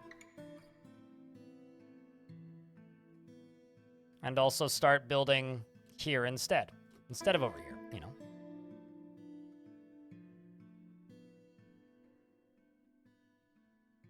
I almost never use pathing restrictions because I don't really build forts that need them. But no, I literally never touch that stuff. It's like not necessary for the way I build forts generally. Sometimes, and I mean very rarely, I'll use them to restrict traffic, but that's about it. I basically never touch the settings on them.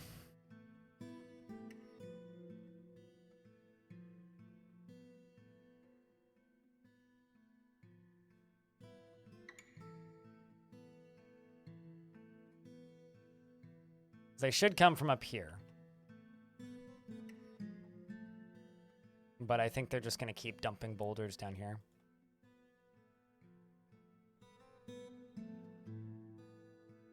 But here's hoping they don't step right there anymore, which is the main problem, because they keep stepping down here and then immediately getting drowned, or almost drowned.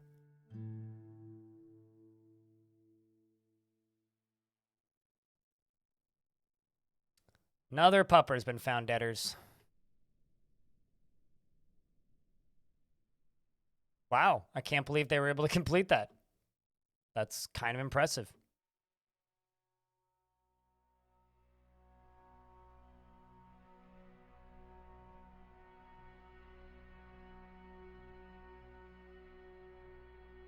Not again, less than 3. Oh man, one of these days you'll remember to cancel the sub.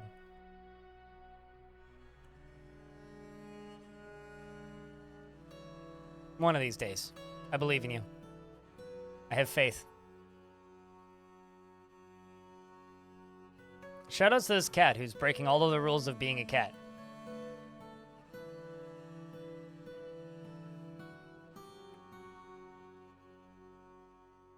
You know, actually, this is kind of a terrible idea.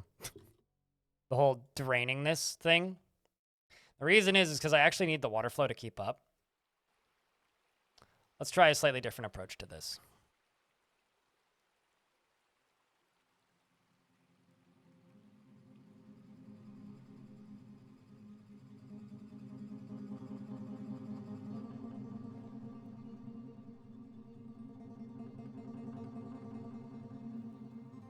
Gorlak came with a team coming. It's the A team, headed up by Mr. G,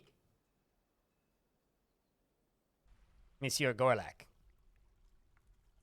Oh, and yeah, no, I mean, like, there's videos of cougars swimming quite a bit, but doesn't change the fact that they're any more or less threatening, or like breaking the rules of house cat. I actually growing up, my neighbors. I don't think either of them are alive anymore, but they had a Bengal cat, and me and my two sisters would house sit for them occasionally. They also had a parrot and a couple dogs and horses and various other random animals. And it was kind of funny because when we would house sit, they would say, "Hey, so do not, under any circumstances, unless you really like showering with a cat, shower with the door open, because the cat will just join you. He'll just like jump into the shower, and he won't get out." Which is real bad when you're like, using soap or like the water's super hot, because the cat didn't like that. So the cat would like walk into the shower and then like have a panic attack when he realized how hot the water was. Which is not good for Kitty. Kitty doesn't like hot water. Kitty like,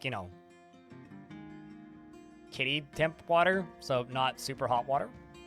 But human hot water temp is bad for Kitty, turns out.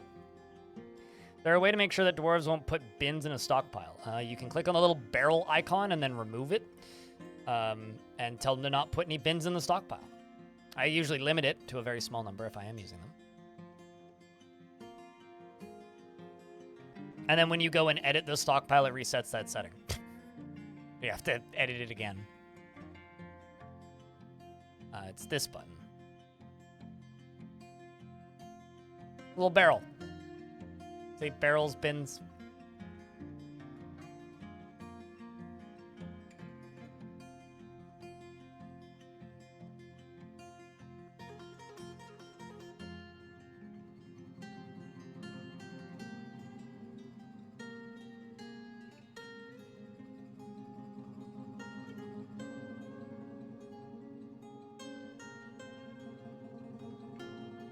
There is way too many dogs in this fort. Like, just an absurd number of dogs in this fort.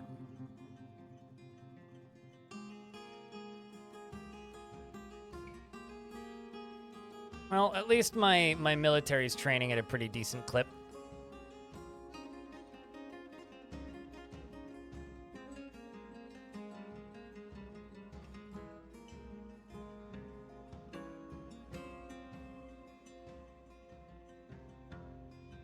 There you are, Nero. Nero, what's your skill?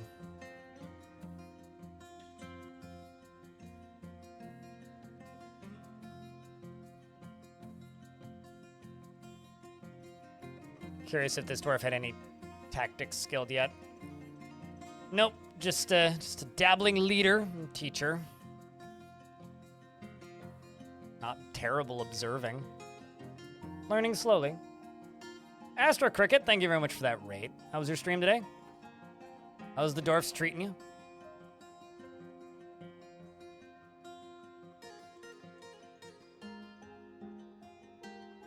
All right, dwarves, don't make the mistake and fall into the river like all of your friends have. We all know that that doesn't end well. So what I'm actually going to do here is I'm just going to carve this out. Hopefully this isn't the worst idea I've ever had. I'm also going to dig through this. And then I'm just going to build flooring here. Also, mods, could I get a shout out for Astro Cricket, please? Has bitten you a lot. Yeah, it's one of those annoying things where you just kind of get used to it after a bit, but kind of sucks. Like, honestly. It kind of sucks.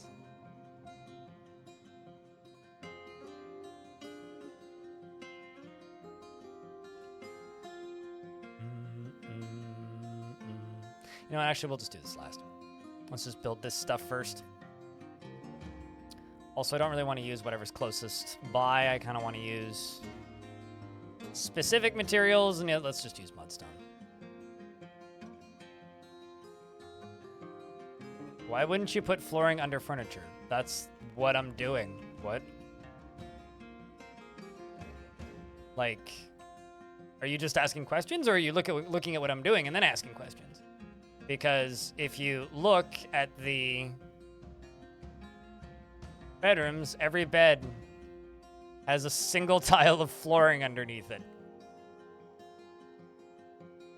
And I'm not adding furniture until there's flooring. See? See?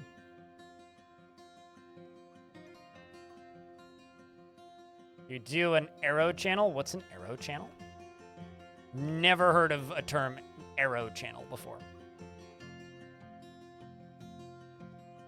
Oh, okay, well then I missed a thing. Kind of wish you could order a floor to be built over furniture. You know, this is one of these situations where I think people don't realize what they have. Because back in my day, you couldn't build a wall on floors. Back in my day, you couldn't engrave walls. Be thankful for what you have, for you don't know what it was like before.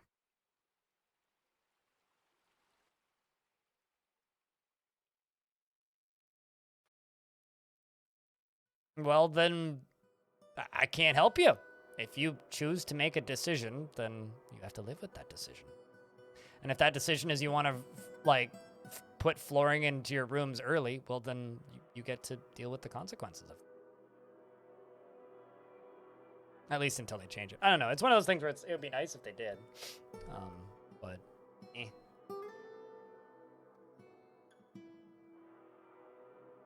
I just build things in the order that I build them in, and don't worry about it. I use dfhack to debug the game, as that's usually what it's most useful for.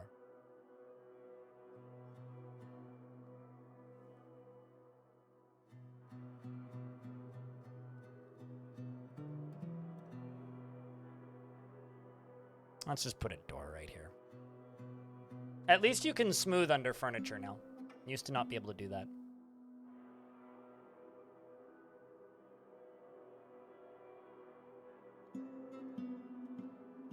Don't know what it's called. The thing you wanted to put in the vault. Once again, I have no idea what an arrow channel is. I guess that's all I can say. Is like, if you don't know what it's called, I don't know what you're talking about. I mean, maybe I do, but based on the limited information I have currently, I would state that I have almost no idea what you're talking about. Or very little idea, I guess, of what you're talking about.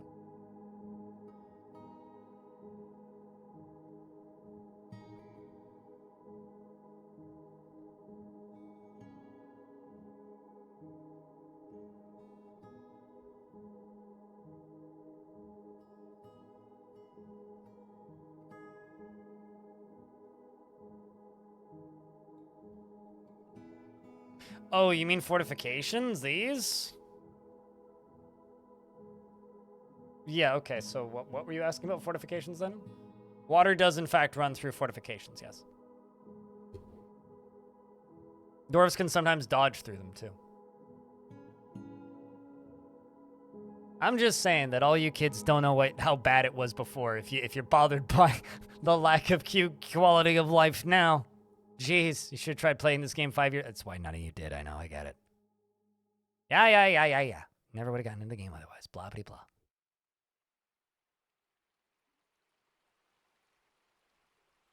blah. That's what's happening. Well, there is no flow coming from the right.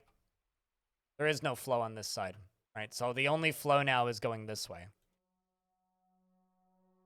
There's a dead monkey in here. How did your skeleton get all the way the hell up here? Grr. Okay, you know what I need to do? I need to just redirect the river from the other end. That's how I need to do this. That's the only way this is actually going to work.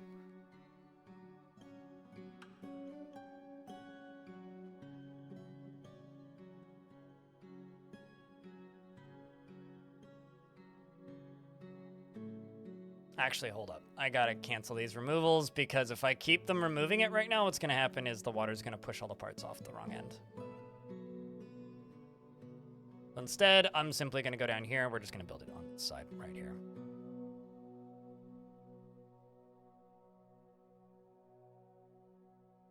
And we're just going to pump this water off the map. That's how I'm gonna do this. This isn't how I wanted to do it, but it's how we're going to do it. In fact, I could just hook this thing up to power. Because, damn it, I'm going to get these bodies out of here. We may also be able to, like, eat some sturgeons.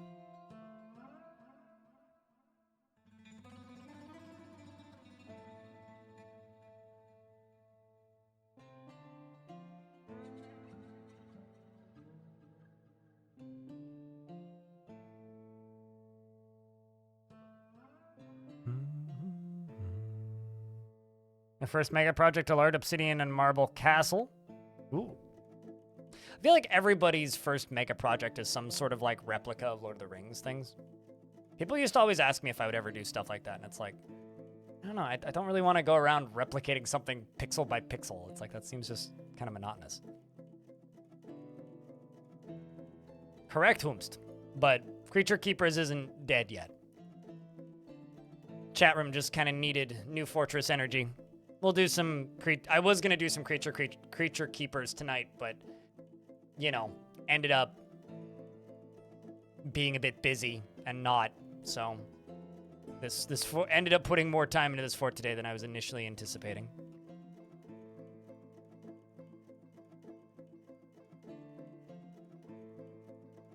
Anyway, I'm going to need a method of, you know, cleaning these bodies out of here anyway.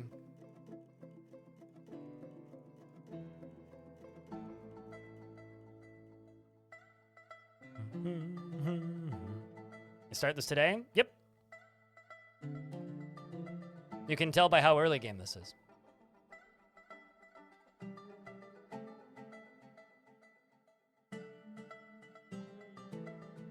Yep. Pru's ghost is now flapping around, which means we are now officially time limited. Gotta get these dwarves dealt with.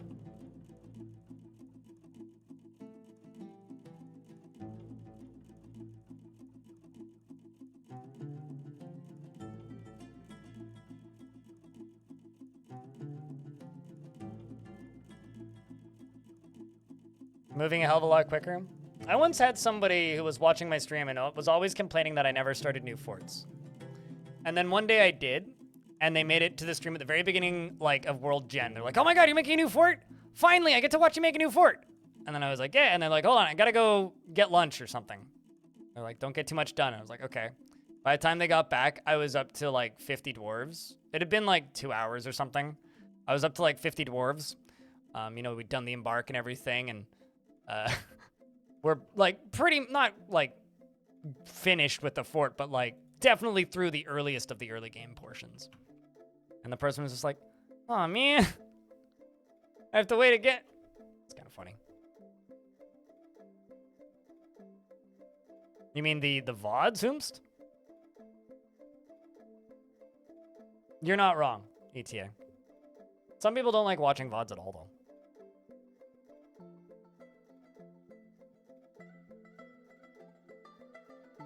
Yeah, because like I don't really do recap videos, but I do upload the VOD archive, and then I also do those highlight videos, which aren't really recaps either.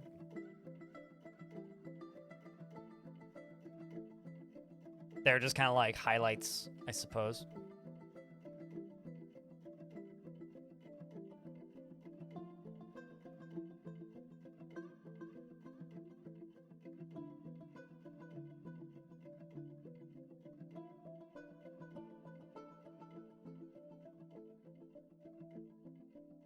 I'm just kind of skim through, checking out the evolution. Yeah.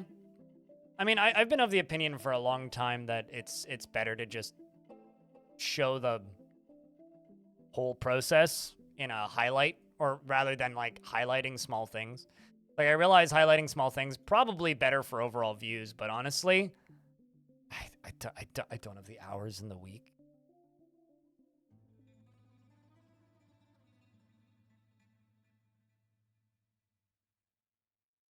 Like, I put so many hours into this gig already, I don't need to put more.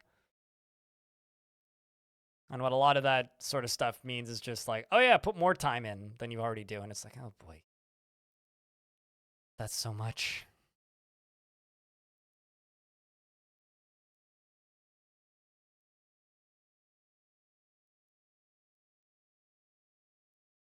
Come on, Dwarf. Dig up one. There you go.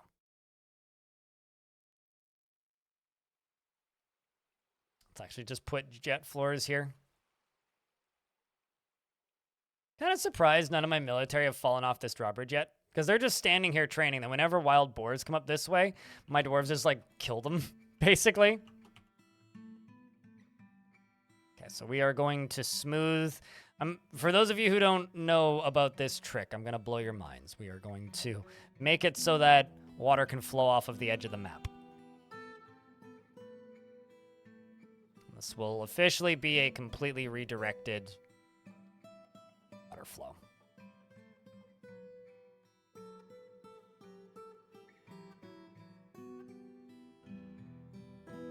You learned this trick just 2 days ago? Yep. It's one of the oldest tricks in the book. At least one of the oldest tricks in the modern DF tricks book.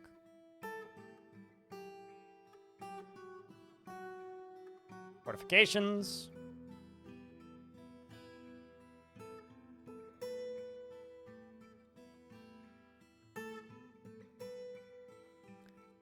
Trees hurt?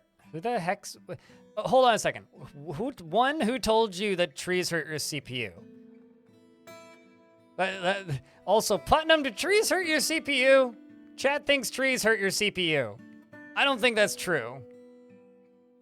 Like, I'm almost certain that that isn't true. But, it's not biome specific, it's the size of the map. Plants in general do? How?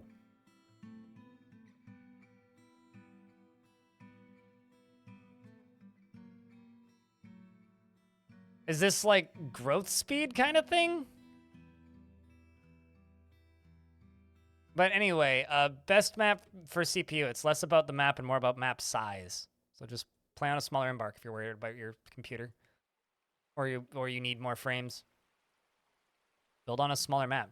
Play like a 2x2 or a 4x4. Don't do an 8x8.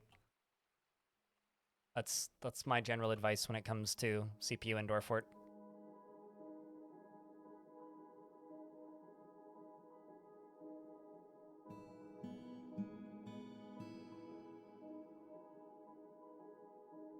I suppose.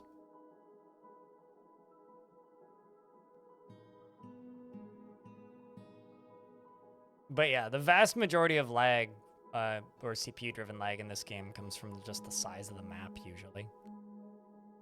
And I don't mean like the world map, I mean like the individual fort map. Although supposedly the world map affects things, although the only effect I've noticed frame rate-wise from larger maps is just that saving takes longer. But like world maps, not like embark maps.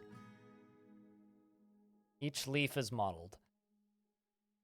No, I can tell you that for a fact, that the leaves are not modeled. It might keep track of how many leaves there are, but modeled? Almost nothing in this game is modeled. At least in the sense that people use that word generally.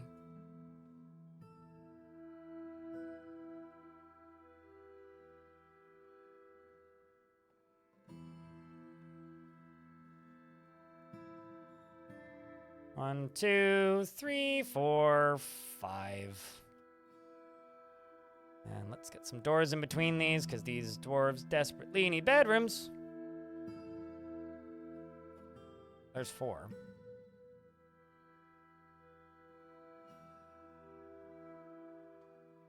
Gotta get to bed. We'll see you later, Walnut. We'll be on tomorrow.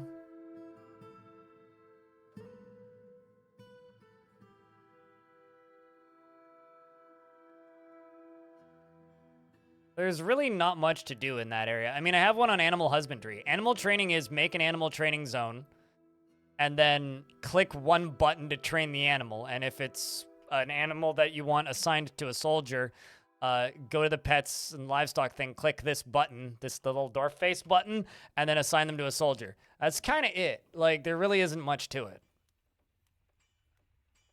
And if you're talking about, like, animal taming, you catch them in a cage and then click the tame button or train button. And then when you get it, you put it in a pasture once it's trained.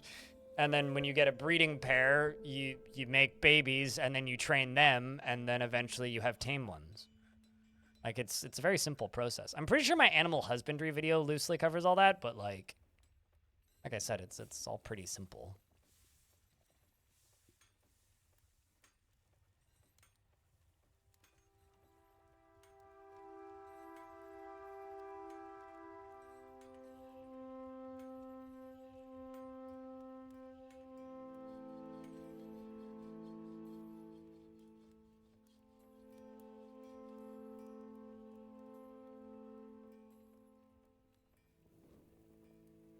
Your time in a 16 by 16 broadleaf forest wasn't bad.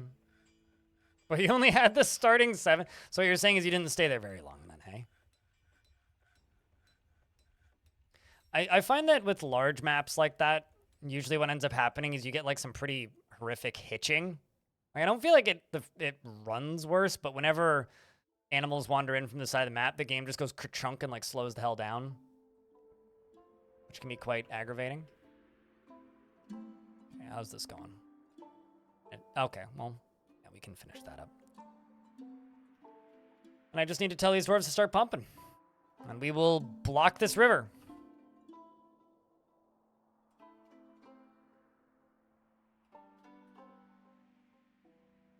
And I'll roof this off while I'm at it.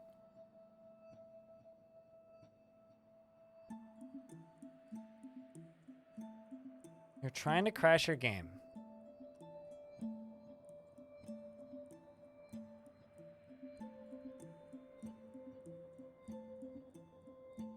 I mean, if you're trying to crash your game, like, you can crash your game, but I guess why are you trying to crash your... You know what? Actually, I don't want to ask that question.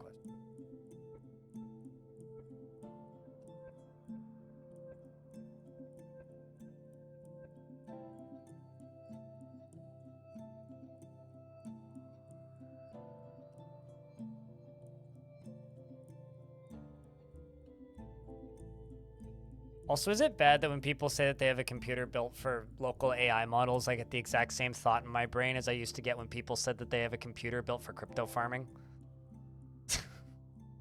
It's like the exact same, like, visceral feeling that I get.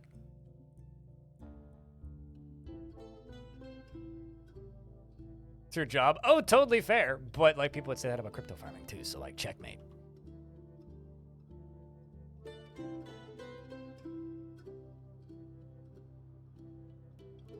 It is still true, though. It gives me the exact same brain chemicals.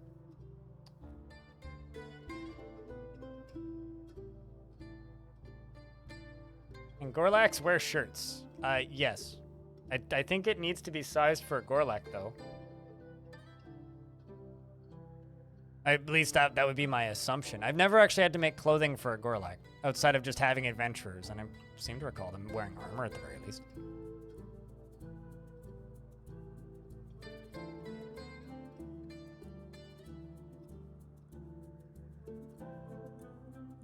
What CPU?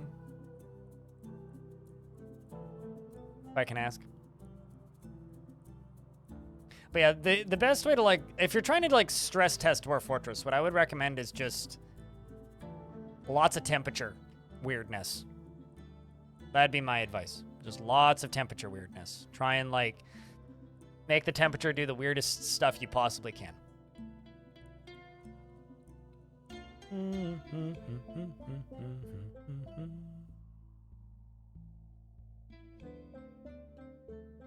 Obsidian farm in the snow. Yeah, melt a glacier with lava. That and cave-ins. The thing is, Dwarf Fortress, like, is nowhere near as... I don't know why you're trying to crash your game, but, like, Dwarf Fortress is nowhere near as crashy as its reputation gave it back in the day. Like, Dwarf Fortress for years always had, like, this reputation of being extraordinarily crashy. It's really not. The reason it used to crash a lot is everybody used text will be text, which turns out text will be text was real good at making your game crash, which was a DFhack plugin. And because everybody used it, people got really used to the game crashing and would just sit there and blame the game for being crashy, which is a bit unfair to the game to a degree.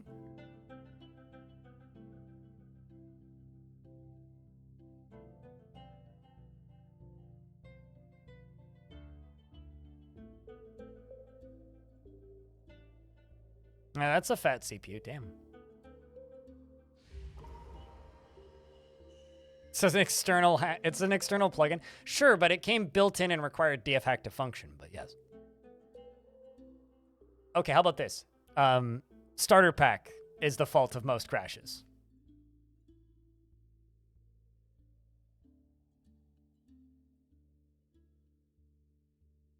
With starter pack it did, which is what I'm referring to. So starter pack, I guess, is the fault then of most crashes. Queuing green tea, the bone carver withdraws from society. It's our second artifact of the fortress. Accidentally closed the icon, but baby llama is starving. Oh, boo-boo.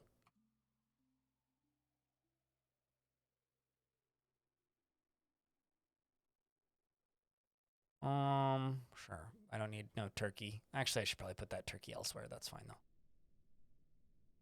You can go here. There you go.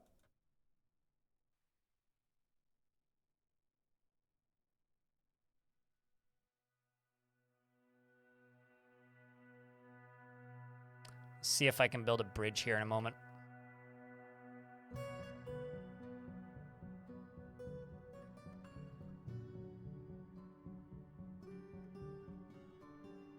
Such a long river.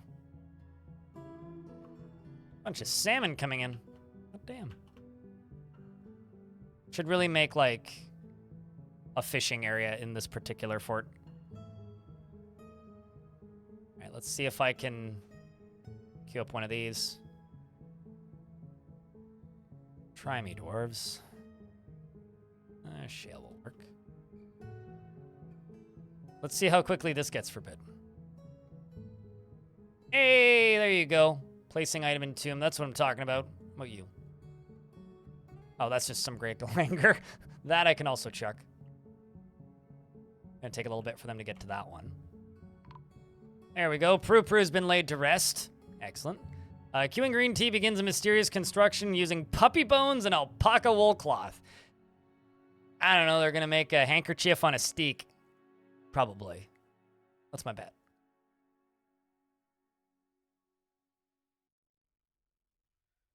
1,500-year history on the largest continents made your computer chug hard. Oh yeah, generating an old world will stress test your computer. But yeah, like Putnam was saying in the defense of DFhack, the reason this version of the game gets along well with DFhack and doesn't crash is literally because this version of like DFhack isn't using text will be text, because the game essentially has text will be text natively now. Which is what lets you see multiple Z levels. So.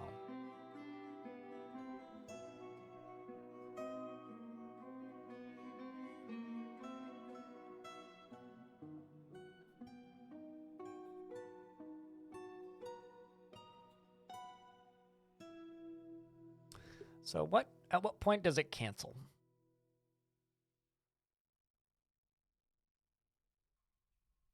Because this should only need two blocks to build.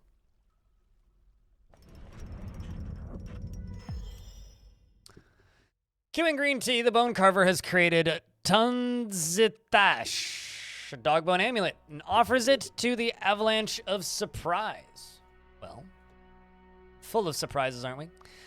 This is a dog bone amulet. All craftsmanship is of the highest quality. On the item is an image of 2 radiant cut gems and dog bone. On the item is an image of a forgotten beast and alpaca bone. And I'm going to be a good Dwarf manager, and my first artifact is going to be given, or my first wearable artifact is going to be given to the glorious walnut bag expedition leader of the fort. Okay, well, that's 2. Problem is going to be actually constructing this. Now that you got this part done, I don't think they're ever actually going to be able to do it.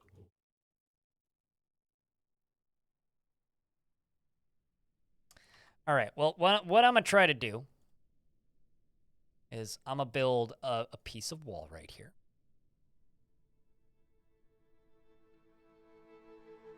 And then I'll build another piece of wall up here.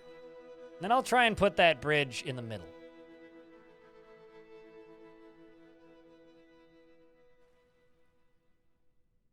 Dwarf here's hungry. Hang in there, IRL.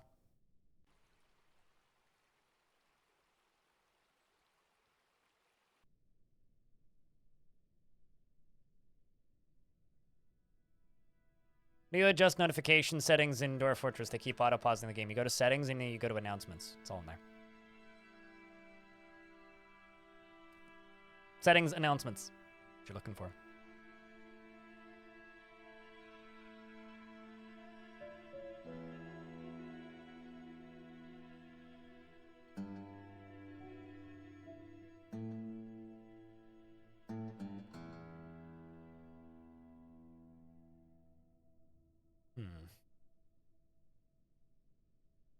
I guess the other thing I could do is I could just drop this down a layer. I don't want to do that. Man, you know what I could do is I could turn this whole thing into a mechanical waterfall. Pretty cool.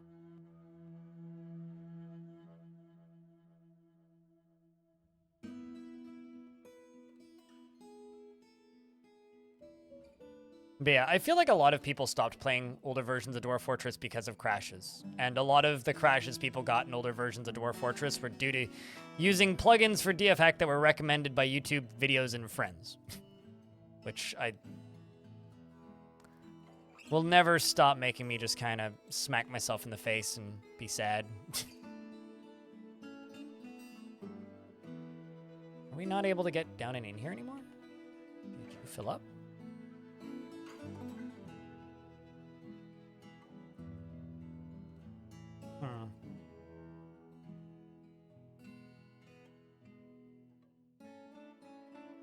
And I guess I could just pull this lever again and get this whole area flooding, but eh. Do I really want to do that? I don't know.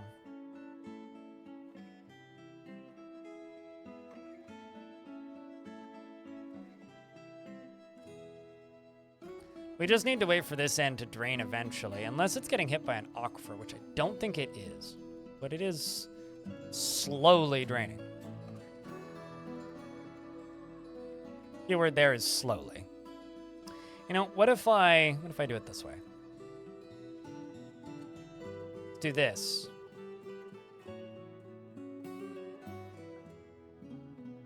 Let's try it this way. Very satisfied with how crashes. Many of the crashes you experienced early were probably from the room assignment bug. Yeah, it was like the room assignment bug, and then it was also just like, you know, the very weird, very Dwarf Fortress-ish issues that happened in like the early days of every patch cycle, or happens in the early days of patch cycles. I don't know why it's filling up again. Weird. Well, I guess what I can do is I can allow the dwarves to go here.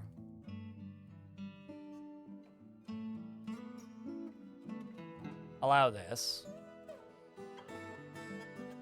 And lock the dwarves in the side. And and let's get some extra pumping help. And by extra pumping help, I mean let's pull this lever. Which is just gonna, you know, make the geyser over here.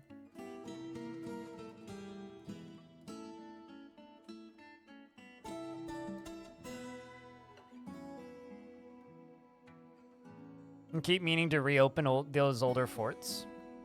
What, like ones in, oh, in the early days of V50, gotcha. Yeah, I mean, you'll see a lot of things that weren't working that are working now, which is always fun. It's one of my favorite things, actually. Is nobody coming to pull the lever?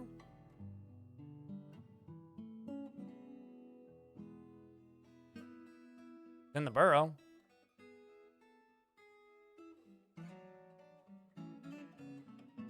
Oh, it's because I pulled the wrong lever. That's why. Duh.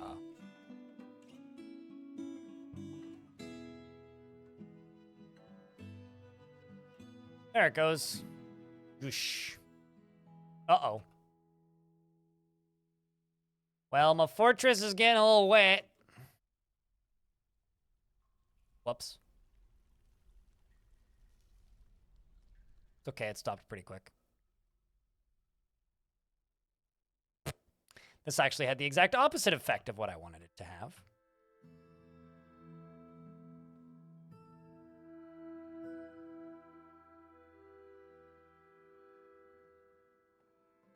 I also managed to catch Sodell up here, who's just going, guys, I don't like this. This is bad.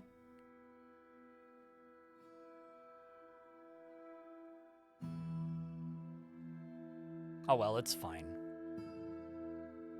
We're just making soup at the bottom of this. Crunch. Fortunately, you can crush water with atom smashers, so the water shouldn't last very long. I dumped a bunch of wild boars in there. Oh, boy. There's also a dwarf down here who's having a bad afternoon, from what I can tell.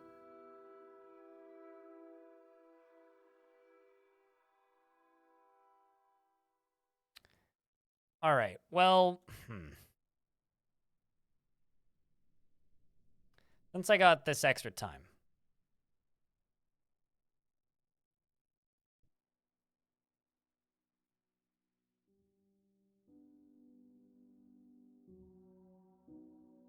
Let's try this again.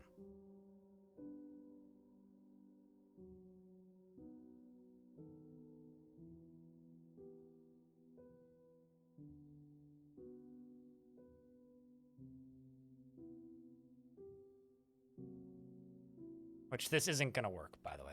That's my current bet.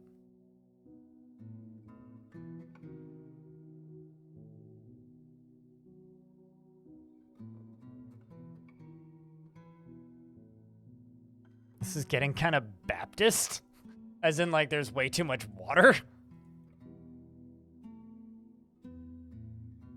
You know, the thing is, I know a way more effective way of like redirecting a river like this. I just really don't want to do it. And the reason I really don't want to do it, because if I... Okay, screw it. We'll just do it this way. We'll just do it the way I don't want to do... Well, the other way I didn't want to do it. Not the initial way I didn't want to do it.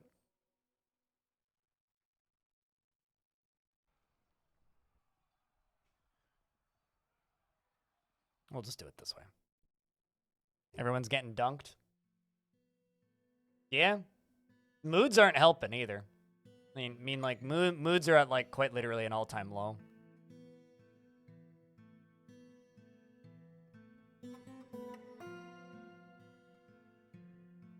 It's 2. 3. And everybody's leaving their pants in the, the walkway. You can get out that side, can you? Green tea. I'm amazed by your dwarfishness. Dwarfishness?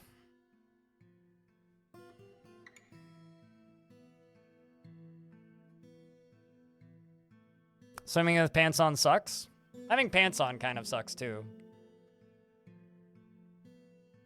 Come on, you can get out of there. There you go. All right. Done. River is now dammed, and it's just a matter of time before I can get all this crap out of the dam. And also before my water wheels stop working. I mean, we're already at that point, actually. My water wheels have officially stopped working.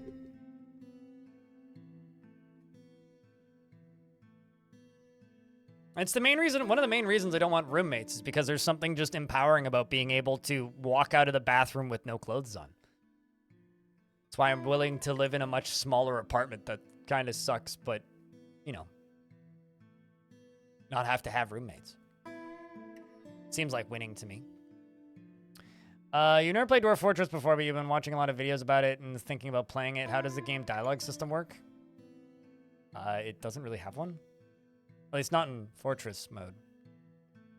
I mean, like, you get pop-up boxes occasionally that ask you questions about, like, diplomacy and such, but, like, it's pretty surface level. There is a dialogue system in adventure mode, which is a bit more abstracted and has a bit more going on, but... Be thick blackout curtains. Yeah. If you're tall and have a huge window, if you walked around your house nude, people outside would definitely see you. Seems like a housing design issue. There's this house pretty close to where my parents live that we jokingly refer to as the fish tank. Because it's just like huge, like floor-to-ceiling windows all the way around it. Like it's like one of those stereotypical billionaire houses that the billionaire evil guy lives in. That's just like floor-to-ceiling roofs all the way around. Or windows all the way around. And that's just what the house is like. When I go over to my parents' house, my dad refers to it as the fish tank. Like, oh, have you seen what happened in the fish tank recently? It's like, what? All right, well, this shouldn't take too much longer to drain then. And then when I'm ready to open it up, we'll just build a little drawbridge right here once this is all drained out. And then I'll turn the pumps back on, and then I can just dam it whenever I want. Sounds like your PC case. Or a ceiling glass panel. There you go. Yeah, my PC case doesn't even have a window.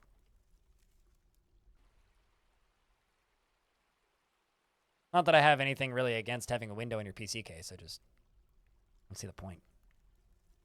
A lot of computer components have these always-on LEDs now, and they're mildly annoying to me. Yeah, Dwarf Fortress is very much a game about making your own fun, really. Like, the dialogue system in adventure mode is kind of neat. But it's, as far as how does, like, the dialogue system in Dwarf Fortress work, like, there really isn't a dialogue system in Fortress mode. So...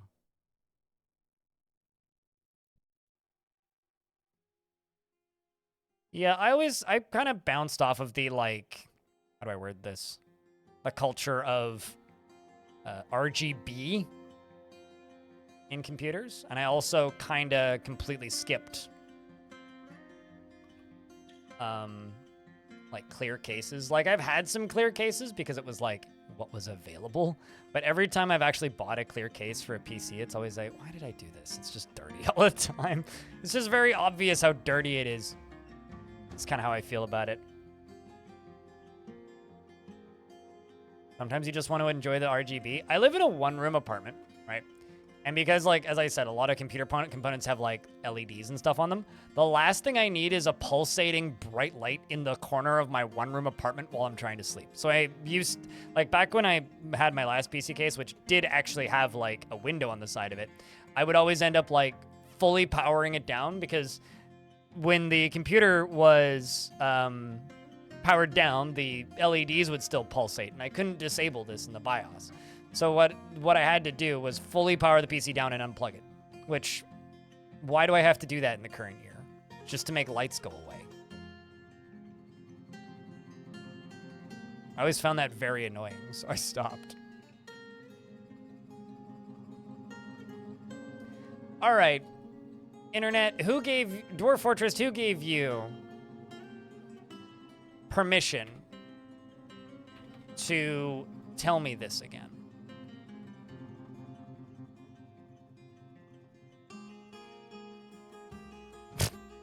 I have a dwarf in a tree. It's been a long time since I had a dwarf in a tree.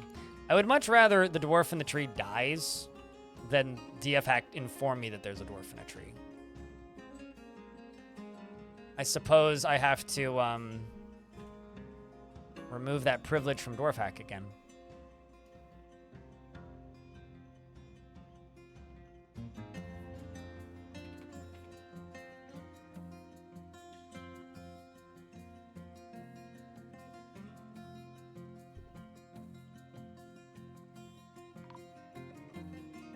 Yeah, fair. I guess I just don't sleep as easily as that sort of stuff.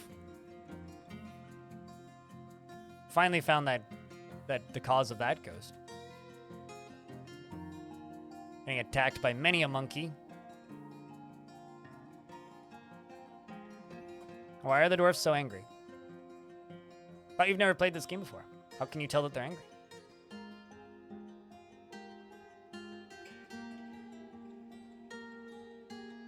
Get down here, dwarf. Don't die on the way down. You know, thunk.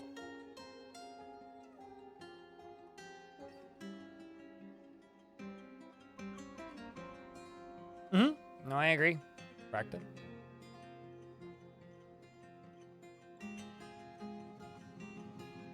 When lights are off and they're I mean here, let me show you my keyboard since we're in a save screen.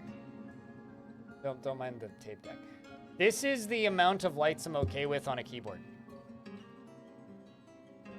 1. To tell me that it's plugged in.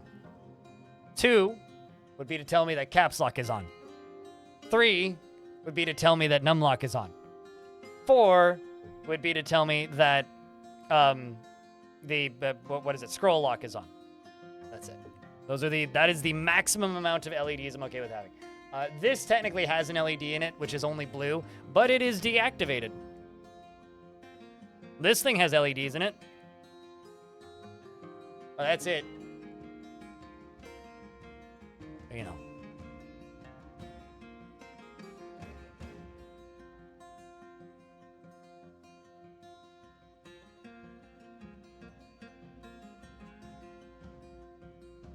The amount of, like, usable cassette playing devices I have within arm's reach is... I have more usable cassette playing devices than CD playing devices within arm's reach. There's one device that could take a CD, and it's a laptop from, like, 1999. So, yeah, I mean, I could also play those here. I mean, like...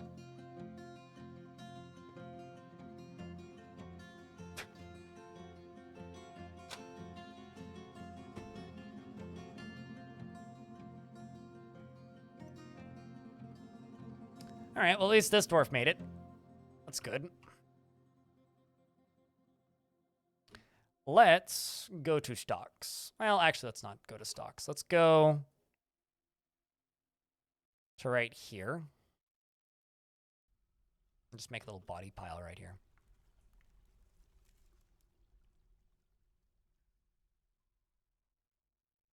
Kayla, thank you much for the raid.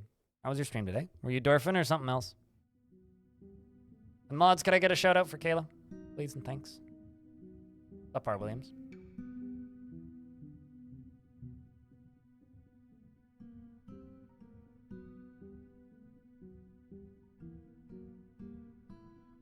Had that thing he held in his hand, who knows how to use a pencil with it?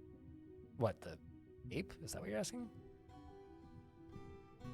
I mean... I obviously could answer you the question, but you said it wasn't.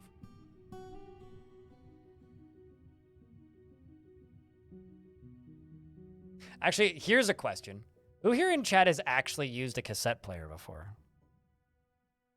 Doing some chill Stardew? Gotcha. A game that's almost as chill as Dwarf Fortress. Slightly more stressful, in my opinion.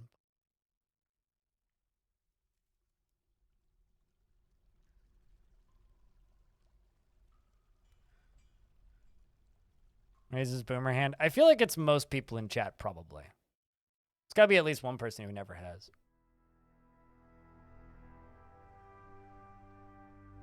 It's been decades. That's the thing that's surprising to me, because I think like my parents got rid of their last car that had a cassette player in it in like 2020. No, 2021 actually was when my dad sold his truck, which had a functional tape deck in it still.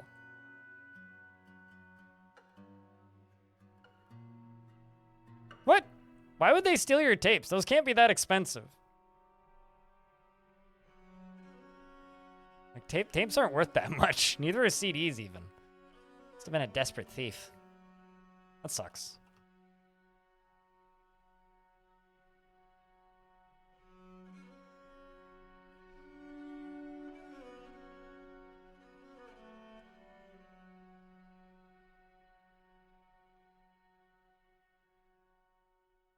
Had that one Debussy tape. Really chill times. Yeah, I like tapes. Tapes are fun. I like tapes and records.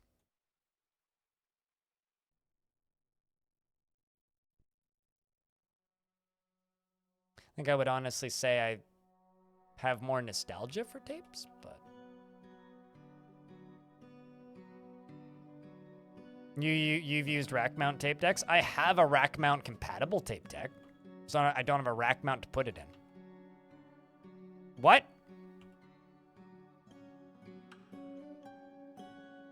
The fuck? Where'd all this water come from?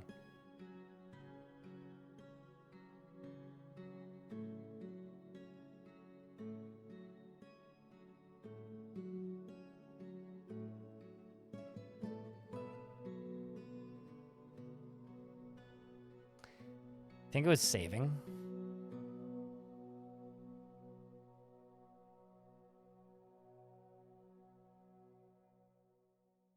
My trap? Nope. No, because it was almost completely drained. And I haven't reactivated the trap again recently. It was almost completely drained, and I guess, like, I don't know.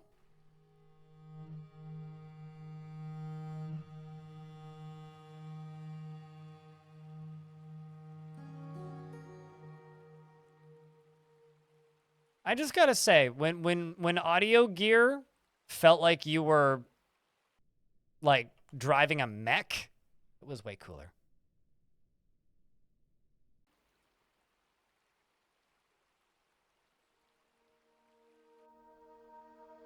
Flack till I die. OGG is annoying and not compatible with anything. OGG is like a compression format anyway. Why would you use OGG? Yeah, I don't know. Assuming something to do with the game saving.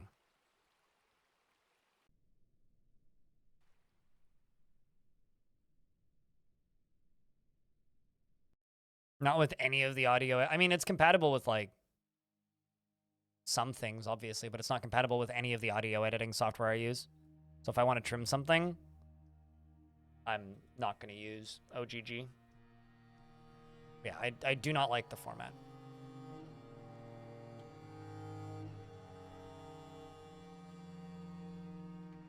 If I'm going to listen to Lossless, I'm going to listen to Flack.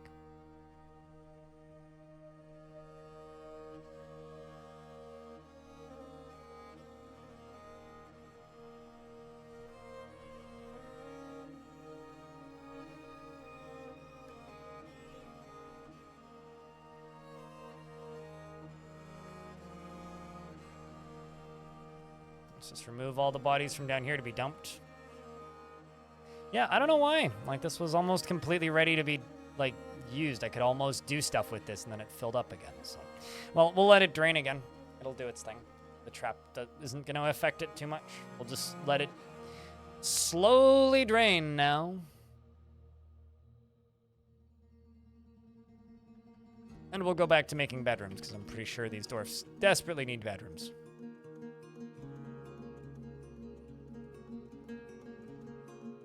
At least we've got a decent enough amount of alcohol still.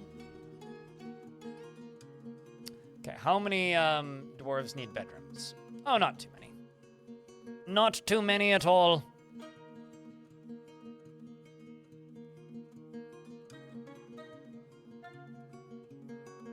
Let's see if I've missed any. No, oh, there's one.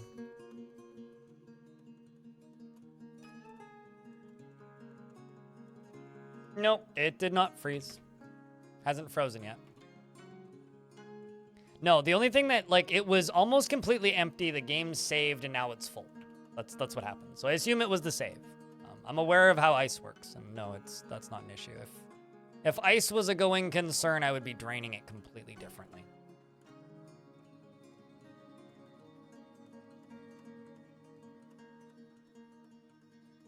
But trust me, I wouldn't be jumping up and down and being like, where did all this water come from if it had frozen? I'm aware of this. Is it frozen pillars are considered 7 of 7, even if they were like 1 of 7, and then they become 7 of 7 when they thaw? It's a good time.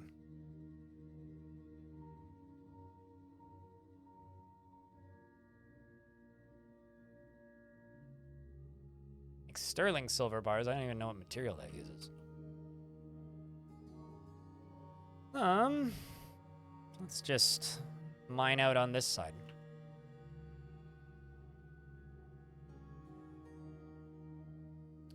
Slowly, slowly, slowly. Salt tetrahedrite. What's salt tetrahedrite? Sweet. That is tons of tetrahedrite.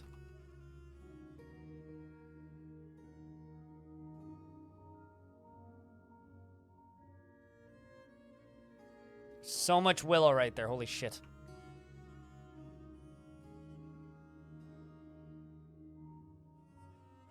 How's my squads doing? We're all still just wrestlers. Adequate hammer dwarf. I kind of want to just go attack the enemy, but I kind of want to get these bodies out of the river first. Is kind of my bottleneck here. Like, I want to just go attack them, but I don't think I'm going to until I've made my way through.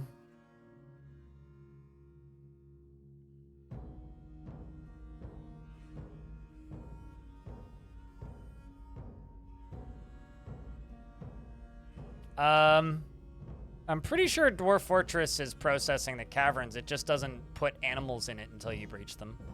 Although Putnam could probably clarify that.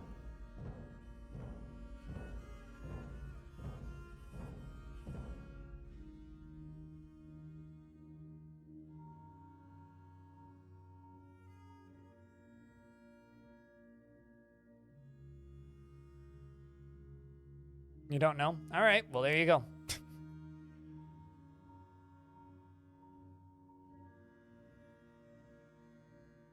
Yeah, I don't know either.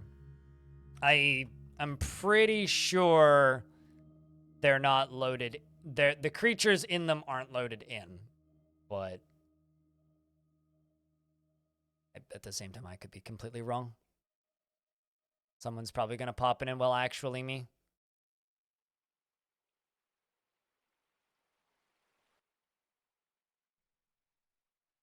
I just love these pigs that are just slowly learning to swim. Like, is it filling up again? I feel like I can't.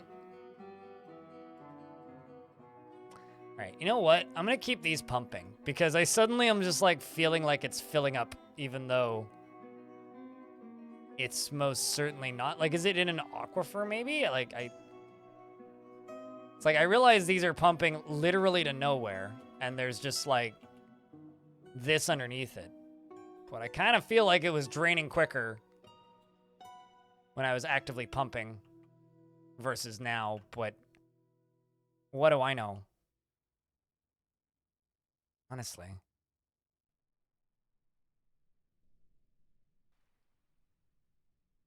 Oh, true, yeah, Dwarven sonar. Yeah, so I don't know. Probably not. Would be my assumption. Well, this sucks because, like, I needed to have these removed, I guess. I guess I have to do this the way I didn't want to. Ah, man. Can't win. I can't win, chat.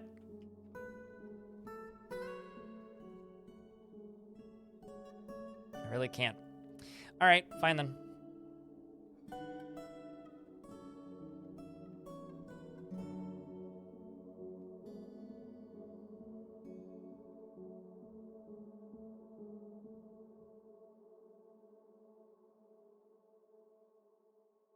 Why you gotta be like that, Venus?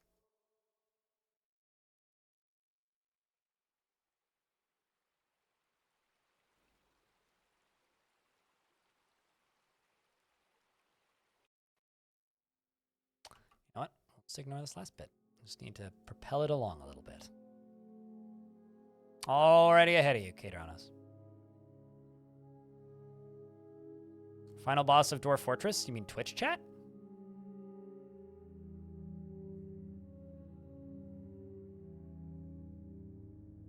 I don't see how that's related in the slightest, but okay. I mean, you know I don't appreciate emote spam. We've been over this.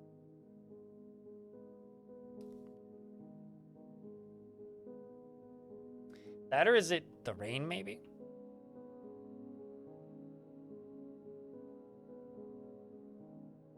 I don't know. We've been over this a billion times, Venus. I don't and will never appreciate random, no particular reason emote spam. One of these years, you'll remember that I say that. Ask you not to do that. But I guess today isn't that day.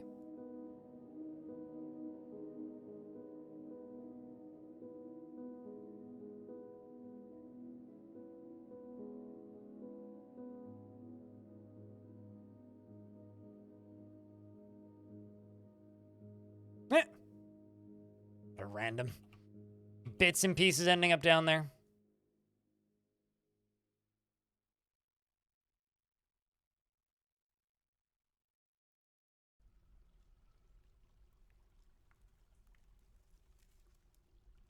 That's got their moments, that's for sure.